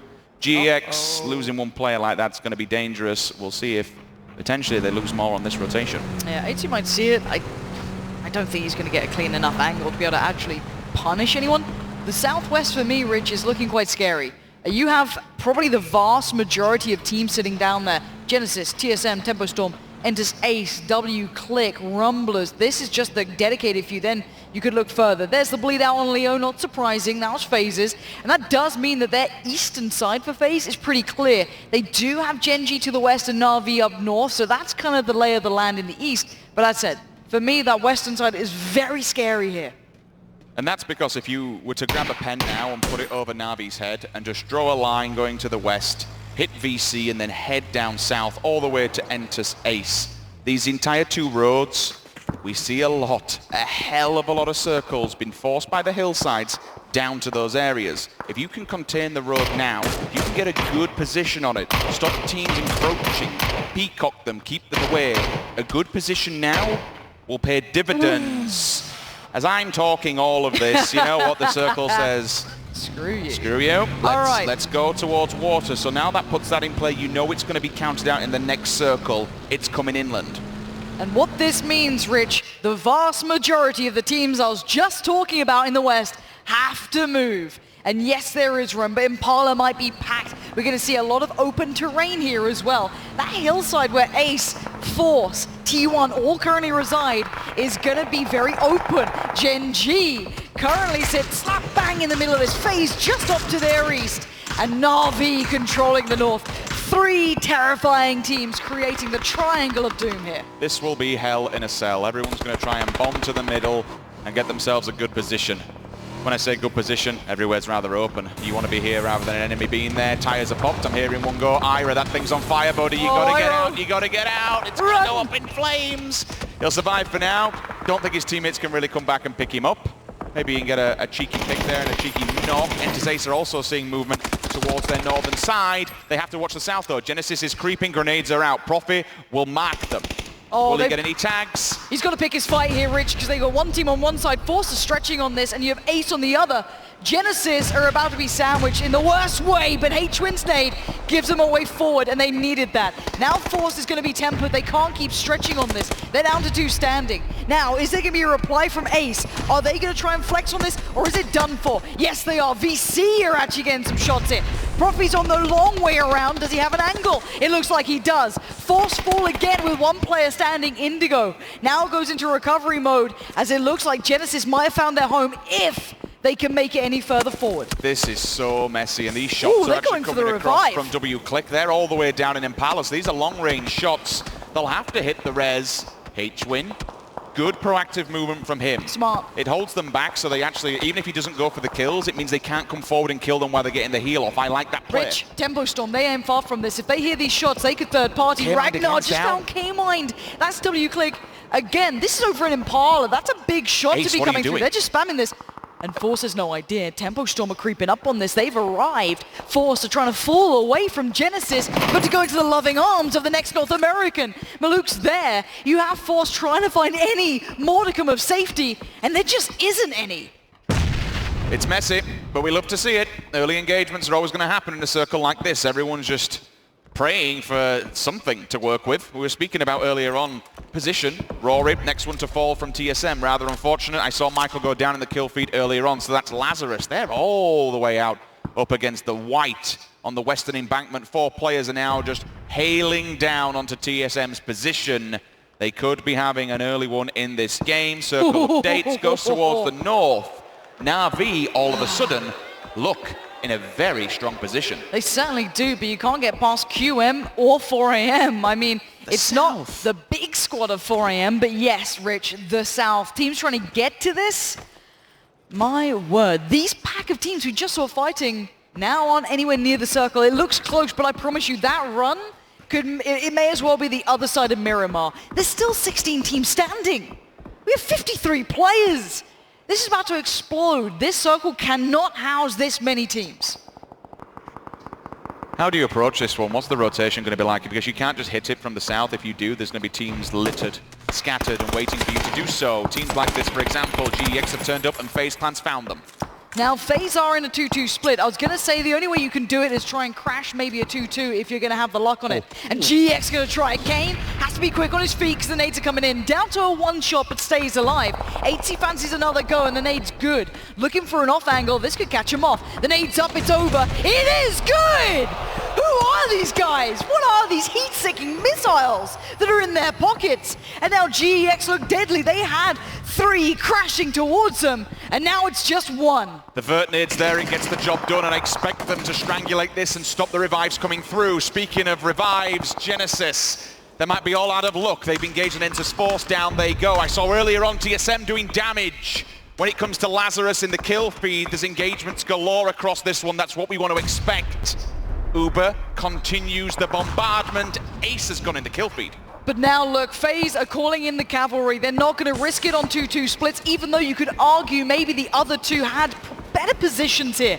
But Uber, the man at the end of that trailer, the beast at the end of the game, wants in on the action. That nade isn't bad, but they've already left the building. Now you got Sophia on foot, Shyway as well. Who's going to get the kills? They're trying to lurk on the smoke. They found Mexi. They've taken him down. Yes, the nade's good, but you need to get a flush on this because 4 AM are on the hillside, and that's a big amount of pressure breathing down your neck. Gen G wanting on the action. That's all the big dogs now staring you down. Sophia, last one alive, I'm pretty sure here. I'm thinking Shyway got knocked in, yes. Sophia now left alive and not for long. Swept aside, FaZe control it.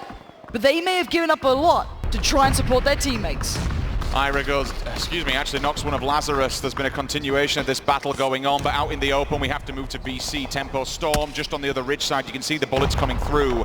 Sharky, both players standing. They could make something happen on this, but they don't have to pressure them. They don't have to push for the simple fact it's VC that has to do all the work. But Zampa, he's going for a low ball. He's going to try and flush them from behind. Yes. This could be deadly if he catches them off guard. Summer was holding him back initially, but now in the blue, Sharp Shot just showed a little too much. You can see the line of smoke. It's VC trying to get their players in the circle. Now the line of sight comes in. Tempo needs to be aware. These shots are not going to stop landing. Tempo needs to be on alert here. VC are now back in control. So where he was stood. They've no idea where these bullets are coming from. They're looking every single way, but the bullet fires are coming from up north. This is dangerous. I'm seeing Tempo Storm just falling in the kill feed one by one. Genesis are on the hunt as well. They're sweeping from the south. They're coming up behind Tempo. And there they go. They tried to battle the Chinese side, and they've had absolutely none of that. And now the circle centers up. It's gone to the north. 4 AM. Large and in charge, but only down to 2. Genesis on the heels of that previous battle with VC. They can see weakness there. Maybe try and exploit it. Now, Na'Vi have 4 in the north. K-Mine strikes, does get down tied. That's pretty good going. I don't know if they can clean sweep this. They're still pretty far away, but Profi, the man is on a run. He's on a mission. He's the only man in this entire arena that was at Auckland and also was at PGI. He's been there, done that. I think what? Yep, K-Mine said, all right, Profi, I like your run. I'm gonna bring the car, so it's fine. K-Mine is playing a very scary game for me. He's playing a little bit too aggressive because now Gen G are just laughing at this. That's gonna be a car going up any second now. And there you can see it, Taemin, already one of the top players here, desperate to punish that. DC is still on the run though. Loki's got them on an angle. They will fall in front, but they can't get confirmation. One point will go to Gen G, the other to Genesis, and they do share the load. But up top, Na'Vi, Lazarus, 4 AM, Senya from Na'Vi just spots Profi, dinks him in the face. K-Mine now has to run for holy hell, pan out, hoping to block the bullets. What can you do, buddy? This is shooting season, it's open territory. It is, but what I'm seeing is the Rumblers trying to fall towards FaZe, but Gen G get the line of sight. They're playing out against everyone, and W-Click holds the east. The Rumblers are going to have a tough time here. They might be able to get to FaZe's compound, but I can promise you, there's going to be 2 other teams watching their rush towards this. They have 4 players and a lot of utility. Smokes are in, FaZe knows this. They've got to be aware of the angles, so they can be just, I guess, crushed by at this point. I'm liking the play here. They know there's a big run to do, so they will put smokes up against the building as close as possible to deny line of sight. ZGG has other ideas. That's all the way from the hillside. That's what behind FaZe. 300-400 meter shot, but he's answered instantly. So as soon as you give away the position, the domino effect comes in. Vestalot says, you're out in the open, I'll take the kill. They're running it now. FaZe knows what's coming their way. They may not know the team, but now they know the players coming through. The smokes are up, they're starting to slightly fade. Genesis got eliminated, that's Loki finding it. Gen G saw that a mile away. Fuzzface is your point man with 8C. Uber was on Overwatch, but he can no longer see. Let's see if FaZe have their players ready. Cherry Poppins gets in. They've got to know this. Fuzzface has the cross, Rich. He's waiting for them to try and push up to that next compound, or will they not move? Lost HD is right behind Fuzzface. That's a very scary battle from two big players. Microfry did get caught, and now the tag comes in, so every other team is piling in. FaZe wait with bated breath. There is time. For W-Click, they can cause problems.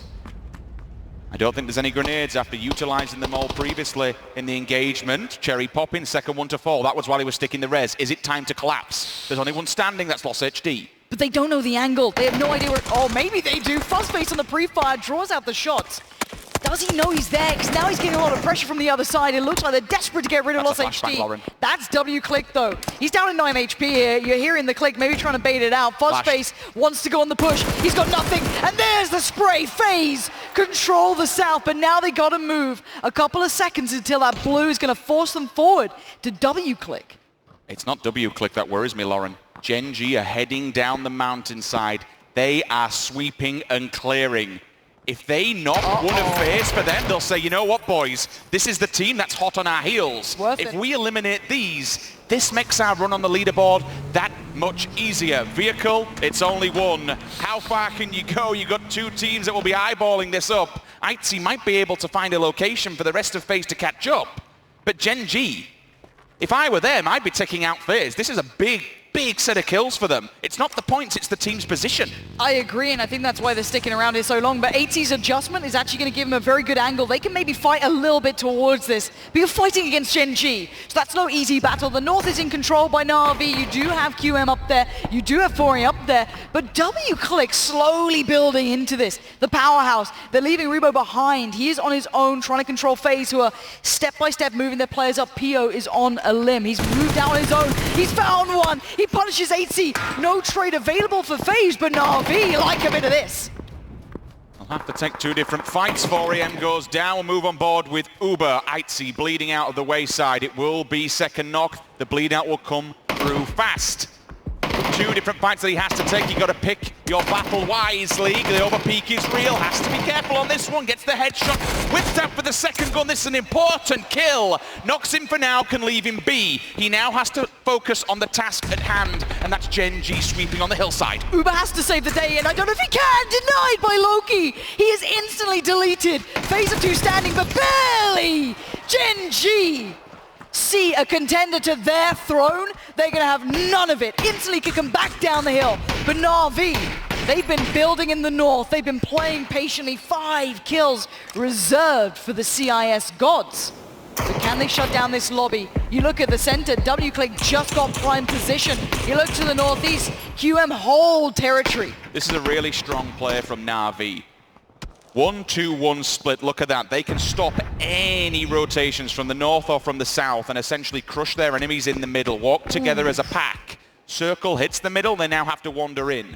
Bestaloch is on his own, needs to be careful he doesn't get disconnected by QM. Silson goes down. This might be the go signal for Gen G. We've got one, let's push in, get the center circle, knock out W-Click, and then we've got something to work with. Otherwise, they are held at the foothold of this hillside. It won't be the best position moving up because of Na'Vi's advantage with the line of sights they are given and provided by this hillside. Honestly, I think Gen G are about to do double digits again. They're in the top 4. We're down to 4 teams.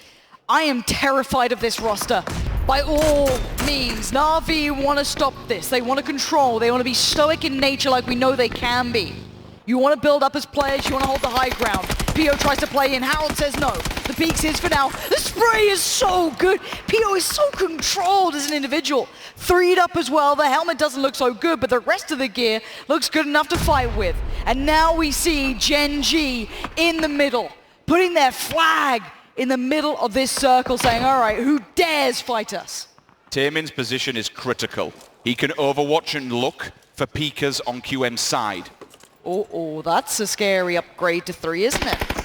A doozy. man of the hour. Can he be the one that confirms this? Pio's going for a flank. Taemin's reading this, feeding the information. They're making the advantage. They're making the push. They're going to go for this one. Loki's already found one. It should be go time for Esla. He's looking for the next push, the next bit of flex, trying to find the player on the ridgeline. Na'Vi have been left in the dirt. You're seeing Gen G playing so far ahead. Everyone else is playing checkers and they're playing chess. Already they're going to go for the beak. It's the Esther. The spin's going to dive. He knows it. But Na'Vi have punished. They've moved it. They've read it. And they might be able to hold this one together against the gods. Esther down but not out. Pio and Loki holding him. G is on the back foot. He's last man standing for QM, but he's outside against the blue. The grenades come down. Taemin goes for a low ball.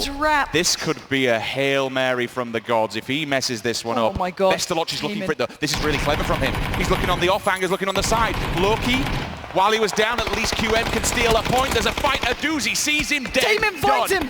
Taemin just found Senya. This is still very much on two-team stand here.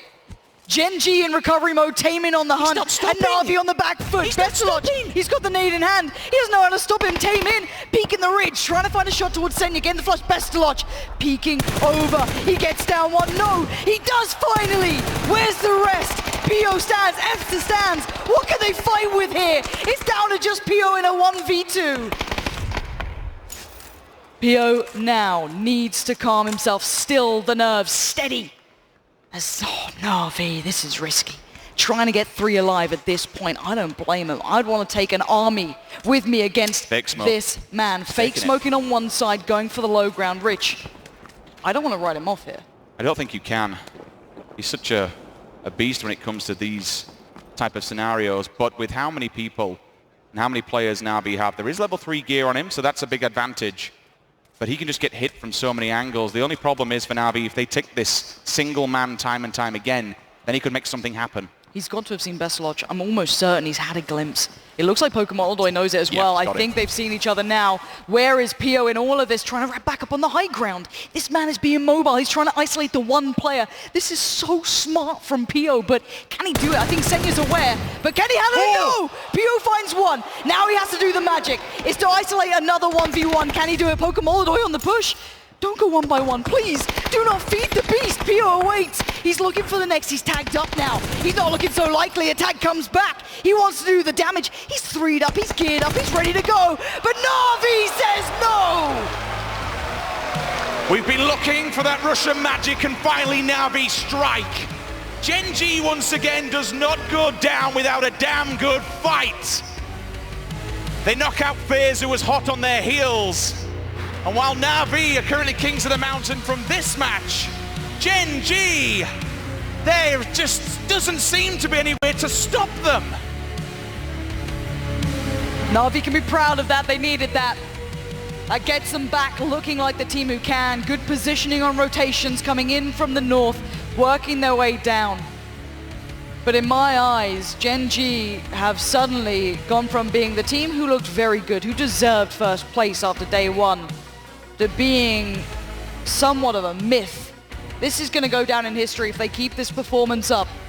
I don't know who can catch them. FaZe looked good, but they didn't get towards the end free. They have their logo on the front of the boxing ring on this map, and that's because of their accolades back at PGI 2018. If they win this, they have all rights and all worthiness to be called the greatest team in the world. But there's still 4 matches to go, and anything can happen. Certainly is. That's us done, and it has been a pleasure. Let's head down to the stage to hear from that interview.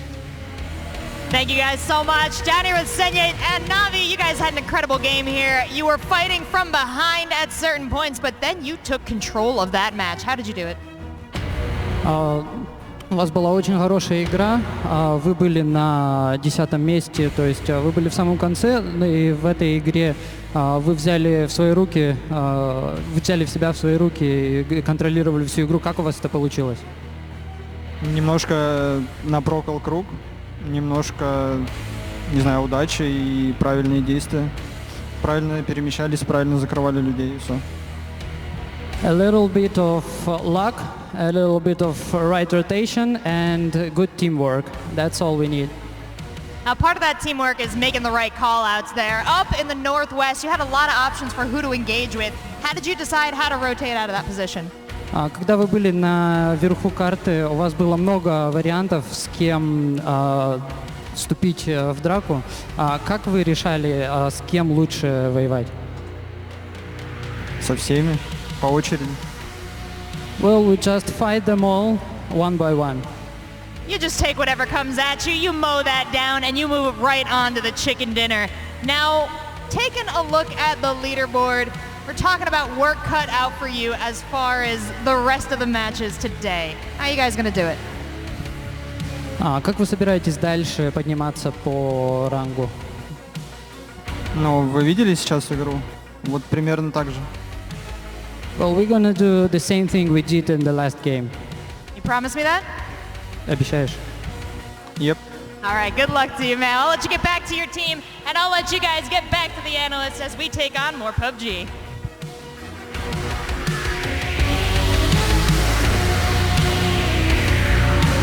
It's not a bad start for our teams from PEL as they get themselves back-to-backs. However, Gen.G once again up towards the top with another second place. Big kill counts as well. Great for them. Let's talk about Na'Vi first to start things off. Relatively quiet up towards the top there, but they really made it happen when it mattered towards some of those final circles, getting themselves a big kill count themselves. I mean, they came into this game in 12th place. They're going to see a big climb here. For me, Pokemolodoy was the one who's finally come alive, right? He got 5 kills in 18 last weekend. He only got 4 kills, I think, yesterday. In this game, he sort of tied that and has played very well. So seeing all of Na'Vi turning up is starting to get a little more encouraging, as I think they'll probably be at 8th and 7th in this position. I talked with Besalashi a little bit yesterday. He wasn't too happy about how they played yesterday. He said they threw a lot of games that they should have won and so on. Sure. So they weren't happy. But this is their redemption. They won the game. They got a high kill count. This is the way to get back into the leaderboard.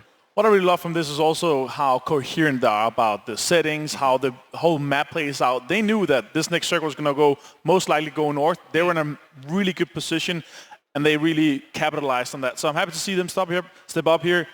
The best game before this was 5th and 6 kills here, so this is a massive step from them. They nearly doubled their points in this game. Yeah, definitely so. Very big for Na'Vi as we take a look at the highlights at the beginning of everything, and a big nade coming out from FaZe. Once again, they got themselves a 5th place and a pretty decent kill count themselves. I mean, FaZe may as well just turn their guns in at this point and go full nade because they are absolutely destroying with them. The problem is when that utility falls out, they seem to be getting locked up in fights that I think are just lasting a little too long. That Rumbler's elimination, while beautiful, just took a little too long for, I think, FaZe to make their next transition. I mean, FaZe basically let them get into the compound. They knew that there is 10 smokes out here. We can't really do anything about it. Let's let them get close, and we'll take them out there. And very importantly, Gen.G pushed on FaZe. They were fully aware of this fight coming out here. They saw that it was FaZe and Loss and the guys from Rumbles fighting there, so they knew we had to position ourselves to gatekeep, and they did that perfectly. And that's going to put them kind of scarily ahead of FaZe, so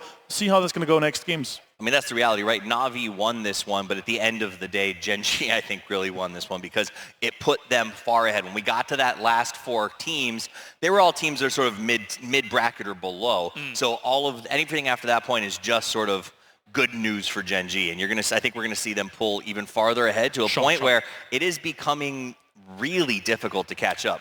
You make a very good point. You know, WClick getting themselves 4th place, QM getting 3rd place for the top dogs right now in these standings. That doesn't matter a huge amount for them. So they're still feeling very comfortable up there, despite some of those teams clipping at their heels, like FaZe, for example, up there. So potentially still a lot of shake-up to occur in the next 4 games that are coming for us here, but Gen.G, FaZe up there are looking strong. Look, Gen.G, they started off strong yesterday as well. They had 2 wins back-to-back on the first 2 games. Yeah. It's kind of the same thing we're seeing here now, but after that, they had a 0-point game, I'm pretty sure. So will that happen again? Will they stop going from the rampage now and cool down a little bit? I think they only got 13 points after their 2 really good games here. So they have to continue this again, though. That was on the Rangel. We do have 2 games coming up in the end, so we'll see what that's going to happen.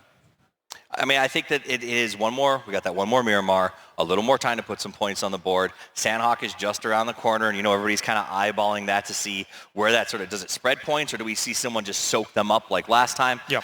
But the time for anybody, I think, really below 7th place right now is almost up. We see Na'Vi really pull up here because all our kind of third, fourth, fifth contenders, our top mid-pack, they have had 2 really bad games. So Na'Vi is extremely close to a massive step up in terms of prize pools here. Absolutely. Thank you very much, gentlemen. It's time for a short break here at PGC, and when we return, 4 more games remain. We'll see you for 1 more Miramar, and then we'll be switching gears to more Battlegrounds here. Stay tuned for more PGC.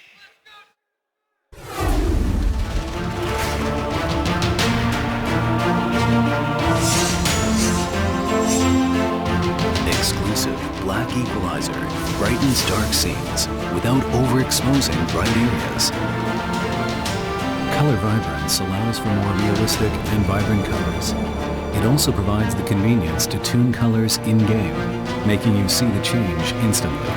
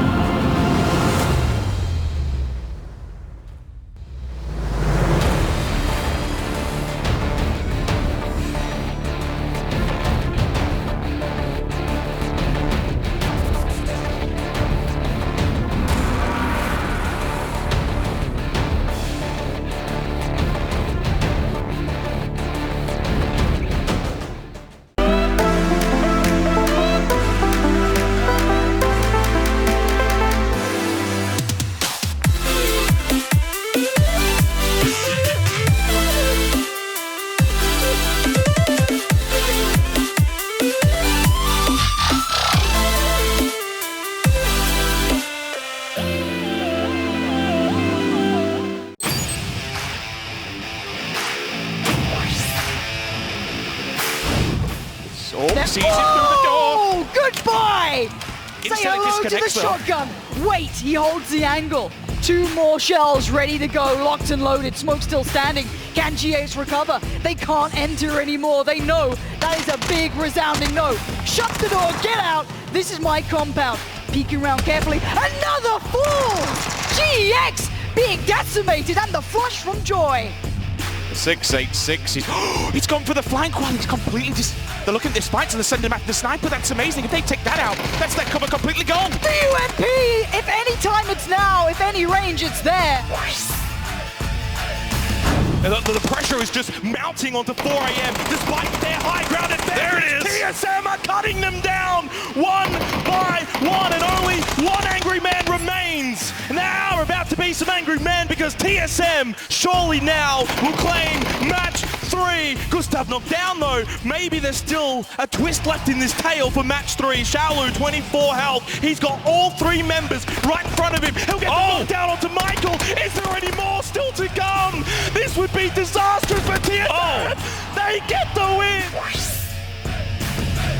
They're just impacting right front, but that one is good. HC is gonna find both members of Entis Ace. Now up to 10 kills. FaZe is making their way down the hillside. You can see shots come back over towards BC. Tide has to drop to his belly, and they want control over this game, and they know exactly where BC is at. All right, can Tide provide a miracle here with that AWM? He's got Domu as well for support, but the grenades are raining in. FaZe has a ton of utility. Domu is down. It is just Tide left here. This is FaZe just running right up into the face of BC and taking this game away.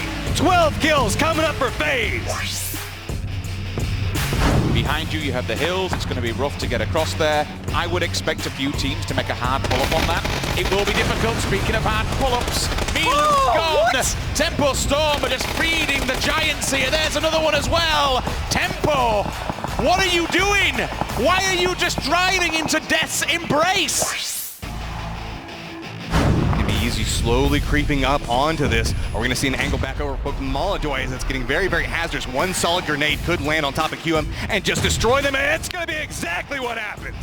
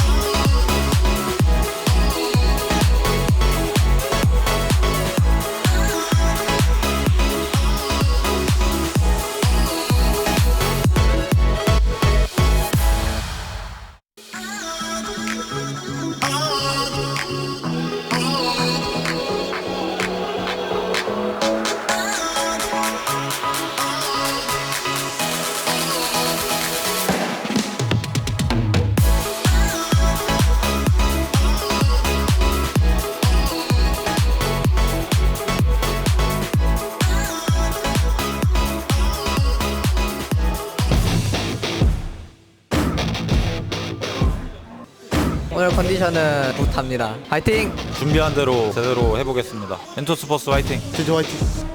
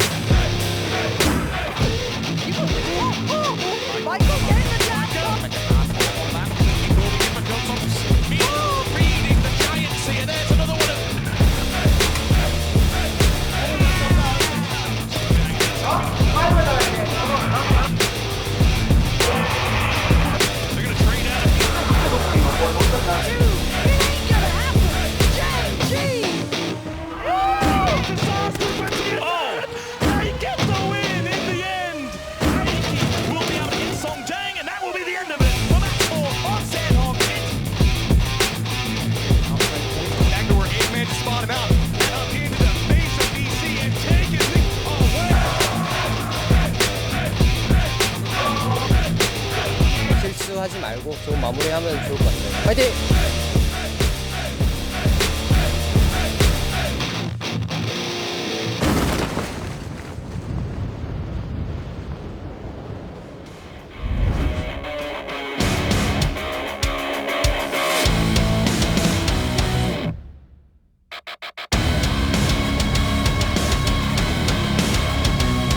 Welcome back, everyone, to the PUBG Global Championships final day. Games 3 and 4 about to get underway. I am Poor Source. Joining me here is Xenox. Yep, the other guys. The other guys.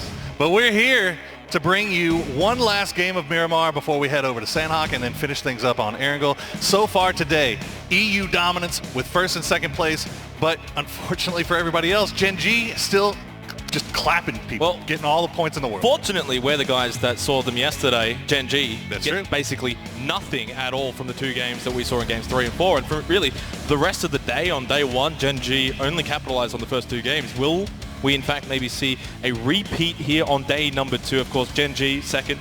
Yesterday was first and first, but then from there, nothing. Well, that's the thing though, and those 2 games were on Erangel. These 2 games now on Miramar.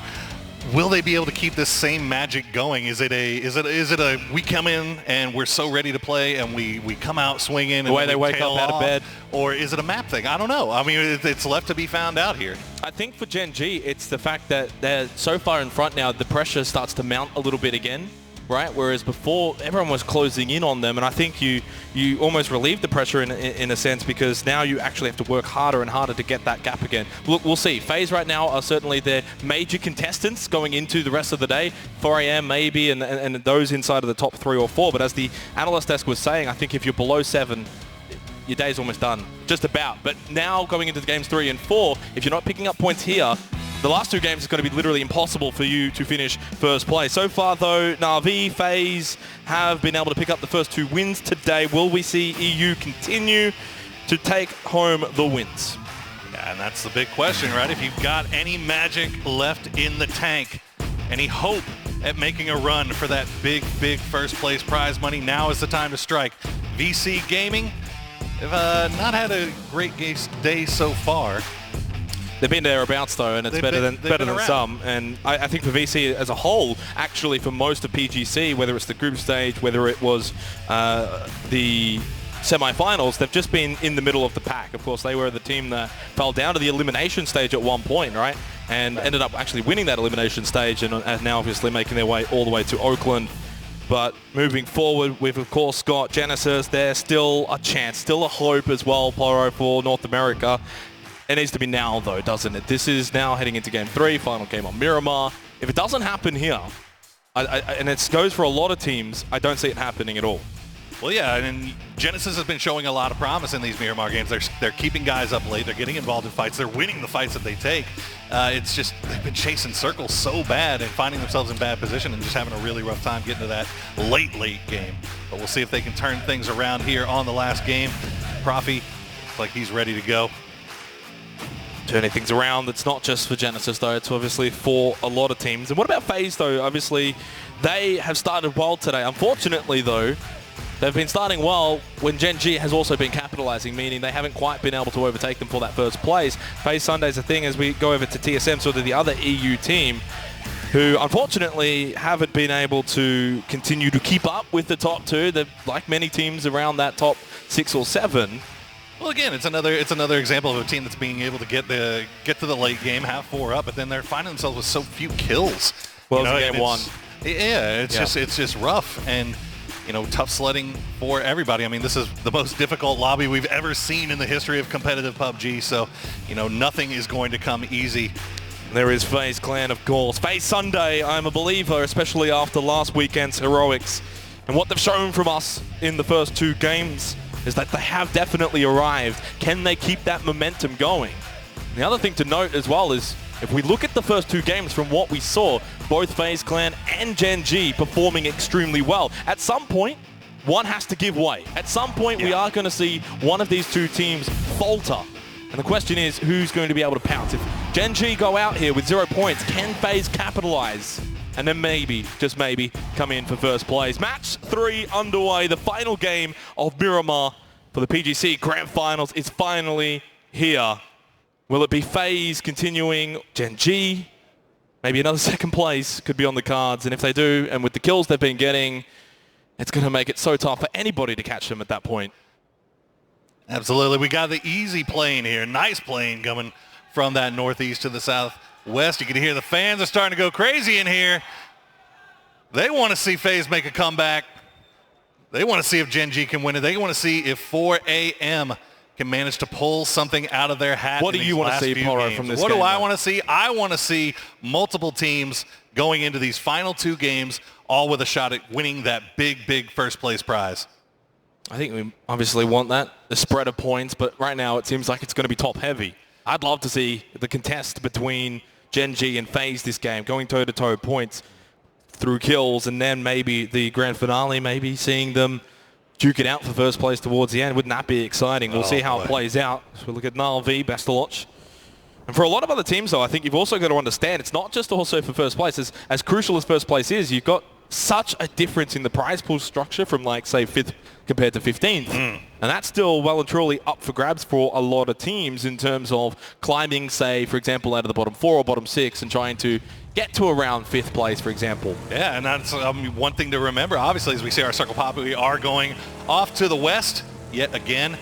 But, you know, we focus a lot on that first place money because it's so big. But, you know, even down the leaderboard. It's not just the money. It's also being, of course, the winners of PGC. Obviously, you know, that's a big part of it. But, you know, even looking down the leaderboard, I mean, that's still huge amounts of money for these guys that, you know, a lot of these unsigned teams that, you know, this could be life-changing. So keeping an eye on all of these guys as we move forward. Na'Vi going to be dropping up towards the north. They have pretty much the entire north side of this new circle to themselves. They have left Senya a little bit farther south just to make sure they can scout where they want to go next. You see the stat with the DMR. And, of course, he's found himself an SLR early on for this western circle. FaZe, though, in a great spot around Monte Nuevo. GEX and just Ace around El Pozo. Down to the very south is Tempo Storm. They'll be able to come up that western highway, make their way into this circle pretty comfortably. Gen G, though, they are the furthest team distance-wise from this Phase 1 circle, Poro. Obviously, we're going to have to see what their rotations are going to be able to pull out to find themselves a decent spot within this circle going into Phases 2, then 3. Yeah, we do see FaZe has a nice little split towards the middle. TSM also with a kind of priority on wherever they really decide to go. Now the question is, will FaZe and TSM run into each other again? Will we see yet more PEL on PEL violence early in the game? As we check in with 4 a.m., you can see 2 of them looting up, and this is Luke 12 pulling up. I don't think he has an idea that anybody's here yet, though.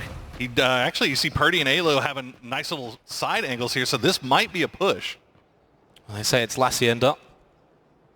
4 a.m. though, with Forever and Xiaolu just outside. Luke 12 is being cautious as Purdy Curdy makes the run over. It does seem like they've got the information on 4 a.m.'s position. Oh, yeah. And they're certainly surrounding them. Forever and Xiaolu in a spot of bother for 4 a.m. They have slowed down here on day 2 of the PGC Finals. Will they turn this around against Lazarus? Wow, nice one tap from Forever. The headshot to start that. Unable to follow it up, though. Luke 12 with the canted sight.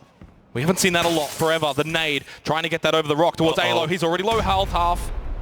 Now he's going to pop some heals. He's knocked down by ZGG. They've got the angles on Lazarus from far away. Disaster for Lazarus, and Alo is eliminated. Nade from Luke 12. They want to try and get this fight finished early. It doesn't confirm a knock onto Xiaolu, who holds the angle. Luke 12 is smart, and he doesn't push it immediately. Waits for the pre-fire from Xiaolu, avoids it, and now holds the door. Worth noting that Uncivil is to the south of this, not even really involved. Oh, that was so smart. The canted sight for the short range, then switches over to the 3 times. Molotov to block the entryway. Now can't walk in, but he can nade it still. That was his last one. Oh, he missed it. I think he actually threw it out the window. This is the only really angle of approach that Lazarus has onto this because 4 a.m., as you can see, ZGG gonna come and provide some support with Wayless. They're actually getting involved in this. This is dragging out, though. Yeah, this is dragging way too long for Lazarus. Yep, and using utility. This is for both teams, not just Lazarus, as well as 4 a.m., all using utility. Xiaolu spots Luke 12. Oh, no. It just always, from the beginning, has seemed like a half-hearted push, a half-hearted commitment from Lazarus, and they're just getting picked apart. But nice shots coming out from Purdy Curdy. Gonna get the down onto ZGG. Can he flush the kill before he gets aggressed upon here? Forever and Xiaolu still there. Forever's pushing onto Purdy Curdy, though, behind the red tractor. Purdy Curdy behind the hay bales. Does he know that Forever's pushed up close by? Seems like he does have that info. No nades for Forever to flush him out. He's waiting for Forever to go in between that tractor to get the vision. Molotov thrown to try and deny Forever the ability to move to one side. Uncivil, by the way, if you're wondering where he is, he's a distance away. Purdy Curtis knocked down, double head tap from Forever, and that means Lazarus are down to 1 play remaining. You could see Uncivil far off into the background. 4 AM come up with 3 kills against Lazarus, considering Poro. Lazarus were the ones who engaged on this. Just, I mean, outclassed. Oh, they're not done yet. Wayless! Wayless! The spray from a distance with a red dot. It's unsuccessful. Uncivil able to get away for now. And it wasn't quite Hacienda, but it was just on the outskirts of Hacienda. And Lazarus won't be too happy with losing that exchange. 4 AM getting a little revenge from game number 12 of the semifinals whenever Lazarus took them out at the Hacienda. This time Lazarus coming out the loser. What did they call it? Hacienda? Yeah, I'm Hacienda. not sure if it is anymore after that. Unfortunate. We see the looting paths of Navi as they looted up in La Cabrera. You see how they have left Senya down towards the south, keeping track of where they want to go next, and everybody on their bikes in the Muranos scouting things out before pushing in blindly, like things you like to see. Still 2 minutes and 10 seconds till phase 2, and a lot of teams have now congregated around Monte Nuevo. Still a few teams that are going to be coming in a bit late. Navi around El Pozo, deciding to take their time, maybe expecting a northern shift at some point. QM and GEX fighting it out around El Pozo as well. FaZe Clan, though, certainly dead center of this circle, Poro, which does spell good news for now, but it doesn't necessarily increase their chances of winning this game. Really, phase 4 onwards is the circle luck that you want more than anything. Get a little idea of how many energy boosts we get looted here. Normally 3 energy drinks, a couple of painkillers, and every now and then an adrenaline. Phase 2, as we see QM taking a few passing shots at GEX Shyway, now stuck all by himself. And that's a good nade from Ligue A, and that's going to be another point picked up by the QM squad. Kane firing back, but it's too late. Shyway's been knocked down. No one going to be able to get that revive for GEX. For QM, they'll be able to pick up that kill eventually at some point. It will convert, unless someone steals it, but I don't see anyone around who will be able to steal it. Kane on the roof. League is pushing up, wanting to flush Shyway to confirm the point for QM. Always got to flush, especially in a tournament where points are so close towards the mid-range. Every point matters. Single point could be the difference between in a couple $100,000. So you want to make sure you flush everything you can so you get an idea of how many throwables get looted. About 3 smoke grenades per game, a little under 2 frag grenades per game as well. Gen G currently 34 points above 3rd place for Gen G. It's a significant advantage, but of course FaZe Clan still on their heels. Well, it's how to play with that lead, right? You know, we saw Gen G take a massive lead early on yesterday, and slowly but surely they had it whittled down. So now can they hold it on? Keep this game going for 4 more rounds. Let's watch this phase 2 circle pop. Where are we going? It's going to be central. Monty again. Further good news for FaZe. For Gen G, they're still around Crater Field. They're not inside of this circle. They came in late. They had the longest distance to travel. And they might pay for it here for game number 3. We said it before, Poro. We might be the curse of Gen G. And it might be happening again here.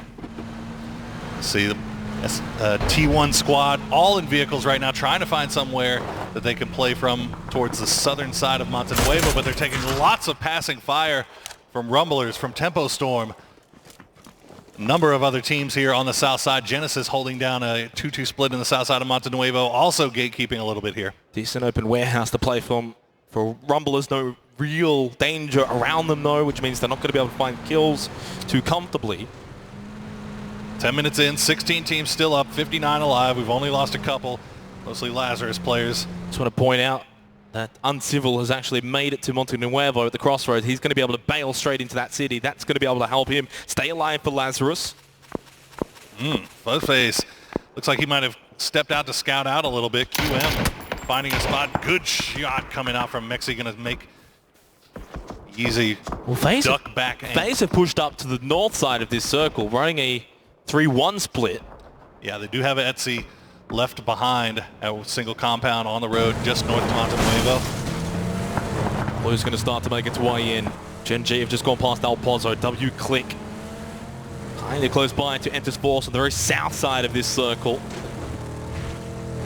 W Click having a good day so far today. They've been able to get late game with all 4 up, but kills have been hard to come by. We have to see if they can turn that trend around here in these next couple of games if they want to have a shot at a higher placement. Yeah, and that's right. Obviously, for teams like WClick, GEX that are in the bottom 2, you're still playing for a lot on the line here. Not only your own pride, but the placement points that you can get might shift you up into the top 10, for example, which is still very much a possibility for a team like WClick or GEX. FaZe spotted by QM. And do have to be careful from this sort of position. AT, not sure what his vision is like from that compound on the other side of the road. There's the fact that you've got QM on one side, GEX, TSM are close by. Fuzzface is going to be careful. You can see how south he is away from Mexi and Uber. If he gets knocked down there, it might spell death immediately. Sharky knocked, but he's going to be able to get revived from Sampa.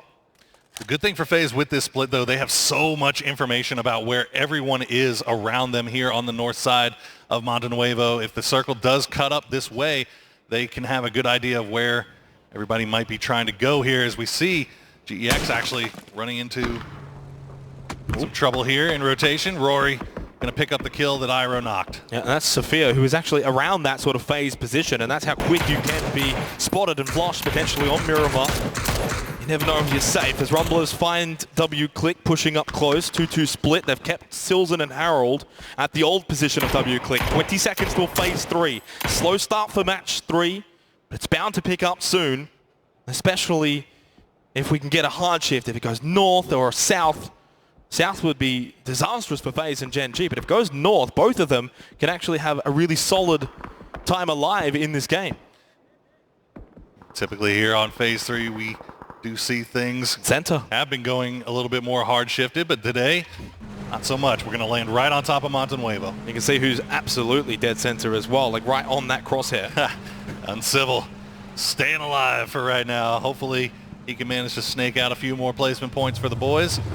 We see Gen G having to make moves to get inside. They were up towards the northwest. They're working the western side of this circle. They're going to come under fire from Na'Vi, though. Yeah, Gen G certainly going to have to work it for it this game. Rotating far from the eastern side of Miramar, up north, now out to the west, now making their way in. Pushing in behind QM. They can take this compound, but it's only as good for phase 3, probably phase 4 it's no longer unless it gets hard fed. It's a pit stop for Gen G. As you can see, those rotations, not a lot of movement for FaZe this game, especially in comparison to Gen G, 4 AM. Those teams having to come out from the eastern side. And when you're a Monte Nuevo looting team, you get your priority on whatever building you want. FaZe took it early, and they've been holding it since. Things have worked out pretty well for them so far. 2-2 split still as we check in on Entis Force on the south side. Very wide split, covering a lot of area on this southern side. They do have an idea of where WClick is. And now they're taking some long-range shots from Tempo. This was the knockdown that we saw earlier on Sharky, although we didn't see it. We did see him get revived. Obviously didn't amount to anything, but nice shots nonetheless. Still 58 alive, the 14-minute mark. As teams continue to now start to enter Monte Nuevo. As there's just not a lot of real estate on the outer edges of the circle. It's just open space everywhere. This might end up being a city finish, Poro. It's very likely at this point, unless we get a shift to basically any of the corners. It's like a wheel at the moment, a wheel chart. You're waiting for that next hard shift to come in if it's going to go south or north, west or east. Yep. Somebody is going to get screwed by this thing eventually. VC still coming from the north side, very split up. They still have one guy outside. Tempo. Another down. They're going to get that res, though. ZGG going to trade some shots back and forth with FaZe.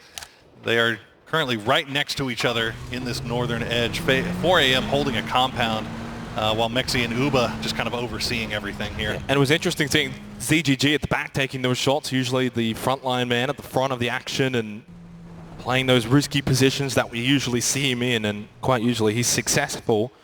It's 4 AM close by to FaZe. 20 seconds till phase 4. As Esther's on the move for Gen G, had a higher ground position. Now time to move with the blue coming in. Going to group up with the rest of Gen G. Eyes are certainly on them, considering the dominance that they've been able to achieve. First 2 games today, first 2 games yesterday. Now phase 4. Do we continue on for a city finish? There it is. Potentially. But it's straight onto TSM and a lot of teams to the southwest. Tempo Storm, Entis Ace, Na'Vi, Entis Force as well. Gonna have to get moving, and again, more work to do for Gen G. This circle is avoiding them at all costs. They might have to wrap up north, and if they do that, Poro, they'll be running straight into 4 AM, maybe even FaZe. This is about to get real bloody here, as a lot of teams from the south and southwest and western edges all have to figure out how they're going to move in there. But north of Montenuevo, north of the intersection, is completely empty. Uncivil trying to stay alive, as he is getting crashed now by QM, or T1. Oh, no! Oh, no. That's not it. That's just not how the day was meant to go for Lazarus, but it's how the day has been playing out. It's summed up right there in that clip. Normally a really strong Miramar team. Lazarus has not found it today. Maybe they can turn things around on Erangel, or maybe Civ can pull some magic out of the hat here. Song Jiang is going to try to make a run for Entus Force.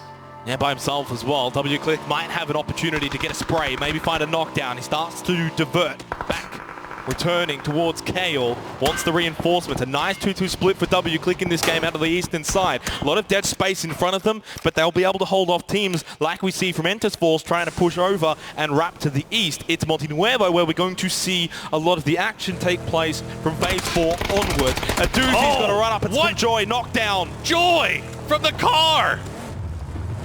He's nuts! Aduzi did get Rang, but wasn't able to get Joy. 3 in the car for Ace. No, it's, well, yeah, it is 3. I was right. I saw Parker peek his head out. Oh, another one knocked down. A CAD. It's gone horribly wrong for Entus Ace. Down to 2 players. Joy and Alpaca. Joy is also low. Knocked down by Bestaloch in Death Valley for Entus Ace. They might just go out in last place. Oh, as you said, everything falling apart. Entus Ace had the high ground. They had to move, but now we're calling up WClick getting crashed here, but Akkad is going to finish off Alpaca. That's Entus Ace going out. We see the flaming remnants of that Murano traveling across the desert tundra. That was like a Michael Bay movie. Gen G as well, in the meantime, lost a couple of players in the kill feed. They're down to 2 alive, 1 down. Never mind, there goes Loki. Too easy. They tried to push into the city. This is what can happen when you come in late, but Gen G had no choice. They had to travel so far this game, but they've got 2 into Monty. I think Force had to make a push onto this compound that was being held by only 2 members of WClick, and we see what has happened. It's all down to just Rybo versus Rang. We see Navi trying to make their way on foot. There's a CAD watching though, T1. Akkad, yes. Not only them, but also QM out to the west a bit further. I think Navi should be able to push in here. There goes Uncivil to Howland. T1 deal with their pest problem. T1 has a very wide split here on the street side here. Akkad all by himself. He needs to be careful here. He can hold this. I mean, this is relatively easy. I don't want to say easy, but it's less difficult to hold as a solo player since you've got some hard cover to really kind of work around, and he can be given support by the rest of the squad. But Navi, as you see, moving into 4, and look at that shift. FaZe. TSM as well in a massively advantageous position. Will they be able to find kills from this compound? That's the question. But as you said, FaZe are getting a bit of circle luck here for match 3.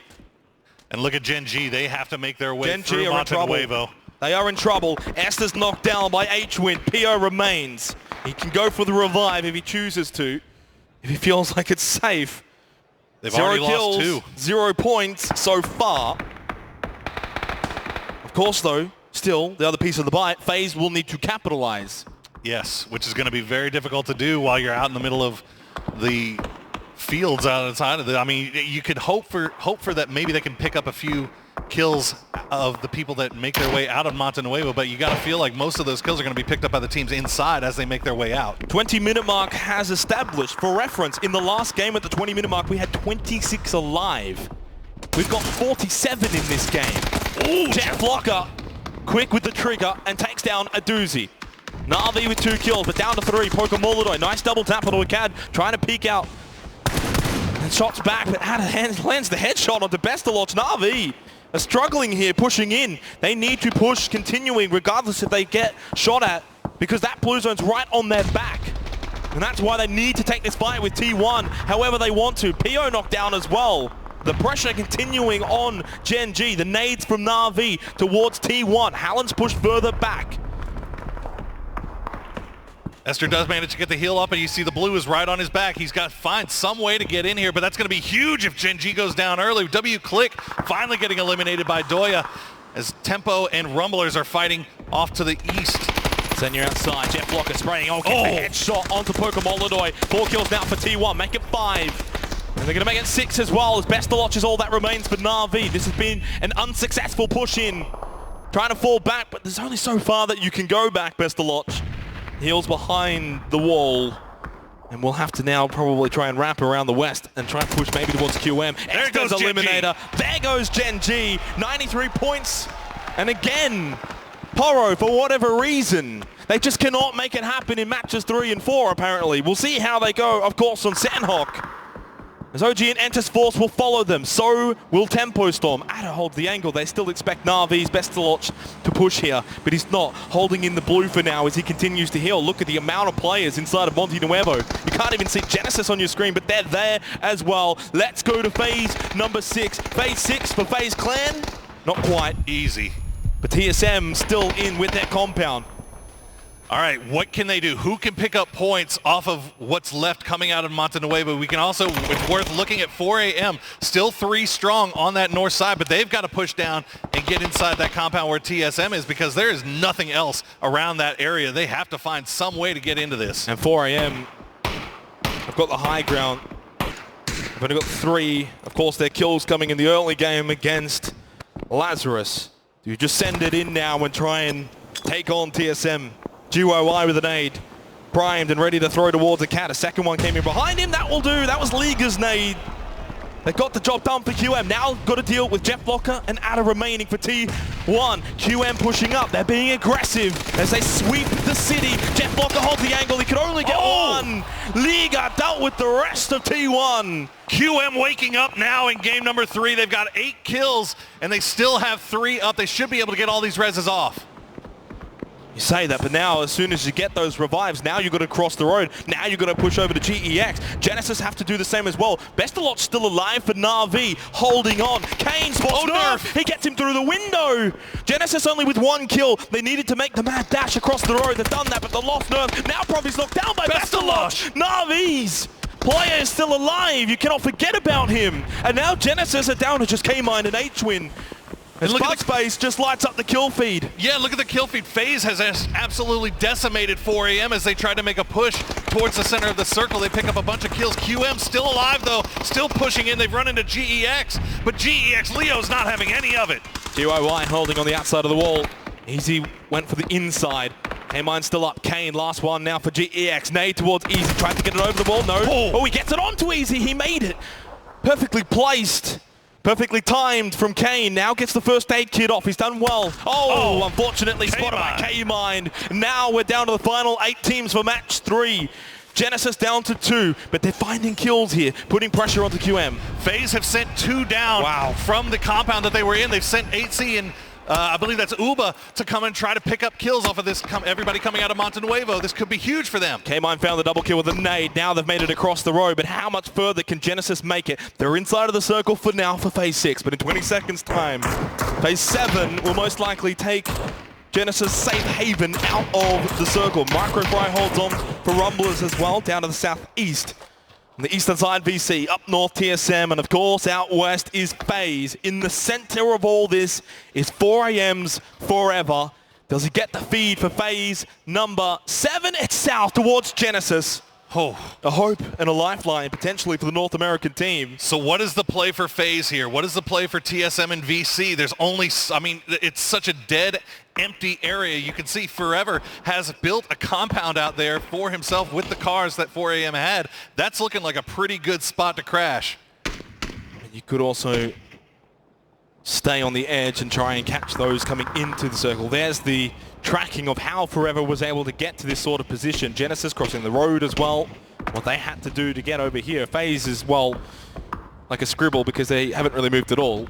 They haven't really had to much. I mean, the circle ending right on their normal drop spot, but they have been defending. They have 2 kills, I believe, so far. As we see TSM had the north side, they haven't really seen much of any action coming their way, so only one for them is Rory and Gustav going to make the mad dash. They've got the smoke in hand, ready to protect themselves here. Molotov's out in the middle of the field.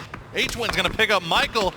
Now, Forever, can you defend yourself? Iroh's going to be knocked down as well. Rory, Gustav still remain as they go prone. Throw out the smoke. Oh, the nade though from Forever, defending his kingdom in the center of the zone. TSM have been obliterated in the fields of Monte Nuevo.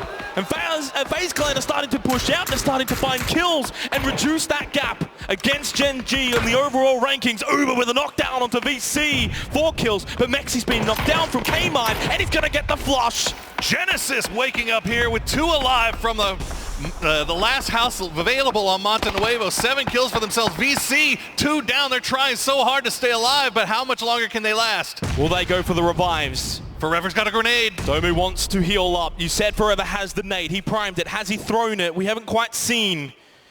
Yes, he has. No. The distance, though, doesn't quite make it, as there's only one Micro left. Fry. It's DJ Boy. Micro Fry has come out of the blue, quite literally, to try and send VC out here on the road. The next nade from Forever also falls short of the mark, but DJ Boy is just trying to stay alive, trying to avoid Micro, who's now just feeding on VC. 5 kills for the Rumblers. Make it 6. He just got it.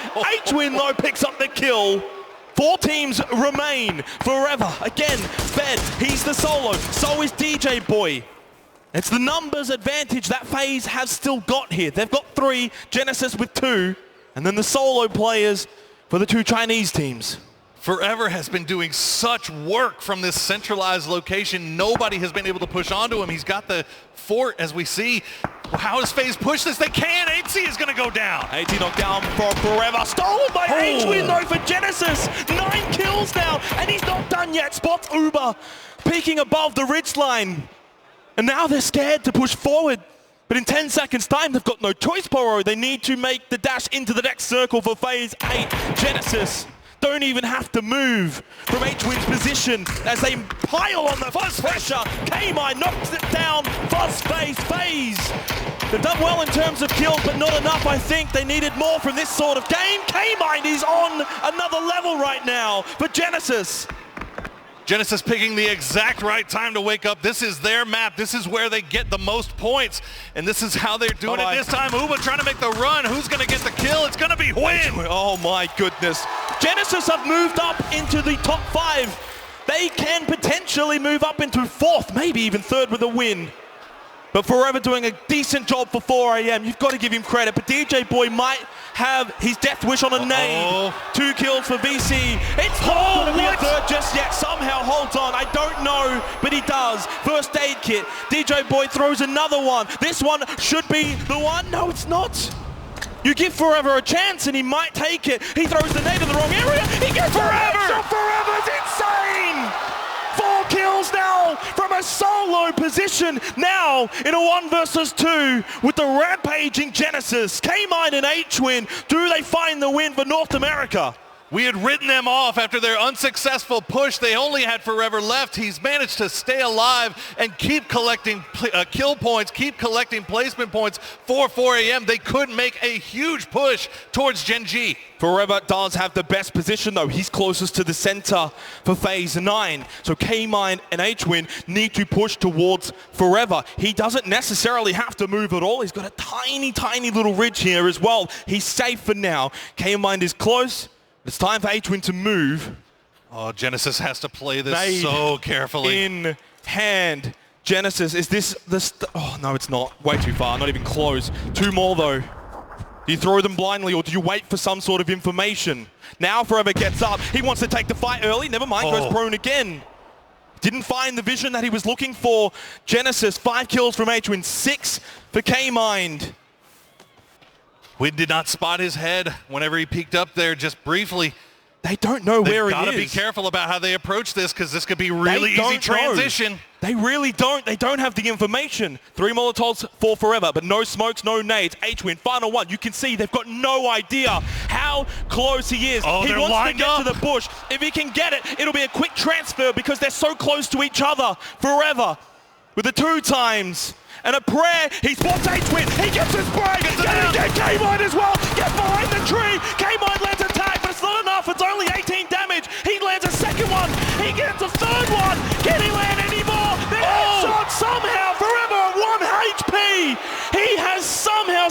5, K-Mine on 4. What a finish. The replication. Oh, he went for the heel. Are you serious? Forever. I see it, Burrow, but I don't believe it. That's a bad man. I don't believe it. Single-handedly wins it for 4 AM and maybe gets them back in the race for first place against Gen G. Do not count these guys out. Absolutely huge from Forever. Coming through for the Chinese squad. That was still an amazing performance from Genesis as well. Credit where credit is due, but you cannot deny that Forever has come up clutch for his team for 4 AM. And now, after a slow start for day 2, they are right back in the picture frame of potentially coming away with the win of PGC. Don't count them out. What is it with 4 AM and having huge solo plays to win these games? These guys are all individually so damn talented. And these guys here on screen should be happy with that performance as well. Well played from H-Win, as well as K-Mind, of course. They did well. They got Genesis, by the way, into the top 5. They are still with a chance. It's slim, it's marginal, Poro, but there's a chance and a hope, and maybe they could fulfill North America's prophecy.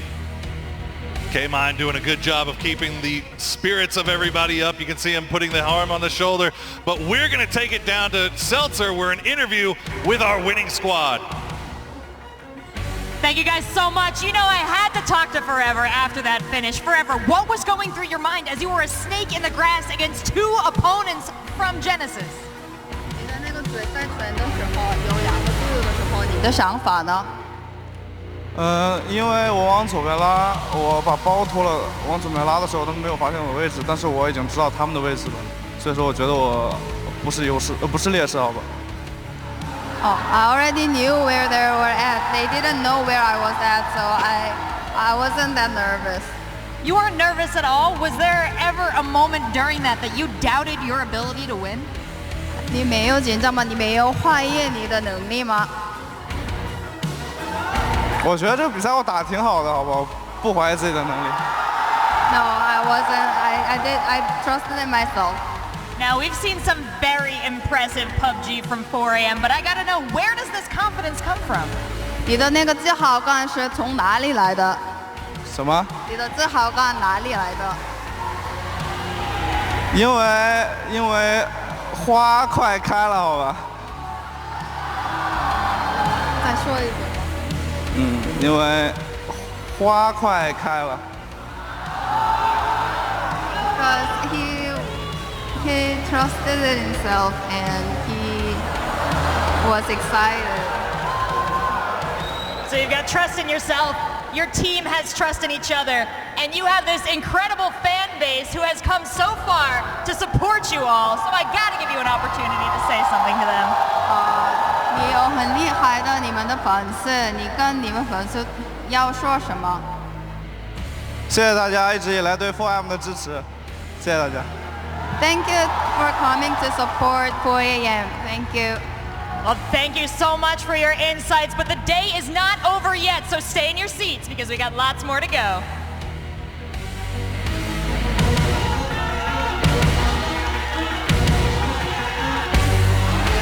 One of the most electrifying teams in PUBG Esports, the People's Champion, takes a chicken dinner, and you can hear them as they support 4 AM, and they make an electrifying play to emphasize their win here in game number 3 of the day. Joining me here at the analysis desk, Toffee is Froz Avenger. Guys, a massive moment there for 4 AM to be able to take those points and move themselves up the leaderboard. I mean, absolutely. It was a phenomenal play. He positioned himself well. He got the double, and he did, I mean, it was amazing. 6 kills for him alone. You got to respect that, and honestly, you can see why so many picked him when it came to the pick'em. 6 kills. I mean, he was fighting TSM, he was fighting VC, he was fighting FaZe, and then Genesis. It was not just the 2 kills. Also, remember the start when they were fighting Lazarus as well. It's almost like 4 AM, they specialize in making electrifying moments. It's multiple times now, and Forever Shisha, thank you for such an amazing moment. That was the best clutch I've seen in a long, long time. No, absolutely. Forever will make himself immortal throughout that play. Let's take a look at the highlights here for game number 3 of the day, our last of Miramar. And we start things off dancing around with 4 AM. Let it start with destroying North NPL. Let it finish with destroying NPL. Yeah, it's been a rough desk for me. Let's take a look at the guys as they try to make a cross here. I mean, T1 got in a lot of fights. This was kind of a weird story about finding places where there is nowhere to go. That circle on North Monte, there's just not a lot of options up there, and you can see that in the highlights as teams die in transition. We had way too many teams going into Monte really early in the game. Already Circle 3, we had 6 teams diving into there, and you know there's not going to be enough space for all of them. Oh, then there's also this kind of unwritten rule, don't go into a city unless you know it ends there, or it's your last opportunity to send a Hail Mary. And we saw a lot of teams do that. They failed. Genesis was very close. They managed to keep out a lot of the teams, but Forever has completely taken everyone's hearts here today. I mean, you say it's an unwritten rule, I think we should just make it a law at this point, but here's that double to win. He gets it was that sort of slide around. They used the grenades, they tried to figure out where he was, but he just kept moving, and you heard him at the end. He said, I never doubted it because I knew where they were. I knew it was going to be as long as I get that first knock, it just becomes a 1v1. 4AM puts a victory on the board, a big, big W for them as they are currently sat in 3rd place, and we'll take a look at that overall leaderboard in just a few moments' time. But before we do that, 4AM gets themselves plenty of points on the board to be able to push themselves firmly into that position now and make sure that this is not just a 2-team race going into the final couple of games, as we do have them accruing 18 points throughout that. Genesis, though, 17 points for second. I mean, it's a good moment of brilliance from them. They were sort of mid-pack. I mean, I worry that this is too little too late. I'm pretty positive it's too little too late, but it's good to see them actually playing well on this last one and having a good game. It's not over yet. Genesis is making a run for it. And they were one of the winning teams coming out from Monte Nuevo there. Not an easy task, if you ask me. They played it extremely well, but in the end, obviously, the execution in the 2 versus 1 situation, you need to take advantage of that. They should have swept that situation. They could have taken that win home. I'm happy to see them play this well. They managed to get a lot of kills and managed to come out as the victor of the Monte Nuevo fight. I really like that Atron was using nades, trying to locate where Forever was there. He was trying to just get him out there. If the nade would land close to him, Forever would have stood up and he would have revealed his position, but that didn't happen. Here's our overall leaderboards right now as they do stand. Genji still in 1st place, FaZe in 2nd, and 4AM takes a big leap up in terms of points as they get themselves to 74. Genesis even, I should say, 4th place after getting that many points on the board. And bear in mind, for Genesis, their road throughout 2019 is a very interesting one. They were originally Cloud9. Cloud9 eventually left that position, even though Genesis had a guaranteed position here at the World Championship. Look at them now. I mean, they're playing under the banner of friendship, basically, and so 4th place or however high they can climb is a lot of money in the bank without an organization to take a share, so they're going to be pretty happy with this, but also the way that they played. And, you said that they were throwing zoning grenades out there. I mean, it felt a little bit like Hail Marys, the way they were tossing them out, and sort of, I think the problem is they had a spread, but they thought Forever was this way. And when he ended up on the right, they were in a line. One thing I noticed, though, there was a stun grenade present in the Genesis. They did not use that. If they used that and pushed together as 2, they would definitely have taken that win. Let's take a look at how the plane developed with all the circles and everything like that, because ultimately yet another extra trial for these teams to deal with, a very different circle compared to our previous ones here on Miramar. And it was our last Miramar circle here, Froz, so what did you make of it? I mean, I think we should look at the teams and how they were rotating. As you can see right now on the screen, they had a rough time. It wasn't the teams that was starting there. It was the teams who rotated in, because a lot of the teams that started, they went on the west side and they ended up in Monte Nuevo. The other teams that was a little bit late, they came in from the east side, the north side, and they had a little bit more space to work towards the end. I want to give a little bit of credit to Microfry, because he was kind of the unsung hero, because VC had 4 guys alive. That's true. If they managed to get all 3 guys up after the rest and everything, they would have 4 guys pushing into that. They would definitely want that. So he's kind of the unsung hero as a kind of third party making this possible for Forever. And absolutely, you can see right here as he finishes this one out, he kind of goes for the meds while Kamon tries to go for the position. And at the end of the day, he manages to sort of track him out, and it's just, he picked a good spot. And those bushes, they don't seem like they're very impactful, right? There's no other cover in there, but putting that between where he knew Genesis was, it was just too hard for them to hunt but it down. Also the rotation down to the center there, because they sent it in between TSM, between FaZe Clan, and they just sent it in towards the center. They know they didn't have anything to play over there. They had to go down on the ground and just prone. Yeah. But it did work out because of Forever. One rotation we did not see there, of course, because they came quite low in the standings, was Gen G. They decided to take the north rotation, similar to what we saw in one of their Miramar games throughout the day. However, that same rotation, again, did not work Avenger here. No, so also kind of the thought process of saying you have a very hard northern plane path makes it the density, like there should be more teams on the northern side. So them going on the northern rotation is actually kind of surprising to me, because if they went on the southern side, they would have a lot more space considering we had a northern plane path. Yeah, I mean, I think that they tend to like high ground and gather information, and we saw them sort of north of that big desert, sort of just outside of Monte, trying to gather info, but when that circle went to the opposite side of Monte, they made the only option they had, which was go into the town and get caught. Sort of, yeah, the meat churner, if you will. Genesis came out on top of that. They got 11 kills. They had to fight their way through. FaZe, honestly, I thought this might have been their game there for a minute. They were in a pretty good position. They got 4. They start in the same area. Yeah. And had they won this, they would literally be neck and neck with Gen G as we go into sort of the home stretch of this best of 12. So kind of heartbreaking to see them get knocked out at that point. What can you do? Well, we saw one by one, they just fell down the teams in the end there because they had to run in the open, and running in the open is not an easy task when you have a 3, 4, 5 teams looking at you and just mowing you down. Absolutely. And for FaZe, obviously they got in via a very interesting method and now currently find themselves in second, 11 points behind that first place. None of these teams really wanted them in, but let's take a look at how 4AM was able to break this down with comms.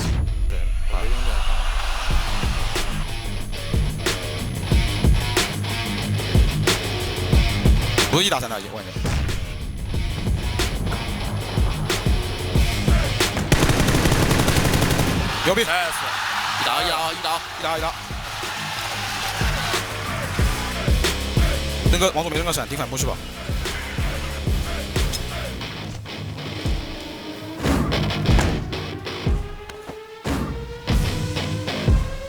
先不要让中间啊！相信我嘛，兄弟，相信你，相信你，相信你，绝对行，我觉得。最棒了。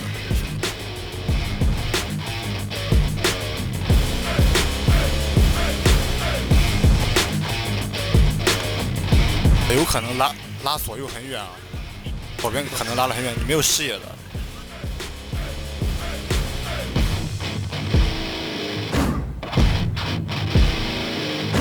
我等圈，然后打左边，打完左边立马趴下，然后伏地打右边。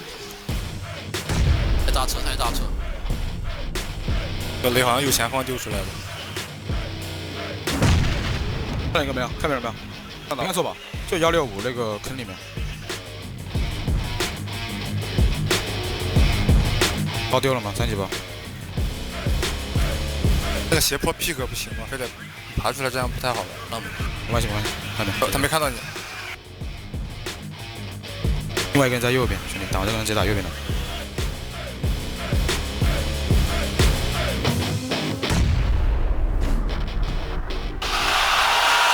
兄弟，再我看这边又有人，俩都在这儿啊，两个在这里。穿了，兄弟，现在可以穿了。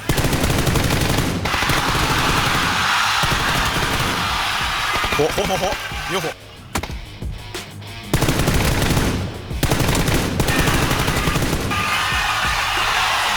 他吃多了，没一起。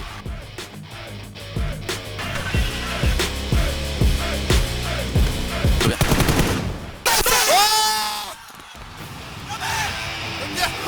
Absolutely splendid stuff from 4AM there. The most electrifying team, the People's Champions, dropping the People's Elbow on towards the last 2 remaining players for Genesis, and that moves us on neatly into what is soon to come here. Our last 3 games remaining here for PGC. That trophy right there is what all of these teams are aspiring and hoping to raise at the end of these 3 games. We are slowly breaking it down though to only a few teams remaining, potentially going to be able to raise that. One of those is Gen G, currently sitting in first place with 93 points, and they absolutely need to stem the tide from what happened yesterday. We remember what happened yesterday. 2 great games, and then it did not go well for them after that.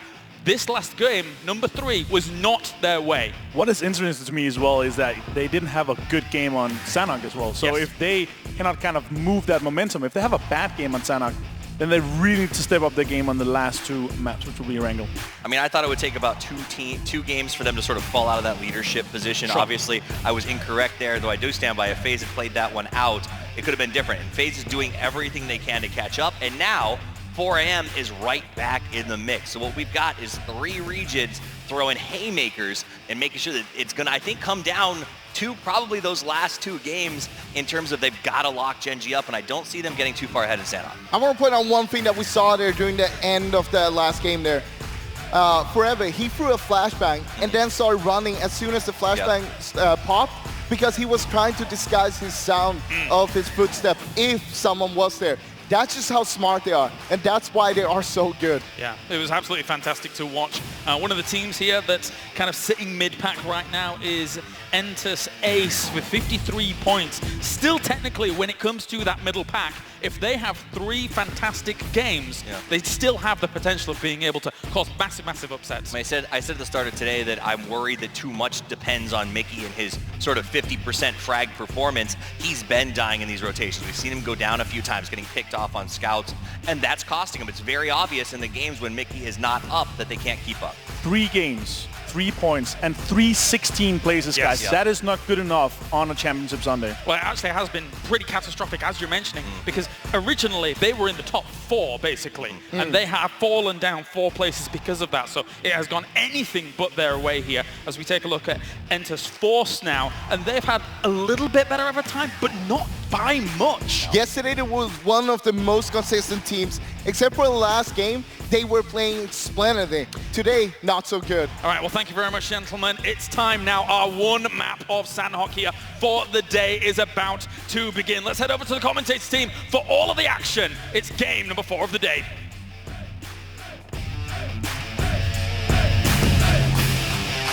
Yes, that is correct. Gone are the Dust Devils, Deserts, and Hot Sun of Miramar. We are now going on to Sanhok to see who can even try to catch up with Gen G at this point. It's got to be done now. The time is running out.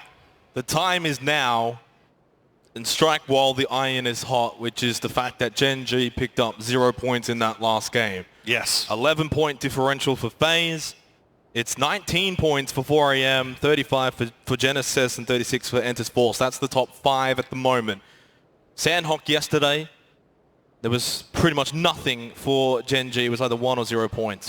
Will that replicate again here today? And if it does, very well could find ourselves with a new frontrunner going into the last 2 games. Certainly, Sanhok is about to set up an amazing ending for the PGC Finals, especially if Gen G go out with 0 points. One thing we are seeing that's changed from yesterday, FaZe Clan no longer dropping in Painan, giving that rather over to Tempo Storm. Instead, FaZe Clan going towards the southwest of the map, looting up a little bit more safely. Nobody really around them except for a couple of members of Entus Ace, but not really right on top of them. Do they get that southwest island, though? Typically, Quarry is one of the more popular locations for the circle on Sanhok, and it's just obviously because of the mainland being so much bigger than the 2 other islands. Wow. Oh, there we go. It really is FaZe Sunday in terms of circle luck. That is a given.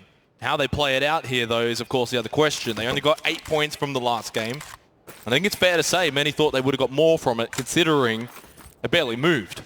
They were in a pretty prime spot there for most of the game until the circle pushed off of them, and Genesis actually I mean, they were in such a great position to gatekeep them. Fortunately for them, they did not have to leave the compound. They could use that hard cover and get the multiple angles that they needed. We check in with TSM Iro. Recorded the highest number of knocks in the semifinals with 32. And TSM sitting in 6th place right now, 54 points. They are a distance away from Gen G, but can still stay in touch, potentially, with the top 5 based off these last 3 games. Luke 12 for Lazarus. It hasn't quite been Lazarus Sunday as they were proposing at the beginning of the day, but maybe with the final 3 games they can turn their fortunes around, try and climb up the overall leaderboards as he stalks Jeff Locker. It's like Jeff Laga's spidey senses are tingling, though. He keeps turning around, checking behind him. He's running. Unfortunately, it looks like he should be able to get away from this. Luke going to go up to the top of the hill, see if maybe he can get a few cheeky shots, but nothing should be found. As we check in on the Rumblers over by Ruins, they are all by themselves, and they have a nice little compound. The question with this circle, though, it starts getting interesting. Is this going to stay west or is it going to go east? That is what most of these IGLs are thinking If it right goes now. east, then you've got that, well, river split, I guess, with Painan. Yeah. That's going to be a factor. And obviously, if it goes west, then we know definitively what island we're going to be playing off. Sandhawk. And for match number 4, Rumblers rumbling through. They are on this southwest island, so they're in prime position here. Currently in 10th position for the Rumblers, 9 points from the top 9, away from Na'Vi. And really, besides probably the top 3, Poro, I mean, 4th is still very much open for a lot of teams on the overall standings. Well, The FaZe moving up to Entasace. They know. They absolutely know. They're creep walking up on this. They're moving as 4. They don't want to lose anybody off of this, but they won these 2 points as they're going to crash the compound. Here comes Uba. Pushing through. Joy's not going to spot it just yet. Nice shots coming out from 8. Going to get the down onto Joy. It's now down to Mickey. Mickey looks like he's trying to bail out of this. Yeah, unfortunately for Entasace, the other 2 members, Alpaca and Co, are actually near Cave. Mickey's in a world of hurt here. I don't see a way out. There it is. Headshot underneath the hut from Mexi. 2 early kills for FaZe. They played it well. And that shrinks the point gap with Gen G to 9. Oh, this is bad news for Ace as they're making their way. It looks like they might have designs on pushing across the river. It looks like they should be fortunate here enough.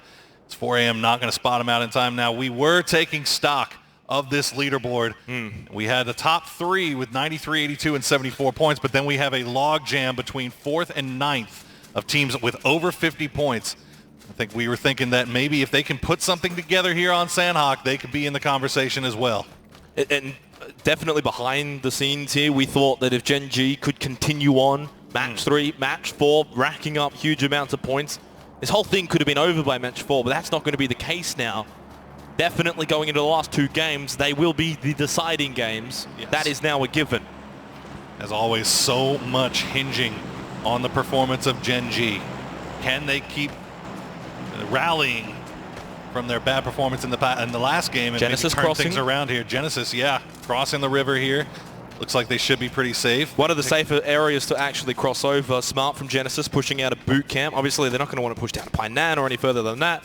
They're fortunate that there's no one here. In fact, there's no one even at Ruins, for example, further in for Genesis. So they're looking like they're going to have a safe entry to the Southwest Island as we look at Hallen and T1 very much up north, far away. Blue Zone's making its way in. And they themselves will be going on actually the Northwest Island, which has got VC around Camp Alpha. T1 looking like they're going to stick to this island. They do, as you said, have VC up there as well. So it's going to be... They stop here and start looting up and maybe taking their time to get to this bridge on the northern part of this circle. They could end up running into VC early here, and that could be disastrous for both of these teams. I don't think they're going to go to the bridge. I think T1 should go to the warehouse to take that short little cross-section. Yeah. VC will most likely go over the bridge near Ruins. Although that's just speculation. We'll see how it plays out as we look at the real-time tracking of 4 a.m. around that quarry section. They've now moved on towards just west of Cave, which has got W-Click inbound along with Na'Vi. Still a couple of teams yet to make their way over to the Southwest Island. Obviously still all the chance this could shift over to Quarry, Bootcamp, for example, and as you mentioned before, that have that split out east with the river. Haven't really had much opportunity to talk a lot about W-Click today, but they have been getting 2 late game situations with 4 up. But as we said, the kill's just not really coming for them just yet. Maybe they can turn things around here on Sandhawk.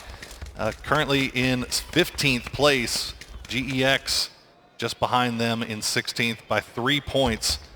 They had that rough game, of course, of Miramar against Enters Force. Last game for match 3. It's actually W-Click not spotting out 4 a.m. crossing the river over here. So Wayless getting a little bit fortunate. We're going to see this circle pop, Poro. Where's it going? East, west?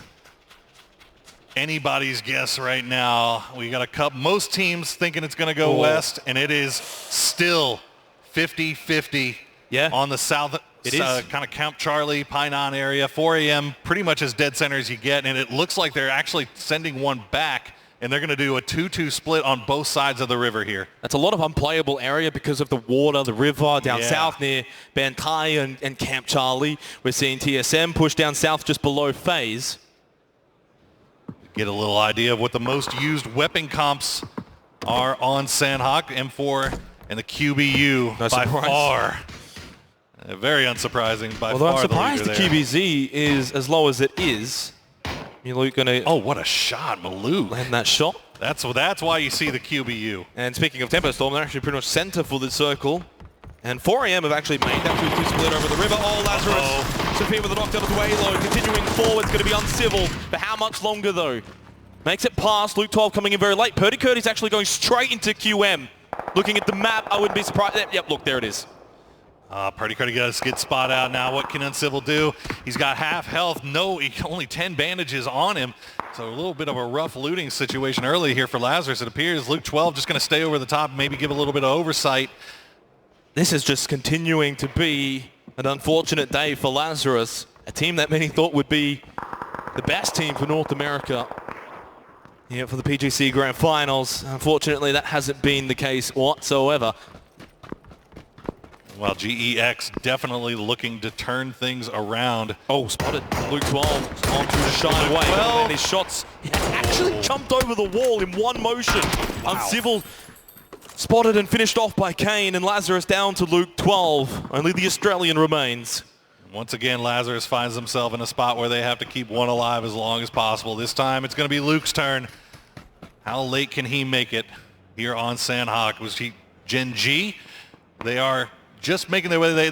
They've stayed on the eastern edge of this circle here. They have elected to just kind of play that. Yeah, just southwest of Quarry for Gen G. But what if this shifts over to the west? Then Gen G are going to be in a horrible position. We saw in the last game for match 3 of Miramar what happened when the circle luck wasn't with them. You definitely see a lot of gambling going on, and pretty much every single team except for Gen G has gambled that this circle is going to cut west. There are a couple that, of course, are hedging their bets. GEX staying in Painan, 2-2 split for 4 a.m. on either side of the river. Na'Vi at Camp Charlie can cross over towards South Cave pretty quickly if they need to. But everyone else that's, as you mentioned, on that Southwest Island out further west are definitely committing here. I mean, T1 can rotate back up north, so can Genesis as well if they want to cross on the North Painan Bridge pretty comfortably. Look over at FaZe. Not sure what Wayless saw there. He's a little spooked. Looks like they're shooting back and forth at each other. They're just shooting all over the place, seeing if somebody will maybe come over. That could be Are bait. they inviting over teams? I think they're baiting. And look at this. Liga is actually biting on it a little bit here as we see T1 making their way in from the southwest with the blue. 4 a.m. taking shots at Gen G, though. So at least some of them are in the direction of some players. As we are 5 seconds away from phase 3. Again, we've got to ask the question, west or east? It's west. There it is. It's straight onto Tempo Storm. Bad news for Gen G. They've struggled so far at PGC Finals when they don't get the circle luck. Will this trend continue? Or will they finally be able to make something happen when luck is not on their side? That is a big, big question because there is no easy way for Gen G to get into this next circle here. I mean, you've got QM covering one without bridge, fighting or yeah, I mean, there is just nothing set in stone here. As Rang is going to take a few shots here from 8Z. We'll mention circle lock. FaZe again getting a decent circle here. They held a small, tiny 2-2 split. Now they're going to group up because they're expecting fights to happen here. Phase 3 onwards, not a lot of room. Teams are going to be rotating and roaming around as a pack. So you want all 4 together. That's why FaZe have grouped up. There are a bunch of fights look like they're about to pop off here as Rumblers right on top of T1. T1 just outside in the blue still, eating that blue damage. Rumblers trying to see if they can maybe gatekeep them. But look at this, Entis Ace now once apiece, and Genesis looks like they might be hearing shots as well. And this is the nature of Sandhawk. You hear these shots play out, and they're not very far away. You're only one small climb up the mountain from getting vision. T1 continuing to try just to basically push into the circle. They don't really want to take this fight with Rumblers, but they're pretty much forced to. Helen going to take a vehicle, but as you mentioned, Genesis starting to hear these shots. They're starting to come on over and see what's happening, see if they can find a third party, which is typically what happens on Sandhawk, especially when fights do in fact drag out.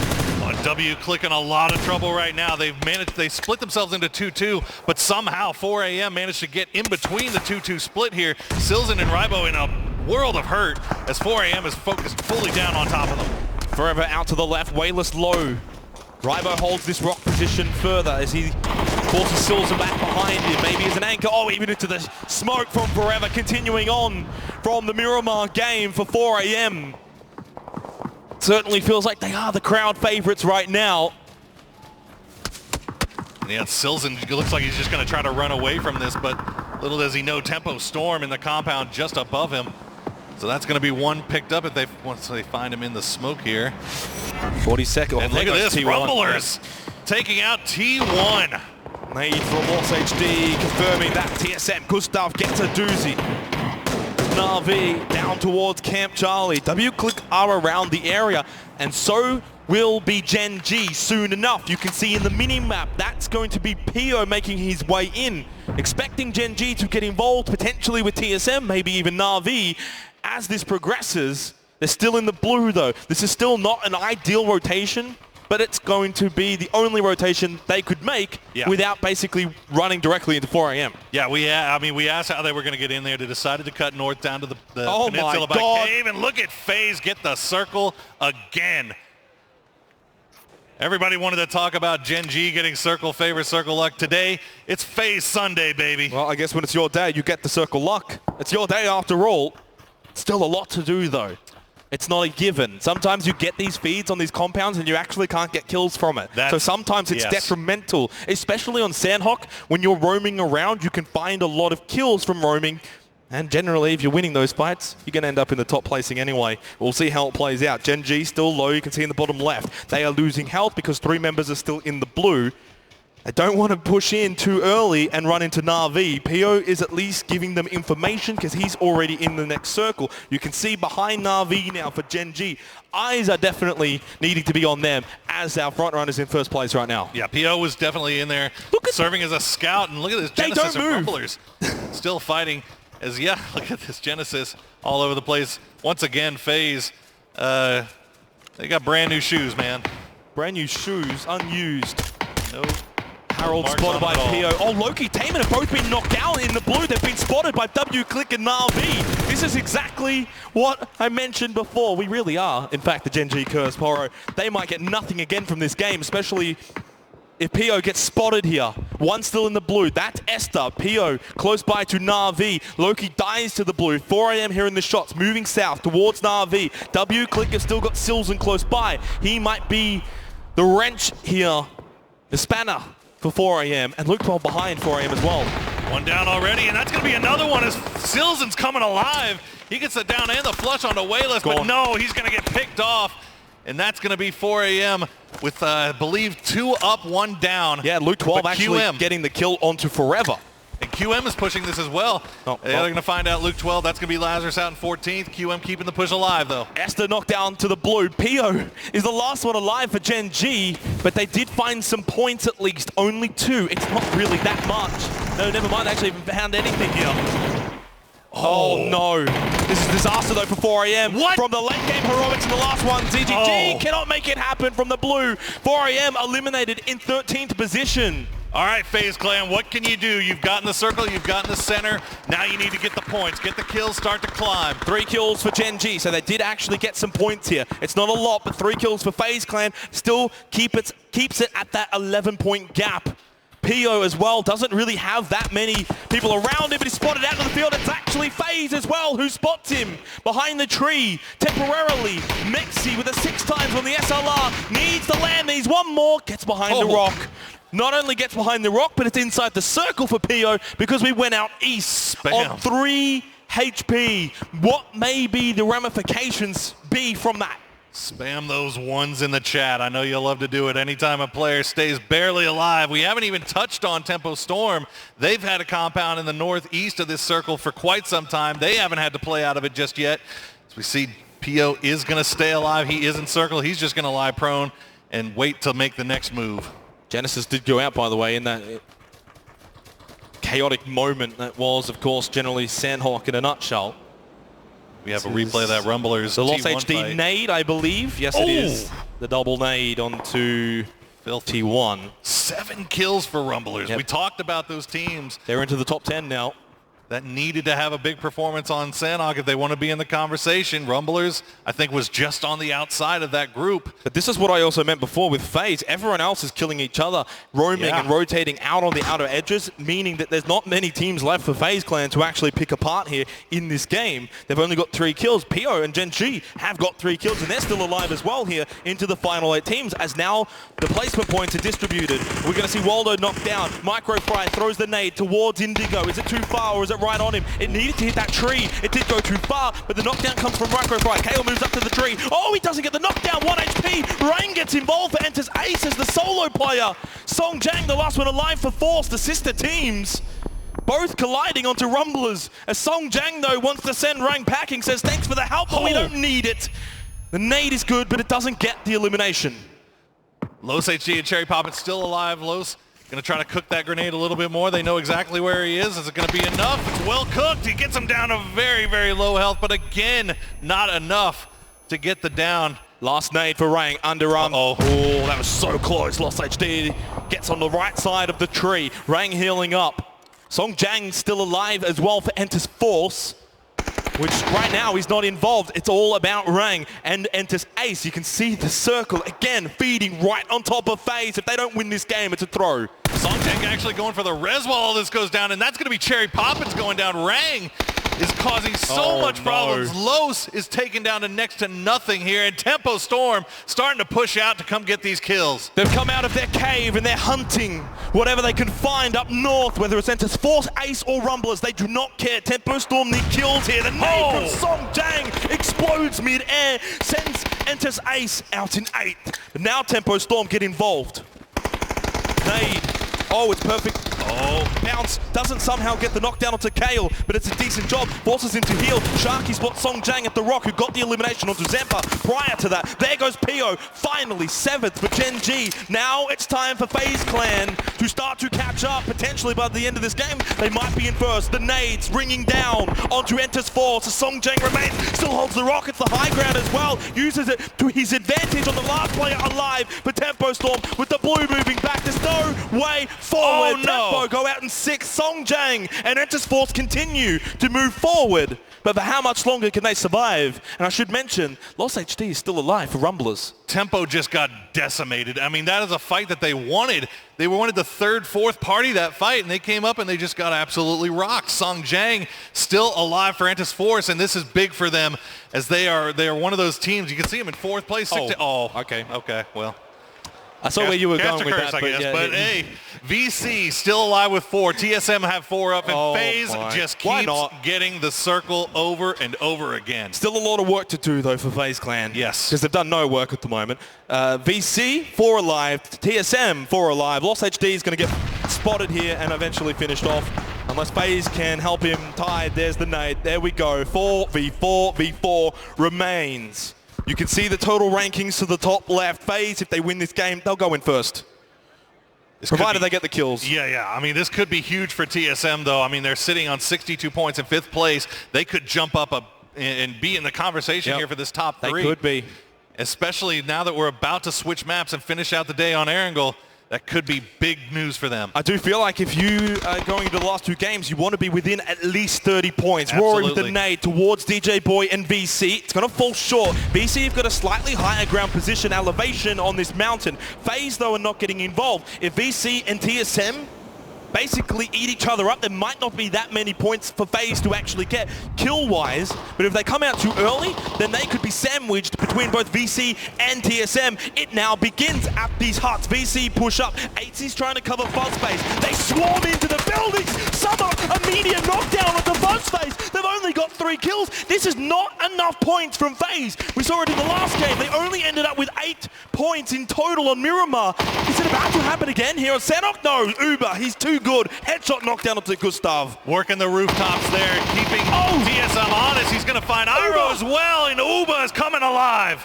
Oh, don't do it to them like that. They've got families. 1 HP, knockdown, tied with the M249. The revive in the blue. That's so ballsy. TSM, what are you doing? You're allowing DJ Boy to push up. Knockdown onto Michael. They might have just thrown this, trying to go for the revive. Rory, Gustav, both low. VC eating them up for breakfast right now. They've just been annihilated. VC Gaming turn their attention to FaZe. It's only Mexi and ATZ 2v4. There's anybody you want to do with the 2v4. Mixi and ATZ are the ones. As VC trying to find some. Summer is going to go down. Mixi is coming alive here. ATZ gets taken down to about a half health. Mixi barely stays alive. Should have gone prone, should have tried to heal. He stayed up on the rock. Now ATZ's in a 1 versus 3. Summer's knocked down. Domu, DJ Boy tied, moving into his position. ATZ in the blue spotted. Dawn, done. VC Gaming back up 4 AM for the 2 Chinese teams. 10 kill win.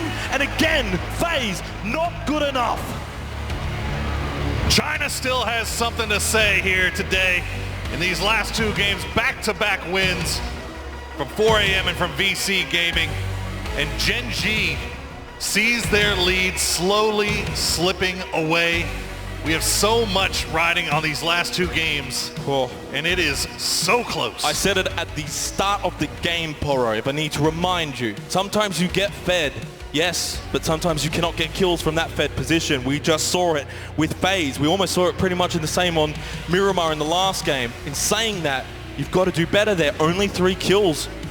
And all of that, 2 of those were at the very beginning of the game when they took that position.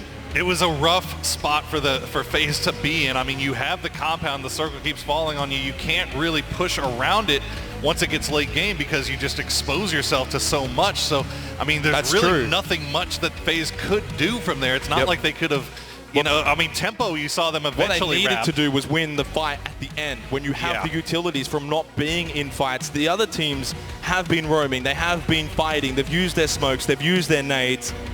FaZe should have probably been more aggressive there, tried to start that fight early on their ground, on their terms. Instead, they allowed VC to push in. VC initiated. It's now on their terms, and we saw what happened. It was always going to be a rough hold with that compound. Oh, it was. They had to split up the way they did just to make sure all angles were covered. But VC, once they decided to really push in, they took it. They took what they wanted, and they took TSM, they took FaZe, and they took the win. And now we have Seltzer with an interview from the winning team.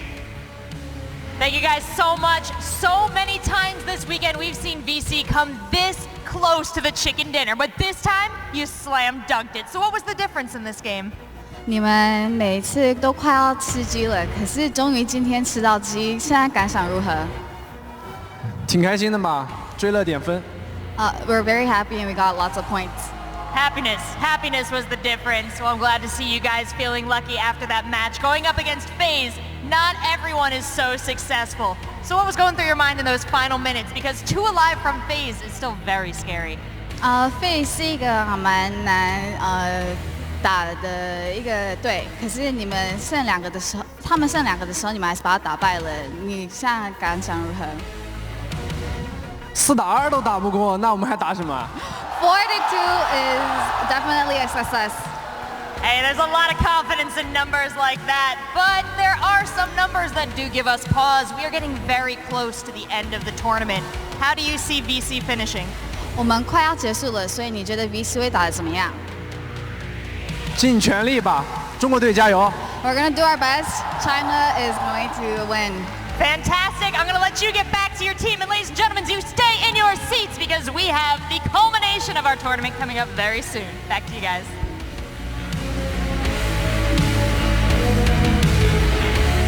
That's right, big moves from VC as they're able to take the chicken dinner there, completely out of the grasp of FaZe as well. They had the circles going their way, but VC were able to push in and crush any resistance that they had available to them, be it TSM, be it FaZe, in those final moments. Big pickup for VC. They're fighting for a lot of money, especially when it comes to that mid-pack there with that big win. I mean, I think they're right up on top of possibly taking third and technically 2 games from being back in the mix in first and second, and that is a difference of like $150,000. So that's a massive amount of money. Let's take a look at some massive plays. ZGGO1 in the highlight here. I got to be honest with you, nobody moves and fights better than this guy. He let the barrel like spray end as he transitioned and rose up with the recoil into the next shot. Like, this guy is insane. Tempo Storm, they tried to go there in third part of that fight, but they ended up dying early on, and Song Jiang, he got out from there alive. VC, though, their positioning and how they took control of the outside of this compound took them to win. TSM tried to move there, they naded them, made sure that they gate kept them effectively out of the new circle, and then it just took over and rushed in all the way over FaZe. This is one of those wins that I think you get because you're hot, right? We've been in that position where you don't get the circles, but your team seems to like really just be getting stronger with the more challenges that you face. FaZe got the circles, there's no denying that, repeatedly, and I think they were cold going into that last fight, and VC was coming out of a war zone and was able to sort of just keep it rolling as they went into that, and they executed. Let's take a look at the points coming in from that game. VC gets themselves another 20 points on the board for them. The Rumblers in second place on Sanhok. Well, hey, listen, 12 points. I think that they've doubled their total earnings from Sanhok this entire tournament. So congratulations to them. I mean, they came out, but, you know, might be a little bit too late. I mean, it's not really too late yet. They're still playing for a lot of money in the prize pool there. So, hey, it's time to show up, and they did it on the map that they play worst on. So, I mean, if this is what they can bring us on Sanhok, what are you going to bring us on Erangel? Nice to see them triple their points from the whole tournament on Sanhok. So it's really nice to see. We talked to them before they went into the games here, and they promised us top 5, and it's looking likely if they continue this kind of aggression. So I mean, I'm happy to see that. They're in that mix. They were at home, not really planning on being here, and just like GX, they got the call up. That said, they're now competing for anywhere from $50,000 to $75,000 from having a quart of Ben & Jerry's in your couch watching this thing. Like, that's a pretty big pivot. Yeah, that's a pretty big pivot. I must agree with that. Let's take a look at the overall leaderboards, and the gap up at the top is closing. Gen.G did not have a great game there. They managed to squeak out a 7th place, but they had a hard time coming in from that top northeast position across the river, and they lost a lot of members eventually because it was having a hard time getting into the circle Avenger. Gen.G, yeah, obviously them being on the northeastern side and then trying to get across that, they were trying to get into a position where we have 3 teams. It was extremely rough for them. And it felt like FaZe was very rare. This was Gen.G hiding behind the Ruggers Pio there. And he got him down to less than 10 HP. And they went out early, and 6 points now, guys. 2 games left with 6 points different. I'll tell you this, with 2 games left, though, we're moving back to Erangel. Even if it looks pretty good for Gen.G and FaZe Clan, 4 AM are really deadly on Erangel. We saw that yesterday, and I mean, with the 2 last game here, they're pushing themselves. They are a little bit behind, but it's far from over. I mean, as we look at the map coming up right now, we're going to see the drops. You're going to see FaZe really landed where it ended for the most part. And honestly, I think that may have hurt them. At the end of the day, they come out in second, but they only get 3 kills, 8 points. That's, imagine if they had to fight a little bit. If they had had to push, they would have been ahead of Gen.G right now. I'll take the example for this compound here, because you have a compound that is on a very high ground. So when everybody's far away from you, of course, shoot them. But here, when you're in the top and everything is basically a ridge where you can sneak up on, and everybody can get out, so you have to hide inside. You can't take control because you're going to get third party from literally every side. So they played this right. Yes, it was very gifted. We had a lot of like circles towards them, but from the second circle on, they were very central, so statistically they should be closer to the center. Look at VC's rotations here, though. They were basically following TSM on the west coast there, making sure they got in from the south side, because they thought, hey, there's not going to be anyone on the south side. Let's go in from there and see what we can do. And I mean, they found some kills and they found a lot of points. I mean, everybody, we saw the 3 tracks had to work for it. FaZe was left off of that tracking because, well, they didn't have to go anywhere. And those final teams got in there and took the fight. You know, good try for 8C there. there at the end, but really it just came down to, like you heard during the interview, we knew we had the numbers. It was a W. I don't know. I feel like I would have enjoyed watching that guitar pick not move for about 5 circles, but you know that's how it works. You know, FaZe would have enjoyed that after how much they chased circles in the last rounds. I suppose. All right, thank you very much, gentlemen. It's time for a break here. Things are getting very tense at PGC for our final day to crown our world champion. And just to confirm, our first place prize is now a guaranteed 1.95 million for first place. We're going to that short break. When we return, 2 more games. Do not go anywhere. We are going to Erangel.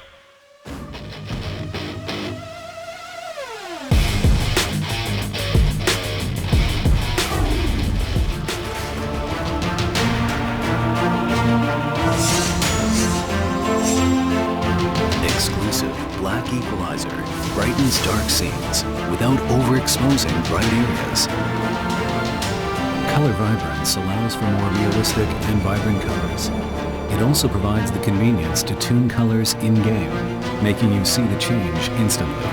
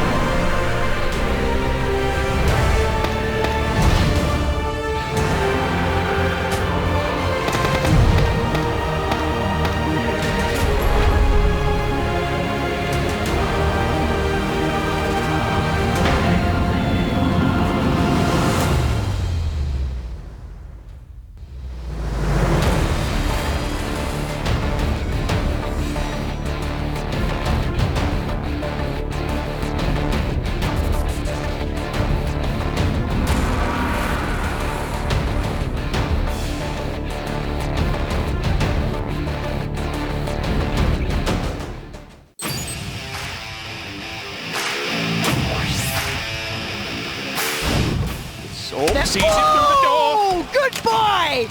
Say hello to the shotgun. Wait, he holds the angle. 2 more shells ready to go, locked and loaded. Smoke still standing. Can GX recover? They can't enter anymore. They know that is a big resounding no. Shut the door, get out. This is my compound. Peeking around carefully. Another fall! GX being decimated and the flush from Joy. 686. He's gone for the flank one. He's completely just... They're looking at their spikes and they're sending him after the sniper. That's amazing. If they take that out, that's their cover completely gone. The UMP! If any time it's now, if any range, it's there. The pressure is just mounting onto 4 AM despite their high ground advantage. There it is. TSM are cutting them down 1 by 1 and only 1 angry man remains. Now are about to be some angry men because TSM surely now will claim match 3. Gustav knocked down though. Maybe there's still a twist left in this tail for match 3. Xiaolu, 24 health. He's got all 3 members right in front of him. He'll get the knockdown onto Michael. Is there any more still to come? This would be disastrous for TSM. They get the win. They're just impacting right front, but that one is good. 8Z is going to find both members of Entus Ace. Now up to 10 kills. FaZe is making their way down the hillside. You can see shots come back over towards BC. Tide has to drop to his belly, and they want control over this game, and they know exactly where BC is at. All right, can Tide provide a miracle here with that AWM? He's got Domu as well for support, but the grenades are raining in. FaZe has a ton of utility. Domu is down. It is just Tide left here. This is FaZe just running right up into the face of BC and taking this game away. 12 kills coming up for FaZe. Behind you, you have the hills. It's going to be rough to get across there. I would expect a few teams to make a hard pull-up on that. It will be difficult. Speaking of hard pull-ups, Milan's gone. Tempo Storm are just feeding the Giants here. There's another one as well. Tempo, what are you doing? Why are you just driving into death's embrace?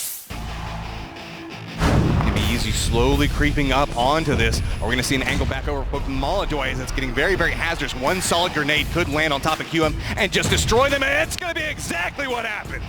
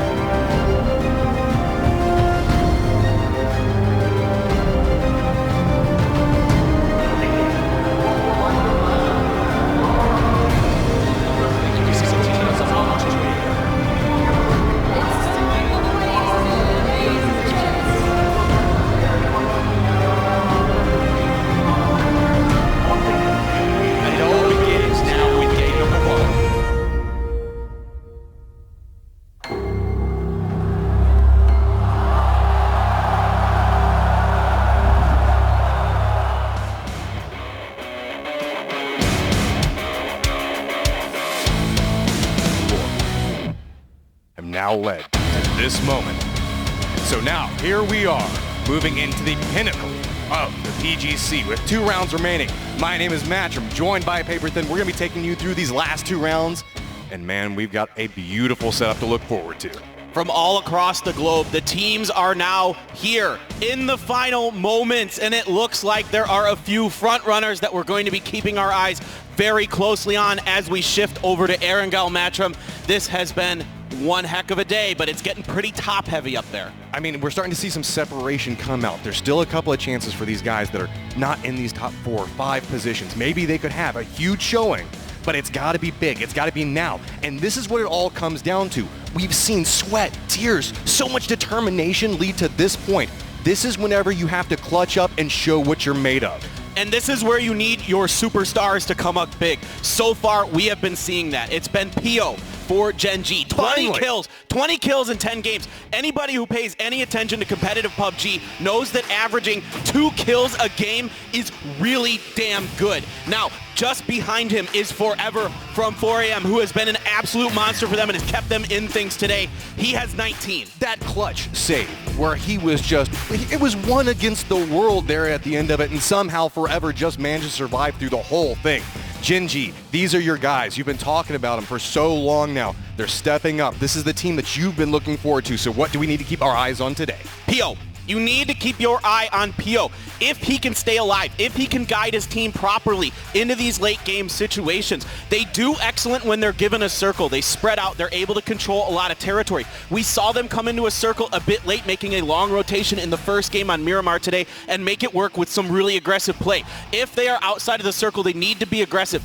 On Sandhawk, they weren't, and they paid a bit for it. Pio managed to do the best he could, but at the end of the day, it's all on his shoulders in a way. Well, with this, here we go. Everybody knows what day it is today. Is it FaZe Sunday? This is the time to tell. It has been a story building for so long. These guys can just step up whenever they need to. Just manage to turn around these magnificent games where they just do the impossible. Do they still have it in the tank? Can they get these last 2 rounds? Their teamwork is incredible. Their positioning impeccable. And right now it's ATZ leading the way with 16 kills. Uba has 14, not too far behind. This team is very well balanced, and there are so many scary players on it. They are absolutely capable of toppling Gen G as the top team. When you talk about teams that can topple other ones, 4AM, these guys do not care. They will charge anything at any given time. They are they're aggression incarnate, it feels like. They will just walk up and take any fight, and they will probably win it. You just have to surprise them. It's what's getting them here. It's what has got them to this tournament. They are an incredible team. I love watching them. VC off the backs of a huge win, just destroying those last couple teams, TSM and FaZe, dashing the EU hopes there. They are in a position where if they have 2 more big games, they're absolutely in contention. Well, we're moving over towards Erangel, where it's been kind of chaotic as far as performances go inside. A lot of these teams that we used to herald as like these phenomenal Erangel teams have kind of struggled. When you look at a stage like this and you're playing against the best of the best in the world, the competition rises. Now, which teams can step up as we do have the plane up and in the air? Making our way over towards Erangel. Plane path is going to be going right over shooting range and ending just south of Novo. The final map, the last 2 games begins now. Erangel is here. Who will come out as our grand champion? Couple of very interesting shifts right off the start. You can see the Rumblers are cutting back over towards Zarky. We've seen a lot of competition happening back down towards the middle. We know 4AM, they love to drop down around school. This is kind of they own this area. But we've seen a lot of very interesting shifts happening in these buildings in between Pachinki and school. Going to kind of keep an eye out, see if those are contested at all. We know that Genesis loves to make that push back down towards Pachinki as well. One thing I want to point out that can be very important in this situation, Rumblers have gone Zarky. They aren't going to Lipovka. And FaZe is getting out over Sosnovka, as is Entus Force. Of course, we saw Entus Force going military base. Curious to see exactly where FaZe is going to shoot to here. So we see VC doing an extended push. Looks like they're making their way back over towards that shelter lumberyard area. They should have plenty of control with the shifts and how people have opted into not dropping around this time.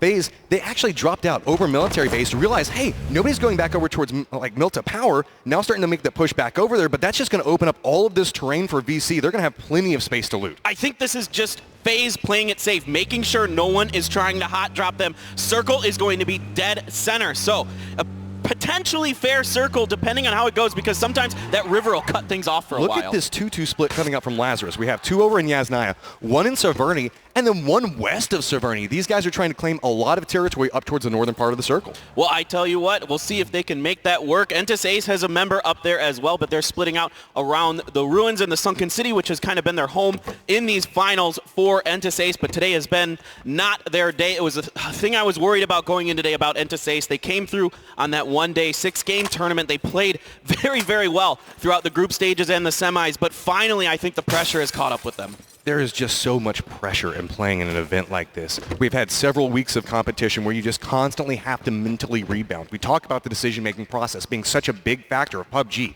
When you play at this level of competition and you have that pressure just constantly mounting on top of your head, you have to be so careful with every single one of your play calls moving into these last 2 rounds. Yeah, everything is so important. And Entus Ace likes to take aggressive early positions. It just hasn't been their day today. We're going to see exactly how these teams start rotating. Nobody's really making any moves yet on the map. Everybody's just kind of in their normal little drop location, so we haven't seen much skirmishing here, and teams are pretty spread out. It's a centralized circle. I mean, there's not anything crazy that's going on here. We haven't had any real big tells. Everybody knows this territory. This is the backyard for every single team. Almost everybody seems like they're very comfortable in their drops and the positioning that they managed to get right now. Just a couple of teams on the outside might have to make their way into the safe zone, but it's not really any long rotations. Nothing too crazy. It's just about if people opt into going a little bit further inland. If they want to move towards that center position just a couple of meters more, that's where we might see a little bit of contention for position come into play. Yeah, there's not much water in this, so there's tons and tons of real estate available to all of these teams. The real question becomes around phase 2 and 3, when it starts shifting, how much of that river is going to be in play, because that becomes a really important focal point of this map. So we do see VC starting to regroup. Looks like they're making their way over towards these reds. Remember, they did drop around farm shelter. They had a very interesting split over in this position. Going to regroup, moving back a little bit more centralized, moving over kind of close to where 4AM is positioned at, but Lazarus still getting away with this ridiculous split all the way across the north. Almost everything north of Yasnaya except for Zarki is theirs right now. Yeah, there's not much else going on there. They can kind of take control over that northern area, and if they get the shift that goes north, they should be pretty well positioned. I mean, nobody wants to go up there. You want to be on the south side of the river, most likely, especially with the way this circle looks. But we've been baited by circles so far. Yes. So if we see this go up towards the north, it actually could lead to a very interesting situation. Whenever you're running a split like this, you're kind of assuming that you have time to regroup in no rush. But then the circle pops on you and you're like, damn it, we all have to get back together as fast as possible. It's very, very dangerous. So that's why you're starting to see a couple of these teams start to regroup at this stage, trying to figure out where they're going to move to. Now, we have so many, like you're talking about, almost everybody's back down towards the south right now. Nobody is really moving around too much in any different difficult positions. If we do see a northern shift, I feel that's where all the chaos is going to kick off. And I mean, we've seen some chaotic circles so far, and I know the fact that that's kind of what a lot of people are looking for. Whenever you move into this last game, you can call me evil, you can call me an agent of chaos, whatever else like that, but I want to see the best of the best play under circumstances where you can just fully appreciate where they can showcase their skill. Well, I tell you what, if you like those funky circles, this has been your finals. We've had a lot of really good ones, I tell you what. But this one's pretty normal so far. I mean, we're going to get basically, it's almost exactly dead center right on top of the school there.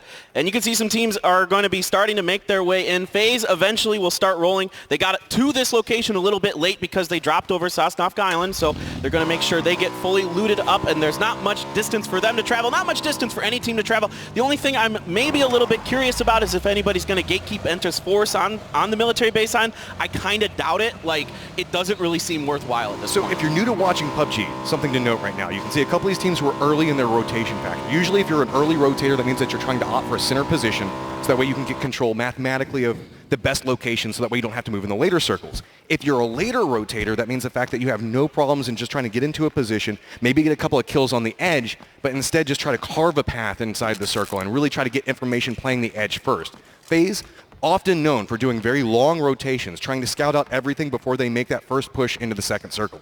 Yeah, a very disciplined team, and that is something that'll get you very far in PUBG Esports, is discipline. Knowing when to make the right pushes, knowing where to set up, get your information, and make your moves based off of that. You'll see a lot of teams get on high ground. Right now, Gen G is up on this mountain. You can see so much of the map from up here. This is why you will often see Gen G come up here right away, basically no matter where the circle is. But there is the downside. Whenever you're playing at the top of Everest, if the other guy's got scopes, they're back around this. That could be a couple of pot shots from angle you aren't expecting. could be downed. I mean, there's a couple of little rocky terrain points that you can play off of, but look at this. I love to watch how people drop and they handle this as they're immediately making the way over towards the mountain like you were talking about. Taemin's going to come over there as well, feeding information. Meanwhile, Loki, Pio, going around, collecting as much loot as possible, then bringing it back over towards their teammates, dropping it off so that way everybody is fully looted. Yeah, so Tempo Storm does have a 2-2 split down here on the south side of Everest, and you can see Pio has maybe seen them, maybe not. Sharpshot is up on the roof, Sharky there with him. So Tempo has a bit of a block here. Gex is up to the north. GEX is up and covering the north side of the river on the east side of Georgia Pole, which is a common position for a lot of teams to take, because if this shifts north, you can catch a lot of teams in transition. So we do have Tempo Storm running that larger rotation right there. VC firmly regrouped. We were talking about they were trying to move a little bit more centralized right now in no specific rush. Really, this is an interesting point where you can get a lot of kills depending on how rotations come into play.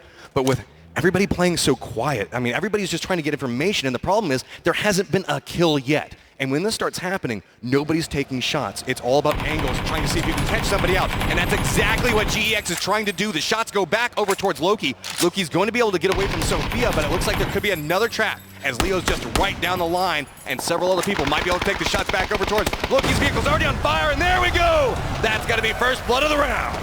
An early loss for Gen G. That is painful. Loki has been quite solid for them throughout this tournament. 14 kills for him, 14 for Taemin as well. So that is a big early loss, and a lack of information or maybe just a little impatience from Gen G cost them early. And that's the problem. Whenever everything is so quiet, there's no gunshots to give away position. People could be sneaking around all these different parts of the map, and it makes it so nerve-wracking to move through different parts of this circle. Even with this great vision, you can see that Gen G is holding up towards the top of it. They just weren't expecting a trap in that position and just lose a member off of it. Yeah, it's a smart play by GEX, and like I was talking about, you can catch people coming over those bridges real easy. There's a lot of easy setup points to camp that spot. Here is Iroh putting some shots into, I believe that is Kale from Entus Force, who is already very hurt. Looks like he might have connected a bit, but so far, looks like Kale is going to get ahead. Where are we going? This is what I want to see. I wouldn't be surprised if it goes centralized, which it's going to do. I was hoping for something a little bit more spicy, but now it's going to make life a little bit more interesting for Gen G. They're off on the side of this. I mean, these are front runners right now, and now they're going to have to cut a path back over towards the center of the circle with so many teams posted up on the sides of this. I mean, there's only been one person that dies. There's no easy way to make a rotation into the safe zone. What I suspect Gen G might do is tank some blue damage for a while and potentially try to come in from the northeast side, from the Yasnaya side. That's going to be, at least if you're looking at the plane path that came in, it was a little more western based. That's the most likely place to not have teams. Now, what I'm curious about is what the Rumblers are doing, because they're moving up on the northeast. Notice how FaZe came back in. Remember, they dropped late in the plane path, so they actually came from Military Base Island doing a long drop. And look how separated it is. Everybody has their own specific spot that they have to drop, regroup, and then make your way in rotation. Yep, so let's get some looks at Pokemoladoy and Navi. They've been playing very, very well throughout this tournament. They are at times really explosive, a dangerous team. Very good on Sandhawk. I felt like those guys really played that map very well. QM, one of the other China teams, they might be running into their brethren. 4 a.m. here. And they know exactly. They know that this is a 4 a.m. territory. This is where they always like to play. 4 a.m. has control over the circle right now, so hasn't had to move. But QM does manage to find one building, one interesting angle to approach on, and they're like, okay, we've at least got this, but what do we do with it now? As they're not, it's going to be so hard to get any more information or really make any peeks just based off of the position that 4 a.m. is at.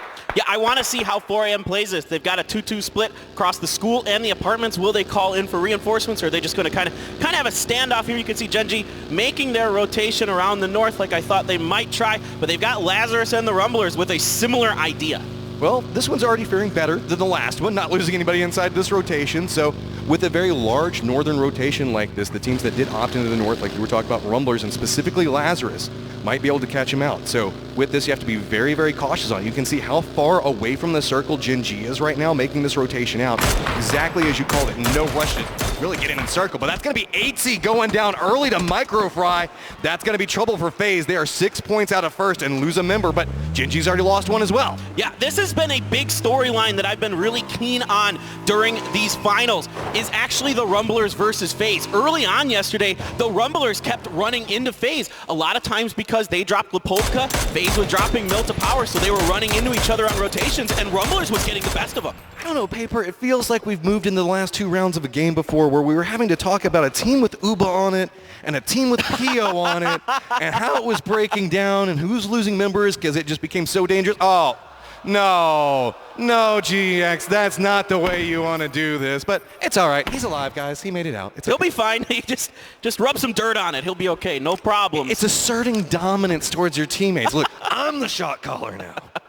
All right, Pio's going to set up, get some more information on the north side of the Yasnaya Lake. Likes what he sees more or less. He probably caught Lazarus over to his west, moving across the eastern Razak Bridge. I know that's a little bit confusing there, but there's 2 bridges by Razak. They're both pretty small, but the one's right in the middle of Razak. The other one's to the east, and Genji is going to continue to tank some blue and come in, looks like around the Yasnaya area. This is dangerous depending on the path that they come in. They're taking a lot of blue damage at this stage. Sure, they have the meds running up, but with the circle shift away from that look, Genji's over in Yasnaya. They have to cross the entirety of the circle to make it back over there or take even more blue damage. But really, if you're a Na'Vi fan right now, if you like W-Click, they're in great positions, as well as 4AM still posted up exactly where they started. I think 4AM is in a really important position for themselves right now. Both of the other top two contenders are outside of this circle. They are in and they could try to play gatekeeper. This is QM though, taking some shots at Lazarus. Lazarus getting through mostly unscathed there. Or, excuse me, that's T1. That's not Lazarus. The colors, I got confused there.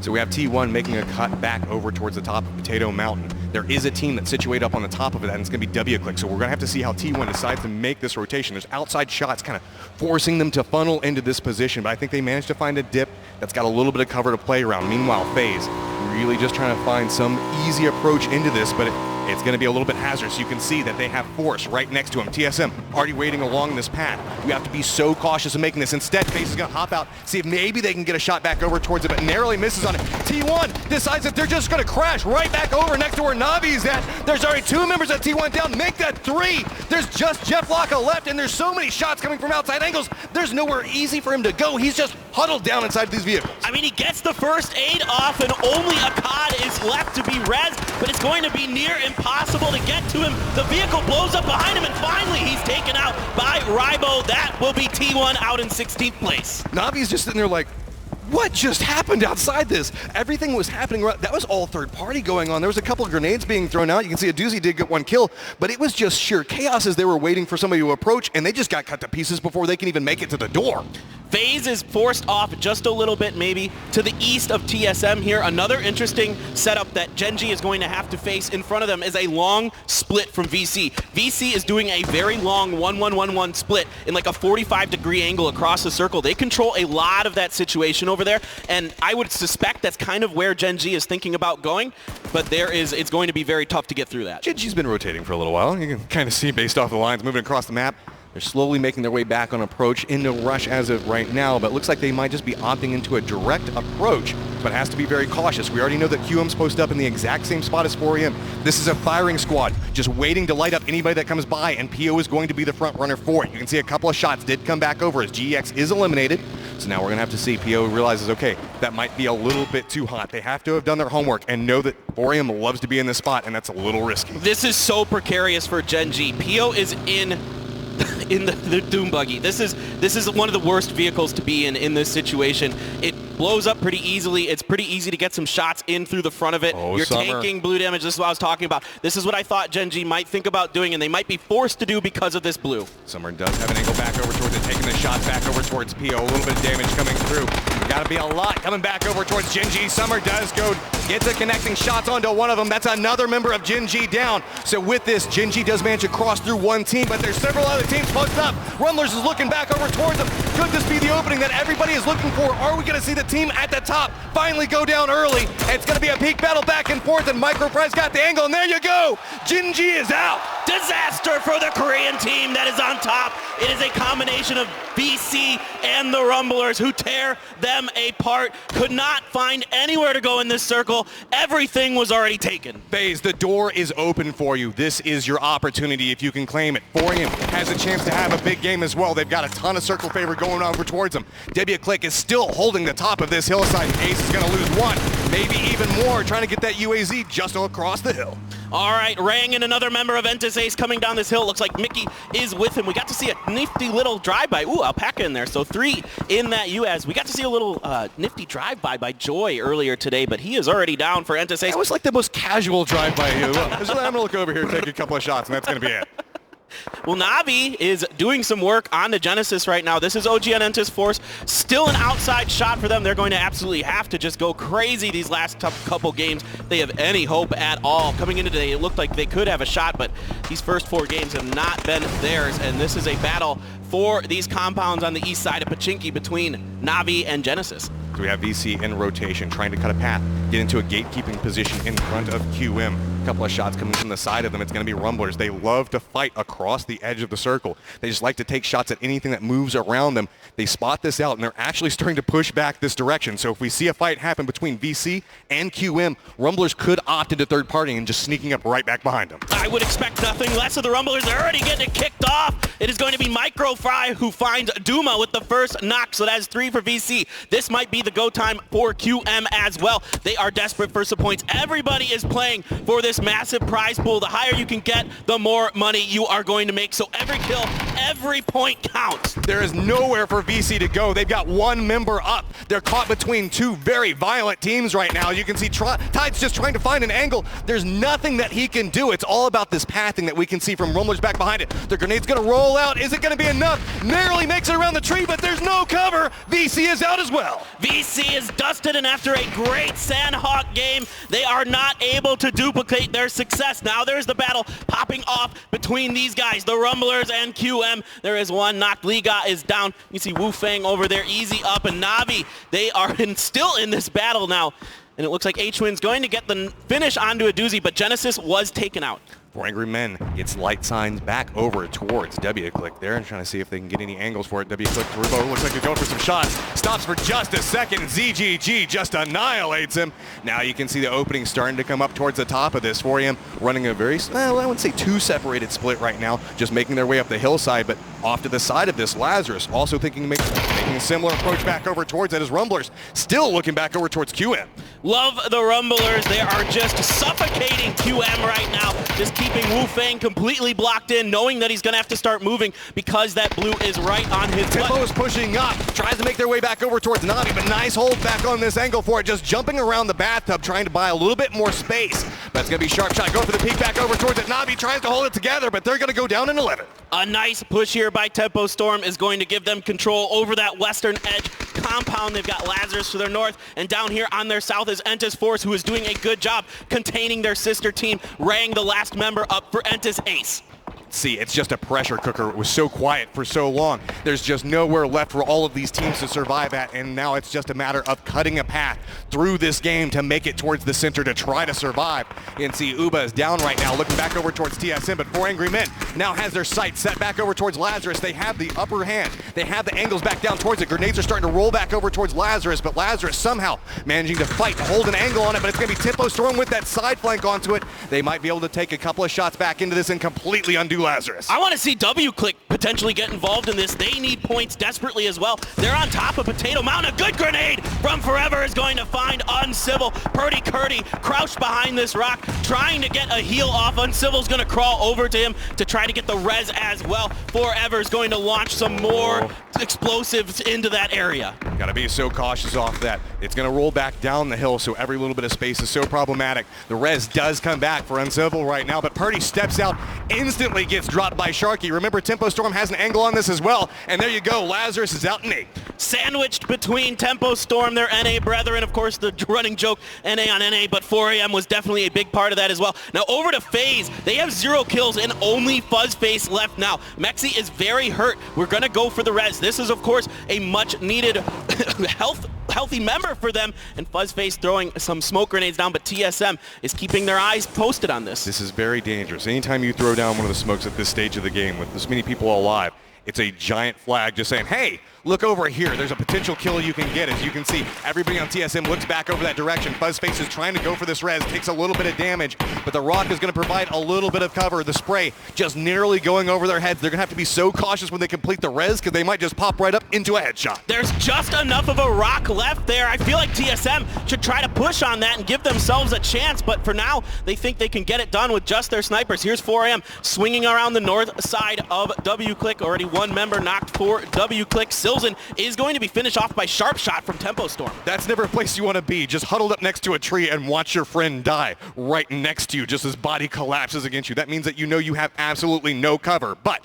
we have seen 4AM trying to get control over the northern part of this circle. Rumblers to the northeast of it right now. Tempo Storm back over towards the west. And a couple of these teams just kind of spattered towards the middle of it with Remnants coming through. Here comes Tempo Storm. They are pushing up on FaZe. A huge moment in the tournament right now. It is a 2v2 with the other two members of TSM lagging a bit, providing long-range cover. Iroh up front with Rory. They know exactly where Mexi is. If these grenades are good, this could be the end of the round for Mexi, and it's right on top of him. That is such a beautiful throw coming out from this. So Fuzzface did manage to get away from it, but then there was one. He gets spotted out by the Rumblers, and that's FaZe Clan down in 7th. So now it's starting to open up a little bit for 4AM as the guys in those top 2 positions already out. I tell you what, if 4AM can do this, it will be neck and neck at the top of the leaderboards going into the last game. Genji with 0 points. FaZe just gets 1. Now we're moving over to the Rumblers, who are trying to push down onto TSM from the high ground. Seeing some other members. They're going to get backed off, though, by some nice shots from the TSM squad. Rumblers move up to 10 kills. They've got a beautiful position.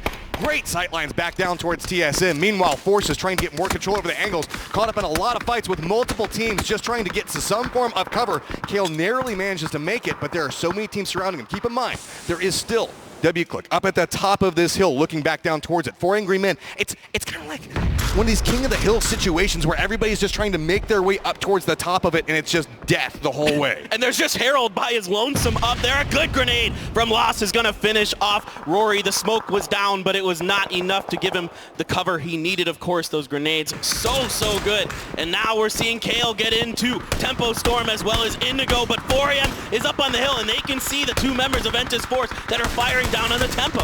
4AM has been they've been so involved in so many fights, but they're only sitting on 2 kills right now. They're needing a bigger game if they're wanting to try to catch up to FaZe at this point. They're still 10 points behind, but it's really the Rumblers on the opposite side of the circle right now. They're just massacring everything around them. That's going to be Tempo Storm now going down as TSM looks like they're going to make a push back over towards Force instead. All right, another big kill going over to 4AM. A grenade's going to finish off TSM from Duya. Entis Force with 7 kills right now. They need every point they can get to climb themselves back up into contention. It feels like this could be the round for a couple of teams that are really needing it. There's this one, and then the next one to follow it up. Force is running a huge split. They're all across the bottom of this hill. They can look back up onto it, but that means that they've surrendered the high ground towards all these other teams. We do have 4AM still holding down a huge chunk of it. It's going to be Rumblers holding down the other side, and Harold just in the middle of it, praying everybody kills him. Yeah, Loss almost landing some shots onto an OG and Entis Force member. Going to back them down off that hill a little bit. And here's Harold's perspective as he just looks around. Just please don't come. Please keep don't fighting come. each other. Keep fighting each other. I don't want to move. This is my home now. All right, new circle's going to pop. I'm venturing to say Harold's probably going to be in it. And yes, he does manage to stay in. So now, Rumblers, they're going to have to make a little bit of a rotation through, but it's starting to shift away from that due center at the top of the hill. And you can see 4AM looking off to the side of this. They do have sights back over towards Force. This could get really dicey really fast for Entis Force. Both the Rumblers and 4AM are starting to encroach on their positions. You've got Doya up in the middle, guarding the high ground for them, but Sungjang, Kale, and Indigo lag behind in this 3-1 split they've got going, and you can see the Rumblers are very hungry to get down on top of Entis Force. This is a scary as hell place to be if you're Force right now. Rumblers and 4AM, they do not care. They just see everything as potential points, and they will push towards it. You can see just slowly and steadily being sandwich. Shots come out from 4AM. That's going to be 2 members of Force already down. Now it's starting to come apart for Force. Shots do start coming back out, but it's actually going to be the Rumblers protecting Force. The Rumblers are buying a little bit of time for Force, but I'm not sure if they have any hope of getting to Kale and Indigo. There is a lot of teams that can kind of see that area, so let's see what Sungjang and Duya have left. This is going to back Forever and ZG off a little bit, but man, tell you what, Forever is going nuts. There he goes. He is going to get the flush on to Indigo. Look at the movement differences from what we're seeing right now. Force is just trying to get towards the center. Meanwhile, these really aggressive teams are just running all around the edges of the circle, just trying to hunt down every kill that they can get. Grenade really close back over towards Song Yang. Next grenade's going to come back for it. Is that going to be a little bit closer? A little bit more damage? It's okay. It's okay. He's still alive inside of this position, but the next one's going to land right on him. Right off the tree branch into Sung Jong's face. What a grenade from Loss. A little bit of luck there, but some nice stuff. Xiao Lu does find Herald, so W-click out in fourth. This is looking very good for the 4 Angry Men. It looks like it's 4 Angry Men on one side and the Rumblers on the other, as alas, poor Force is just caught in the middle, one member up. Shot starting to go back and forth between the two of them. Cherry Poppins managed to make it back around. We're still sitting on 13 kills from the Rumblers, and you can see Duya is just cowering right now, being like, just start fighting each other off of these angles. So, look at the mini-map. See the separation that's starting to happen. There's still this hill that's kind of dividing everything as people are starting to vie for different positions on it. Oh, Duya is in a lot of trouble here. If any of these teams step just a little bit closer to him, the circle's going to head the Rumblers' direction just a little bit, but all of these teams still have some real estate available for them here. Duya's going to put down some stuff in front of him, but now somebody spotted him out. A shot hits the tree right next to him. Could just be some pre-fire as well. Sees ZGG, but is not going to pull the trigger, of course. He could be huge from this position since everything's just kind of going over him at the time. If he decides to step up, take some shots, he could weaken one of these teams immediately, allowing the other one to just step up and pounce the position. Rumblers still moving back around the southern part of the circle on the hunt. They know that one member of Force is still in this position. 4 AM still just trying to get a little bit more information, but they're moving up towards the top of the hill instead. Everybody's just kind of circling around Doya's position as he's got his Molotovs just chilling off to the side of him. Well, right now, this is a little game of cat and mouse, trying to take the best possible spots in this circle. You can see 2 members of 4 AM are heading up onto the high ground to the north. They're going to find a little bit of damage onto a member of the Rumblers. Wayless up here with some smoke for cover, but now the Rumblers quickly reposition because they know they've been spotted out. I love watching the way both of these teams move, but it's going to be Doya that steps up, gets a shot back over towards Wayless. Microfry moves back over towards 4 AM, but it's going to be Shula getting that shot back over towards him, so now a 3v3, but somehow Doya is still alive in the middle. All right, let's see if Xiao Lu can get this flush. He does, but he gets shot by another member. I believe it was Cherry Poppins who put some damage into him. Doya does get found out by a grenade from Forever. Enters Force out in third. 4 AM looking very good right now. It is 3v3 standing. Wayless is knocked. Let's see if they can get that revive. The nerves coming out from Cherry Poppins right now. These grenades are rolling down right next to him. ZGG still thinks that he has the angle for it, but it's so risky to go for the throw. The angle looks like it might be good, and it's going to roll right back behind Cherry Poppins, but it's not going to do any damage towards him. The angle's still being held. ZGG's on peak with one side of this, Cherry Poppins on the other, and it's going to be ZGG that gets him down, but he has to be cautious. He's taking a lot of damage. Waldo's down on the other side, and there we go. It's all turning up. 4 AM with 11 kills. And you can listen to this crowd erupt. The Chinese fans are pumped for the second win of the day for 4 AM. They are an unstoppable force once they start getting going. These guys live off of the adrenaline. They can just murder anything in their path. I gotta say, that was such an intriguing battle to watch between them and Rumblers. Really patient play from both teams, but in the end, 4 AM makes an aggressive move to take the top of that hill, and that gave them sightlines onto so many members of the Rumblers. These guys are definitely the fan favorite crowd. We've all seen how many people are just dropping so many votes on them, and they're just a pleasure to watch. I mean, I always like to talk about the aggression that they bring out, but it is always so controlled. There's always a motive behind every single movement that they make. Somebody has to find a way to stop them, because right now they look incredible. They move so well, they team fight so well, their positioning is incredible, their knowledge of the map is top tier. It's an incredible play from them. That's all I've got. If you're a FaZe or a Gen G fan right now, this last round has got to make you a little bit nervous. Force managing to hold up, move into that third position, but walking away with a round victory.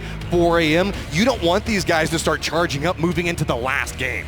No, absolutely not. This is the scariest team in the lobby right now. Like we said earlier, it's their second win of the day. They look to be completely on fire, but there is still one more game to play. There is still a lot of teams in this.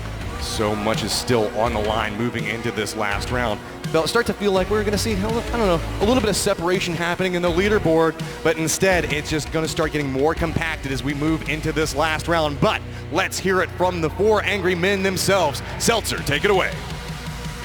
Thank you guys. I'm here with ZGG and we have to talk about this execution in the final moments of this match. You and your team were able to take the high ground away from Rumblers. What led to that call out? 你和你们的队伍在高地能得到了高地，那是怎么得到的？因为之前圈边已经打扫干净了，后来就把圈上山上的人稍微压制了一下，他们并没有过来，然后我们就比较轻松的上山了，然后下边又打起来了，所以就挺容易的。There wasn't a lot of people on the high ground, so it was easy to get the high ground.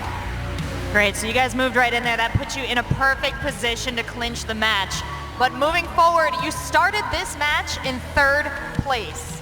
You need to not only get placements, but kills to get towards the end. Have you changed your strategy at all to try and get kills, or are you very comfortable after this finish? 你们在完美的位置，得到了，赢了，然后呢，你们现在是第3名，所以你们换了你们的技术吗？你们的战术换了吗？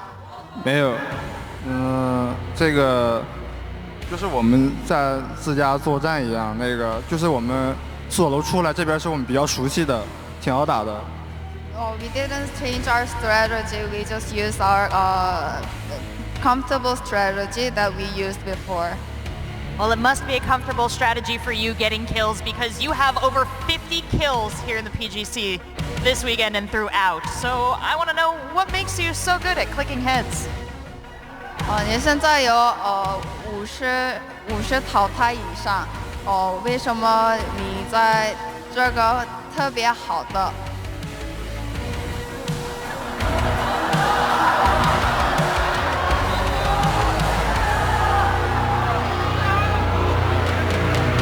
现在你有50以上淘汰，让你有这么多的淘汰是什么原因？第一肯定是指挥的好，后来是圈好，再后来就是打得好。The circle was great, and then I also did great. Well, whatever it is, it's working for you guys. So I'm going to send you back to your seat so you can get in this last game here at PGC. And I'm going to give it back over to the analyst to take us through one more.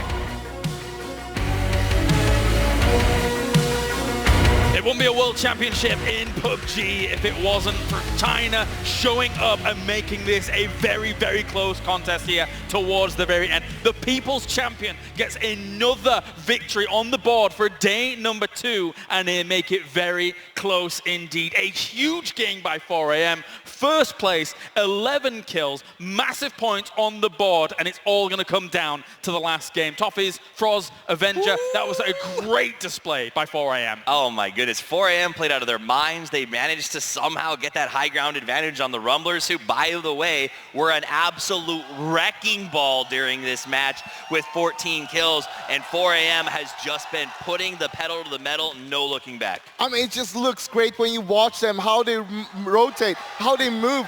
They started out in the apps there. They took it very passive, but also how they were moving up towards the other teams. There were so many teams up towards Potato Hill already, but they fought one by one and just took them down. Second last game of the day, highlights time here as we start things off. Na'Vi picking up massive kills onto T1. They tried to crash this compound Avenger. It was very unsuccessful.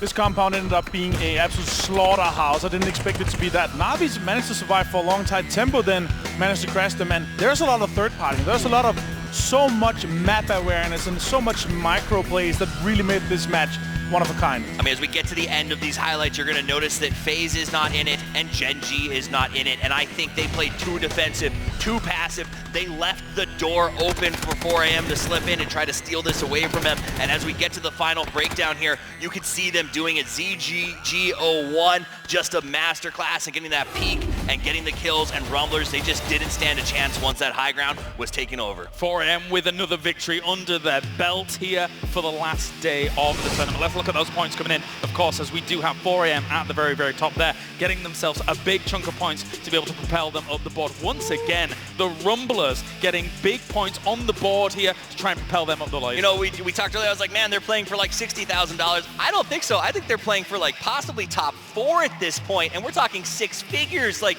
that's the passion you want to see as they play these games. This is the Rumblers we know. They can be super explosive, and they showed us on Sanhok, the last game there. They don't even know how to play Sanhok, but they managed to get a bunch of kills, and now once again, they promised us a top 5 today, and I'm happy to see them step up. They're potentially going to take that in the last game, guys. Absolutely. So a few other points coming in here or there. It's not making too many shifts. Obviously, we're keeping a very close eye on FaZe Clan. We're keeping a very close eye on Gen G. And for Gen G, in these last couple of games, things are slipping away from them. They are not putting up the points here, as of course they are at the top. Ladies and gentlemen, in case you are unaware, the People's Champions 4AM have now taken the lead as they have found themselves 99 points up at the top. Gen G is no longer in first place. This now makes it a 3-horse race. This now makes it a 3-region race up towards the top. I mean, it took 5 games to take the lead away from them, but finally it falls. It is anybody's game with like 7 points in the differentiation and 3 teams who have all fireworks waiting to go off in the last round. China, Korea, EU, who's going to bring it home? I mean, this is going to be down to the last game, and it's going to be super close here. This is truly the global championship. Oh, yes. I did not expect it to be this low. 7 points. 3-horse race, guys, to the last game. Unexpected, to be honest. I pray and hope these 3 teams are the last 3 teams surviving. Oh my God. That would be insane. But also, ladies and gentlemen, we should announce that because of everybody's contributions out there, because of everybody purchasing in-game to be able to contribute to the prize pool, not only is the prize pool at $4 million plus for the entirety of the tournament, there is also $2 million going to all of the players here across the board via the Pick'em Challenge as well. So congratulations to everybody for contributing here to PGC. It has been a momentous occasion already, and we have 1 game remaining between these 3 titans of PUBG Esports at the very top. Say that again. 3 titans, 1 game, $2 million. Literally, 16 teams dropped. Those 3 are playing for $1 million. Or $2 million. That blows my mind. And you might see me smiling a little bit extra, but it's because these 3 top teams, I got them on my pickings. So I'm really happy. I am really happy. And you contributed as well? You contributed. We all contributed. 7 times. Fantastic. 7 times. Absolutely fantastic stuff. Guys, I don't even know what to say about the last potential match coming up here. What are your thoughts, Roz? I mean, it's going to come down to where we're going to see them drop and stuff. There is so much that is going on in my mind right now. I don't know where to even start, but let's be honest. 4AM, Gen G, and FaZe, all 3 of them have put up enormous amount.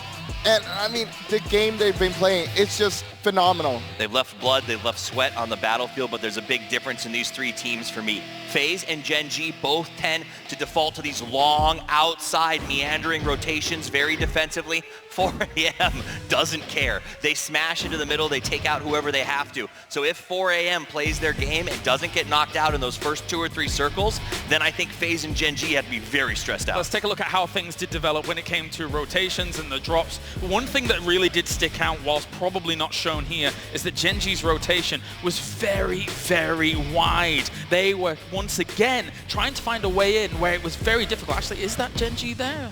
No, they went up on Everest. They had PO scouting on Everest as per usual. Then they went on the north side going towards the east, but PO, he ran out of gas. That's how long they rotated, and it didn't work out because they had to go for a close entry into the circle after that.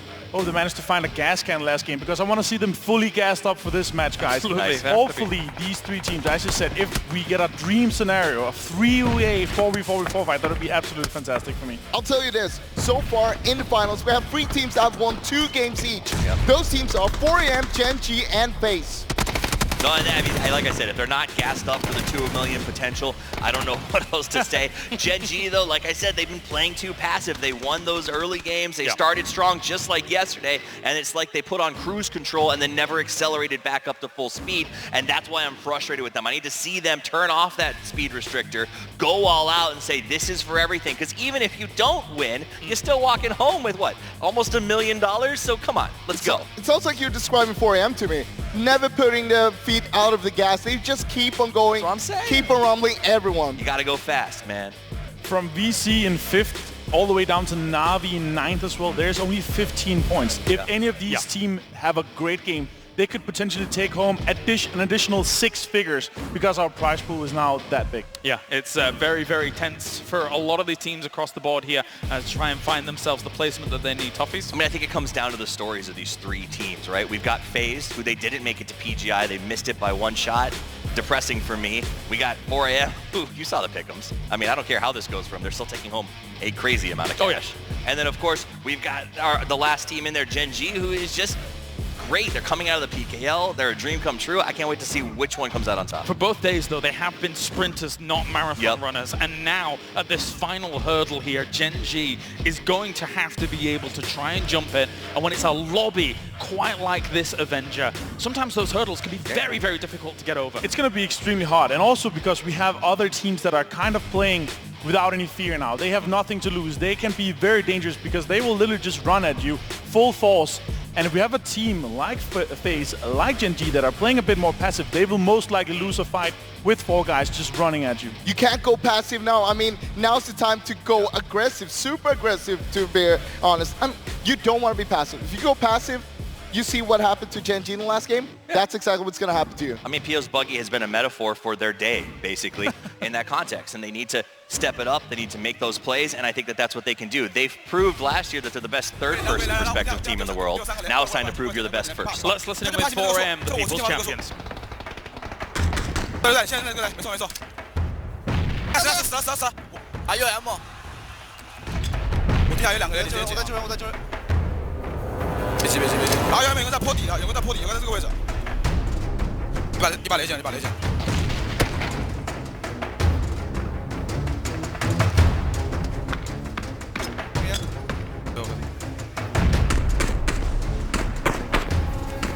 他在坡底那个了。 坡底又倒了，又倒一个，加别急，10刀，别急，加别退啊！ Yet another chicken dinner under their belt. Amazing scenes here, but all of these scenes, everything here at the PGC is not possible without some of our title sponsors. So a big thank you to NVIDIA, GeForce, and Zowie by BenQ. Listen to it. Let it build. An audience here very behind 4AM for sure, and they can hear it. They know exactly how much support is here in the crowd and how much they've been able to garner from that, how much strength they've been able to draw from that is very evident in their last games. Very, very powerful stuff. They also have a very good advantage going into this last game. They drop in the middle of the map.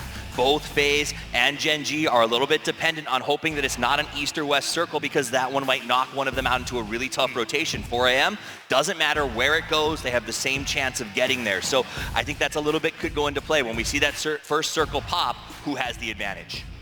I'm excited, guys. This is a culmination for a year play for me. 2 years I started. This is my first tournament. I was here with you 20 kilos ago. 20 kilos ago. Much less experience. Now 20 kilos more experience, but goosebumps are rising when we hear these guys, when we hear the shouts. 55% or more is currently cheering for 4AM because they have their pick'ems and also, of course, the pride of the People's Champions, guys. No matter who wins, all these teams have given all they got. And I mean, they've made it so close. It's going to be amazing to watch the last game here. Ladies and gentlemen, it is time for the final game of PGC. I want to hear you shake this place to the foundations. Let's head over to the commentary team. It's Erangel. It's game number 12. 4AM managed to step up and move into that first place position. It is so tight up at the top of the leaderboards, and there is 1 round remaining, paper thin. It's time to go.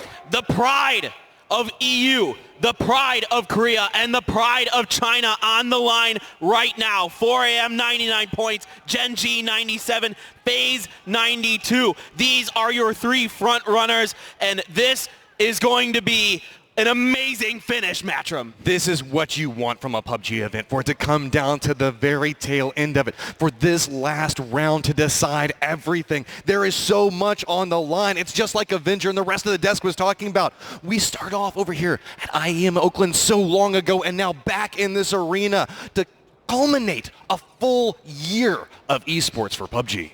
And a $4 million prize pool now is on the line.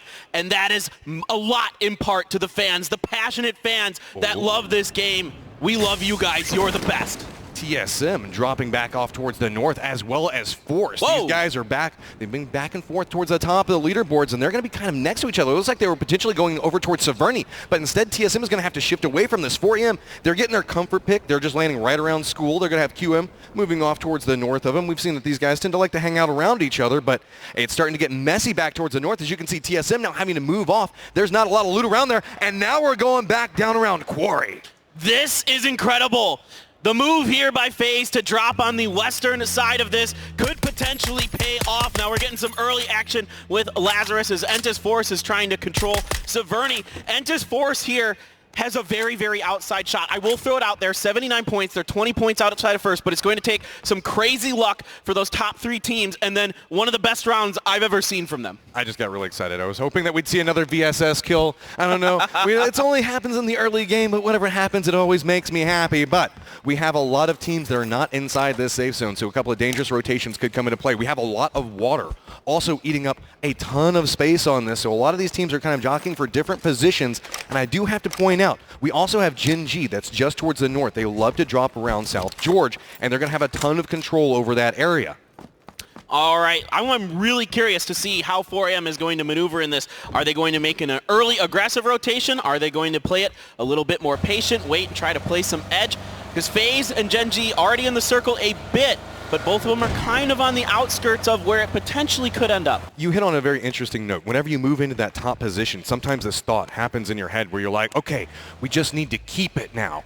And that's so dangerous in PUBG because once you start deciding that you want to keep it, you start playing more passive, more trying to control. You don't want to risk as much. That's not a 4M way to play this game, and I hope that they just keep the pedal to the metal, keep pressing W, and just keep sending it in because it has been working for them. You got to go with what's worked. Exactly, and I feel like Gen G has to be doing something similar. That was what was working for them in the first 2 games on Miramar. They were playing, dare I say, 4AM-esque.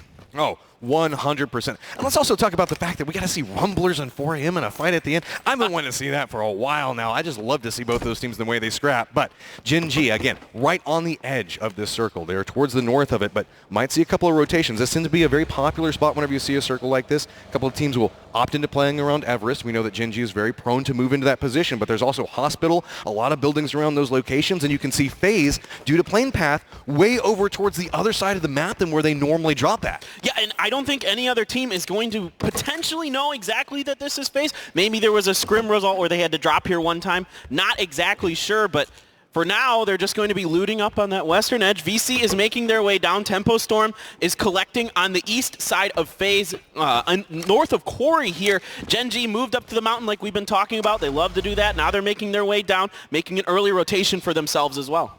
So much on the line inside of this, and we just want to do a quick thank you to everybody that is watching. You guys have put in so much in watching this and participating through PGC Pick'ems and the skins and everything that's involved inside this. We are just so happy you guys are enjoying this and tuning in for this last round as it's going to start getting intense here in just a little while. Circles starting to move here in just a moment. So now it's about how's everybody going to start their rotations. I still have my eye back over towards TSM that had to move way back over next to Kameshki, and a couple of shots already coming back over towards the center as it looks like Genesis does catch W-Click in rotation.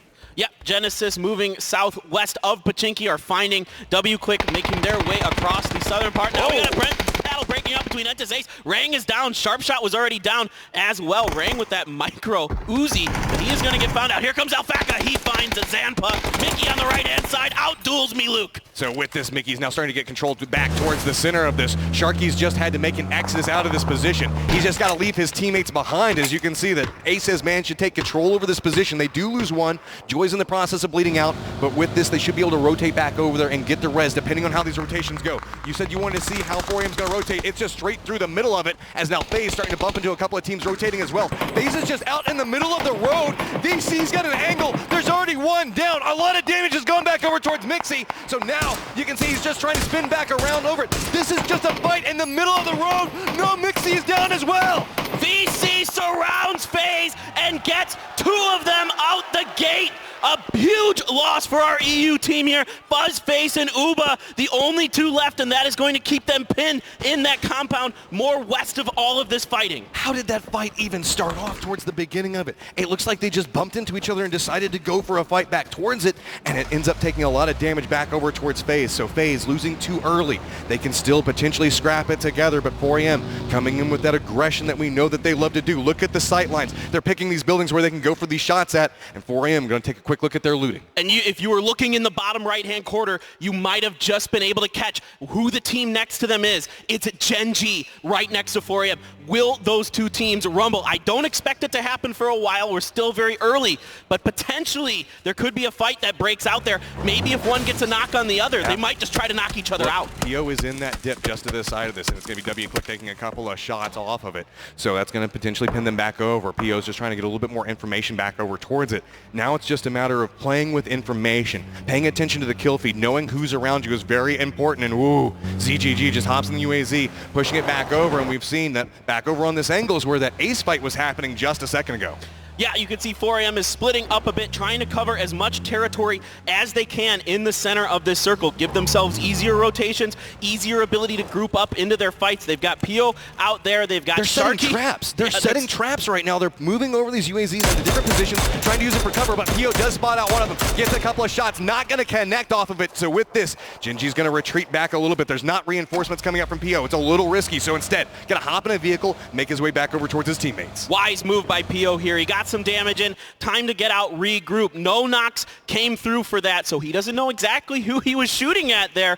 But now it's going to go back with Esther, and they're going to do a 2-2 split. Look at the cover angles back. ZGG is looking back up that hillside, protecting his team that's at the top of the hill, and they can look back down towards him. Really, it's got this kind of kill box that they have set up for themselves, depending on how teams path through this. Looks like Forever is going to kind of make their way back down on this angle as well. This is a very interesting play coming out from 4AM. We were kind of curious. Do they get in their own heads, or do they play aggression?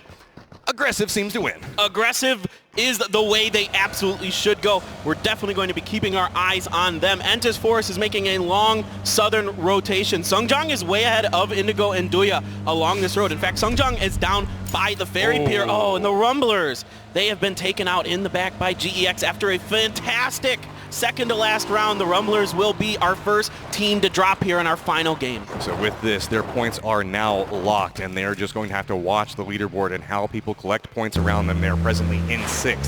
So now, rotation still coming in play. Force is kind of the outlier inside of this. Back behind them, they do have TSM, and in front of them as well, as it's going to be a little mixed up in rotation as these guys are just kind of riding along next to each other. They're both moving over to different points, but in the direct time, they're just kind of like honking the horn at each other, kind of saying hello, you know, being friendly.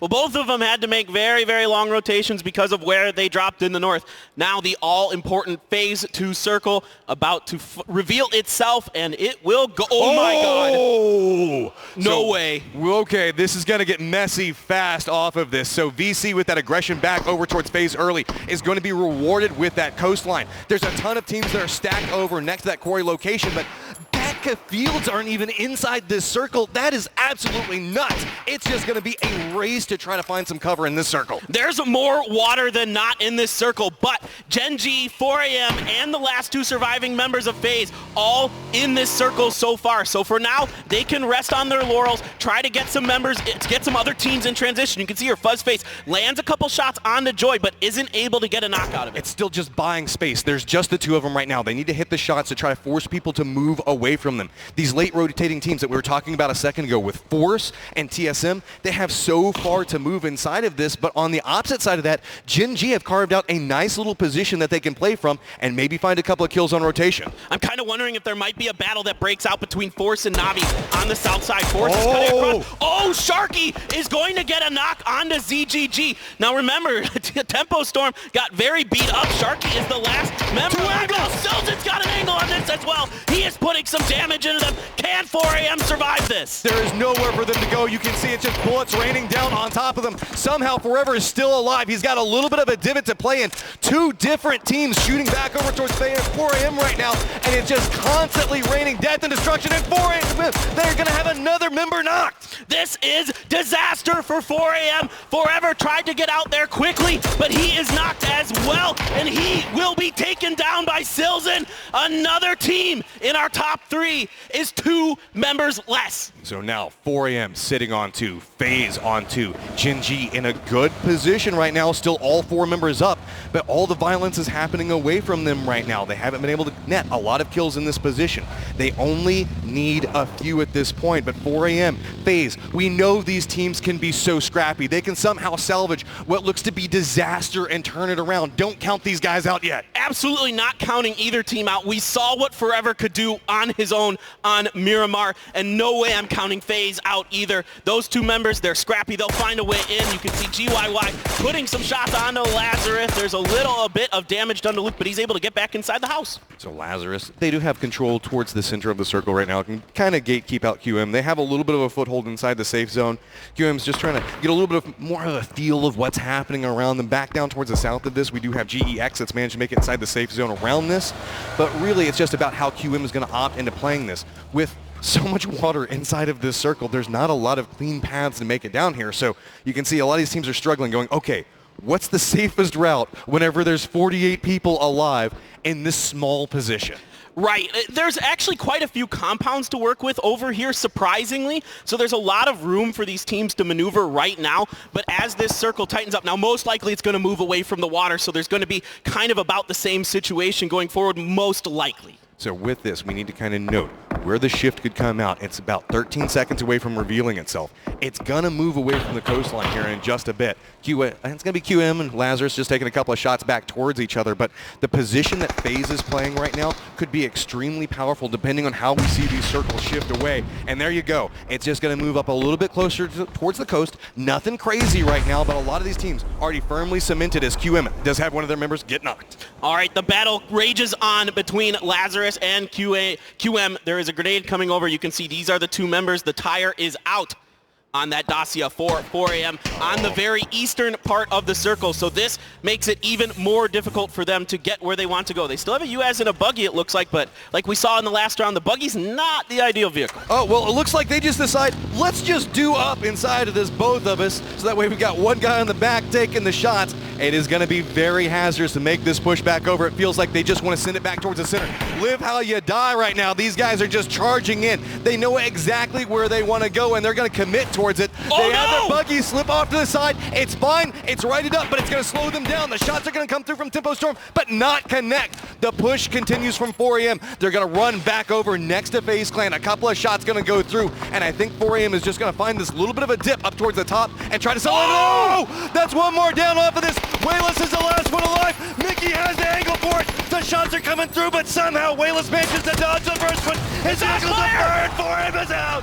4AM is done. They're only 2 points ahead of Gen G, 6 ahead of FaZe as they pick up another point, killing that member of 4AM. Tragedy is struck here for the Chinese team. The wreckage rolls down the hillside. 2 points back behind them is going to be Gen G. Still, all of their members alive, but it's been so quiet around them. Like, they're just kind of posted up over here. All the violence is happening in different parts of the map. That could lead to be a little bit of a problem, as there's still 14 teams alive. If something bad happens to them, there's still a chance that 4AM could hold this, because FaZe has already lost 2 as well. Yeah, Gen G, I think right now knows full well that we've lost 4AM out of this lobby. So Loki sees that drop, potentially going to look and go for it. Sungjang pushing ahead for Entis Force as they're going to try to regroup and get a little bit more center circle for themselves. This is a really nice situation for Gen G right now. Can they hold on? They've still got 4 strong. They've got a decent position inside of the circle. It's going to come down to their teamwork and their aggressiveness at the end. So with this, you can see Gen G, let's just stack up more things in their favor as they're going to walk over and get a crate to play with as well. But no teams really next to them. It's just Lazarus who looks like they're making a push back over towards GEX right now. They have a lot of control over this situation, but they're also kind of down in a dip.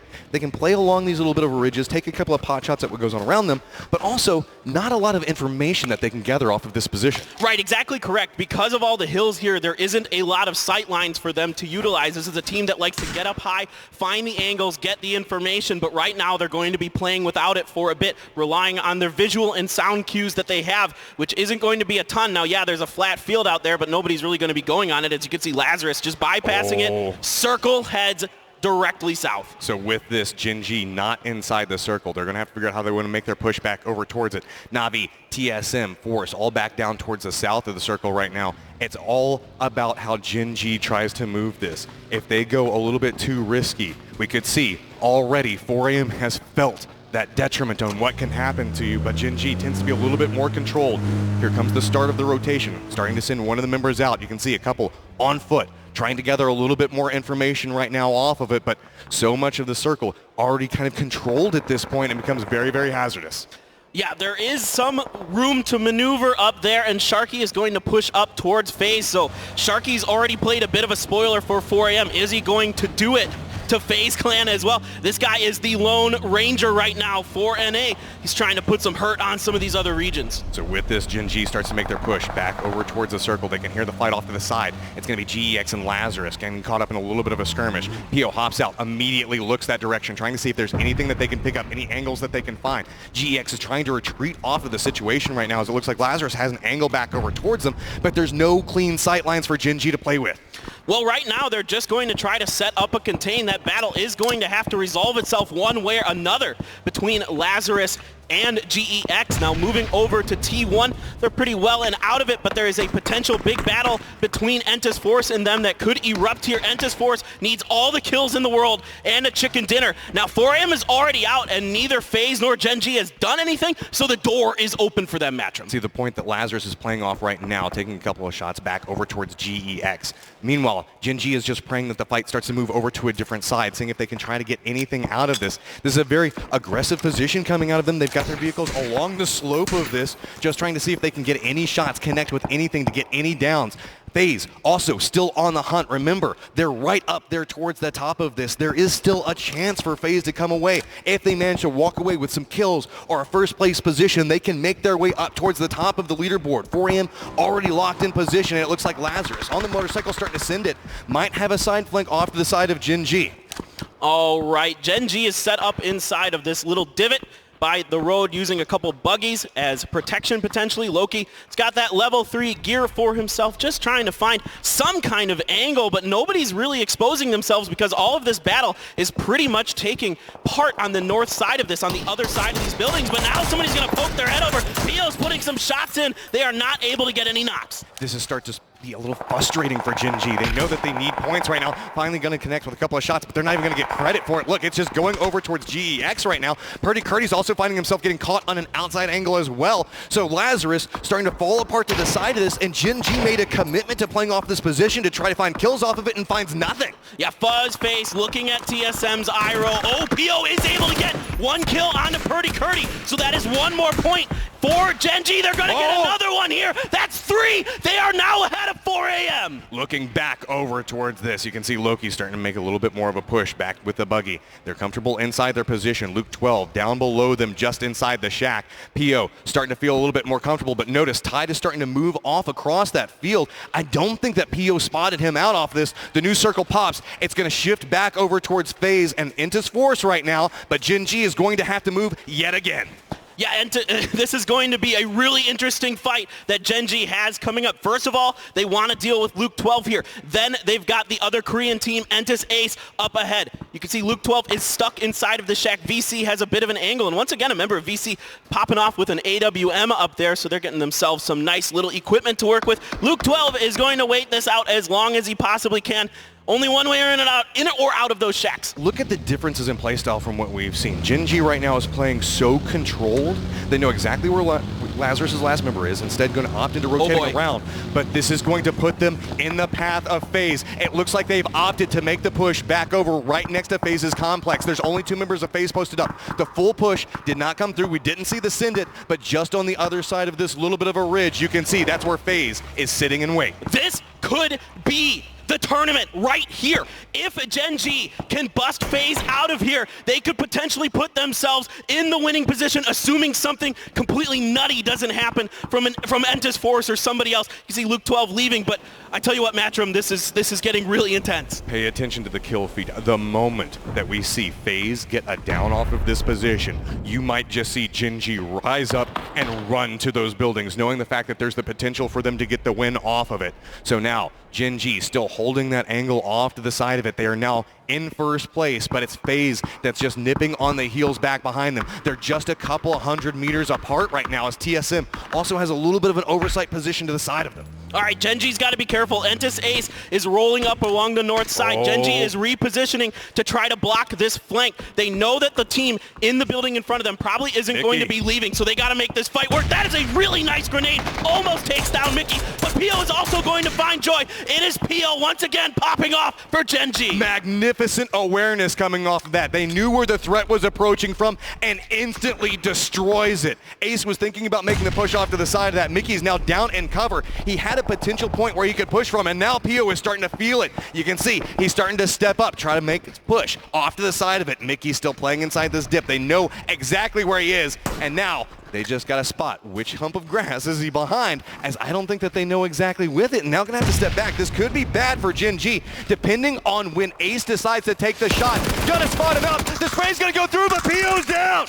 Pio gets out-dueled here, but other members, TSM is now shooting into Gen G. Pio is confirmed dead, so there's only 3 standing for Gen G. And look at this, Uba now spots them out, putting some shots into them. Loki moving forward, and now the circle is on top of FaZe and Entis Force. So now FaZe knows who their neighbors are. That's why they started spin back over on this. They know that they need to eliminate these guys. Gen G sitting on 5 kills. Uba manages to hit a little bit of damage back over towards Heyman, but he drops down, trying to play off of a little bit of cover, but notice Loki slowly starting to creep off to the side of this. Loki might have managed to find an angle back towards it, but I don't think he has a clean sight line, as TSM is looking back over towards him, and really it's Rory holding the angle and kind of containing back Gen G's push.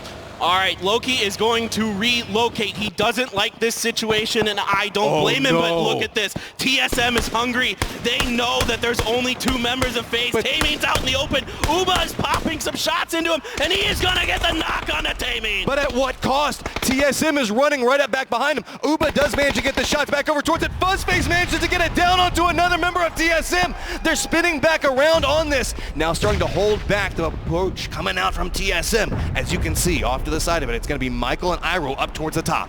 Can the heroics come through here for Fuzzface and Uba? Back over to Gen G. Some grenades are bouncing past them. Taemin is still knocked from that earlier Uba knock. Loki and Esther trying to bounce Alpaca outside of this shack. Grenades up and over for them, but right now Alpaca is taking damage from another angle. I believe that is tied from VC. We have so many small fights that are stacking up right now and stalling so many pushes from these teams that want them so bad. Fuzzface has a sight line back over toward Esther. Doesn't want to take the shots yet, but starting to connect with a couple of them off. It's going to be his teammate that's going to force Esther back around the other side. Just trying to find some clean sight line, but notice Loki is moving yet again, trying to move up on an angle, get this res off, and maybe move their team back into a decent position to be able to fight everything that's happening around them. That's going to be a huge res if they can get it. Meanwhile, a big fight popping off here. Entis Force. Indigo gets at her first. Helen up on the hill. Now VC is popping some shots into this as well. There are other teams getting in on this action. Entis Force not really thrilled with this positioning, so Indigo is just going to move that up just a little bit. Kale taking a bunch of damage from Helen on the bottom side. He is very weak, going to have to heal up. Oh, but he gets you found can out. see the shots coming up from baseline. They're committed in one specific direction right now. Meanwhile, Gen G is just trying to clear up these other angles. They're just trying to find anything else around them that moves. They want to secure more and more points off of this. Meanwhile, you can see FaZe is just kind of trapped in the position. Force looking back over towards Adder, can't quite connect with the shots through the smoke, knows exactly where he is, and has to play so cautious, tries to go for the shots, but it's going to be Jeff Laka. Jeff Laka coming up and over, so 2 knocked for Entis Force. This could be their tournament as T1 pushes down the hill. Doya very low as well. It is just Sungjong with full health for them. Akkad is going to get knocked here. Esther finds Indigo. Oh my god, Esther finds Adder as well. 8 kills for Gen G. Starting to get a little bit more space on the leaderboard. They managed to control inside this dip. The circle has shifted away from both Gen G and FaZe. All these guys are going to have to move, and it's actually going to be Na'Vi and Entis Force that are in a decent position. This is huge. FaZe needs to get some points, and they need to start getting them because Gen G continues to tear through everyone in their path. Sungjong is knocked by Taemin. He is looking over towards FaZe. Fuzzface is down. Fuzzface is down and out, and now there's just one member of FaZe. It's a Herculean task ahead of him. As you can see, Gen G is just accumulating more and more points. He has no angle that he can really work with, and Gen G is just taking more and more control over this game. All right, Uba has finally abandoned this compound and is going to try to get something done. 5 kills for Esther, your veteran for Gen G. But he's making a push off of it. This is exactly what you need your superstars to do at this moment. Uba knows where they are. He's trying to creep up back behind him. Gen G's going to feel like they have this area under control. They're not going to be expecting somebody to just pop off on this angle. If Uba can manage to get behind him, he could just absolutely destroy Gen G and maybe buy them a shot at getting that first place position. All right, they are completely in control of the western edge.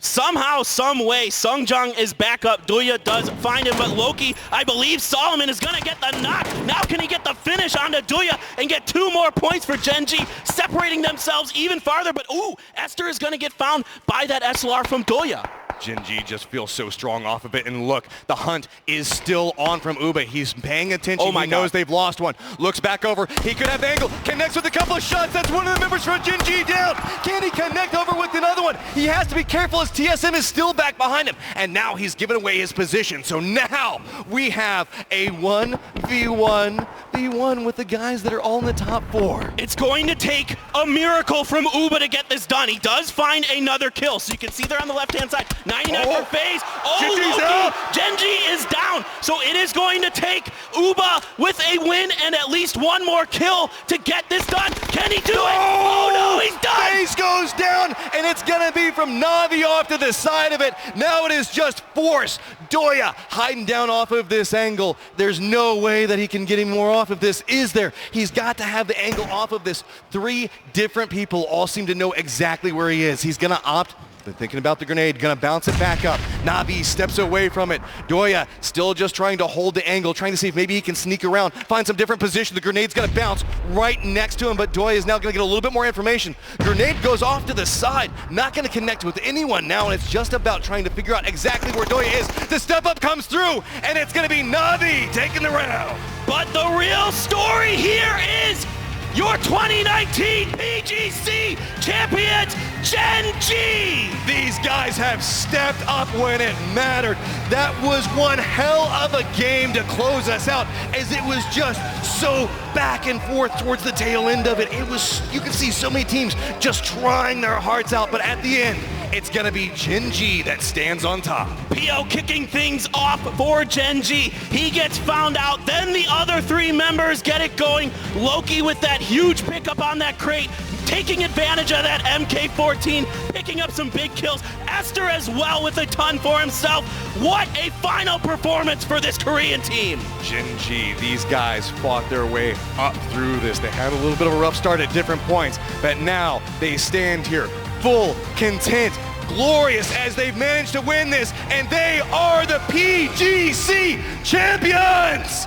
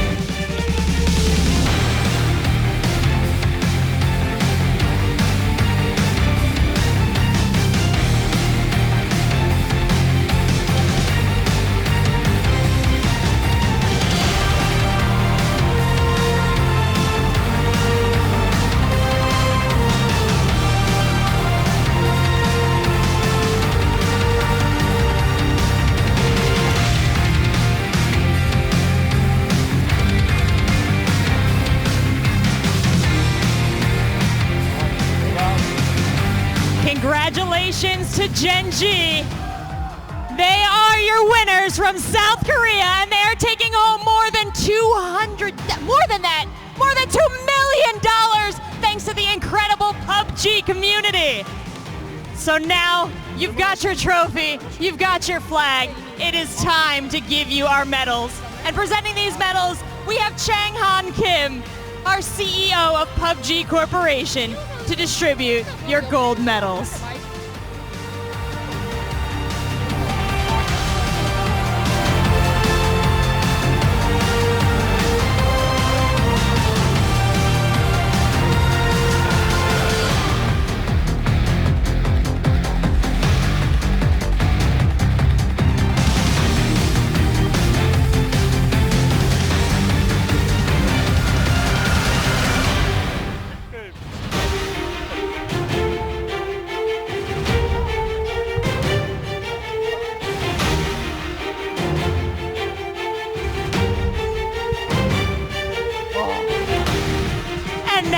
Take a quick moment for our press and media to grab some photos of our champions. So players, please hold your trophy and flag high. I invite you all to take your photos.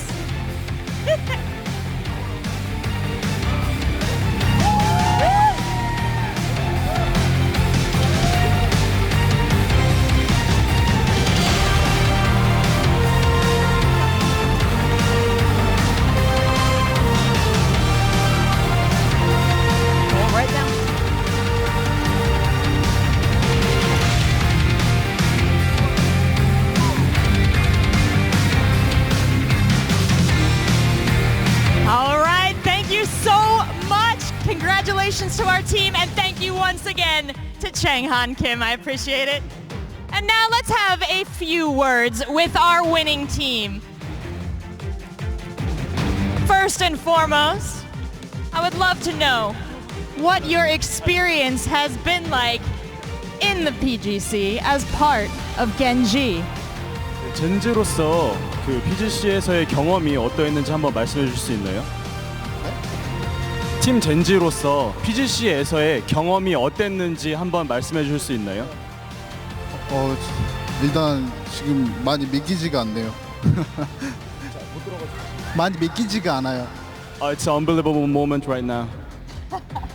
Well, how much does this mean to your team? It was a huge accomplishment, and you are standing here now on the global stage. 지금 현재 can you just repeat that again once again? 안 들리셔서 이쪽으로 오셔야 될 것 같아요. 오셔야 될 것 같아요. Come on down. Yeah, sure. How much does this mean to him? 그래? 지금 이게 PGC에서 우승을 한 것이 본인과 본인 팀에게 어떠한 의미가 있는 것인지 한번 말씀해 줄 수 있나요? 세계 최고의 팀이라 생각하고 저희보다 잘하는 팀은 없다 생각합니다. I think your team is the best of the best, and we are really proud of it. You guys have earned over $2 million by claiming first place at this tournament. Will this change anyone's life on the team? 지금 현재 1등을 하심으로써 약 $200만 정도의 상금을 받게 됐는데 이것이 혹시 팀원 분들에게 각각 뭐 어떤 변화를 줄까요? 저희가 상금을 생각하고 이렇게 게임한 것이 아니라 그냥 한 판 한 판 열심히 해서 최선을 다해보자 했는데 그게 1등이 된 것 같아가지고 좋고 행복합니다.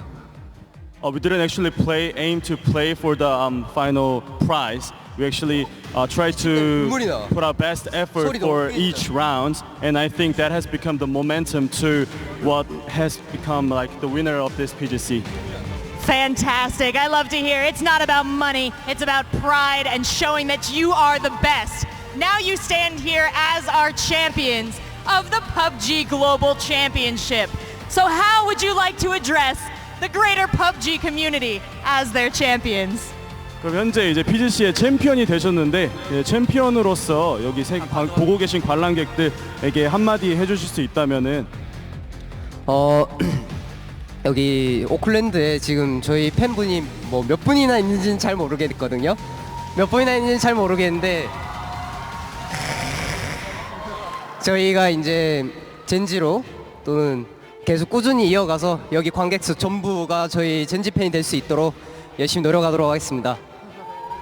We're not actually sure how many are fans around here in the Oakland Arena, but we will try our best to fill all of this audience as our Gen G fans in the future. After a victory like that, I think you can count us all as fans. So congratulations once again, gentlemen. And now to close out the day for the very last time, I'm going to send you back to our wonderful analysts.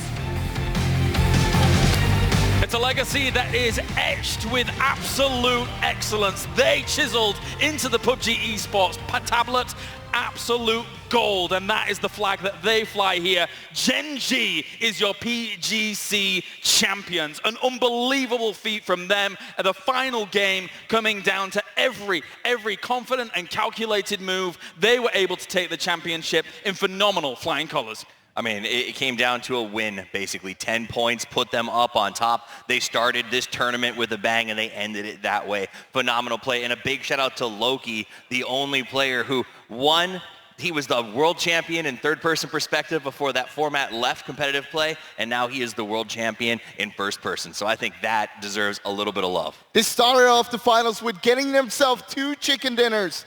And coming in today, they got themselves 2 second places, gathering a lot of points. They ended up with 111 points and 69 kills, most of all of the teams here. Last year at PGI, I was extremely excited to see how they were able to play. They absolutely smashed third person, and showing now that they are also the best at first person a year later, more than a year later, is absolutely stunning to see. I mean, after the second game of this series, Martin put his book down and said, that's it, Gen G is going to win this thing. And turns out he was right. Absolutely, only one commentator. Wow. Congratulations for getting the prediction correct. A big round of applause there. Fantastic stuff. Gen G, a name in esports, in Korean esports as well, that is even a newer name in Korean esports, but has already completely been able to dominate a scene after a scene. And here for PUBG Esports for 2019, who can deliberate with them getting the victory here after effectively 4 massive games, 2 at the start of the first day, 2 at the start of the second day, and some great consistent performances throughout. And also how they played this last game. Yeah. They were so aware, their map awareness, their positional awareness. They played this game to perfection, considering how 4 AM lost out early, how FaZe, they lost 2 players early.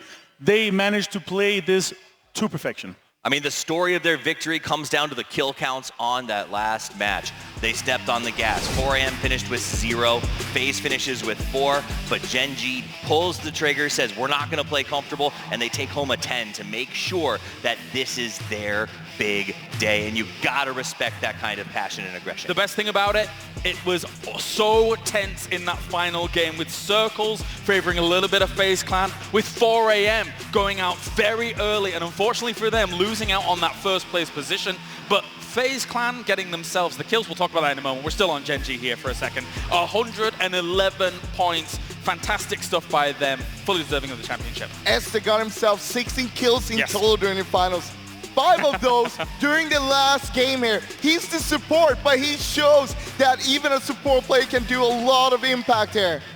Absolutely so. An amazing trophy, an amazing result here for Gen G, an amazing result for PKL as well, as they're able to attain this trophy. And it does make you wonder with how competitive things were with the top 3 regions here being able to take that 1, 2, 3 spot.